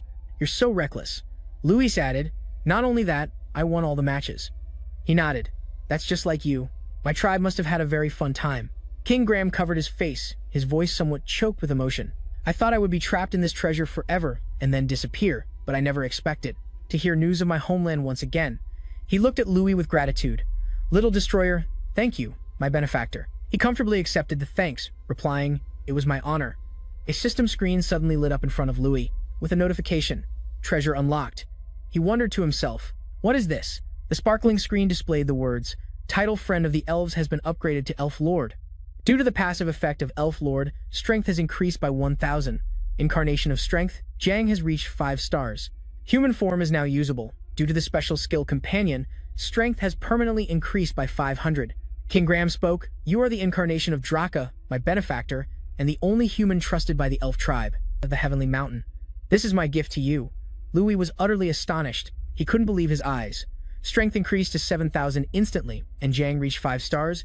Jang put her hands on her hips and let out a long, "Oh, that was a wonderful meal. I reached 5 stars much faster than expected." Then, she jumped from Louis' shoulder to the ground, exclaiming, "I've been stuck in this useless child form for too long." Jang's body grew larger and began to glow. She frowned, clenched her fist, and asked, "Do you have any idea how boring it was?" A blinding yellow light appeared, forcing Louis to shield his eyes with his hand. He stammered, "Wah, what the hell is this?" A head of long brown hair fluttered gently. A soft laugh was heard. "Well?" A girl appeared, but her voice was very familiar as she asked, "Amazing, isn't it, Louis?" She tossed her hair and said with a triumphant look, "This is what I've longed for all this time, Jang's human form." A while later, Louis returned to the top of the stairs. From the reunion with King Graham, I received 2 more gifts. The first was the authority of a leader, allowing me to command elves as an elf lord. Next was the second gift, a special privilege to summon King Graham, who is bound to the Academy for life, to my location just a single time. Lou recalled, "Before we parted, he told me, I'll only summon him if my life is in danger," with laughter echoing in my ears. He was a bit annoyed and thought to just drop it. Trang jumped up with joy. "That's right, being in human form is the best." Meanwhile, Tyrion Ignis asked Lewin doubtfully, "Who is that young girl?" He thought about the moment Trang transformed. Others could see her then. Even Lewin had to ask for confirmation. "Ah, you're really a girl?" With her hands on her hips, Trang snapped, "How many times have I told you?" He lowered his voice and mumbled, "I thought you were lying." Tyrion Ignis's voice rang out again. "Only 1 person went underground, yet 2 came out. Can you explain this?" Lewin closed his eyes and sighed, "I'm screwed." In the silence, he cleared his throat and spoke. "So," Tyrion Ignis stroked his long beard and inquired, "With my limited understanding, I can only guess that you are a spirit, correct?" Trang put her hands on her hips and replied, "That's close. To be precise, I'm an incarnation." Lewin thought in confusion. Will this explanation even work? Trang looked around and continued, "He and I have a symbiotic relationship. Therefore, we can't be separated." He called out, slightly embarrassed, "Hey, are you going to talk to the headmaster so casually?" Trang snorted. "I've lived 10 times longer than him." Lewin was at a loss for words. That may be true, but Tyrion Ignis's voice cut him off. "Since you came here through Kingram, noble incarnation of Lewin, I will arrange for you to stay at the academy." Trang seemed quite intrigued and asked, "Oh, do you have a plan?" He nodded slightly in confirmation, of course. Scene changed to another place. An astonished voice came from inside the academy. "Wait, what is this?" Everyone stared at Trang in shock and hesitantly asked, "So you're saying Lewin you?" A male student shouted in surprise, "You have a cousin like this? And she just enrolled today?" Trang put her hands on her hips, laughed, and introduced herself. "I'm Trang Adele." Lewin awkwardly added, Yeah. "She's in our year?" Jason asked, clutching his pounding chest. "The graduating class? But you said she's younger than us," Lewin explained. she skipped grades. She's a genius. He raised his voice and yelled, a genius. Jason politely held out his hand. It's a pleasure to meet you, my lady. Jason got down on one knee. He introduced himself. I am Jason Damon, Lewin's best friend. Would you like a tour of the academy? If you haven't seen it yet, I can show you around. Trang casually asked, who are you? Lewin, confused about what was going on, wondered, what is he doing? Jason suggested, would you like to go to the cafeteria? The baguettes there are delicious. Trang bluntly refused. I don't like bread. Get lost. He tried another approach. Do you like the sea? It's amazing. Lewin closed his eyes and sighed. Well, as long as everything goes smoothly, I suppose it's fine. Suddenly, someone came over and called his name. Lewin saw who it was. Lewin greeted him. Han, right, you're leaving today, aren't you? Han smiled and replied, yes, I came to say farewell. Lewin lamented, it's a shame we have to part again. I'll visit you in foreign someday. I look forward to that. You're always welcome. After a moment of hesitation, Han asked, and Lewin, after I graduate from the training center, can I come to Adele? Lewin replied magnanimously, Adele? Of course, come anytime you want, he said with determination. No, I don't just want to visit. I want to become a knight of Adele.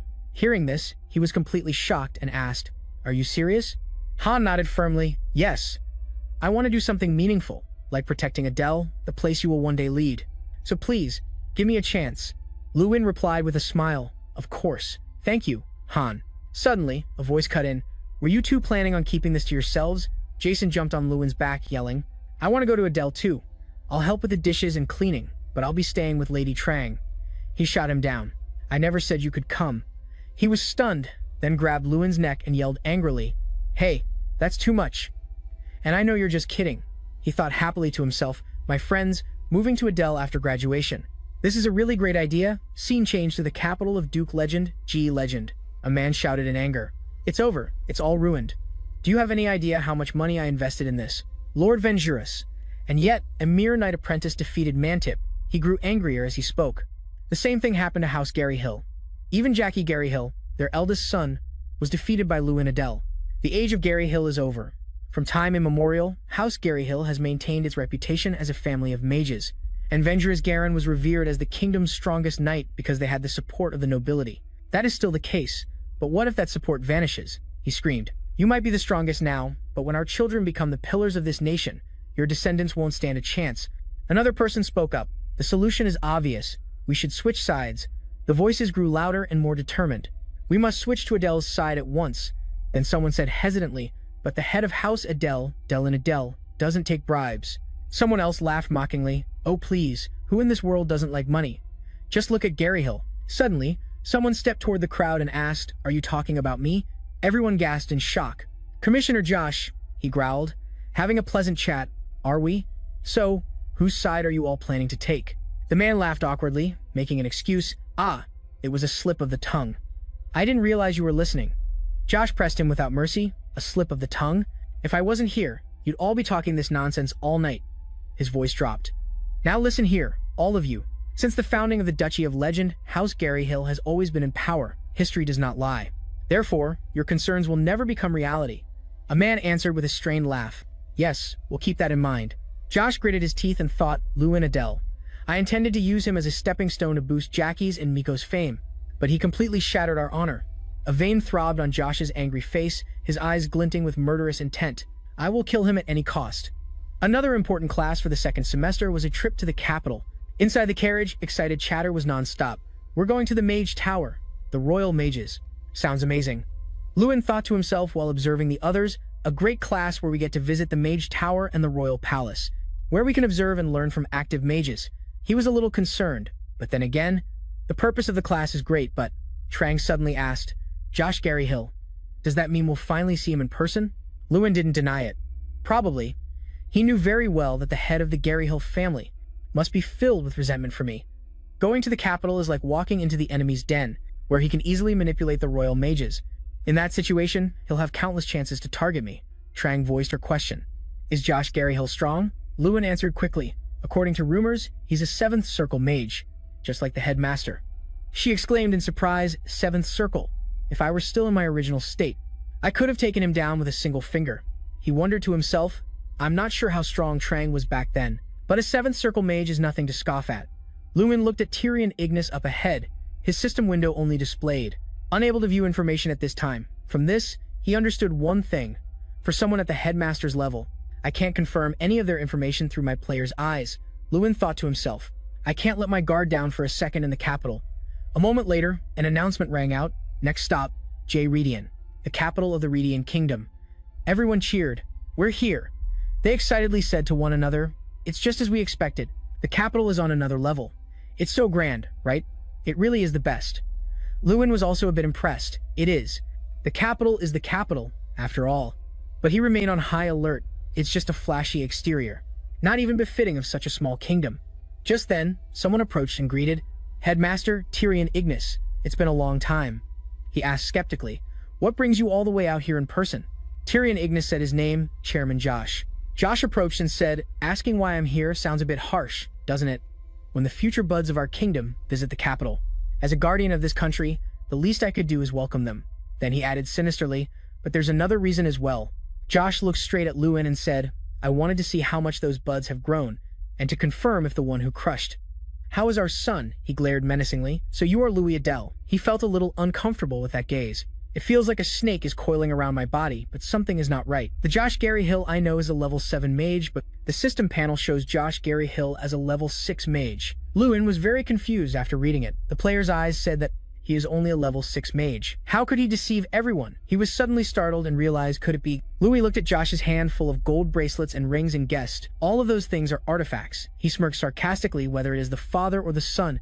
Seeing him like that, he asked unpleasantly, is something funny? Lewin turned around and then replied, no, it is nothing. I am leaving. Josh immediately grabbed his hand. Where are you going? I am not done asking. He glared and questioned, I am asking what you were laughing at. But Tyrion Ignis quickly stepped in to mediate Chairman Josh. He is still just a student. Please stop. Trang was visibly angry. This lunatic. Josh snapped, demanding, be quiet, headmaster. He threatened him. You may be the headmaster in the academy, but once the students set foot in the capital, managing them is my responsibility. And Tyrion Ignis immediately retorted, if that authority is used as a tool to threaten innocent students, I will never accept it.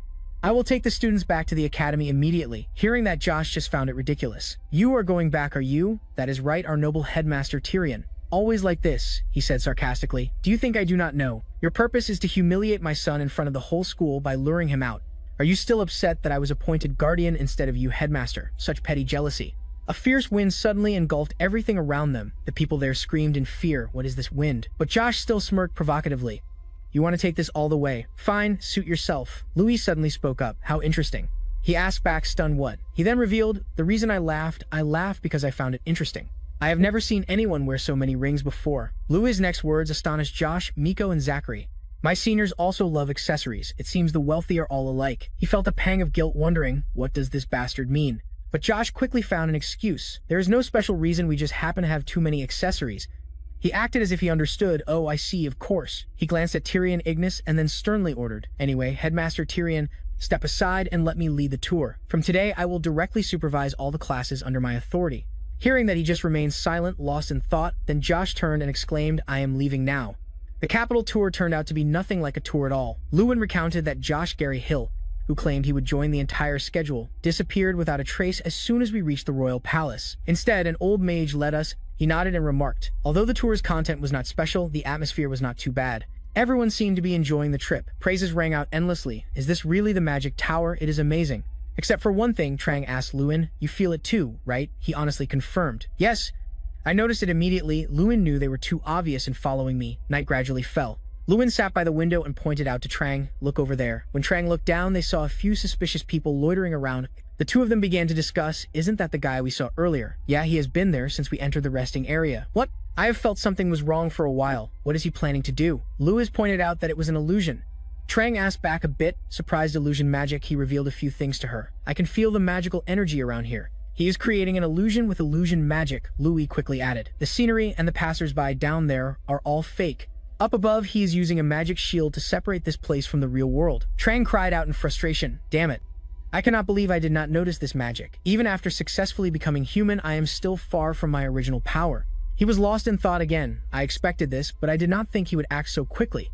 Lewin suddenly noticed something. The man in the black cloak suddenly ran off. Trang exclaimed, startled. He is running away. He calmly denied it. No, he is luring me out. If we fight in a confined space like the resting area, I would have the advantage, but he knows I cannot let the other students get hurt, so I have no other choice.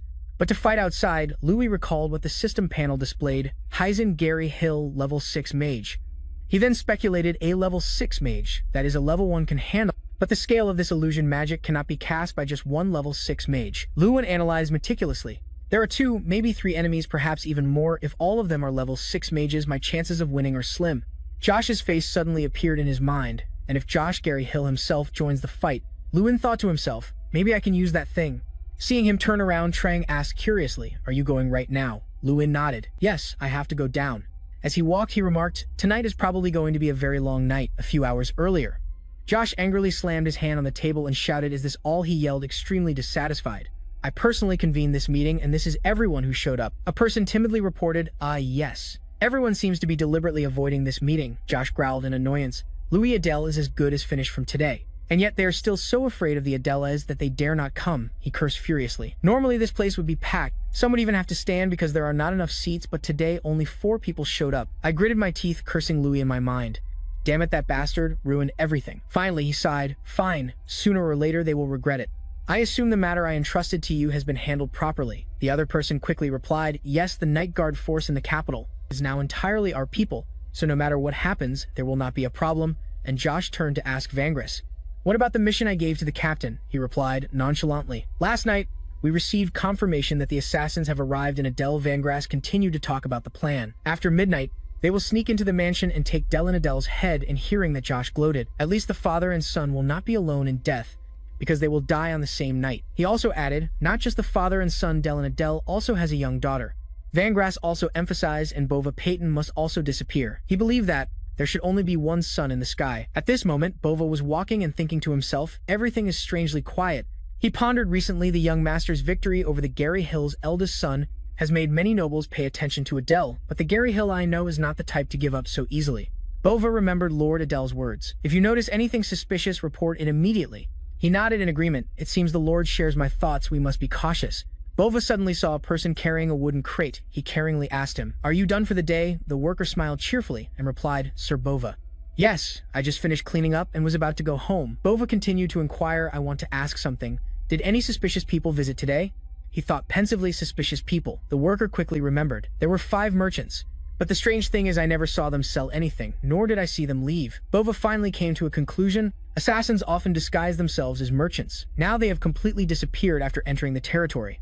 The workers suddenly exclaimed, "And they were carrying swords too." "You should also be careful, Sir Bova, just in case." He suddenly ran very fast in the opposite direction. Seeing that, he felt a little relieved. Maybe there is no need to worry much. Inside the mansion, it was strangely quiet. The assassins were searching inside. They whispered to each other as they moved. That Lord Adele has he realized something. He has not returned to the mansion yet. "You have seen the atmosphere in town. No one has noticed anything. He will be back soon. We just need to wait for the right moment." He also nodded. "Yeah, there is still time." An assassin suddenly collapsed to the ground. When they saw the person in front of them, they exclaimed in horror, "What the vad is Bova?" He glared and shouted, "How dare you? Do you know where you have just stepped into?" The assassins asked each other in confusion. "Wait, how does he know we are here?" Just as expected from a 7-star knight, stealth tactics do not work on him. He immediately drew his blade and spoke. "But this is actually good for us. We were going to kill him anyway." They let out a shout. Everyone charged. They were assassins hired by Vingaris infiltrators hiding in Adele. They were all at least 6-star masters. Bova just gently mumbled, "All right then." He was a 7-star knight who had long since put down his spear to pick up a fishing rod. So the people of the territory thought his skills were not what they used to be. However, that was a grave mistake. Bova raised his spear and shouted, "Come at me all at once." The elegant spear tip sliced through the assassins. Soon, they were defeated by him, sent flying through the air. 3 heavy bodies of the assassins flew straight into the wall. One of them, terrified, wondered, 7-star? He is a 7-star. He does not look like one at all. "We have taken down over 10 of the Empire's 7-star knights." Just then, he heard Bova slowly speak. "Do you know why I stopped training with the spear?" The horrified assassin exclaimed, "It can't be him." He cursed inwardly. "This bastard, don't tell me he is." The assassin did not dare to say it. He used to be an 8-star. Bova revealed to him. "No matter how much I honed my spearmanship, I had reached the limit of what mere technique could teach me." One of them recklessly jumped up, trying to ambush him. "Die, you monster." Only a cold, sharp spear was seen piercing through him. The assassin was left dangling in midair by Bova. The remaining one backed away in fear until he hit the wall. "This guy is insane," he screamed in terror. "Vengeras, that bastard, this is ridiculous. How dare he lie about the target's strength? Even if he paid us 5 times the initial fee, we would never have taken this mission." The assassin stammered, "Damn it," it was then that Bova knew who was behind this Vangras, so it was him. He grabbed him by the neck and said, "Go back and tell Vangras this." Bova emphasized every single word, never set foot in Adele again. Meanwhile, where Louis was, it was completely silent. He and Hyzen faced each other. He exclaimed with amusement. "So you came to me on your own." Hyzen continued to mock Lewin, "But it seems you did not come alone. A companion for your journey to the underworld. How amusing," Louis quickly retorted. "Do not worry. We have no intention of dying here." Hearing that, he was quite surprised. "No intention of dying?" Hyzen spoke contemptuously. "It would be nice if everything in the world went according to people's wishes, but reality does not work that way." As soon as he finished speaking, numerous black-robed mages advanced surrounding him, and Trang Lui quietly observed there were about 7 of them. "They have gathered quite a crowd." He raised his hand, summoning red flames, and said, "As someone who has lived much longer than you, let me give you a piece of advice. Keeping a low profile is the best way to live a long life." Hyzen continued rambling, but he pointed at the mages and continued, "Now you only have one future left." They attacked him while shouting, "Die!" Hyzen laughed heartily with amusement, accepting death quietly. What a sight to behold. "This is the fate you brought upon yourself, so do not hold too much resentment." However, when he saw the scene before him, he could not laugh anymore. "What?" Hyzen exclaimed in horror. How are you still standing after that attack? You should be dead." Lewin just smirked slightly. "Yes, just assume that people like that exist in this world," he confidently affirmed. "People who can never die." Lewin knew well in his heart about the incarnations, entities that cannot be destroyed or dissipated. "The only way to completely subdue Trang is to kill me, the one who binds him." The system panel suddenly displayed unique skill will of the leader. "Until your last breath, Kunkan, the first leader, chosen by the Sky God, will always have your back." He raised his fist and declared loudly, "But as I said, I have no intention of dying here." A powerful storm-like punch was thrown. Louis thought to himself confidently, "Good. At this level, I can win without trying too hard." He suddenly widened his eyes in astonishment. Hyzen grabbed his leg tightly and then spoke. "Honestly, I did not expect you to be this strong, you brat, but no matter how strong you are," he wheezed, "let's see if you can survive this." Louis was startled and wondered what black magic water seal. There are those who practice forbidden black magic, a type of magic despised by all true mages like warlocks. Among them, the water seal is a technique created by the primordial water warlock. Once it latches on, it never lets go, until it has drained all life force. It is one of the most infamous black magic techniques to have ever existed. Lewin was in so much pain that he broke out in a cold sweat. "Black magic? I can't believe these bastards would go this far." Hyzen spoke excitedly. "What a pity, Lewin. Now that you have seen this kind of magic with your own eyes, you have to die," he continued to mock.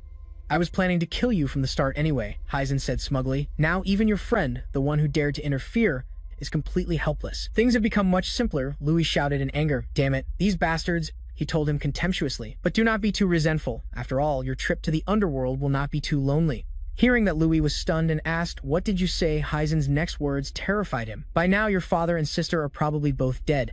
Lewin stammered. What he kindly revealed more. "Ah, of course, you did not know. If you knew, you would not be standing here anymore." Then Hyzen glared and questioned him. "So why did you dare to resist the commissioner? Did you really think you could win?" He continued to scold, just for a bit of paltry fame. Before he could finish his sentence, Hyzen was grabbed tightly by Louis. His face was filled with panic as he yelled, "What you? How can you use the water seal?" Hyzen's eyes bulged in pain. A second later, his head was crushed by him. Effortlessly, the remaining mages were terrified when they saw this. Louis muttered coldly, "Now it does not matter anymore." The system quickly appeared. Unique skill, summon Kingram. Summon Kingram to the caster's location once. He growled, emphasizing each word. "You bastards have crossed a line that should never have been crossed." A huge monster suddenly appeared. A loud growl echoed, "Do not hold too much resentment. You brought this upon yourselves," Lewin told himself. In this fleeting moment, only one thought echoed in his mind. Kill. He began to sink deep into resentment, just like the world destroyer Draka once did. "I will destroy them all." Kingram asked in a deep voice, "Hey, little destroyer, for what purpose have you summoned me?" Louis replied seriously, "I want them all slaughtered, spare no one." He then grabbed his axe, charged forward, and said, "All right then, it is settled." The mages cried out in fear. Someone helped. Kingram provided cover for him to attack them. Luis raised his fist and went straight for his enemies. "I can never forgive them." The mage was beaten to the point where he could not fight back. "That's why I will kill them all," he told himself furiously. "It does not matter what I destroy with my own hands." Lewin lost all reason slaughtering his opponents. "It does not matter who I kill with my magic." Just then Trang ran to stop him. "Stop." He tried to awaken Lewin's reason. "Stop, that is enough." The other mage struggled to speak. "So you were a madman all along, huh? How are you any different from us?" he roared in fury. "Let go of me. I will kill that bastard." Trang scolded back. "Why are you acting like this? Nothing has happened to Adele. Just trust that Knight Bova is much stronger than you think." He continued to persuade Lewin. "Snap out of it. If you let yourself get lost in that power, you will end up just like Draka." "Do not you remember Draka's final days?" Louis Trang reminded him. "Why do you think Draka was called the World Destroyer. He went mad with infinite power and ended up destroying the entire world. He grabbed Louis' shoulders tightly and said, "But you are not Draka. If you end up like him," Louis finally calmed down. "Sorry for making you worry." Louis went to the surviving mage. Then he asked, "You there? Tell me everything you know. What is happening in Adele?" He struggled to speak. "You will regret hearing it." The mage excitedly revealed, "Have you ever heard of the Mayagdan? They are an elite assassination group, comprised only of 6-star warriors, and above 5 of their assassins have already arrived in Adele." He burst into crazed laughter. "By now your father and sister are probably dead." Suddenly, a sharp spear pierced through his chest. Josh clicked his tongue. "I only came as a precaution, and look at this mess." The old man angrily scolded, "Pathetic fools. To think this is the elite of Gary. Hill can't even handle a brat like this," Louis exclaimed in amazement. "Josh Gary Hill, how dare you touch my family?" A terrifying force suddenly pressed down on them. Josh threatened in a low voice, "You should have just kept your head down and studied at the academy. Why did you have to provoke us?" Both Louis and Trang were pinned down. They quickly realized what it was. "Black magic?" he questioned angrily. "You're a black magic user too? If this gets out, you'll go to jail at the very least." But Josh just smirked. "Then it wouldn't be a problem if you died right here. In the end, you're just a useless brat." Though unwilling, Louis could do nothing. "Damn it, I can't move at all. The summoning time for King Graham is over. He has disappeared." He heard the old man's voice. "Now, let's end this." Then, summoning countless spears from a magic circle, Josh launched them at Louis and shouted, "Time to die." Seeing this, Louis could only think in fear. "No, I can't let it end so hopelessly like this." A huge explosion occurred as expected, but Louis was unharmed. He stared, stunned, at the person shielding him. "Headmaster?" Josh also exclaimed in shock. "Tyrion X9? Why is the headmaster here?" Tyrion X9 angrily cut him off. "Josh Gary Hill." His terrifying power made the old man tremble in fear. "Impossible." This illusion field, a simulated world, was created by level 6 mages under Josh Gary Hill. It ensured no one outside could perceive what was happening inside. However, that only applied to ordinary people. A mage of Tyrion X9's caliber can quickly detect the presence of Manhwa. Furthermore, the fatal weakness of this magic is that if a higher level spell is cast by someone stronger than the illusion's creator, the illusion will be easily broken and destroyed. Just like that, Josh's illusion field began to shatter. He resentfully threatened Tyrion X9. "Tyrion X9, are you going to destroy the entire capital just to take me down?" He immediately denied it. "No. The only one who will be hurt here is you," Tyrion Ignis then revealed. "I have set up a barrier to prevent any damage to the capital. You not only dabbled in disgusting black magic, but you also dared to harm my student." He lunged forward with extreme rage. For that crime, Tyrion Ignis unleashed a huge amount of magical power towards Josh, then roared, "I will carry out the punishment myself." The old man gritted his teeth. "You!" Josh then shouted in fury, "Tyrion Ignis." Trang spoke calmly, "As expected." With the difference in levels, the gap between them is just too obvious. Since the fight ended so overwhelmingly, Lewin quite agreed with it. "Yeah, I think so too." He acknowledged that the difference was on another level. Lewin silently assessed the headmaster, a level 7 mage, a level I can't even dare to reach. "I thought I was pretty strong, but I still have a long way to go." Then Tyrion Xnik asked with concern, "Lewin, are you alright?" Lewin stammered, Yes. Thanks to you, headmaster." People in their houses were awakened by the noise outside. They came out, whispering, "What's with all this commotion in the middle of the night?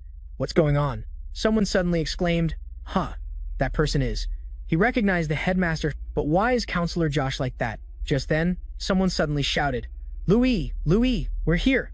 He looked up, stunned. The people were, and Lewin finally saw them. Prince Peter spoke hurriedly. "We came after hearing the news. Gary Hill has taken control of the capital's security," Crosser added, "and the only person Gary Hill is targeting is you, Lewin, who happened to be visiting the capital." He asked with concern, catching his breath. "Are you okay?" Lewin replied modestly, "Yes, I'm fine." The two of them quickly expressed their relief. "All the way here, I was worried something had happened. I was so scared." "Me too. My heart was pounding like crazy." He was a bit speechless with them. "You're still the same." Then they quickly turned to greet Tyrion Xnit. "Oh, Headmaster, Tyrion Xnit is here too." Then the person lying there is... Lewin didn't deny it. "That's right. That's Josh. He tried to target me with black magic, but the headmaster stopped him." Hearing this, Crosser furiously shouted, "That demon! How dare he try to harm my dear Louis? This is a challenge to the royal family, and an act of treason. I will go to my father at once and have Gary Hill arrested for treason." "Yes," Peter also spoke up. "It's rare for us to agree. Brother, that's right, this is treason."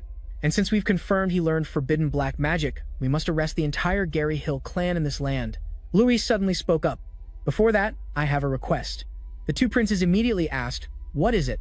"We will grant you whatever you ask," he quickly said. "In Adele, I need to check on my father and my sister." Louis eagerly awaited news from Adele as quickly as possible. From the capital, they had to request information from the commercial city nearest to them, Monzo. Waiting for that news took nearly half a day. It felt like the longest time in his life. A person carrying a letter approached him and said, "We've finally received information from nearby Monzo." He quickly reported, "Fortunately, they are all safe." He continued to read. He had already taken precautions against potential assassins, and Sir Bova completely subdued 5 of them. In addition, they have discovered who ordered the assassination, but Crosser asked impatiently, "The one who ordered the assassination, isn't it obviously Josh Gary Hill?" The messenger didn't deny it. "That's right, but there were accomplices." He said a name. "The one most deeply involved is Sir Bangras, the captain of the Night Order." Crosser slapped his forehead in disappointment. "Sir Bangras? Damn it, they're all corrupt." Crosser immediately gave the order. From this moment on, Bangras Garin is dismissed as captain, and Josh is stripped of his position as Grand Counselor of the Mage Tower and his guardianship rights. The messenger suddenly spoke up, "Your Highness, because those two hold very important positions, you must also appoint replacements." He immediately made a decision. The vice captain will temporarily take over the captain's position. Then Peter continued to declare, "As for the counselor position and guardianship held by Josh," he looked towards Tyrion Ignis and asked, "Could the headmaster perhaps help out temporarily?" "What?" he exclaimed, startled. "Forgive me, Your Highness, I'm just an old man." Peter quickly replied, "Yes, I understand better than anyone that you have no interest in politics. But as you can see, the situation is not good at all. For now, at least until a new successor is decided, I beg for your help." Tyrion Ignis was still hesitant, but the prince's great efforts to bring the headmaster to the capital was a famous story throughout the country. But the headmaster always refused, saying that an educator should not be involved in politics. He had refused every offer until now. Suddenly, someone spoke up. "Headmaster, please." A group of students spoke up cheerfully. "I think that position would really suit you, sir." "That's right. No one is more suitable than you." Their pleas moved him. "Please, headmaster." Finally, Tyrion Ignis made a decision. If this is what the students believe I should do, then I should follow their wishes. He still had a condition, but only until his successor is chosen. Hearing that, everyone cheered joyfully. "Excellent. We'll be counting on you. Our kingdom will prosper even more." Louis had a feeling, suspecting that a new successor would appear soon. His mood gradually relaxed. "I'm glad everything ended well. When this capital tour ends, the graduation exams will soon begin. The long yet short time at the academy will soon come to an end." Lewin recounted, "The capital tour was shaky from the very beginning, facing rumors that the rest of the schedule might be cancelled, but in the end, it was decided that everything would proceed as planned. So, we stayed in the capital for a few more days." He heard people gossiping. "Have you heard? Miko Gary Hill from the Gary Hill family is dropping out." "Really? When graduation is so close?" Rumors spread throughout the royal palace that Miko had left the academy. His father, Josh Gary Hill, was imprisoned in the dungeons, and the Gary Hill mages who followed him have all scattered, so it makes sense.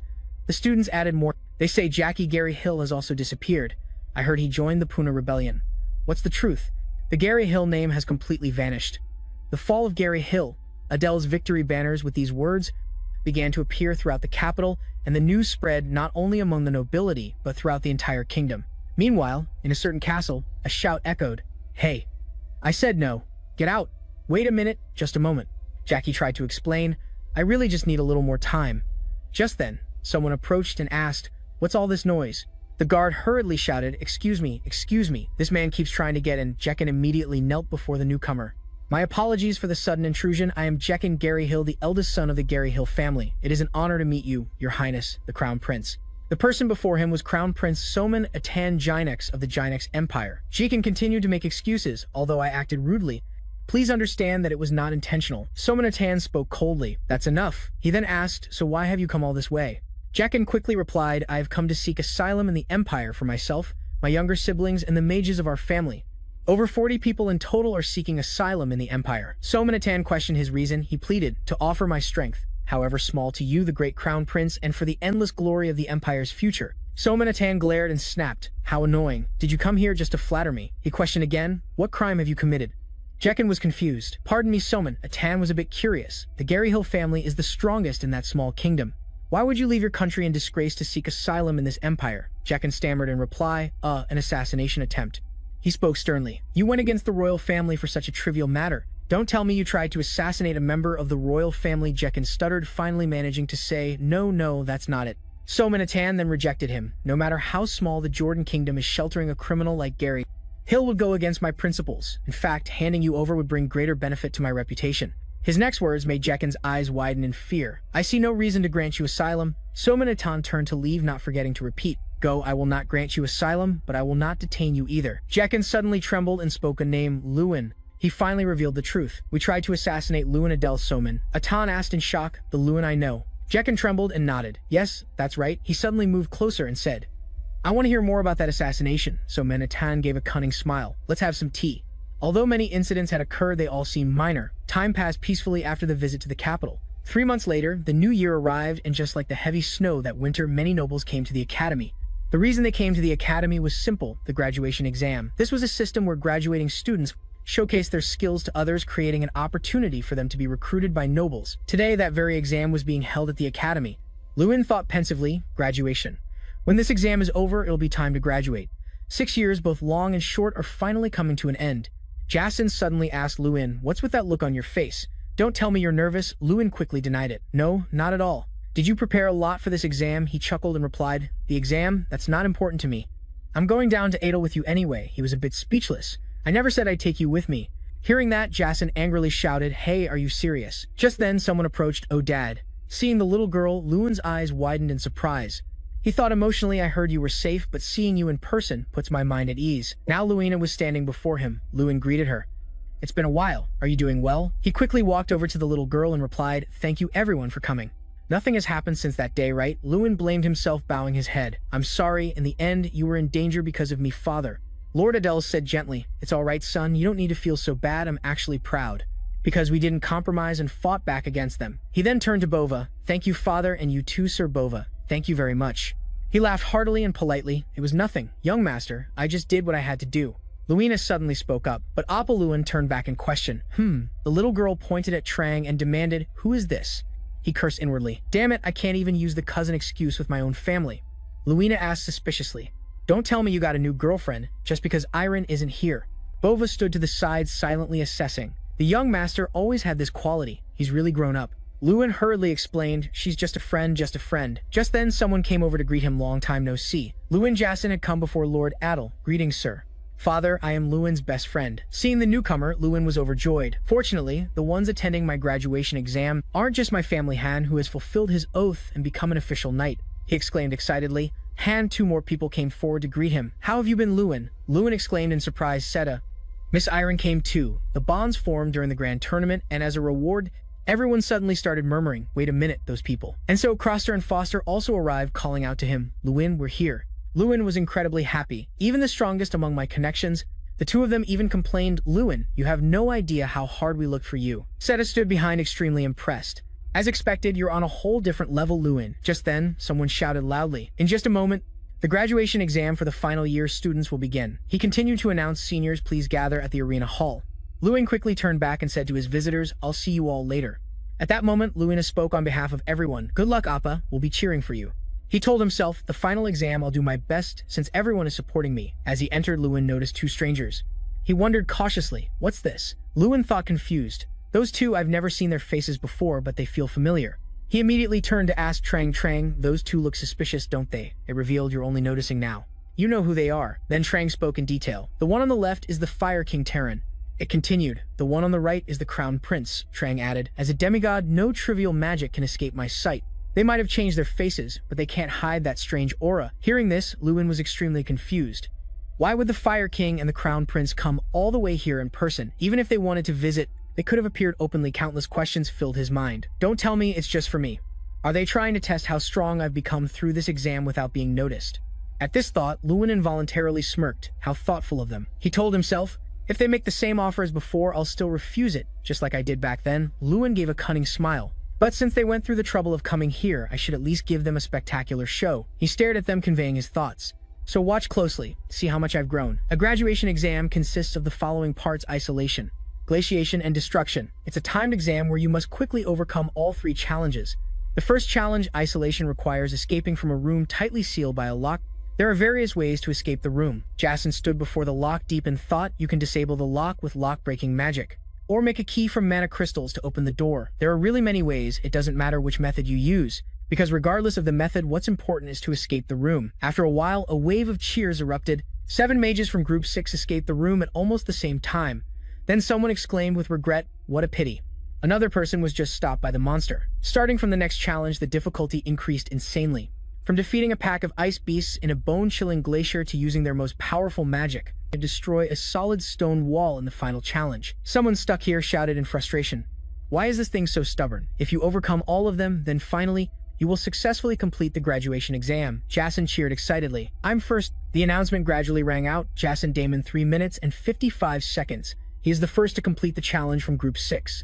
They continued reading the results. 3 out of 10 students in Group 6 have finally passed the exam. The students who hadn't taken the test yet mumbled fearfully, "What should I do?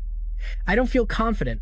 Lewin stood aside, thinking calmly to himself. "Jason, you act all casual, but you actually prepared a lot, didn't you?" Then he became serious again. Only 3 out of 10 passed, and most of them finished with less than a minute remaining in the 15-minute time limit. "We'd better come up with a plan to get through this as quickly as possible."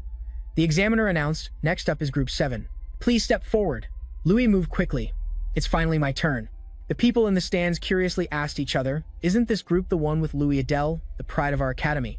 The whispers echoed endlessly. "That's right. I heard many distinguished guests came just to see Louis. I'm so excited to see how he'll perform." Then, Somerton also spoke up. "I'm looking forward to seeing how much stronger he's become." "What do you think, Godfather?" Tara nonchalantly remarked, "He's still the same." He then suddenly asked, "By the way, what do you plan to do?" Hearing that, he wondered, "About what?" Tara instinctively glanced at Louis. "The reason you came here today. You called it your last lingering attachment, didn't you?" Somerton didn't deny it. "Yes, that's right, my last regret. He thinks that if he joins your side in the future, he will certainly be a valuable asset, but if you can't bring him under your wing, someday he could become a threat. When that time comes, I will handle it myself." As he approached the locked door, the announcement rang out simultaneously. "The challenge for Group 7 begins now." Tapping on the door, Louis calculated, "The headmaster must have put his all into this. Even with my strength, breaking that wall won't be easy. Should I just unlock it like the other students did?" He suddenly remembered, and a confident smile appeared on his lips. "That wouldn't be any fun. Didn't I learn at the tournament that nothing in this world is perfect?" Louis understood that no matter how sturdy the wall looked, it always had a hidden weak point somewhere. The system panel immediately appeared. Break. Steel can destroy anything made of iron in a single use, no matter what it is. The people in the stands murmured curiously, "His name is Louis, right?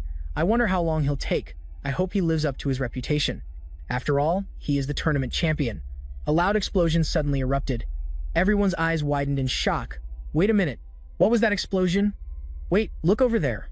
When they saw Louis step out, they gasped in shock. "No way. Louis Adele." Everyone looked at him with pride. The door that normally takes 5 minutes to open, he opened the first room's door. Both Somerton and Terrence smiled excitedly. The examiner's voice echoed in their ears. "In just 13 seconds, this graduation exam will once again solidify Louis' already illustrious reputation. In any case, Louis will win." He proceeded straight to the second challenge. The system announcement rang out loud and clear. "Louis has passed the first gate in just 13 seconds. Now, we can't help but wonder how quickly he will break through the subsequent gates." As soon as the announcement finished, everyone in the stands watching the match was left gaping in shock. Only Terran remained calm, his hand resting on his cheek. It was as if he had known and anticipated this. "I knew he was no ordinary person from the moment Kunkin's fang reacted to him, but his growth rate is still completely absurd." Louis used a blazing fire to fight 2 large, freezing ice monsters. They growled dazedly, wary of Louis. The excited shouts from the system and the crowd rang out once more. "Ah, Louis. He's passing the second gate with a very clever method." The commentary made everyone even more intrigued. Focusing on the ongoing match, is he running with a fireball? With that kind of provocation, no monster would dare approach him. Well, that makes sense, because with a fireball of that size, only a foolish monster would dare. Ignoring the whispers, the more Louis fought, the more fired up he became, determined to fight these demons. The blonde man stood with his arms crossed, laughing his head off. "Ha, what the hell is this? He's truly a madman beyond all imagination." Terran, who had been listening to his rambling, fell silent and frowned in thought. He always produces unimaginable results. "I've seen enough of your skills, Louis. So, how will you break the final gate?" He didn't keep him waiting. Louis showed him the real answer. He shot forward like a bolt of lightning, dashing towards the gate ahead. His eyes focused as if to crush the incredibly hard wall before him. He poured all his strength into this one blow. I just want to show you juniors this one time. Instantly recognizing what Louis was doing, Tehran's eyes widened in amazement. There's no longer any doubt about that energy. A punch that leaves a massive impact. A punch that could be called sky-shattering. A formless, invisible magic that tears everything apart with sound waves. So fast the naked eye couldn't perceive it. Boom! A massive explosion erupted in an instant, lighting up the entire sky. It dazzled the spectators, not just with the light it emitted, but with the immense power it carried. Large fragments of shattered bricks flew everywhere. In the silent space, only the loud crash and groaning sounds remained. Sending off the departed, a death knell echoed. Leading the way was Louis, and his confident demeanor, as he advanced relentlessly, left any witness in awe. That magic can only be cast by someone who has reached level 6, right? Louis, have you already reached that level? This was surely the question on the audience's minds. A glowing purple sash appeared across Louis's body. The match was over. It all happened so quickly that some people still hadn't recovered from witnessing such divine power. Unimaginable. The time announced by the system was 2 minutes and 57 seconds. So fast and so intense, everyone was left gaping, unable to process the situation. They stared at each other with mouths agape, then back at the person in the middle of the arena. Finally, the announcer's voice echoed. Louis of Group 7 has cast a level 6 spell and brilliantly completed the test in just 2 minutes and 57 seconds. Cheers of victory erupted unceasingly from all corners of the stands. Meanwhile, our protagonist calmly raised a hand to wipe the sweat from his face with a relieved smile. The person who was least relieved, however, was likely Tehran, who was still deep in thought. Level 6 is a realm most can't reach in a lifetime, yet Louis achieved it at only 16 years old. This is not good. Before he matures further and becomes a threat to my position. No matter what, I must crush him. He brazenly shot a hateful and loathsome glare towards the boy. The boy was smiling joyfully in response, as if thanking everyone around him. So it was Tehran. He was afraid his position would be shaken by the boy. Meanwhile, the two princes, Croster and Foster, raised their hands in celebration. Long live Louis, the future of the kingdom. The person sitting behind them was speechless, watching the two royals act like children. Anyone who didn't know would think they were Louis's parents celebrating their child's victory. Louina was just as excited, shouting loudly, "Congratulations, big brother." As for Zeta, it goes without saying, he was already smiling so hard his eyes had disappeared. He eagerly waved his hands in celebration. "I knew you could do it, Louis." Meanwhile, Louis stood in the center of the vast arena, where he could witness all the spectators' enthusiasm, how brightly he had shone. They were cheering his name, celebrating his victory. Louis stood under the clear sky as snowflakes gently fell upon him, feeling somewhat satisfied. Right now, everyone is congratulating me, but the boy couldn't help but think about the old days, facing the scoffers and their harsh words. Now, he no longer had to remain silent and ignore them. Back then, who could have imagined that I would graduate like this? Surrounded by cheers, grinning from ear to ear, Jason rushed over and threw an arm around Louis's shoulder. "When did you reach level 6? I can't believe my friend is a high-level mage now." The guy startled him, catching him off guard. Before Jason could even finish, everyone else came over to congratulate him too. "Honestly, even for you, Louis, I didn't think you'd reach that level so soon." Jason still hadn't removed the arm draped over his shoulder, and he put on a preachy tone. "Ahem, there's one thing that is absolutely essential on a day like today." The friend next to him grew curious. "Huh, what is it?" Jason grinned, showing his teeth. Putting on a strange and mysterious act, he drew out his words. "That would be, done. The answer was revealed with 2 mugs of barley ale. They're huge, and he made such a big deal out of it. Everyone happily raised their mugs, arms around each other, bustling like it was a festival and shouting for a party. "We're adults now. Let's drink like crazy. Wah ha ha. More drinks. Let's drink more. Cheers." As Avatar approached, Louis stood still, watching their rowdy determination to not go home sober. But it was 30% helplessness and 70% just going along with it. But in reality, he was also really enjoying this precious, happy moment. This must be one of the most beautiful memories of his life. Louis was really starting to feel it. Tomorrow is the graduation ceremony, so this is probably the last time we'll all be gathered together like this. I'm sure everyone just wants to enjoy it to the fullest. While he wasn't paying attention, Avatar, all withered-looking, staggered over with a face flushed from the alcohol and loomed up behind him. Without a word, he suddenly threw an arm around his shoulder, like a good brother, pointed to the sky and said another bottle. Louis's face froze as he glanced at him, surprised by this unfamiliar sight. "By the way, today I just discovered that even Avatar can get drunk." 2 men were walking this way. The old man with long white hair and a beard was the one who approached first. "Louis, are you enjoying the party?" Hearing his name, he turned his head to see the principal and Professor Hido. "You're here too, sirs." He glanced at Avatar, who had completely collapsed on the floor. He went from sitting on the floor to standing up straight, offering polite words to the two in front of him. "Thank you for arranging this event, sir. Thanks to you, I'm enjoying it very much. The principal laughed heartily. Ha ha ha, you're about to graduate, so you should enjoy it to the fullest right. Louis nodded his head and expressed his feelings. Since tomorrow we'll be very busy with the ceremony, let me say this now. Thank you for everything, Principal, and you too, Professor. Hearing that both of them smiled, gentle warm smiles, a word of thanks, we appreciate that. Before long, we won't be able to see you even if we want to. Yes, sir. After speaking, the principal enthusiastically continued to joke. Well then, we'll have to invite Louis as a guest lecturer for next year's graduating class. Of course, sir. You only need to ask. You've promised now, Professor Haido. Here is my witness. Don't you pretend. You don't know about this after you graduate. Everyone continued to chat happily with one another. By the time the party ended, the sky had darkened. Louis walked quietly on the brick path in front of the manor, letting out a tired sigh. He raised a hand to rub his throbbing head. I must have drunk too much beer. My head is starting to ache. Muttering and complaining about his aching head from all the beer, he didn't notice the figure standing right in front of him. A man with an upright posture wearing leather shoes suddenly approached and greeted him. Excuse me, you're Louis, right? A voice from the side startled him, and he turned his head to see two men standing there. The man in front stepped closer. He was dressed all in black, bowed his head with one hand on his chest, and respectfully introduced himself. I am Rika, a merchant running a small trading company in the East. If possible, I'd like to speak with you privately for a moment. Louis was calm. He was wary of these two strange men, but he didn't refuse. Yes, go ahead. Crown Prince Somerton, as soon as the words were out, the man was startled. What, so the introduction just now was a fabrication about his fake identity? He probably didn't expect that after just telling a lie, he would be exposed a second later. Because of that, the expression on his face froze for a moment. The silver-haired man with slicked-back hair who looked extremely dapper in the back was Terran. He glared and stepped forward, questioning in a stern voice.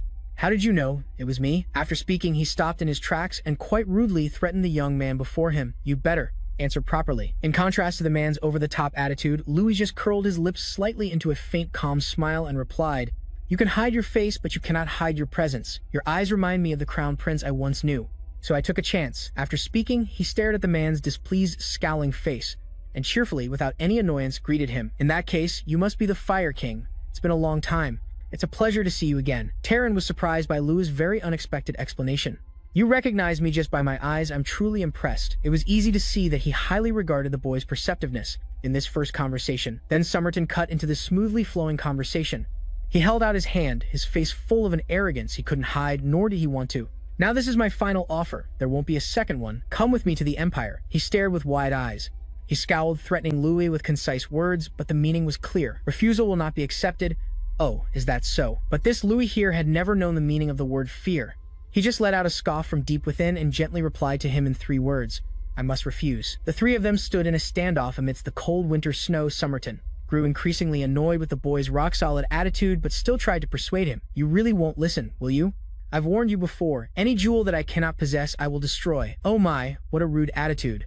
But Louis was indifferent. You could do that, it's true, but I don't think you will. This answer of his really made Somerton, who hadn't expected it, somewhat change his mind. He asked again, what makes you so sure? Because the crown prince I once knew would never stoop so low as to sneak around under a false identity and order the death of an ordinary student. The words Louis had just uttered left him stunned and then instantly furious. Somerton gave a strange smirk and said sarcastically, Haha, are you calling yourself an ordinary student? Louis humbly replied with a yes. That's right. In any case, our graduation ceremony is tomorrow. After hearing that, he smacked his lips and gave an incredibly mysterious smile. I don't know if that's courage or intuition. After hesitating for a moment, Somerton turned around with an arrogant air and with great self-importance reminded him one last time, I will withdraw today. But look forward to our next meeting, because next time we will meet as enemies. Faced with his words, Lou remained silent and didn't reply. After speaking, the 2 men with imposing auras left quietly, one after the other, in the opposite direction.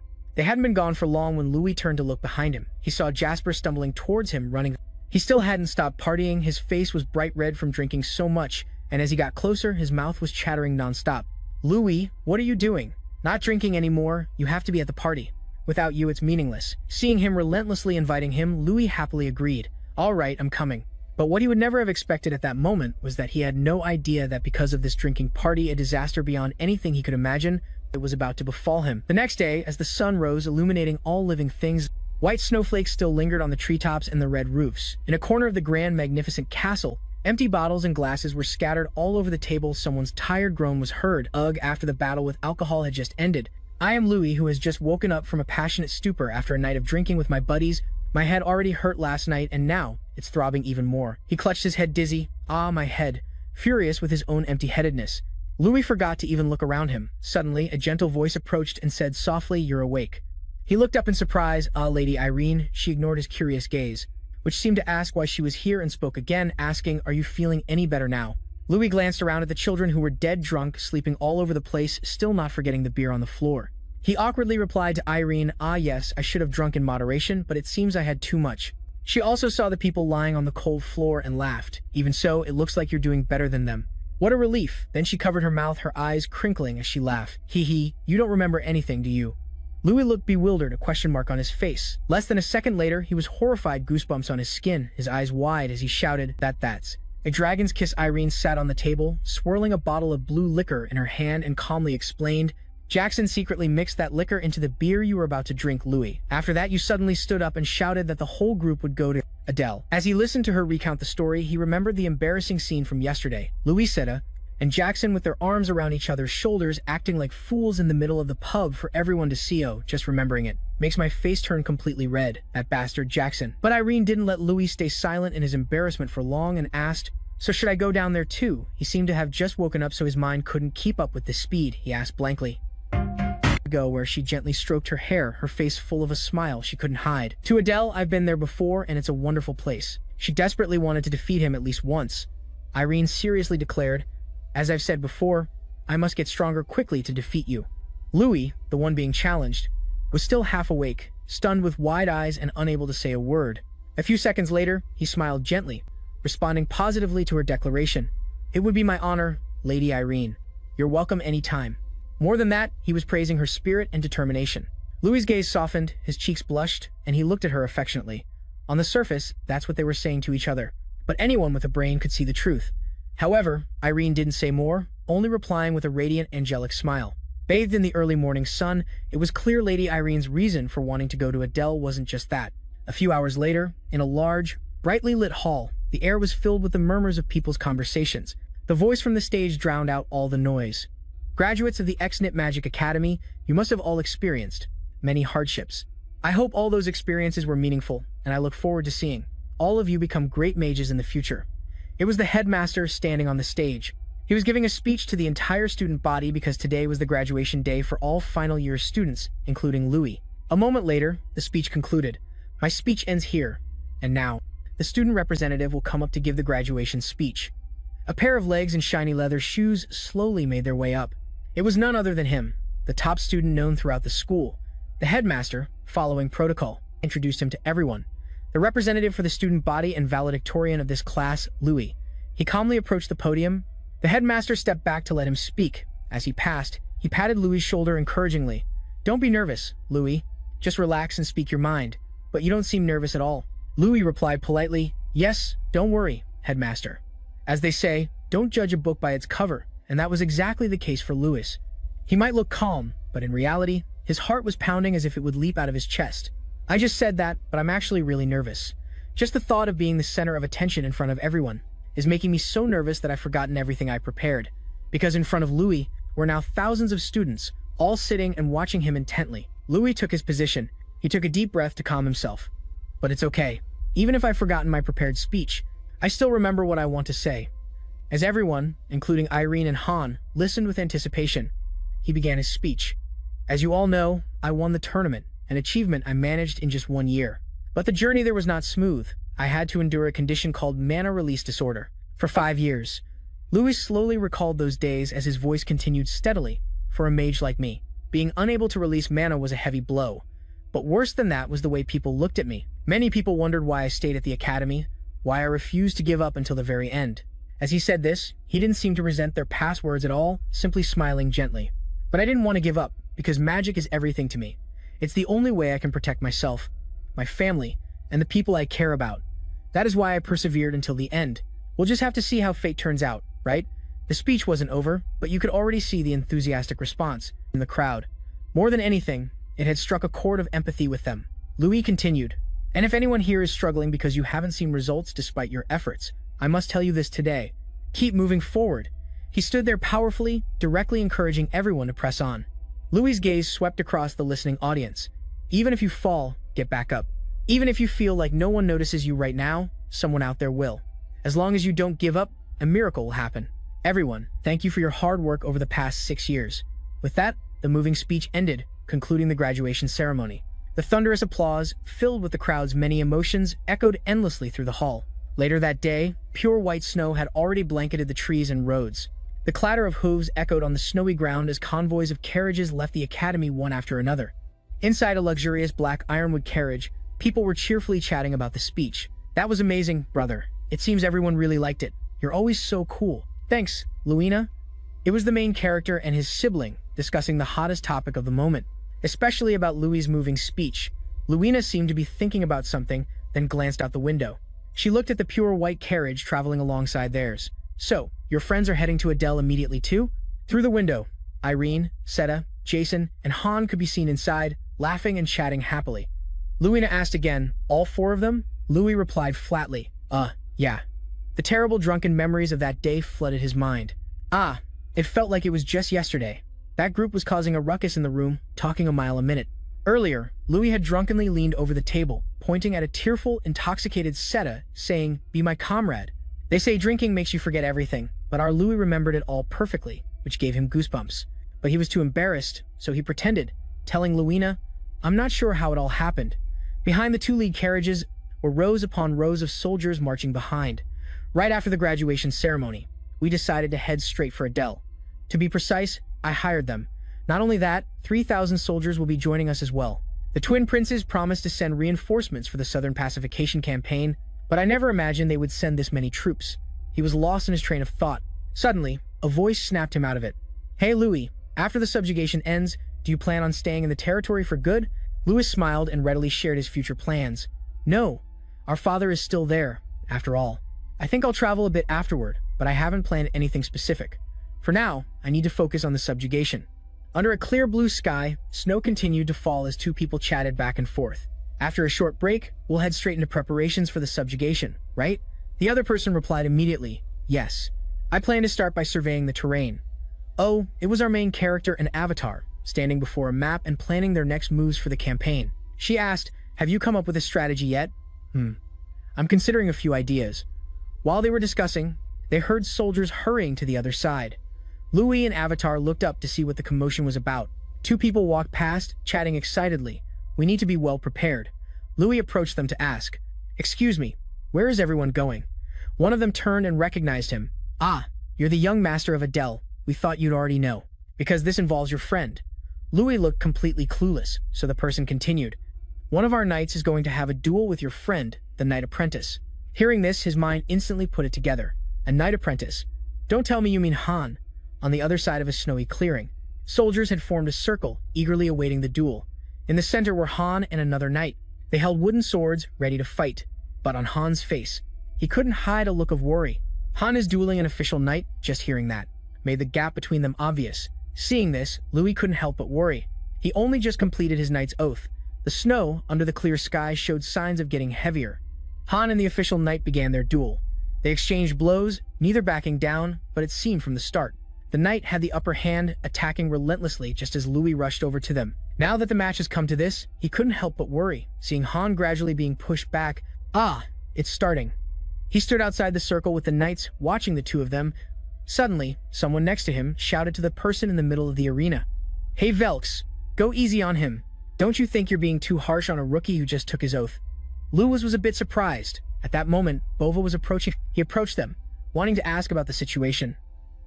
Why are those two fighting?" One of them turned to Louis, thought for a moment, and replied, There's no special reason at all." The knight gestured for him to watch the two of them going at it relentlessly. Then he started telling him what happened. "While cleaning up after lunch, we were bored, and we had an enthusiastic junior with us, so I suggested a sparring match." Just then, Bova silently came up from behind them and quietly greeted Louis. "Young master is here too?" He was surprised, wondering where he came from, and then responded. He greeted politely, "Sir Bova, you're here too?" He clasped his hands behind his back and replied with a self-satisfied smile, "Of course. How could I possibly miss such an interesting sight?" Hearing this, Louis glanced at the main event and chuckled to himself. "Interesting, huh?" He then looked at the knights standing around. If the knights here recognized Sir Bova, their reactions would be just as interesting. That's what he thought. Louis continued to watch the increasingly intense match, then suddenly turned to ask the man, "What do you think of this match, Sir Bova?" Without much hesitation, he immediately gave his opinion. His attention fell on the young man with light purple hair, whose face showed great resilience. He lacked the hesitation typical for his age. Bova, not knowing who he was, asked the young man beside him, "Is that young knight a friend of yours, young master?" Hearing this, Louis smiled and proudly introduced his best friend. "Yes, his name is Han." Bova's voice grew more serious as he slowly analyzed from his perspective. He's clearly being pushed back a bit, but just holding out this long against a gold knight is already admirable. His words made Louis curious. A gold knight? He knew Louis was wondering, so he began to explain what he had just overheard. "Yes, I happened to overhear it during lunch. I heard he's considered the elite of the kingdom, but I'm not entirely sure." At that very moment, there was a breakthrough in the center of the arena. A dark figure shot forward, attacking so fast the opponent couldn't react. With incredible speed. Needless to say, that dark figure, we can guess it was the knight whose power had just been mentioned. He swung his sword just once, and Han's sword was knocked into the air, flying far behind him. It made him cry out in surprise. Sir Bova continued his analysis of the young man. "Of course, that kid, Han still has a long way to go to reach that level." Hearing this, Louis looked at him thoughtfully, admiring how Sir Bova could see Han's talent if that's the case. He stepped forward, looking at him with a serious expression. As if having made an important decision, he said formally, "Sir Bova." Seeing his sudden seriousness, Bova grew curious. "Yes, young master?" Louis stood before him and asked, "If possible, could you teach Han a move or two?" Sir Bova didn't answer immediately, only offering his usual friendly smile. To have Sir Bova teach him, even just one move. If the legendary Holy Spear Knight, Sir Bova Peterson, would agree to teach even a single technique, it would be a huge benefit for me, Han, and even all of Adele. Yes, just receiving guidance from this legendary knight, even a little bit would be enough. I can only imagine how much Han would improve, but the important thing now is to get his agreement to teach. He is a very decisive person. Sir Bova closed his eyes and sighed. "Young master, that's not for me to decide. You'll have to ask the boy first." This surprised him, making him exclaim, "Huh?" The man replied with a truly menacing, wheezing laugh. Somehow, his entire aura had changed. It was much colder than before, Bova explained. "Just like when I taught you swordsmanship, I am very strict with knights." He gave a wide, rather eerie smile. He even winked suggestively. Back to the main scene, the knights were standing in the freezing snow. They were so utterly bewildered, their jaws were hanging open. They must have been witnessing something shocking. One of them couldn't help but blurt out, "What the hell is that?" They stood to the side, whispering to each other. Is that really the kind of crude training he's making him do? I heard he's the commander of the Adel Knights. The man in question was smiling leisurely, looking as if he was thoroughly enjoying himself. He followed Han step by step, the most miserable boy in the world who was carrying a boulder heavier than himself. Panting heavily from exhaustion, Sir Bova watched the young man struggle in the freezing snow, his teeth chattering. His teeth were chattering, and he had collapsed, now crawling on his knees. Bova then condescendingly asked Han, "Is it that hard?" Han immediately turned and denied it. "No, sir, I'm fine." Bova was just waiting for him to say that and immediately retorted, "Then don't be so slow. I told you to be prepared." The knights watching nearby looked on, exasperated. This situation was unbelievable, watching them go back and forth. Louis looked at his best friend and felt sorry for him, but oh well. He just sighed, as if to encourage his friend, while silently pitying the poor guy's fate. He said he would be strict, but I didn't think it would be this bad. I'm starting to feel bad for Han.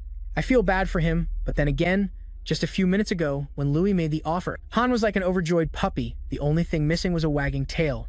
He agreed immediately without hesitation. "Really? Sir Bova Peterson is training you?" he warned him. "I heard it's extremely difficult. Maybe you should. I'm confident. I'll definitely succeed." He was that determined. Louis was left speechless. I did give him a choice. Feeling helpless about his friend, he was startled by a voice from behind. Oh, it was the knights from before. They cautiously approached Sir Bova. "Oh, it seems they've figured something out." The one in the lead asked softly, "Excuse me, sir. May I ask for your esteemed name?" Sir Bova was silent. His eyes were shut tight, and he didn't answer, lost in thought. He was probably trying to figure them out. Why did they only realize it now and not from the beginning? Seeing his silence, the knights glanced at each other. Worried by his silence, one said, "Why isn't he answering? There's a rumor he once took down 5 assassins by himself. Maybe I should ask about that." The other replied, "Nah, that must be just a rumor. How could he possibly defeat 5 assassins by himself?" Just then, as if on cue, the inevitable happened. That fool Han quickly ran over, shouting loudly for Sir Bova, panting as if someone had stolen his air. He was completely out of breath, standing right in the middle of their conversation to make his report. "All 10 spears have been moved," he said exhaustedly, looking up after catching his breath. The response didn't come from the person he expected, but from the knights standing there. "What did you just say?" Han, not understanding a thing, reflexively asked. "Huh?" Both sides just stared at each other, one side with faces full of question marks and bewilderment, the other with wide eyes, unable to believe what they were hearing. They had to confirm it again. I didn't mishear that, did I? Who did you just say this man is? Meanwhile, Louis and Bova were the calmest ones there. Sometime later, the procession of knights set off once more. Carriages and a long line of people moved through the whiteout blizzard. A white carriage led the way, while the two Adele siblings were relaxing in the second, black carriage. Louis and Luina sat next to each other. She turned her head to look into the distance and asked him with great curiosity, "Brother, is Sir Bova really that admired by the knights?" He glanced in the direction his sister was looking and replied, "It seems so." Inside the carriage, the two chatted away, a stark contrast to the sounds of the panting knights outside. The steady huffing and puffing continued. It was the result everyone expected. Han and the knights, under Bova's special training, struggled behind the carriage, drenched in sweat. They each carried a heavy sack on their backs. One of them whined loudly. "Does he really have to push us this hard? This is the training method Sir Bova himself recommended. Stop asking questions and just do it." Another one scolded back. They kept whining back and forth outside, but complaining only made them more tired. Meanwhile, the man they were talking about was relaxing inside the carriage. His eyes were closed in enjoyment. Seeing this, Louis sighed helplessly and softly called out, Sir Bova." Hearing him, Bova's expression remained unchanged as he also lowered his voice. "Yes, young master? So, about that training. Is it really effective? From what I can see, it seems a bit crude." Louis quietly voiced his opinion. It was true, but it was also because he saw how hard they were struggling. They looked like they were about to collapse, drenched in sweat in this freezing weather. It was a pitiful sight. Yes, Bova understood his sentiment. He didn't criticize, but gently explained. "It's not necessarily a good method. If your posture is wrong, you'll sustain chronic injuries." Louis was confused. Not understanding what he meant, he asked again. Then why are you making them do it?" Bova's lips curled into a wicked smile. He gave a nonchalant, half-joking answer.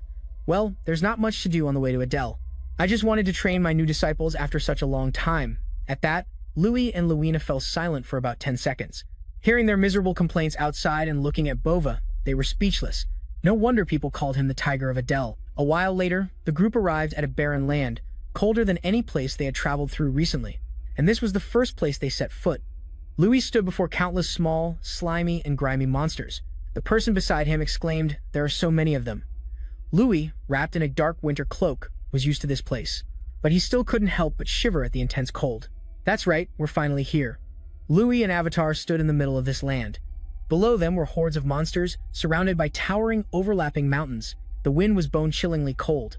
The Red Plains, this land is located south of the southern mountains. It was once part of Adele's territory. But ever since the Mudmen tribe occupied this area, humans no longer ruled this land. Instead, it was the Mudmen. Yes, the tribe Louis just mentioned are those round-bodied creatures. They were mushy, monster-like creatures swarming below, and because of their terrifying reproduction rate, this land, seen from a distance, appears like crimson fields, hence the name Red Plains. Avatar looked down at them. Their maws snarled hideously, looking incredibly fierce. She felt helpless and didn't know how to deal with them, so she turned to ask Louis, "What's your plan of attack?" Louis crouched low, observing the horde, then pondered. How about we charge straight through the canyon near the coast? It's narrow there. We might make it." The quick-witted Avatar immediately suggested a plan, but Louis immediately shot it down. "No, that's definitely not going to work. They'll attack from the cliffs above." She continued with another idea. "What if we put Sir Bova Peterson at the front? He could lead the charge and crush everything in his path." This time, Louis thought for a moment, but it still wasn't feasible. That won't work either.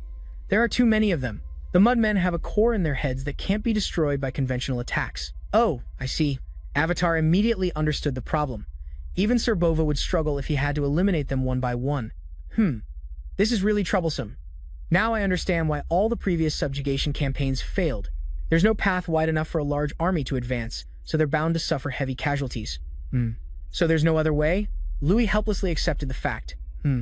A moment later, he looked up into the distance. He pondered something. Maybe there was still a way. The next day, the loud voice of an unfamiliar man was heard. He shouted powerfully, echoing through the room. There is only one way. A direct breakthrough. He slammed his hand on the strategy map on the table, standing before his superiors. He showed no signs of being intimidated, his expression resolute and unwavering. This man was Morrow, commander-in-chief of the capital forces and captain of the Golden Knights.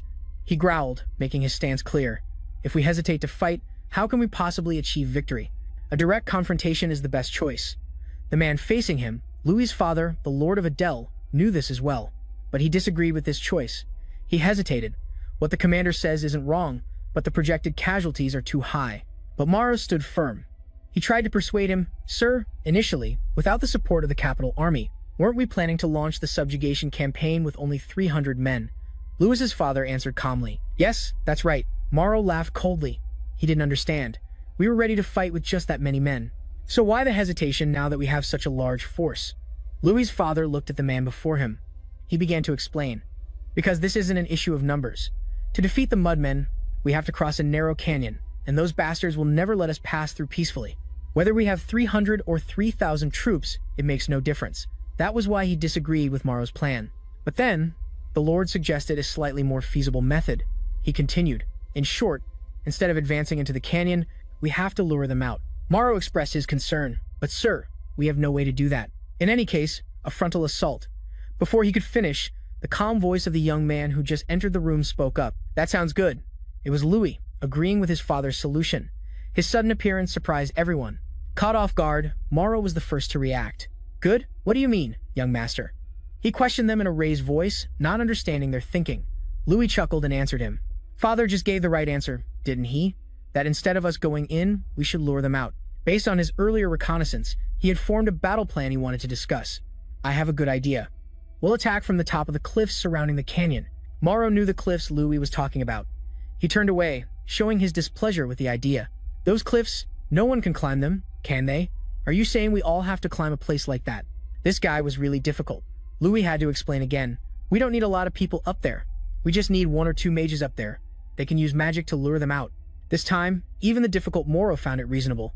He seemed to agree. "That's a good idea, but the problem is how to get up there." "Mage, can you use flight magic?" He said this to Jackson, who was standing next to Louis. Jackson was already startled, and then Louis poked him half-jokingly. "No, this guy can climb up on his own." Hearing this, he stammered in fright. What are you saying? How could I possibly climb that cliff?" "No way, I could never climb that." But Louis' words were sincere. He wanted Jackson to try without backing down. He patted his shoulder reassuringly. "No, you can climb it." Jackson blinked, stunned, unable to believe it himself. "Me?" "He, of course." Louis suddenly broke into a devilish grin. He smiled like a friendly lamb. "Yes, because I'm going to throw you onto that cliff." Nothing good ever happens when he makes that face. The already timid Jackson turned pale after hearing Louis. His shocked eyes still looked innocent. "What?" A beautiful, sunny winter day began. The clear, cloudless sky proved it was a good day. Light snowflakes drifted down. A booming voice echoed through the open space. "The day of battle has finally arrived. Is everyone ready?" came the soaring voice. Only Morrow would be this cheerful going into battle. But all the knights also let out a clear, loud cry. They stood solemnly, their faces radiating bloodlust. At the head of the column was the banner of House Adel. Everything was ready. The commander was in the lead. Morrow took a deep breath and roared out the order, "All troops, advance." And with that, the subjugation campaign began. At the vanguard were Commander Morrow and the Golden Knights. Both his father and Sir Bova Peterson had donned their armor after a long time. Everyone was serious about this march. Everyone carried a solemn responsibility as they headed towards that land. And at the back of the formation were me and my friends. That's right, following us was a carriage carrying 4 people. Luin, Seta, Irene, and Avatar. They all looked very tense. No one was sure about the outcome of this battle, not knowing what awaited them ahead. But above all, they were fighting together. As a carriage was rolling along, the command halt rang out. It was an order from the commander. Everyone stopped and made camp nearby. Morrow and the 2 leaders gathered. "All right, everyone gather around. We will review the plan one last time." So our young friends also walked over. Before the main character could even stop, a timid, fearful voice called out. Mumbling his name for some reason, "Hey Louis." He turned to see where the voice was coming from. Oh, it was none other than Jason. But his appearance at this moment was rather unique. His body was completely covered in a large cloth sack, leaving only his face out to breathe. It was also tied tightly with a rope, making him look just like a cocoon. Jason had no other choice. Being forced into this, his face was full of resentment as he said to Louis, "I know this is for my safety, but still, is this really the best method you could come up with? It's so pathetic." Louis struggled to hold back his laughter. "No, I think it looks pretty cool." Then, as if to prove his point, he glanced at the knights who were looking at them and laughing. They were laughing and whispering among themselves. He proudly said to Jackson, "Look over there. Even the knights are looking at you." He was speechless. "Are you kidding me? They look like they're mocking me." It seemed he couldn't convince his best friend this way. If one plan fails, try another. so he started to lure Jason with a new approach. Pretending to be regretful, he said, "What? You don't like it? That's a shame. It's a great opportunity." Hearing that, his naive friend got curious. Huh?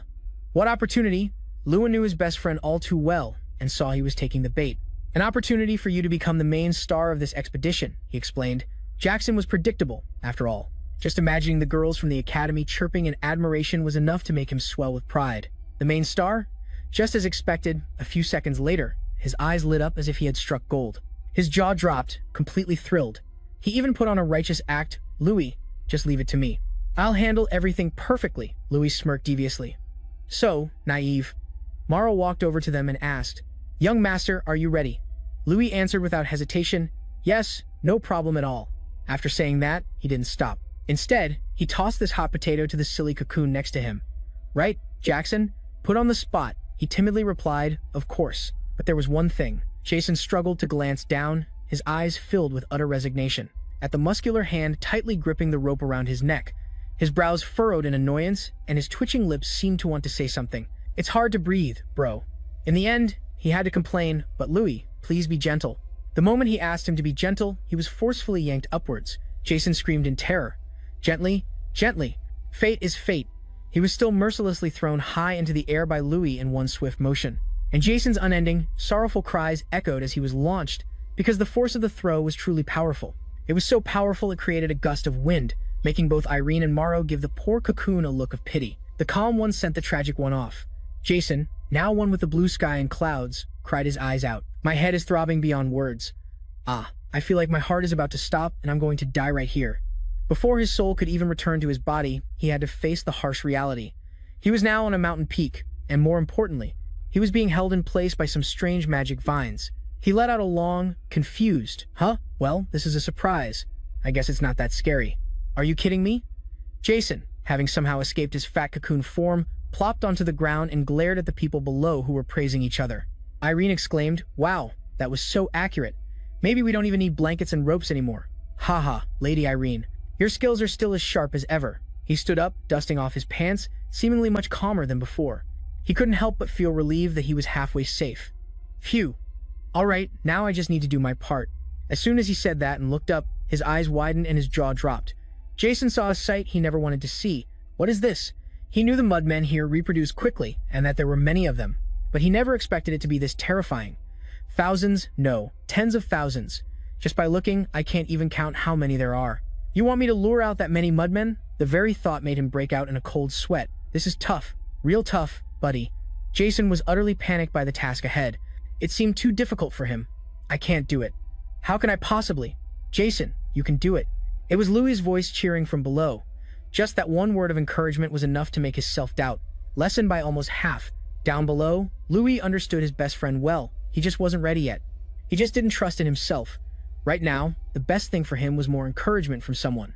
Louis's encouraging voice echoed up to him. "You're my friend. You can at least handle that much, right? Now, go and give those mudmen a good beating." As it turned out, his encouragement was very effective, because Jackson was now a different person. His heart was now filled with determination. He gritted his teeth and swore to himself, "Yeah, I can't let Louis down. He trusted me enough to bring me here." Jason summoned a ball of fire energy about the size of his palm. A moment later, the sky turned bleak and gloomy. The sunlight vanished behind the clouds, making way for an impending storm. He looked incredibly cool, a complete change from his goofy self from before. He raised his hands as if calling upon a great power from the heavens. Meteor-like fireballs weaved through the clouds, along with snowflakes. Suddenly, they shot straight down towards the mudmen below. Lewin, meanwhile, had been watching Jackson's fierce battle. He was truly worthy of my trust. The main character smiled with satisfaction and pride. "All right, Jackson, you're doing great." The fire clusters hurtling from the sky like small meteorites carried an explosive power, cast by Jason. It was called Fire Rain, also known as a level 3 magic spell. Jackson's level wasn't very high yet, so the cloud wasn't that big. From this, we understand that the dark, gloomy clouds covering the once clear sky were summoned by him. However, it had not yet reached its highest level. In the current battle, the mudmen were being mercilessly attacked by the fire rain, with every shot aimed at them. It made them cry out in agony, growling, as the attack was enough to startle them from their lazy nap. At that moment, Lewin tightened his gloves, ready for action. He turned to Morrow and gave his order. "Captain, now's the time. As I said before, I'm leaving it to you." He immediately obeyed. "Understood, young master." Irene was walking at the front. She looked over and urged him, "Lewin, let's go too." He replied, "Yeah, let's go." The monsters began to swarm out all at once. He was glad everything was going as planned. Excellent. The Mudmen are gathering at a single point to avoid Jackson's attack. They were using their stubby little legs to run as fast as possible toward the ocean exit over there. The place they were gathering was, it's a side path out of the canyon, but things wouldn't be so easy for them. Hey, because the extermination trio was already here. They were done for.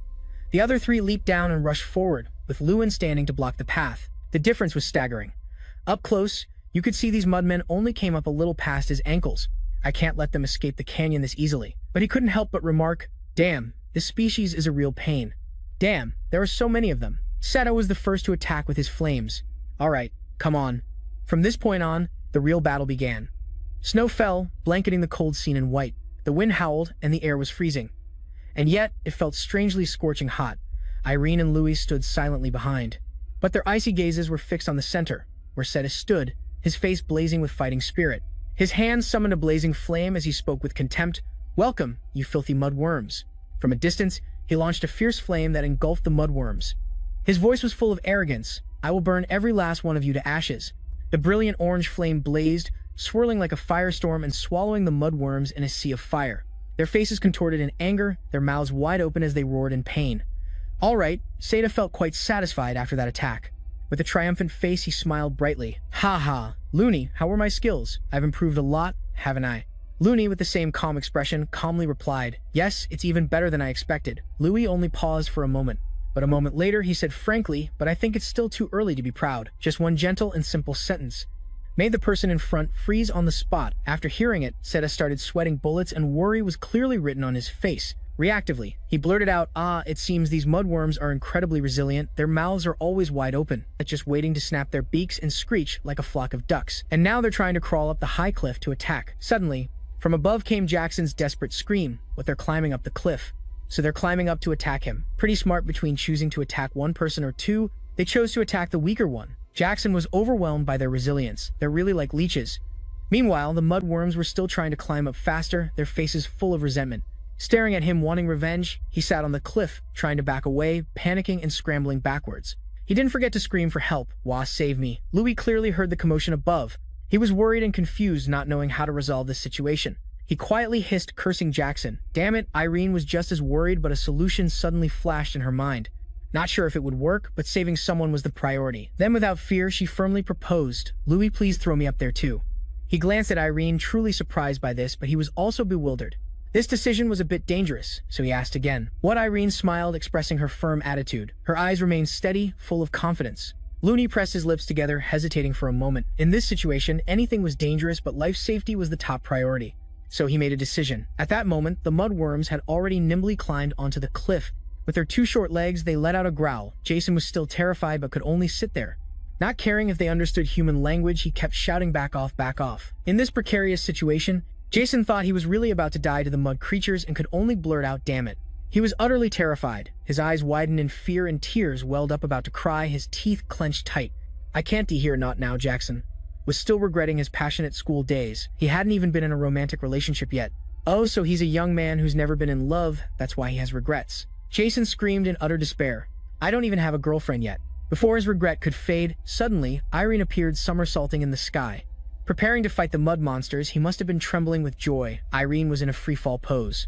Her eyes filled with killing intent, no longer gentle. A beautiful blue aura appeared from her hand, the elegant magic she always used. On one hand, she was fighting intensely, but on the other, her mind was on Jackson's almost last words. "So you've never been in a romantic relationship." A powerful blue light flashed from Irene's hand, piercing through the mud people, engulfing them in that aura and instantly freezing them solid. She landed on the stone ground. Ah no, this stone ground was now affected by the spell and had turned to ice. Looking at the desperate Jason, who wanted to dig a hole and hide, she cheerfully teased him. "Jason, are you okay? Thanks to you, I learned something interesting." He had no regrets left. "Thank you for saving me." Then Irene stopped joking, returned to his serious demeanor, and turned to look below. By the way, just as Looney said, everything is going according to plan. The clueless Jason didn't understand anything, huh? She intently watched the mud people straggling below and sighed as she explained it to him. The mud people can't escape through the side path or climb the cliff, so now they're retreating towards the coast. Jason just thought of something and had a sudden realization, his face hesitant, as if he just understood everything. That means, yes, exactly. From now on, it's time for the capital's army to take action. At that moment, our valiant knights were also ready. The army advanced led by the Lord and Sir Bove, and even though they were being led by capable people, the knights couldn't help but worry about this battle. Their hands were fully armed, but their hearts were in turmoil. The atmosphere was tense. They are coming, and a moment later, the mud people slowly appeared from behind the ice blocks. Then they swarmed forward in hordes like a storm. The situation was getting out of control because too many of them were pouring in. Their faces looked much angrier than usual. They must have been enraged by Louis's group. A knight in the ranks shouted a warning. The mud people are coming. He was terrified by the massive horde of mud people. There are too many, this is impossible. Morrow, as expected of the captain of the capital's knights, still maintained his iron will. He raised his voice, trying to calm the team's anxiety. You bastards, do not retreat. Are you trying to tarnish the reputation of the Ridian Kingdom? After saying that, he persuaded them again. To reassure everyone, he gave them his absolute confidence. There will surely be support from the mages behind us. Our mission is to hold out here for as long as possible. Gaining some confidence, the knights no longer hesitated like before. One by one, they raised their bows and swords and shouted the order to attack under the king's sword. Towards a glorious victory, while the leaders had already charged forward, the rank-and-file knights were ready, but they were still waiting there. The knight was surprised by the leader's unwavering decisiveness. They weren't like him, they lacked the ideal of fighting with all their heart. All the knights here, aside from fear, were also wary. The one who had just complained, discouraged by the horde of mud people, gritted his teeth. He felt he had to do the same and not lose to them. He immediately charged forward to attack. All the knights did the same. They attacked in unison, with the greatest courage, facing thousands of terrifying mud monsters together, under the king's sword towards a glorious victory. On the other side, Seta and Looney were also intensely focused on dealing with this horde back-to-back to guard against danger. They knew the army on the other side had started. Seta whispered over his shoulder, I hear sounds of fighting. It seems the capital's army and the mud people are clashing. Looney's jaw tightened. He racked his brain thinking about the next move. That means the number of mud people on this side has decreased, which also means the rest have been driven towards the beach. Considering the situation, he saw that the mud people on this side were no longer a major threat. On the other hand, the struggle on the other side was more intense. He then made a decision that surprised his friend Seta. I'm leaving everything here to you. I think I should go lend a hand. He couldn't let everyone be in danger. All right, Seta just gave a slight smirk. He knew Louis trusted him, and he also had complete faith in his own abilities. Yeah, I was waiting for you to say that. Just leave this to me and go. I can handle all of this. As soon as he said that, Louis vanished, not forgetting to send his thanks. Thanks. Seta dodged out from behind him. After twisting for a moment, he flew back towards the mud, people weaving through them at extreme speed. Dazzling them, he broke out and returned to the other side. The soldiers relied on their enduring teamwork to relentlessly slash at these monsters together. Each blade pierced through without retreat, without fear. The ones who should be scared now are probably them. Their bodies were ravaged by the sharp blades, torn to shreds and emitting a strange smell. Sir Bove and Captain Morrow looked much more relaxed than the other knights. They were still on horseback. Each leisurely sword stroke danced through the air, aimed straight at the enemy. It looked effortless, but the damage was immense, worthy of their reputation as the strongest. The other knights heard the sounds and couldn't help but glance at them in admiration. So incredibly cool, so skilled, so amazing. It dazzled their eyes. Their eyes couldn't believe what they were seeing. One person couldn't help but exclaim, "Whoa, are they even human?" Suddenly, the knight with the goatee's eyes widened in shock. He was completely shaken. The others also started to react.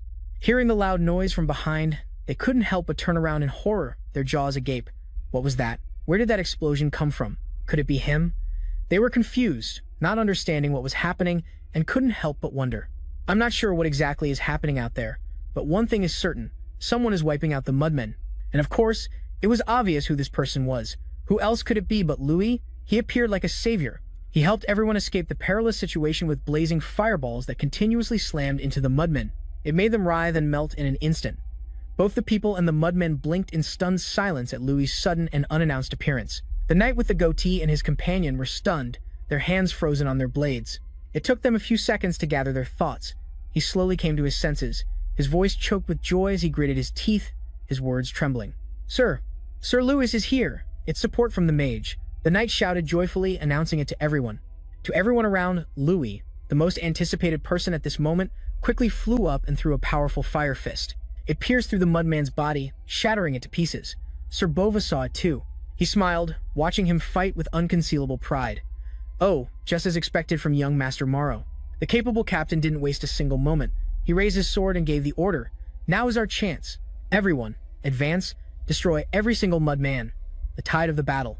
With the constant help of Louis's legendary magic, they powerfully swept through the enemy. Every horde, big or small, was completely pierced. As their numbers dwindled, Louis took the chance to relax a bit. At that moment, he couldn't help but recall the tragic past. He recalled the horrors this land had endured when it was ravaged by those mudmen. Those beasts act on instinct and probably remember nothing. But I remember every detail of how Adele was destroyed by them 15 years ago. The houses, the streets. Even the great trees couldn't escape being incinerated by the raging fires that were everywhere. The rising smoke seemed to illustrate the tragic fate of this place.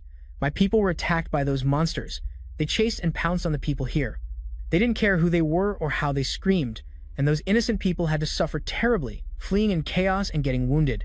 But worst of all, they had to face a devastating death. And my mother, she lost her life because of them. A woman with a kind face and shimmering chestnut brown hair, but she was in agony, cornered, her life slipping away at their hands. The more Louis recalled those painful memories, the more his heart boiled with rage. His hatred seethed.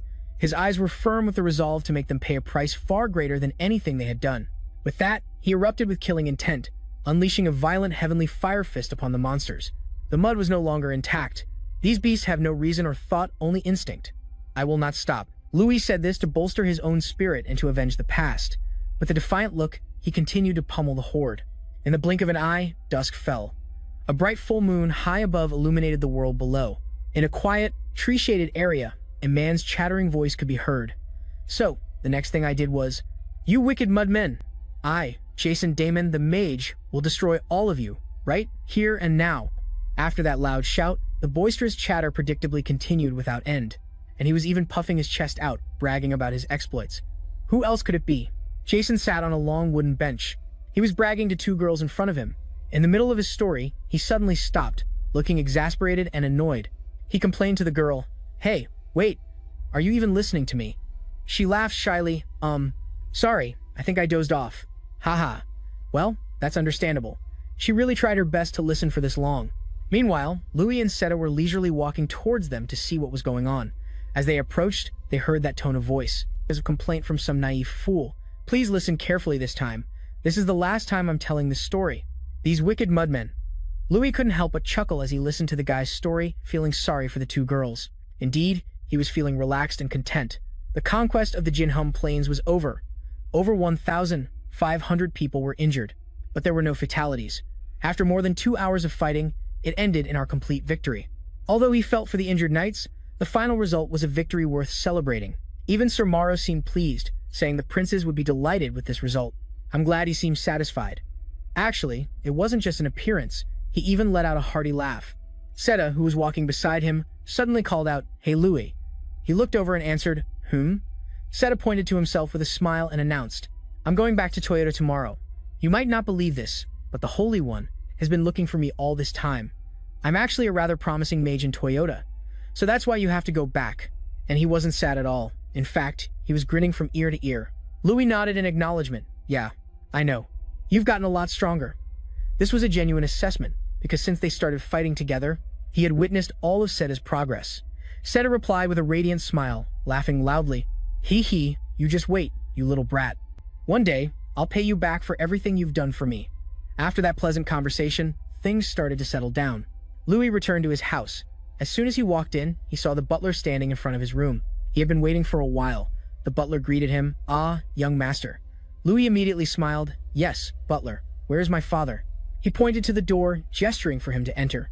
"Sir Melvin is on the terrace," the butler also added, about his father's behavior since returning from the conquest.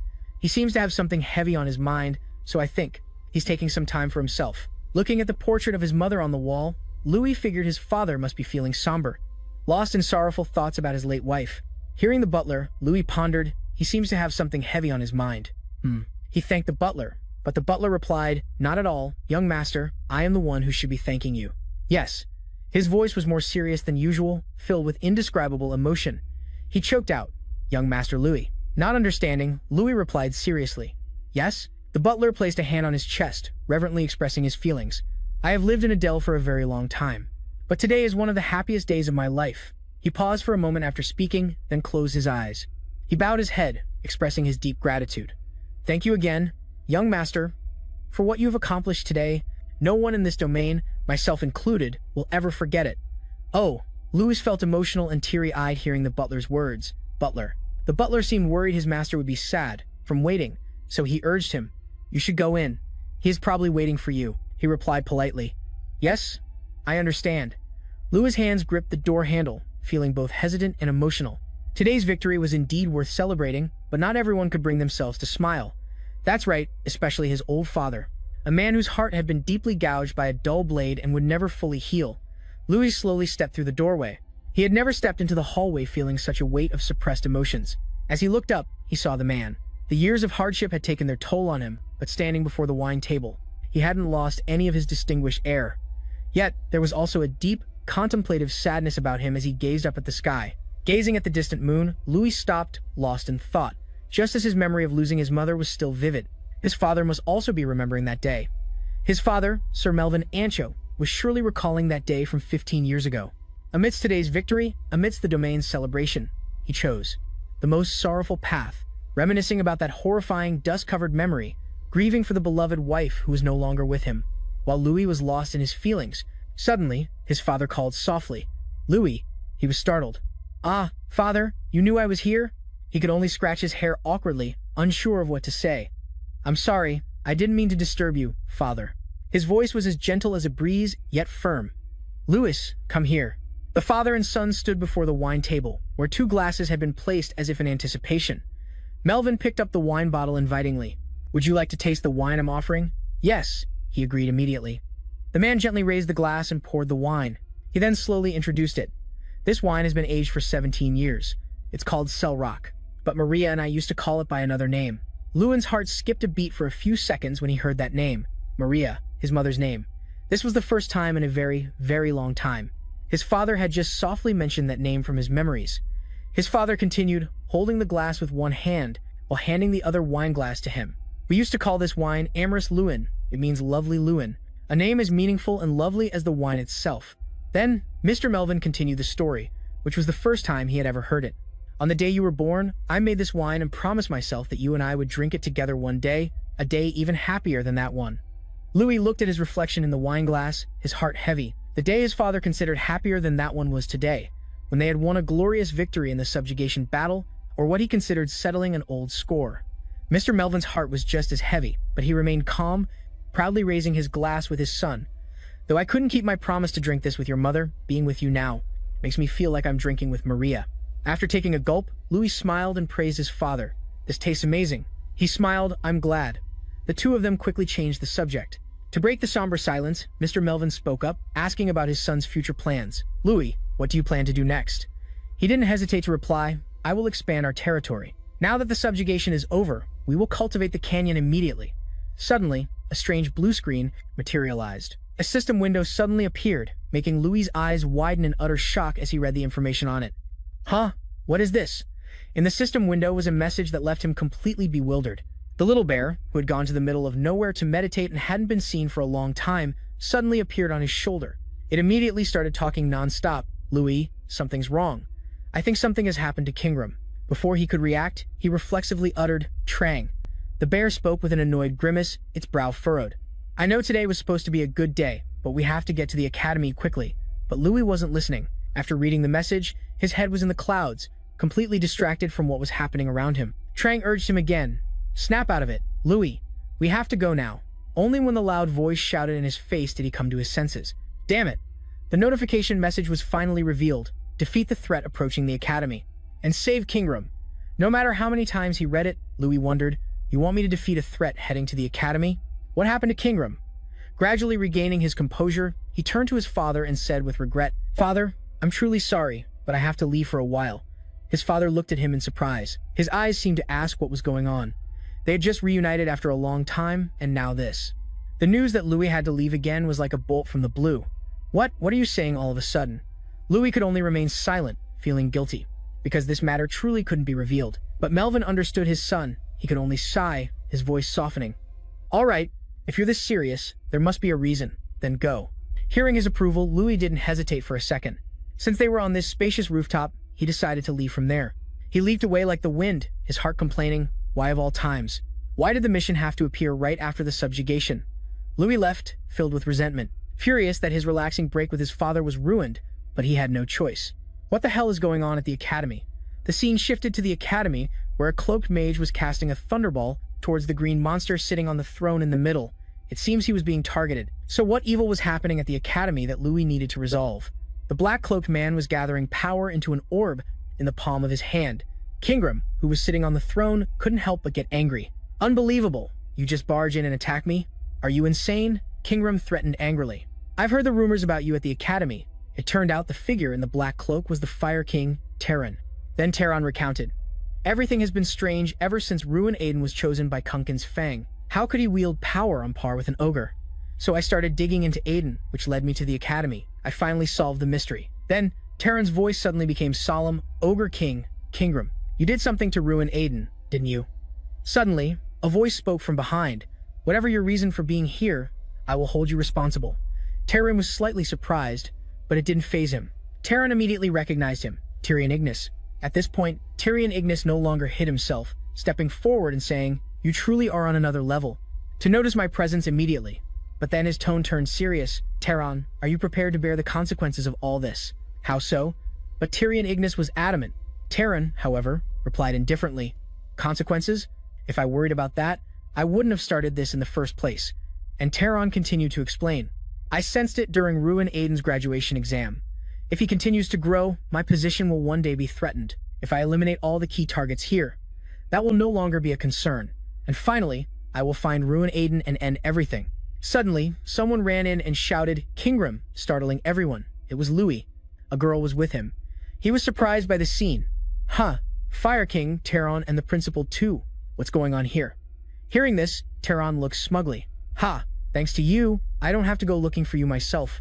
Terran suddenly interrogated Ruin Aiden. What's happening? But he ran towards Louis with a hint of anger. How did you figure it out and track me down here? Then he continued, No, it doesn't matter whether you answer today or not, because you're going to die anyway. Tyrion Ignis stepped forward and warned, Louis, get out of here, quickly. However, Louis hesitated. Seeing this, Tyrion Ignis carefully reminded him, Listen to me. He's not someone you can handle. With that said, Tyrion Ignis charged at Terran. However, Terran's power was unfortunately overwhelming, causing Tyrion Ignis to collapse. Seeing this, Louis shouted worriedly, Principal. Then, the vicious Terran turned his attention to Louis. Ruin Aiden, now you die too. Terran then launched an attack, and Louis was prepared for it. Kingram, who had been sitting quietly, suddenly roared with anger. He used his power to strike the aggressive Terran. Terran was hit by Kingram's attack, slicing his body into pieces. Furious but helpless, he cursed, You damn ogre! How dare you! Louis, who was nearby, was also affected by the blast and fell, unable to keep his footing. Confused and angry, he thought to himself, Damn it, what the hell is going on? Why is the Fire King here for Kingram? As he was lost in thought, Kingram's voice startled him. Louis asked with concern, Kingram, are you all right? Kingram didn't answer but said resentfully, Damn it, even after sacrificing all the underground artifacts, banishing him was all I could do. I'm sorry, Kingram said apologetically. I'm sorry for putting you in danger in the end. But Louis didn't think it was a big deal. Please don't say that. I wasn't able to do anything. Then he looked at Tyrion Ignis with concern. Are you okay, Principal? Tyrion Ignis, unharmed, replied, Yes, I'm fine. Don't worry. But he immediately remembered something. But Ruin, I sensed Terran's energy because I was nearby. You, however, should have been back in Aiden. How did you find out about this? Kingram was also curious. I'd like to hear the explanation too. Hearing this, Louis found it difficult to explain. But in the end, he answered honestly. What I'm about to say may be hard to believe, but I hope you will listen. And so, Louis began his story about an artifact called Player Andraka, the incarnation of a sorcerer. After listening, they began to understand. So that was why Ruin could use power related to the ogre race. Now everything is clear. Ruin felt a bit regretful. I'm sorry for not telling you sooner. Headmaster, this information is too sensitive, but everyone understands you. It's all right. Now we finally understand the situation. And Tyrion Ignis voiced his opinion. There's no way the Fire King Terran could know all of that, but with your growth rate, along with his personality, there's no way he would leave you alone. He must have thought that one day, you would become a threat to his position. Hearing this, Louis frowned angrily and thought, It seems the Fire King is really targeting me. Damn it, I'm still a long way from being able to defeat him. Suddenly, the system notified Lewin that the quest was complete. Quest reward, you can break Kingram's contract. If the contract is broken, it could lead to achieving greater power. Lewin was extremely surprised to learn this. What according to the introduction, Kingram's contract was made hundreds of years ago.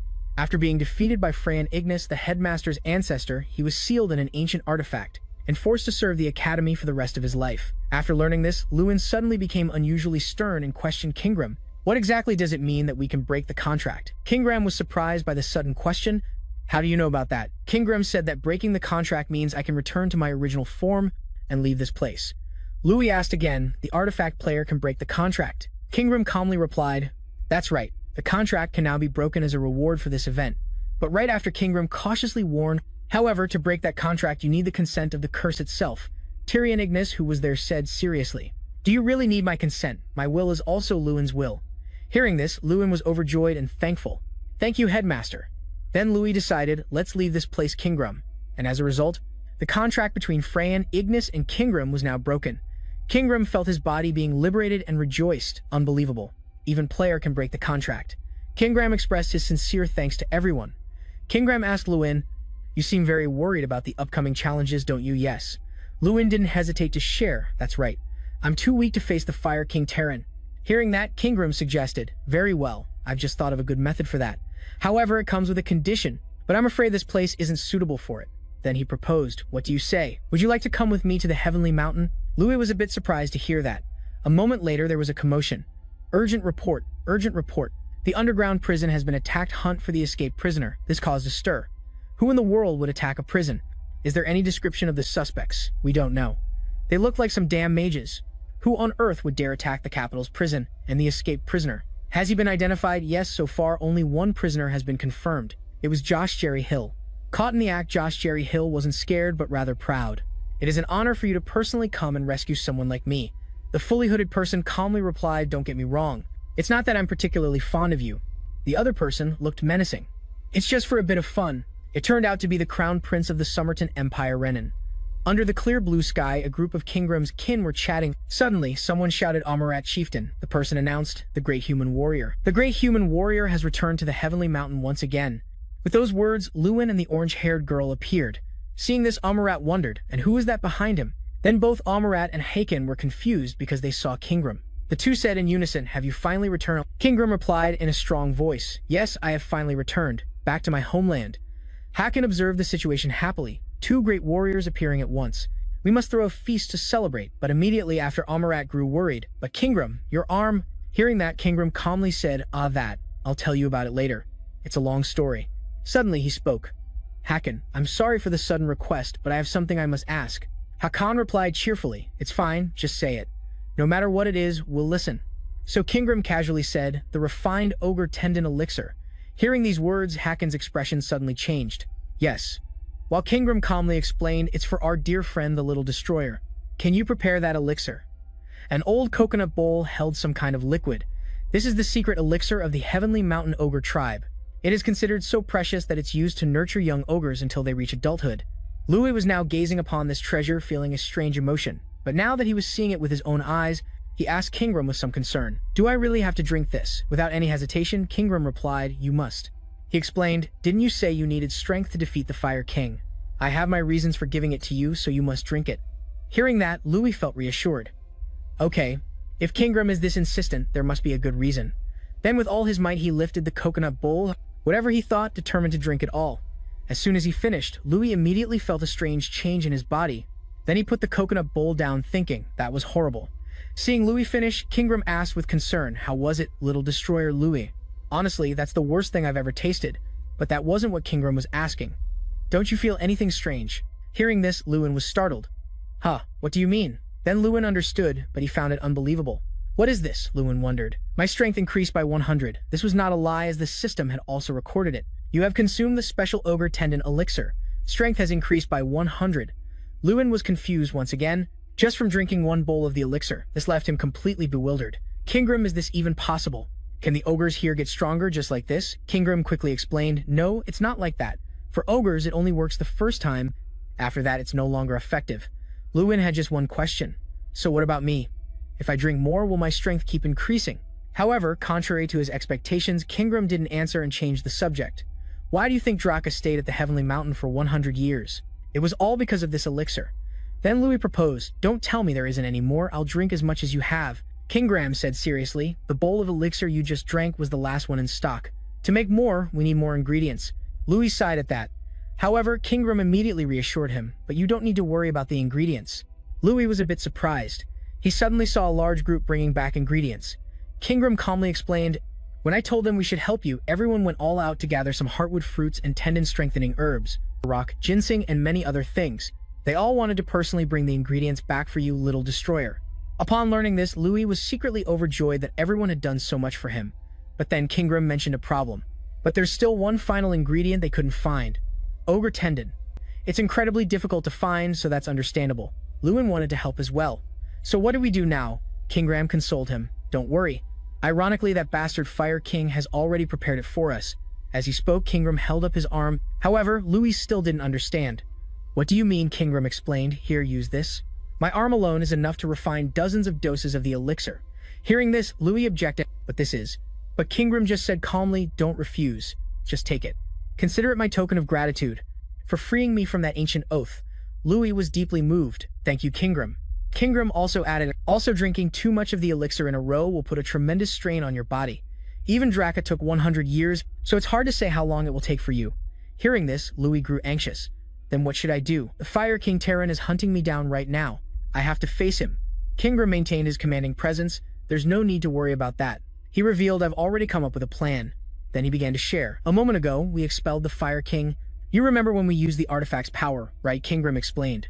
Among the artifact's abilities is a type of time-related magic, and the right to use that magic is still active. Finally, Kingram concluded, in short, we're going to use that magic. Kingram began to cast this magic, creating a flame. He was demonstrating how to slow down time inside that cave. From now on, time inside the cave will pass countless times slower than it does outside. Then he asked, Little Destroyer, are you ready? You're about to go through an extremely harsh time. Lewin firmly affirmed, yes, I'm ready. I've mentally prepared for this. With that, he walked away. Well, then I'm off. After Lewin left, the orange-haired girl asked Kingram, are you sure about this? It'll take even Lewin quite a long time. Kingram didn't deny it. Yes, it will be very harsh. 1 hour outside is equivalent to 15 inside the cave. The orange-haired girl was still worried. Even though you don't age inside, it's still a terrifying ordeal, isn't it? I'm an incarnation, so it's fine for me. But Lewin is only a human. But Kingram had faith that Little Destroyer would surely overcome this without any problems. So let's go back. We still have to reorganize. Someone curiously asked Kingram, where are you going? Everyone turned towards the voice, and it was Lewin. No one expected him to get out so quickly. Hey, Little Destroyer, Kingram wondered, did you really drink all of that? So how much time passed in there? Lewin tiredly recounted. I'm not sure. I counted for about a week, and then I stopped. Then Lewin declared majestically, anyway, I've done what I wanted to do. Kingram was confused. What do you mean? What was it you wanted to do in there? Inside, Lewin drank a bunch of elixirs with empty bottles scattered everywhere. Then he stood up again on his own. Lewin recounted, every day in there, I made a promise to myself that if I could get out of this damn cave. Then he suddenly gathered his power. I swear I will destroy it. As a result, the cave was destroyed by Lewin. Everyone there witnessed this glorious event. Only Kingram spoke up. Phew, you've gotten much better now. After completing the mission, Lewin suggested, so shall we go now? At this point, according to the system, Lewin's power level had reached 20,000. Lewin also felt more confident. Fire King Terran, I will destroy that bastard. At the royal castle. With some insincere pleasantries, I thanked the crown prince once again. Then Somerton sat politely on his throne. I've already said it, no thanks are necessary. I just need you to keep an eye on Lewin Adel for me. Josh then asked, by the way, where's the Fire King? Wasn't he with you? Somerton shook his head. I don't know either. He just wanders off without a word. Somerton then thought with some annoyance, even if he is my adoptive father, it's strange for him to wander around as he pleases. I will make him take responsibility for this. Yes, Somerton turned and asked Josh, you said you would handle Lewin Adel, right? Do you have a good plan? Josh knelt respectfully. Yes, of course. The old man began to lay out his plan. The sword tournament is being held in the Empire, right? Somerton agreed. Yes, its scale is on par with the competition festival. Hearing that, Josh was reassured. That's right, it's a tournament just as grand as the competition festival. I heard Lewin Adel's sister will be participating as the representative of the Adel family. And since that guy dotes on his sister, he will definitely come to watch the tournament. The old man continued rambling. At that time, the dark mages and I will ambush and eliminate him. If Tyrion Igreen hadn't interfered last time, we would have already killed him. This time, we will surely succeed. Somerton sat imposingly on his throne, looking satisfied and majestic. All right, I will trust you this time, but a second later, his expression turned serious. Don't disappoint me. On the day of the sword tournament, according to the introduction, if the competition festival exists to honor mages, then the knights have their own sword tournament. And this tournament is just like the competition festival, held for young knights from across the 6 regions to compete. In the qualifying round, the goal is to select knights to represent each region. Kicking off the sword tournament, Lewin's sister Lewina was chosen as the representative of the Adel family. As she walked in, the whole auditorium erupted in applause and enthusiastic cheers. However, it made her feel overwhelmed. Phew, I'm so nervous. The old butler beside her sadly announced, It seems something has happened to Lewin, so I think this time he won't be able to join us at the tournament. Hearing this, Luina thought for a moment, gosh, it would be great if Appa could make it. She felt a bit down. He promised he would come to cheer for me. While she was lost in thought, someone suddenly called out, Luina, you can do it. It was Irene. She encouraged Luina, everyone and I are cheering for you. You have to win. Some gossiping spectators commented, isn't that Irene Bruce? Her connections are really impressive. Hearing this, Irene didn't get angry, but instead smiled with pride. Thank you, everyone encouraged. Luina became more determined. She resolved, I will definitely win. The referee then announced, all right, you two get ready. Then he gave the signal the match begins. Immediately after Luina and her opponent engaged in an incredibly intense battle, one was fire and the other water, each trying to defeat the other. Somerton and Josh were also watching the fierce match from above. Somerton spoke first. What's going on, Sir Josh? Somerton sneered. Didn't you say this plan would lure him out? Even after searching the entire stadium, there's no sign of Lou and Adele. Josh was now so anxious he was breaking into a cold sweat. Impossible. Something must have gone wrong. If we just search a little more. However, unfortunately for him, Somerton was fed up. I was wrong to trust you. The plan has gone awry. Then he said mercilessly, in that case, I will take my leave. Josh looked remorseful. I'm sorry, we'll withdraw as well. However, Somerton suggested no, wait, if we eliminate his sister. Wouldn't Lou and Adele come to us himself? Then he gave the order proceed with the plan as intended. Down below, Luina and her opponent were still evenly matched in their fight when suddenly the entire hall grew strange. People started scrambling to escape. What's that? It exploded. Run the Adele family saw everyone running in panic, but they remained calm and observed. The man with Luina wondered, wait, he shouted loudly, Luina, Luina. But Bova managed to hold him back. Sir, it's dangerous. The old butler couldn't keep his composure any longer. Damn it, what's going on? Why is this happening right in the middle of Luina's match? He pleaded, please be safe. Luina down below, everyone was knocked over by the explosion, and Luina was no exception. Luckily, she was still conscious. She then turned to ask the other person, hey, are you okay? Luina's opponent replied politely, yes, I'm fine. Luina was suspicious. Why did it suddenly explode? Was it an accident? Suddenly, a voice came closer. There you are. The sinister man said if only Lewin were here it would be perfect. Hearing that, his underling commented, no wait, brother eliminating his sister and making him suffer immensely is even better, right? With Lewin's personality, he'll surely blame himself for not being able to protect his sister. The ringleader laughed heartily, that's right, you truly are my brother. Hearing these words, Luina was frightened but remained brave. Who are you people? Why are you talking about eliminating me? The ringleader said, mysteriously, who knows? Is there any need to explain to someone who's about to die? The guy suddenly felt talkative. Let me tell you one thing. We are the ones who hold a bone-deep grudge against your brother. As they spoke, they also acted, causing Luina to panic. Wait, you haven't finished talking. The girl was hit with a cheap shot. Well then, goodbye. They began to unleash bizarre techniques to destroy her. Luina stood and watched the situation unfold. What should I do? It's too late to run now. Please someone, please save me. Suddenly, something happened that turned the tide. The three of them, Irene, the old butler, and Bova, watched from above with stunned expressions. Meanwhile, Somerton sat in his room watching the scene and smiled with satisfaction. What a wonderful sight. What a wonderful sight. Yes, Josh saw this and felt relieved. Good, at least the crown prince's mood has improved. Well done, my children. Suddenly he noticed something unusual. Wait a minute, and the three in the stands were also extremely surprised. Lewin appeared from nowhere to block their attack. Luina was completely shocked to see her brother, while Lewin just spoke gently. Sorry, Appa's late, isn't he? Seeing her brother, Luina could only sob. Why did you only come now, Appa? Lewin could only make an excuse. I'm sorry, a lot has happened. He then assessed the situation anyway. I heard the Fire King was here, so I came to find him. But I didn't expect this to happen. The ringleader found it amusing. You came at just the right time. Just you wait. Our father will obliterate you. Hearing that, Lewin sneered, your father, so that bastard was behind all of this. With that, Lewin used his power and flew right in front of the guy, making him stare wide-eyed with surprise and confusion. Brother Luina gently advised in a threatening tone, hey Miko, who gave you the right to touch someone else's sister? After that, he taught that guy a lesson. And if you don't want to suffer the same fate, then you'd better answer me right now. Lewin's tone suddenly turned serious. Where is that bastard Joseph Jerry Hill?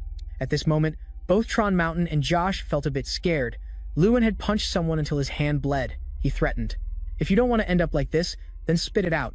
He emphasized, where is that bastard Josh Jerry Hill? A voice rang out, Lewin Adele. It was Josh. He flew out of nowhere and reprimanded him. How dare you? This was accompanied by his anger and his battle stance. He was furious. Someone like you dares to kill my son, he said. Then he flew down with immense power, forcing Lewin to step back. Now, Lewin displayed his full confidence. Oh, so you came to me yourself? Good.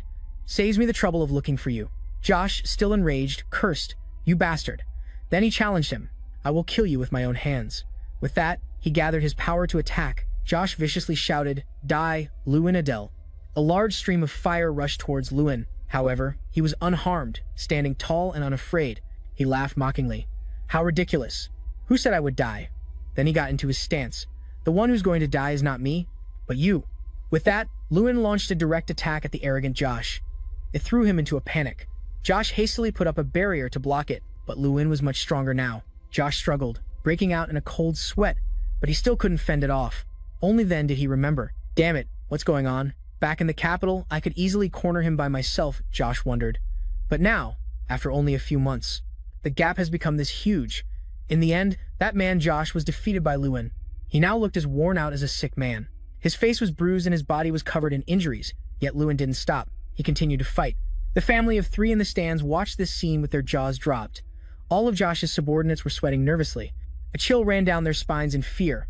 Lewin flew over, stomped on Josh, and pinned him against the wall. Lewin then interrogated him.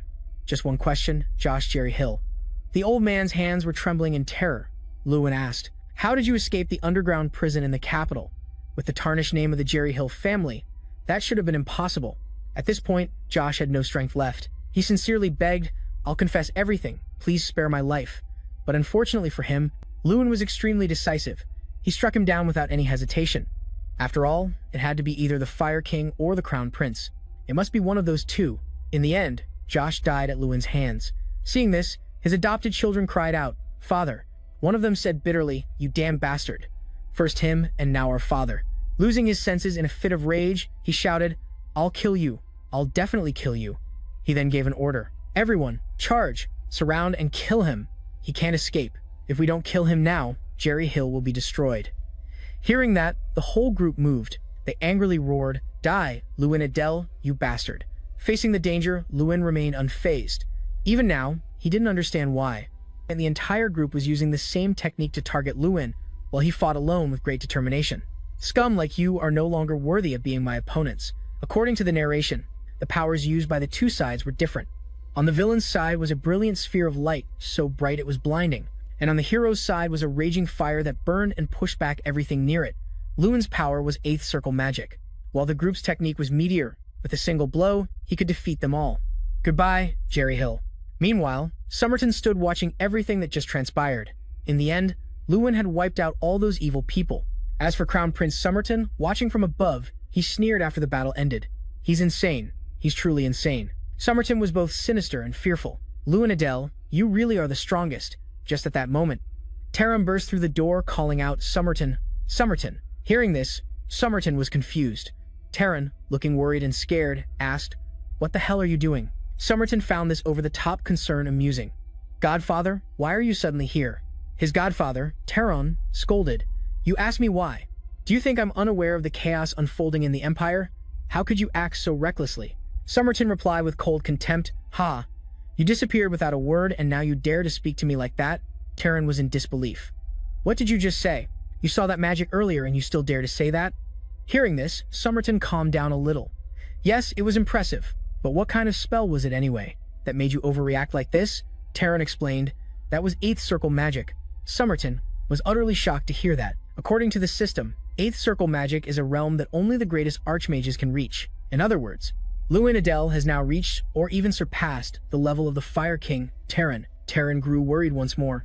Is this really the outcome your highness desired? Sending that trash from a fallen nation to provoke him? Somerton, confused by his godfather's overreaction, asked, Why are you so angry? Please calm down and listen to what I have to say.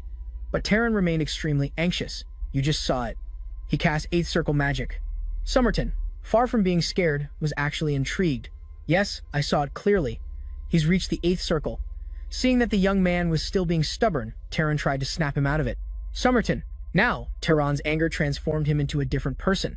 Your Highness, you have made a serious mistake. You absolutely must not underestimate him. He is very cunning and has likely already guessed that you are the one helping. Jerry Hill. Hearing this, Somerton remained calm. Godfather, honestly, do you really think I was trying to hide that from him? Taran was confused. Somerton calmly asked, Why are you so worried? And then explained, You are the Archmage who holds power over the 6 lands, and I am the Crown Prince who will inherit and rule this great empire. He's just an interesting plaything from a small neighboring country. Suddenly, Somerton's tone shifted. Or could it be that you're afraid? At this point, Taran stopped trying to persuade him. He decided to let things be. You have always done as you wished, so go ahead and continue. Hearing this, Somerton suddenly turned back, puzzled. What do you mean by that? Terran turned to leave. It means I have nothing more to say to you, your highness. But Terran said seriously, I will go and seek an audience with His Majesty the Emperor myself. The clear blue sky was dawning.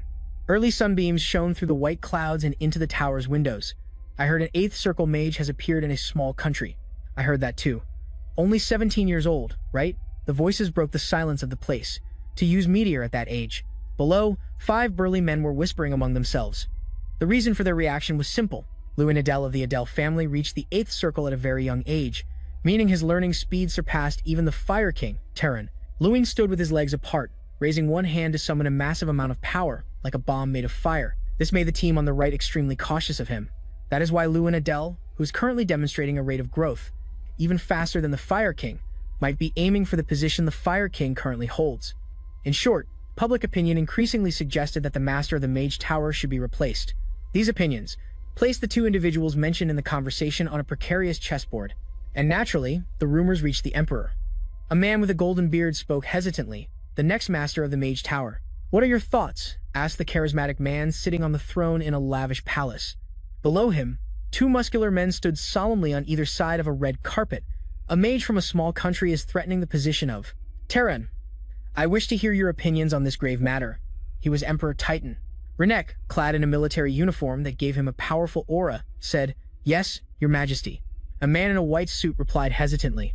Across the 6 lands, there are many 8th Circle knights, but only one 8th Circle mage. The Fire King.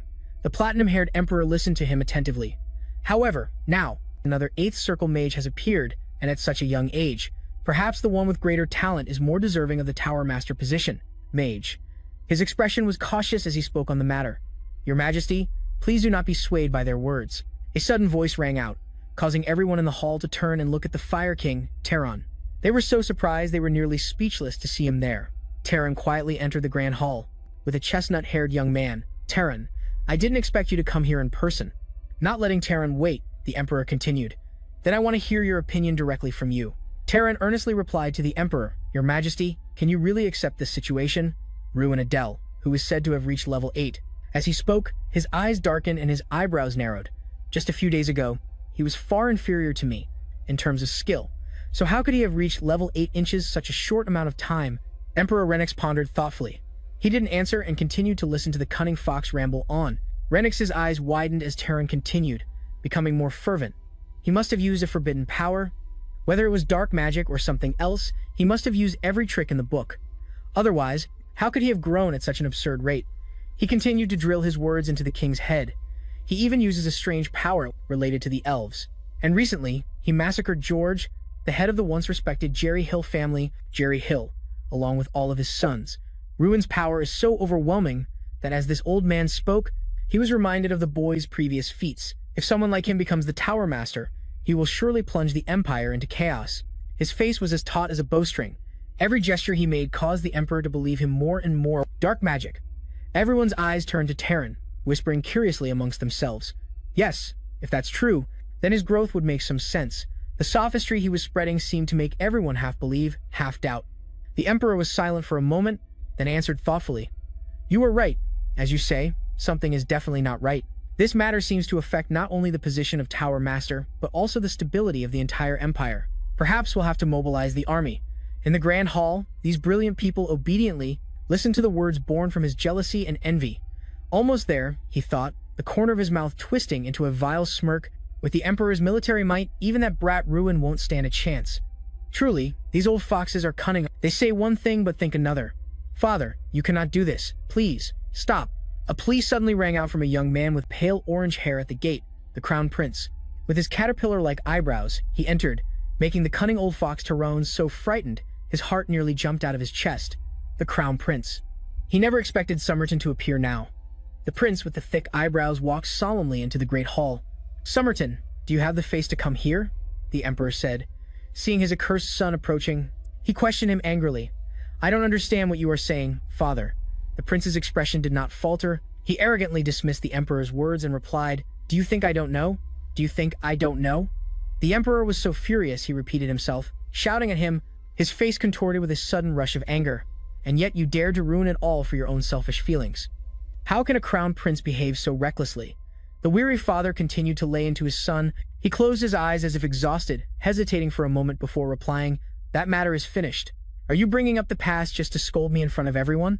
At that moment, the handsome prince was like a pouting 3-year-old. "The fact that you feel chastised shows you at least have some sense of shame," he said, turning his head away as if he'd had enough of this troublemaking son of his. "Regardless, what did you mean when you said to stop?" he asked, putting their personal issues aside. The emperor sternly questioned his son about his earlier statement. "Because I have decided I will be the one to kill him." The prince's words were chilling to the bone. "If he is to die, it will be by my hand." Somerton's purpose was to stop the emperor from acting first. People thought he was an angel coming to save Ruin, but that was just wishful thinking. "I too am desperate to see him dead," he continued with scathing words. It made even the emperor frown. "Is that so?" he asked. As if unable to believe his son, he was about to speak again when his illness suddenly flared up, his eyes nearly rolling back. "Cough! Cough!" The emperor choked out several loud coughs, startling his attendants. "Your Majesty, are you all right?" "I know you've already reached your limit, Somerton," he managed to say. The prince just watched him silently, his expression unchanged. Old Terran beside them still wore a fearful expression. "If that's what you say, then go and make the best choice you can." The emperor's verdict was like a splash of cold water to his face. The old man's expression twisted in alarm. It would make anyone watching cringe. "What? It's ending so vaguely like this?" He couldn't seem to believe his ears.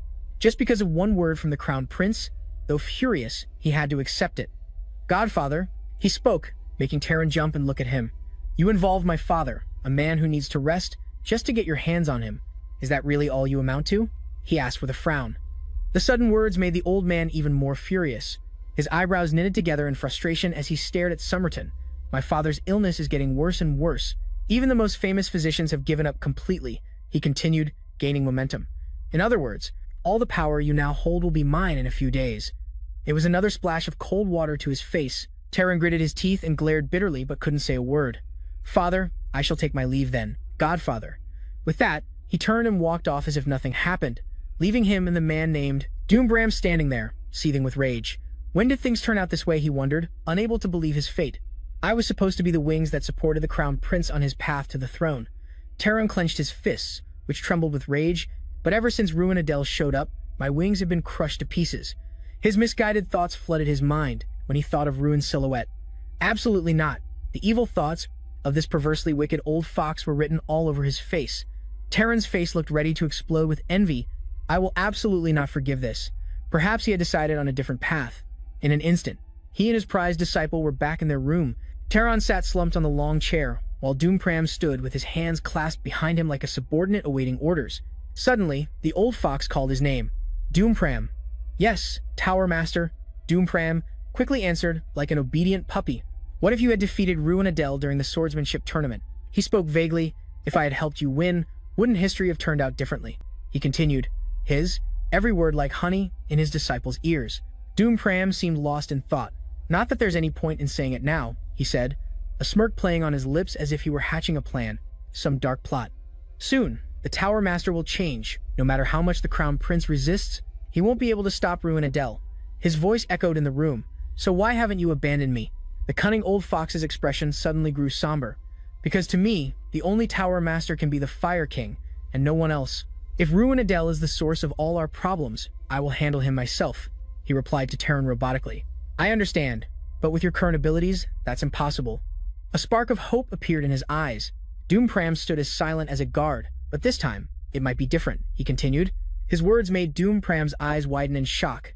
"Because this time, I will personally support you," he said, laughing. His body emitted an eerie purple glow, and his eyes turned black with magical power. Doompram could only stand frozen and watch. "Your eyes, they've turned black." The more he thought, the more frightened he became, his face turning deathly pale, as if drained of blood. "Fire King," he stammered in fear. "Don't worry." He swung his hand, pressing it onto the unfortunate Doompram's face. The deep purple magical energy from Terran's hand flowed into his head. "You always craved to be my disciple," he said, pouring dark power into the young man's head. Doompram was helpless. He could only try to hold back Terran's hand and let out a few muffled sounds. "Well, isn't this the very moment you've always wished for?" he said with a grotesque laugh, the mass of magic behind him growing ever larger. "So you should be smiling, Doompram." Those were nearly the last words Terran spoke to him. The old man's purple energy became so thick it burst out of the room, spreading everywhere. In the vast yet desolate arena, Louis wore a long black cloak surrounded by flames. The blazing red flames flickered. His back exuded a fearsome defiance, yet also a sense of contemplation. It seemed he was pondering something. Louis stood silently facing the stands, looking very thoughtful. Perhaps he was planning something, or the indignation in his heart left him unsure of what to say. A terrifying aura emanated from him. Messing with Vina was not enough. They had to drag innocent civilians into this. Louis's mind was in turmoil, and various speculations began to form. The sinister image of Crown Prince Somerton and the Fire King Terran appeared one after another in Louis's thoughts. Who did this? The Crown Prince or the Fire King? After a moment of grim contemplation, Louis suddenly seemed not to care who the culprit was. Well, it does not really matter. Suddenly, Louis exuded a terrifying killing intent, and a deep crimson aura enveloped him. His determined eyes were filled with unconcealable hatred, his brows furrowed, and his voice was grim. It was quiet, but sent a chill down one's spine due to the terrifying killing intent. I will crush them both. In the Grand Palace, torches flickered along the corridor. They illuminated the space with a warm yellow light. There were only two lone figures. Irene, in an elegant and formal all-black outfit, was hastily running after Louis' retreating back. Wait, Louis, where are you going? Louis remained cold and grim, not turning back as he continued to walk forward. Louis maintained his fearsome, cold demeanor. The killing intent did not subside, but continued to envelop his entire body. His handsome face could not hide his growing anger. He frowned, his words were firm and resolute, laced with an unsettling indignation. This was definitely the work of the Fire King or the Crown Prince. Both of them are now openly targeting me. Right behind him, Irene looked as if she had heard shocking news, unable to believe her ears. She placed a hand on her chest as if to calm herself, but her face still showed unconcealable worry and fear. Irene could not help but reflexively utter a doubtful question. The Fire King. The atmosphere immediately became terrifyingly serious. Louis confirmed Irene's suspicion in a low voice. Yes, but now that things have come to this, the only way is to see it through to the end. But Irene kept following Louis to get clarification. Her voice was soft, hesitant, and full of bewilderment, as she still did not understand what Louis had said earlier. What do you mean by suddenly saying that? Without stopping or looking back, Louis calmly replied to Irene. You saw it too, Lady Irene. They dared to attack openly in a place full of families and civilians. Louis continued to explain his thoughts to Irene. If we let them run rampant, not just Adele but the entire empire will fall into chaos. Irene fell silent, starting to think about Louis' words. I did not expect the Fire King to target you, Louis, but the overwhelming magic you displayed in the arena just now has surely reached the level of an 8th circle mage, and Irene kept staring at Louis' back deep in thought. Right now, you might be the only mage strong enough to face the Fire King, but what on earth are you planning to do? Louis did not turn back. Please step aside, Lady Irene. Irene was confused. What are you talking about? Her steps suddenly halted. The space grew tense with the appearance of Doom Bram. He stood before the door holding a longsword facing Louis and Irene. But Irene remained silent. Louis spoke up. Long time no see. Doom Bram, did the Fire King send you to kill me? Doom Bram's face darkened menacingly. Do not you dare speak his name with that filthy mouth. Louis' voice was full of sarcasm. Not at all. You, Fire King's dog. Doom Bram gritted his teeth in anger. You arrogant bastard. Suddenly, Doom Bram launched a slash towards Louis. The slash had immense power, carrying sparks of fire with it. I, Doom Bram, will never let you get near the Fire King. Louis raised both hands in front of him to block the attack. The sparks died out after the slash. Louis looked up with contempt and disgust. T-esque, still the same. That attitude towards the Fire King. Suddenly, he was stunned, staring in disbelief. What is this? Doom Bram was emitting a terrifying dark purple killing intent. His brows were furrowed and his eyes were pitch black, deep and full of hatred. He stared at Louis, his hands still gripping the sword. Louis was suddenly doubtful and surprised. This guy. What is wrong with him? The space fell silent as if entering a flashback of Doom Bram's past. Terran's gentle voice echoed. Doom Bram, even if I grant you power, I am well aware that it will not be enough to face him.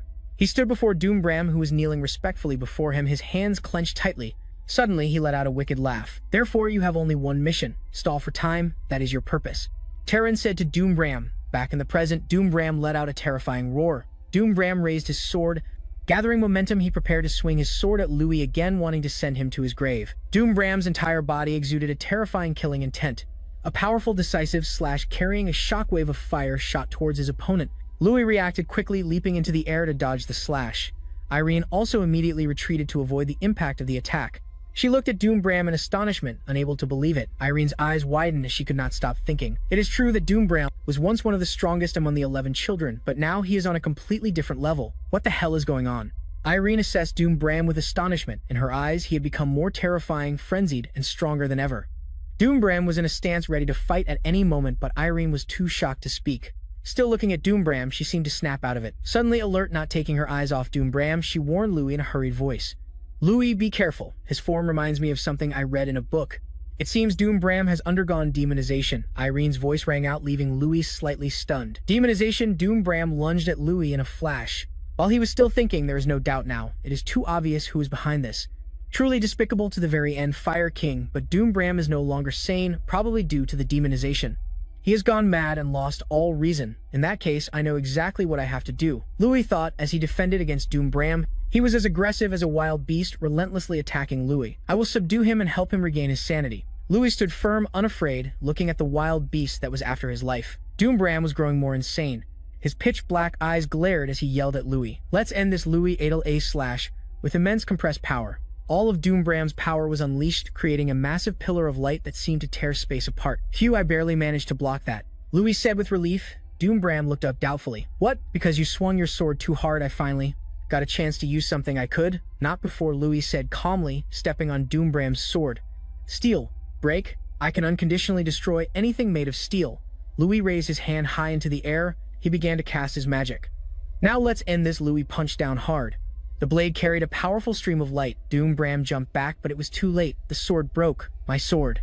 Before he could react, another fist from Louis flew straight at his face. Sorry, Doom Bram, Louis said as he delivered a powerful punch that deformed his face. I will try to beat you without killing you. So try to hold on. Louis continuously attacked Doom Bram in the corridor. A pair of long, slender legs were running like the wind towards Somerton's office. The old butler burst through the large door. Your Highness, he warned in a panic. You must retreat immediately. The Fire King is. Before he could finish his sentence, his eyes widened as if he had been struck. The butler fell unconscious in front of Somerton, who did not seem to be in a hurry at all. As if it was none of his business, he said with an annoyed tone. CSK, so in the end, Father still chose to play it this way. Somerton sat at his desk directly facing the Fire King Godfather. The air was suffocatingly silent. Behind Terran, 3 burly guards lay defeated on the floor. I apologize, Your Highness. In the end, I had no other choice, he said calmly. Somerton suddenly sneered as if he had heard something ridiculous. Ah, how absurd. He became enraged, yelling at Terran. Why on earth would you do this? Do you think you will become the Tower Master by eliminating me? No, I am no longer satisfied with just that anymore. Terran's cold words stunned Somerton. What? And Terran continued to speak of his goal because my position as the Tower Master is being threatened. So there's only one path left to seize overwhelming power and crush Louis Adel with absolute force.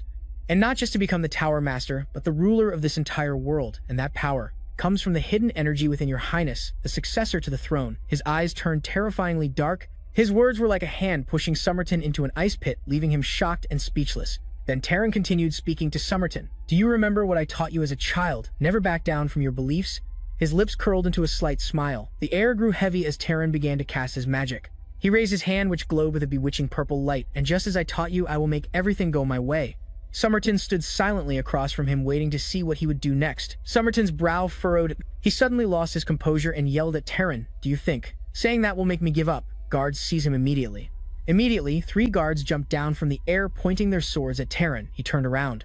He glared and cast his dark magic at the guards. Terran waved his hand. Instantly, a purple light flashed past them, leaving the guards too stunned to react. Then Terran gave a contemptuous smirk. He turned his back on Somerton after dealing with the henchmen. One of them collapsed right at his feet. Are you finished talking, Your Highness? The purple magical light still filled the air, creating a terrifying pressure. Somerton suddenly forced a laugh, but gradually lost control, breaking out in a sweat. Ha ha ha ha ha ha, so this is it? Is this how everything ends? His voice was filled with bitterness. Terran's magic was powerful. It enveloped the entire room in streaks of purple and blue light. The 3 guards had collapsed on the floor, showing no signs of life. Full of hatred, Somerton said to Terran, fine, go ahead and try to defeat Louis Adel. I will curse you, even in death. The 2 of them winced helplessly and looked down at him. She asked with pity, Louis, will he be okay? You hit him so many times. His face was bruised and swollen red on both cheeks. His eyes rolled back unconscious and left to his fate in the arena.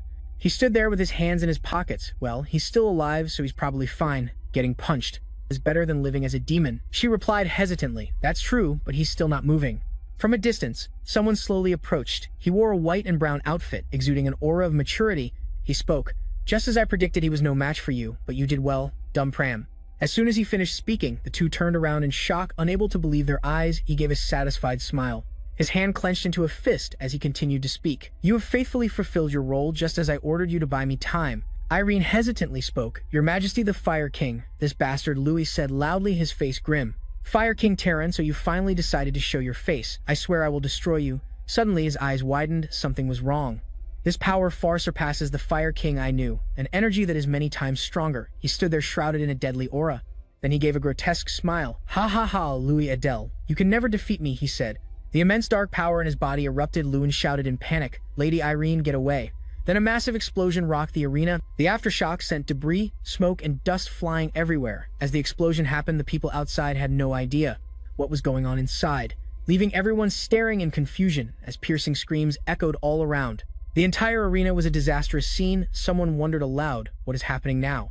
Everyone fell silent looking inside. Then Lewin's gaze landed on something that made his jaw drop. It was Irene's brother. From within the smoke, Lewin was holding two people in his arms. They were Bram and Irene, blown clear of the explosion. As soon as he landed, he yelled, "Run, this place is dangerous. Get the citizens out of here now."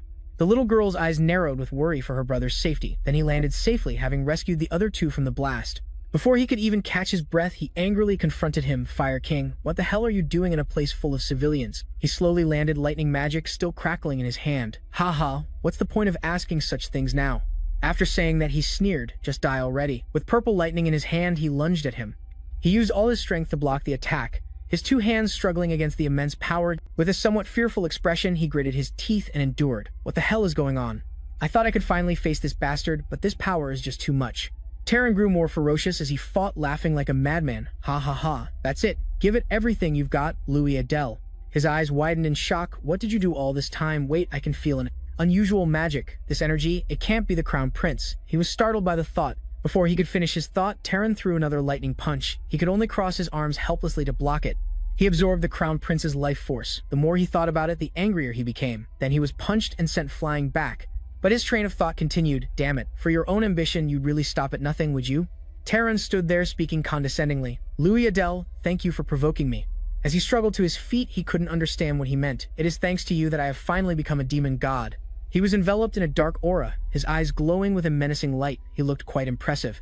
A demon god. He frowned slightly, a chill running down his spine. So in the end, it was all because of jealousy that you dared to touch a forbidden power. This energy is so immense that I couldn't even recognize it. How many people besides the Crown Prince were sacrificed? He could only grit his teeth in anger on their behalf. Never. People like you should never exist. He began to get to his feet. If I let him do whatever he wants, this world will be consumed by chaos. With that thought, he started to form a different plan, then called out to him. Fire King Terran Actimus. Hearing his full name called out, he seemed a little surprised.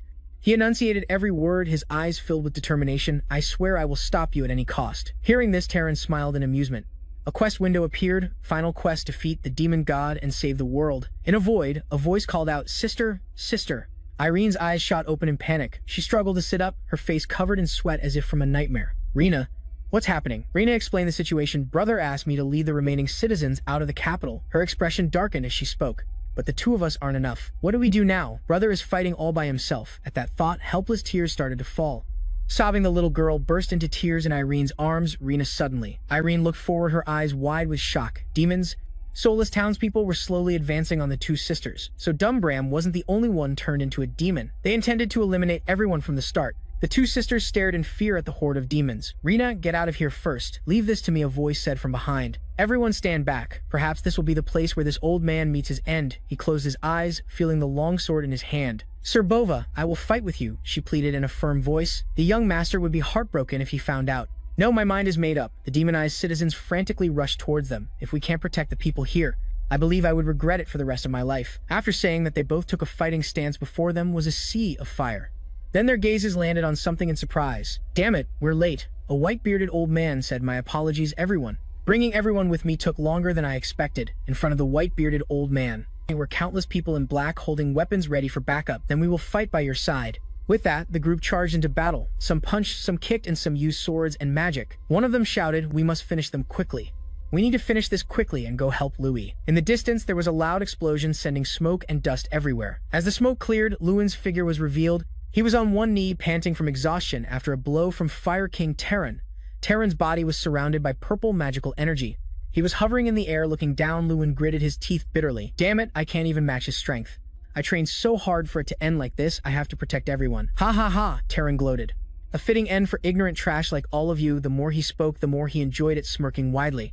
Your desperate struggles are meaningless now that I have reached the realm of a demon god. I will wipe you all out. As he spoke, his hand summoned a giant orb surrounded by flames. He prepared to bring it down on Louis' head. Louis could only stand there frozen. he yelled, now farewell. With that, he forcefully swung his arm, hurling the orb towards Louis, his face radiating murderous intent. The orb drew nearer, its immense pressure cracking the ground around him, yet he could only stand and watch it fall. Meanwhile, Irene and Rena were terrified. Brother, they both cried out in fear, their bodies frozen. Terrified by that immense power, he could only blink and watch. So is this the end? Just as he was about to resign himself to fate, a voice echoed, protect them.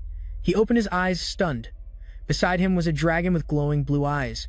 I cannot do it, but you can. He was startled, as if feeling a hidden power awaken within him. Her eyes widened and she narrowed them in surprise. This energy, it's impossible. Then a powerful aura radiated everywhere, so strong that even Terran was startled. Lewin smirked sarcastically. It's not fair for you to be the only demon god, is it? He called out arrogantly, standing before Terran with Draka's power. Come on, Terran Actimus, Lewin said confidently. This time, let's have a proper fight. What is this? Terran wondered in confusion. What the hell is happening? He thought in a panic, looking at Lewin in astonishment. This terrifying energy, it's as if a true god has descended. Lewin raised his fist. All right. He then aggressively attacked Terran, shouting, my turn. He summoned a shield, cursing inwardly, damn it, I have to block this somehow. But it wasn't long before. Terran's defense was shattered, and his face took the full force of Lewin's punch, sending him flying. What the hell is this? Tyrion exclaimed in amazement. Is that really Louis's power? Trang was extremely worried. That's the incarnation of Draka. Did Lewin summon it? What on earth is going on? He still couldn't believe it. Impossible. Is Lewin becoming the new god of destruction? Meanwhile, Lewin heard a familiar voice. You're using dirty tricks to the very end, Lewin Adele. Terran yelled as he launched a massive energy blast at him. I will not allow it, he yelled. He placed his hand on the ground and cracks began to appear on his face. Anything that stands in my way. Terran stood up forcefully and declared, I will absolutely not allow it. He channeled a large amount of magic into his palm and taunted Louis, let's see how long that arrogance of yours lasts. Countless electric orbs were summoned around Terran. He confidently declared, in the end your fate is to perish. Even Terran as a demon god didn't realize one thing. This was the Draka that Lewin had summoned. He was once known as the god of destruction. So confronting Draka now was more than just suicide. Lewin rubbed his hands together, creating brilliant sparks. Then before Terran's eyes there was only the howling wind. What is this nonsense, he wondered in horror. My turn again, Lewin suddenly said, approaching Terran with Draka's terrifying power. He was getting beaten up again. Lewin landed another punch on Terran's waist, causing him immense pain. Terran was sent flying and everyone watching was utterly shocked. Despite his injuries, Terran kept mumbling, I acknowledge you, Lewin. Adele. He suddenly shot up into the sky.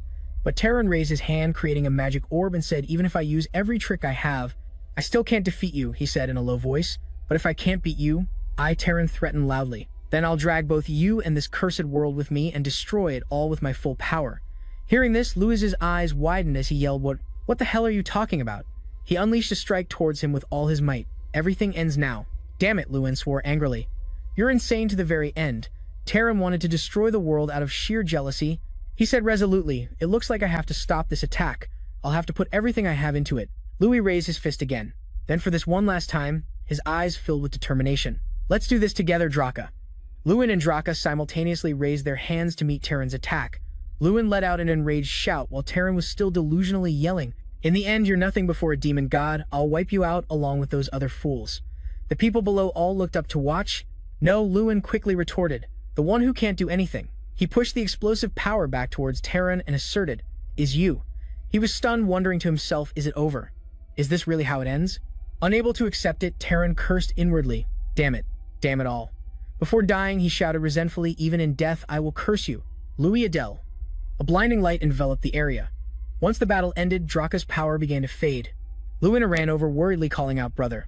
After all those battles, are you still okay? She asked with concern. Yeah, I'm fine, I'm safe, Louis quickly replied. His face suddenly turned pale. Louis clutched his head in panic. What is this? My head feels like it's going to explode. What is this? Unbearable pain. He let out a pained roar. Finally, Lewin could no longer stand it and collapsed. Brother Luina called out in confusion. Are you okay, brother? Wait, I'm coming right now, she tried to reassure him. Don't come, Lewin shouted hastily, trying to stop Luina. Don't come here. You absolutely must not get any closer, and you too, Trang. He stared blankly at the creature before him. It was as he expected, the dragon, known as the most perfect creature, and also the world's destroyer, Draka. He thought with some fear, just facing it. This overwhelming energy is unbelievable. Louis cautiously asked Draka, where are we? He quickly answered, I am borrowing your inner world for a moment. I felt that if I left you as you were, something terrible would surely happen. Draka then explained his current situation. You are just one step away from being driven mad by power, just like I once was. His next words surprised Louis. That is why, no matter what, I had to pull you into this inner world. Trang suddenly spoke up. So what should I do? He clenched his fist and said, I don't want Lewin to go through what you did. I don't want to have to watch another person lose themselves. Draka then reassured him that is why I came here. Trang. He explained the player artifact that connects me and the little destroyer. If a connection exists, it can also be severed. But Draka lowered his head slightly. So if I use all my power to destroy it, then nothing will be able to harm the little destroyer anymore. Hearing that, Trang hurriedly asked, so if you use all your power, does that mean you will disappear? He turned to encourage him. Don't be too sad, Trang. After I awakened as the god of destruction, all I have ever brought is harm to this world. If he can use this power without being consumed by it, he will become a much greater protector for this world. Secondly, Draka continued, severing the player link doesn't mean you will lose the power. So don't worry. Wait, Draka, Lewin called out frantically. Before you do, I want to ask one thing. He struggled to speak. Among so many people, why was it me? I really don't understand why you're doing all this. For me, I don't even know if having this power will be of any benefit to the world, but Draka firmly asserted it will help. He gently explained, I gave you this power because you remind me of myself. Draka recounted, sadly, before I gained this power, my life was also filled with nothing but pain. But in the end, I was consumed by that very power and destroyed the world. But you are different. He had great faith in Louis. As a player, I have watched your entire life from when you had no power until this very moment. Even after you became strong, you have always used that power in the right way. His next words left him utterly astonished. Unlike me, you will lead the world down the right path. Finally, Draka let out a soft sigh. It seems our time is up. It was a pleasure meeting you, little destroyer. He also turned to Trang and said, and you too, Trang. Draka said sincerely in the past, and now I have always been grateful to you. Trang clenched his teeth. You damn lizard. In the end, he reluctantly parted ways. Goodbye, Draka. The sky gradually cleared. Lewin struggled to open his eyes as a voice calling his name echoed in his ears. Huh, Lewin said softly, finding everyone staring at him. Jason then scolded him. You really scared me. Suddenly collapsing like that, I thought something terrible had happened, Lewin replied with a forced smile. I see. I'm sorry for making you worry. Trang stood silently to one side, deep in thought. He sincerely thanked everyone very much. I called for help so suddenly, yet you all still came. Tyrion Ignis smiled and praised Lewin. Even though it was just a last-minute request, everyone still rushed over immediately. That just shows what a wonderful person you are, Lewin. Just then, someone approached. Pardon me for interrupting this heartwarming moment. When they saw him, everyone was startled. Huh, they exclaimed in alarm. Your Majesty. The Emperor spoke seriously. I need to see Lewin Adele. Jia Shan was so shocked he froze. The Emperor was standing right in front of him. Lewin wondered in confusion, did the Emperor personally come to see me? He fearfully thought that the Emperor had come to hold him accountable for defeating his trusted subordinate. The Fire King? It's very possible. The Emperor might not be thinking clearly right now. He just lost his son, the Crown Prince. Before Lewin could react, the Emperor called out again, Sir Lewin. Then, he bowed his head. Please, allow me to personally apologize. The Emperor frankly admitted to the chaotic situation in the Empire. It is entirely my fault. I failed to see Tehran's cruel nature, and even gave him more power. And he was deeply remorseful. My biggest mistake was failing to control my son. The Emperor recounted, and I just witnessed the battle between you and Tehran with my own eyes, he confessed. And in that very moment, I was completely convinced. At that moment, the Emperor thought that if that man fought for the world, this world would move in a better direction. He then stated his purpose. And so, I want to ask you, in person. The Emperor's next words stunned Lewin. Lewin Adele, will you agree to become the Tower Master of the Empire's Mage Tower? A few days later, laughter echoed from inside the house. You're really on another level, Lewin, Jia Shan said while drinking beer. I always knew you were on another level, but to be offered the Tower Master position at your age, Lewin mumbled. Yeah, I never even dared to dream of it. In his heart, he was still grappling with the offer to succeed the Fire King, Tehran. Becoming the Tower Master means becoming someone everyone looks up to. Lewin thought to himself, I defeated the previous Tower Master and traitor, the Fire King Tehran, and the Emperor himself nominated me. If I agree, the position could be mine immediately. He was very hesitant. With Tehran's rebellion and the Crown Prince's death, the world is in chaos. As the new Tower Master, there would surely be a lot to do. I only just graduated from the academy. Can I really handle all of this? Just then, someone called out to him, Sir Lewin. Lewin jumped and said, Ah, Lady Irene. She asked with concern, What are you thinking so deeply about? You don't look well. He confessed honestly to Irene. To be suddenly given such a huge responsibility, to be honest, I feel a bit overwhelmed. It's a wonderful opportunity, but I can't help but worry. Hearing this, she made a suggestion. How about a trip then? Somewhere you can relax without any worries. Lewin exclaimed, "Oh, that sounds great. So where should we go?" Irene smiled slyly. "How about my place?" she coaxed. Lewin was thunderstruck by her words. His screams suddenly echoed through the quiet night. The day Lewin went to visit Irene's home was a beautiful one. Trang, riding on his back, teased him playfully. "Lewin, you've never even been on a date, and you're already jumping the gun." He looked at Irene walking ahead and asked, "Are you really going to that girl's house alone?" Trang nodded in admiration. "Your friends are pretty helpful, huh? They backed off just enough for the two of you to go on this trip alone. That Jiashan guy is more perceptive than I thought." Lewin retorted, "But why didn't you back off?" Trang quickly reminded him, Hey, have you forgotten? I'm your one and only incarnation, remember?" Just then, Irene suddenly turned back and called out, "Lewin, what are you muttering to yourself about?" "Ah, it's nothing," he immediately denied. As Lewin looked at her, his heart filled with an unexpected joy. "Anyway, I'm finally on a trip with Lady Irene, just the two of us," he thought. "This time, our destination is Prius. All I know is that it's Lady Irene's hometown, but I never expected it to be so mountainous. Still, there's nothing around here." Suddenly, a dark figure lunged at him, and Lewin was startled and looked over. He nimbly dodged a kick from the ambusher. "Oh," Aduma muttered in admiration. "You dodged my kick," Lewin demanded irritably. "Who the hell are you, attacking me out of nowhere?" The man retorted scornfully. "Who am I, you punk? Are you tired of living?" "So, who the hell are you?" Lewin exclaimed, confused. "What?" Irene lowered her head helplessly. "Lewin, I apologize on his behalf." Lewin was stunned. "Ha! What are you talking about?" But then she revealed his identity. "This is my older brother," Irene introduced. Hearing this, Lewin was shocked. "Huh? Your brother? Then why did he attack Aduma suddenly cut him off?" "You dodged my surprise attack. That proves you're not some ordinary weakling." He slowly closed in on Lewin. "But seeing you wandering around with Irene, don't tell me you're her boyfriend." Without waiting for an answer, Aduma grabbed Lewin's shirt and threatened in a low voice. "In that case, let me punch you once before we talk." Lewin quickly said, "I don't know what you're talking about, but can you please let me go?" When he saw what was in front of him, he was shocked. A system window displayed, 8-star martial artist, Aduma Prius. Lewin thought in astonishment, wait, an 8-star martial artist? Why would someone so powerful be here? Seeing Lewin's blank stare, Aduma got angry and yelled, "What is it? Why aren't you answering? You think this is a joke?" Irene snapped irritably. "Can you stop it now?" He quickly let go of Lewin. Irene turned away and scolded, "Even though you're my brother, this is going too far." Hearing this, Aduma was deeply hurt. "You're really taking his side right in front of me. What's so special about that guy?" Irene retorted loudly, "I'm the one saving you right now." Finally, she told Lewin, "Let's go." What a foolish brother. He quickly replied, "All right." Lewin wondered anxiously, "But I hope the rest of her family is normal, right?" Behind him, Aduma was still fuming. Lewin reassured himself, "I'm sure they are."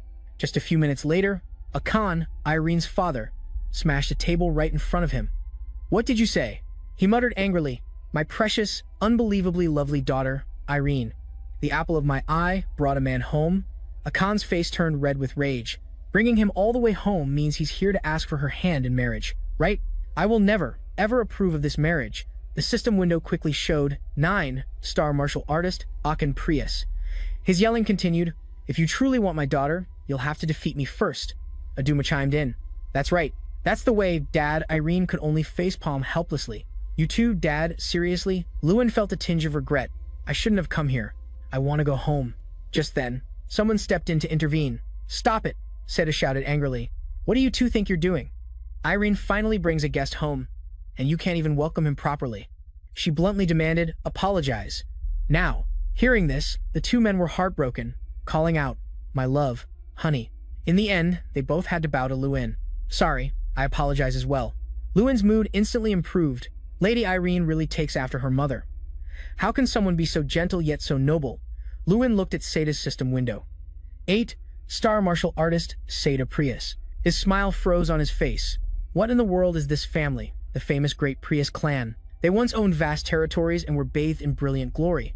However, that fame vanished as they fell into decline. A few descendants wandered far and wide before finally settling in this remote region. Their descendants lived in seclusion in the mountains. They devoted themselves to arduous training day and night without rest. But Lady Irene, who possessed brilliant magical talent, succeeded in becoming a mage and held the ambition of restoring her family's honor. After the conflict subsided, Seda said to Lewin while preparing a meal, "I'm sorry. This is your first visit, and we've been so rude, right?" She continued. "The men in this family are just like that. The two men who have been kicked out were repeatedly mentioned. They're very emotional and act without thinking. But honestly, they're not bad people," Seda said gently. "They just love their daughter a little too much. I hope you can understand." "Yes," Lewin replied agreeably. "I understand. When a precious daughter like Lady Irene brings a man home, anyone would be a little startled." She tilted her head teasingly. "Is that so? I'm not that surprised at all," Seda thought. "If our daughter brings a man home, she must be serious about him." She turned to Irene and asked, "Isn't that right, Irene?" She blushed and stammered, "Mom, about that." Akin suddenly burst through the door and shouted, "Absolutely not." He brought a few others with him and warned loudly, "If you want to marry my daughter, you must defeat us first." Seda was speechless. These people, honestly. Louis was shocked again. "And who are the people behind them? She has more brothers?" Akan asked him seriously. "You said your name is Louis Adele?" Louis quickly stood up and replied, Yes, that's right." Akan then spoke his mind. "I believe the most important thing for a man is strength, the strength to protect his woman and his family. No matter the adversity," Akan continued, "and with that comes a natural sense of responsibility. That is how I live and how I've taught my children to live," he stated bluntly.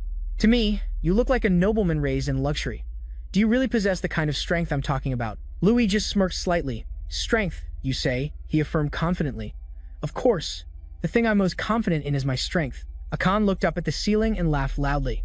"Strength is what you're most confident in. That's bold. I'll give you that." Louis' tone became firm, no longer joking. "If you're asking about responsibility, I dare say I'm second to none. And as for physical strength, I'm confident I won't lose to anyone." Father, Aduma, who was standing behind his father, interjected sarcastically, "Second to none? That sounds just like a professional swindler. Isn't it obvious, Father? A swindler like him has surely seduced our innocent Irene," he said with a cunning smile. "Then why don't you prove what you just said?" "We were just about to head out for some training, between father and sons, but Aduma didn't forget to add a threat. It won't be easy. Even skilled fighters tend to avoid as our training sessions." However, contrary to what they expected, Louis wasn't scared but seemed interested. "Sounds good." Louis turned back and said, "Lady Irene, I'm going to go warm up a bit." Irene asked doubtfully, "With the men of my family?" Louis gave a reassuring smile. "They're all about training. So the fastest way to get close to them is probably through training." Then he followed the Prius men outside. Before leaving, he added, "Okay, I'll be back."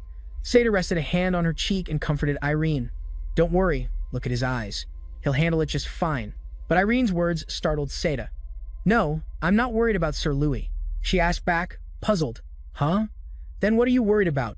Irene emphasized every word. "I'm worried about those reckless men." Meanwhile, in the forest, loud laughter was echoing. Aduma was shaking with laughter, asking, "How about that?" Those around him praised him. "That's a new record. Well done, kid." Suddenly, a voice rang out, silencing them all. "You boys still have a long way to go," Akan remarked, reclining on a rock ledge. "Indeed, reaching 9 stars is still a long way off," Aduma said in awe. "Surpassing father is truly difficult." Akan looked down at Louis below and thought to himself, "How about that, you flirt, daring to woo our Irene?" He sneered inwardly. "That should be enough to crush your spirit, huh?" Louis finally spoke up. "Your strength is truly incredible." He rotated his ankles slightly to get his footing, and then spoke. "Well then," the young men whispered, "what is he doing?" "No way. Is he going to destroy that entire rock mountain?" A golden light flashed in Louis's eyes. As he swung his arm, the golden light spread. Akan frowned at the unbelievable sight, his expression growing more and more serious. As it turned out, a single blow from Louis had sliced through the rock mountain Akan was sitting on.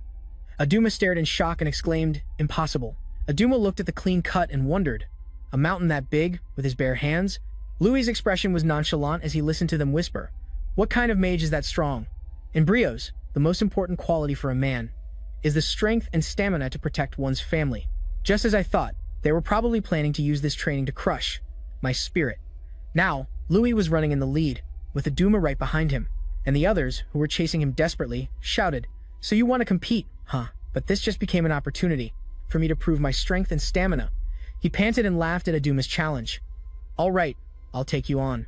A few days passed like this. The whole group was sprawled on the grass, panting. A figure stood over Aduma and asked, "Are you all right?" Louis offered a hand. "Can you get up? We still have to have dinner together." "Yeah." He took the offered hand in acknowledgement, replying, "Yeah." Thanks. Aduma then asked, are you training tomorrow too? Louis nodded. Of course. Then Louis suddenly looked straight at him and said, Hey, Aduma, not understanding the serious tone, just gave a quiet, yeah? Louis smiled and asked, can we call you Big Brother? Aduma looked at the others behind him, who were scratching their heads awkwardly. After a moment of embarrassed hesitation, he agreed, sure. The barrier was broken, and the group, having found common ground, chatted and laughed lively. They didn't notice someone watching them from nearby. Akan's gaze was pensive. He was silent, lost in his thoughts. Time flew by, and soon it was evening in the Prius family home. A surprised voice rang out, What? For real? Aduma jumped up and asked again, You were really acknowledged as the successor to the Tower Master by the Emperor himself? Yes, Irene nodded, answering for Louis. That's right. He's the mage who stopped the rebellion of Fire King Terran, so it's only natural that he was chosen. Gasps of admiration filled the air. Such an incredible person is visiting our home. We're meeting the successor to the Tower Master in person. Akan said reproachfully, Why are you only telling us now? He seemed a bit awkward. If you told us sooner, we would have treated you differently from the start. But Louis's response surprised Akan. I don't care about titles, Akan exclaimed in surprise. What? Louis said sincerely. I want to be acknowledged by Lady Irene's family. In that process, I don't think the title of Tower Master is important. Akan stood frozen. He never expected that answer from Louis. Seda covered her mouth and smiled knowingly. He really is the type of man Irene would fall for. Isn't that right, dear? Her words made both Louis and Irene flush red with embarrassment. She stammered, Mom, and Akan fell silent once more. Everything was so sudden it left him a bit stunned. It really seems that way, Akan thought. By now, it was the middle of the night in the large bedroom. Each of them lay in a separate bed. Steady snoring echoed in the dark room, but Louis was still awake. Suddenly, a voice called out, Hey! Seeing Akan standing by his bed, Louis shot up in surprise and exclaimed, Huh, father? He motioned for Louis to follow him. Before leaving the room, Akan turned back and said, We need to talk. The two of them then moved outside. A full moon hung in the sky, along with millions of twinkling stars. As Louis followed Akan, he wondered to himself. He said he wanted to talk. I wonder what he wants to talk about. Akan stopped and called out, Louis. Though he didn't understand, Louis still answered, Yes, father. Akan said gravely, As I have said many times, Irene is an incredibly precious daughter to me. Yes. He turned to face Louis and asked, Can you take responsibility for a daughter like her? Without hesitation, he replied, Yes. Akan closed his eyes and listed things off. All right. Your skills, effort, and personality, even though we treated you quite rudely. Your attitude towards our family has been impeccable.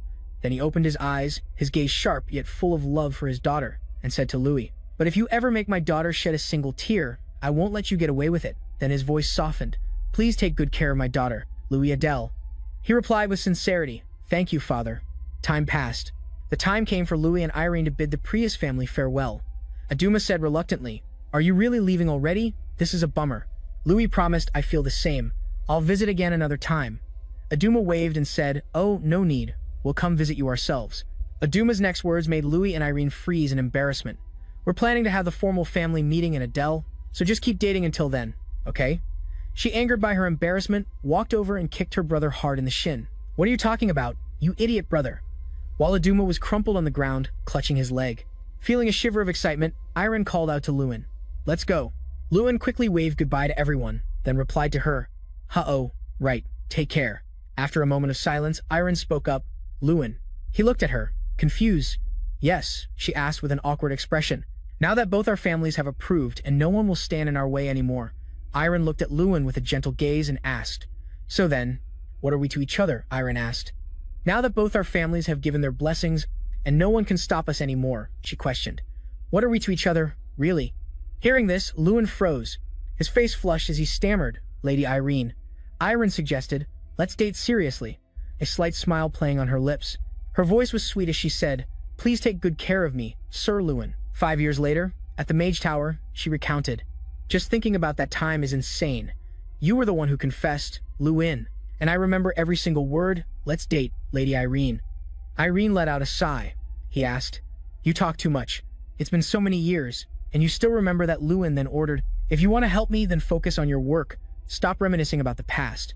As for the current situation, thanks to the Emperor's recommendation, I became the Tower Master. Yes, Irene replied dejectedly. Yeah, I know. On his part, ever since becoming Tower Master, I've led a busy life. Trang has taken on the role of my assistant to help me with my work. Adele has undergone many changes. Thanks to continuous development, it has become a stable and strong city. That was thanks to Hansen, who became Adele's engineer, and with the help of Jackson, who was in charge of administrative work. Of course, the one who worked the hardest was my father.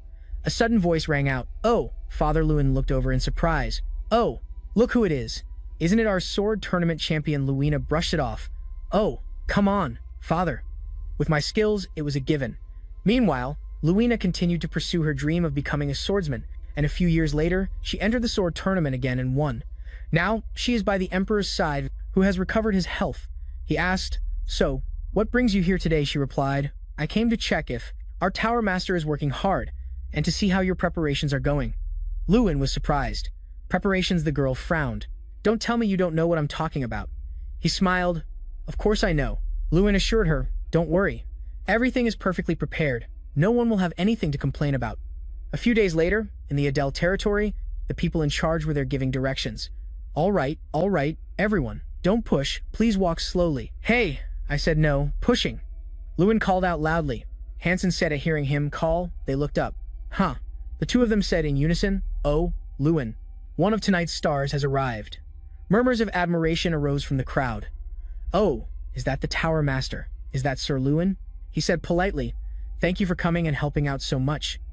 Seta laughed heartily. "Ha ha ha ha. What's this between friends?" Lewin then asked curiously. "Especially you, Seta. It's been a while. How have you been? I heard you became the head of the Senate in Oyota." "Yes," he replied with a laugh. "Ha ha. News travels fast." "Yes, that's right," Seta then asked. "So, how does it feel to be getting married? I thought with your talent, you'd beat me to it, but I didn't expect it to be this soon." He gave an awkward laugh. Then, suddenly, a loud wail was heard from some young nobleman. "Irene is getting married. Isn't it too soon?" Someone tried to calm them down. "Come on, people are watching. Stop crying." Seta remarked, "Your future brothers-in-law haven't changed a bit." Lewin could only manage a forced smile. He said, "It's about to start, so I'm going to get ready. It seems everyone is here except for one person." They wondered, who? Suddenly, a tremor shook the ground. People grew anxious. What was that? Don't tell me, it's an earthquake. He reassured them, "Everyone, please calm down. It's just the invited ogres arriving." An ogre said with a laugh, "How could we miss the wedding of Little Destruction?" Now that all the guests had arrived, Jashin stepped onto the stage. He cleared his throat. Ahem. Ahem. Can everyone hear me? First of all, I am a mage from the Mage Tower. Today, I will be officiating the ceremony. My name is Jashin Diamond. The wedding will begin shortly, so I ask all guests to please be seated." Jashin said proudly, "I introduce myself as a mage from the Mage Tower, but in reality, I am better known as a friend of the Tower Master.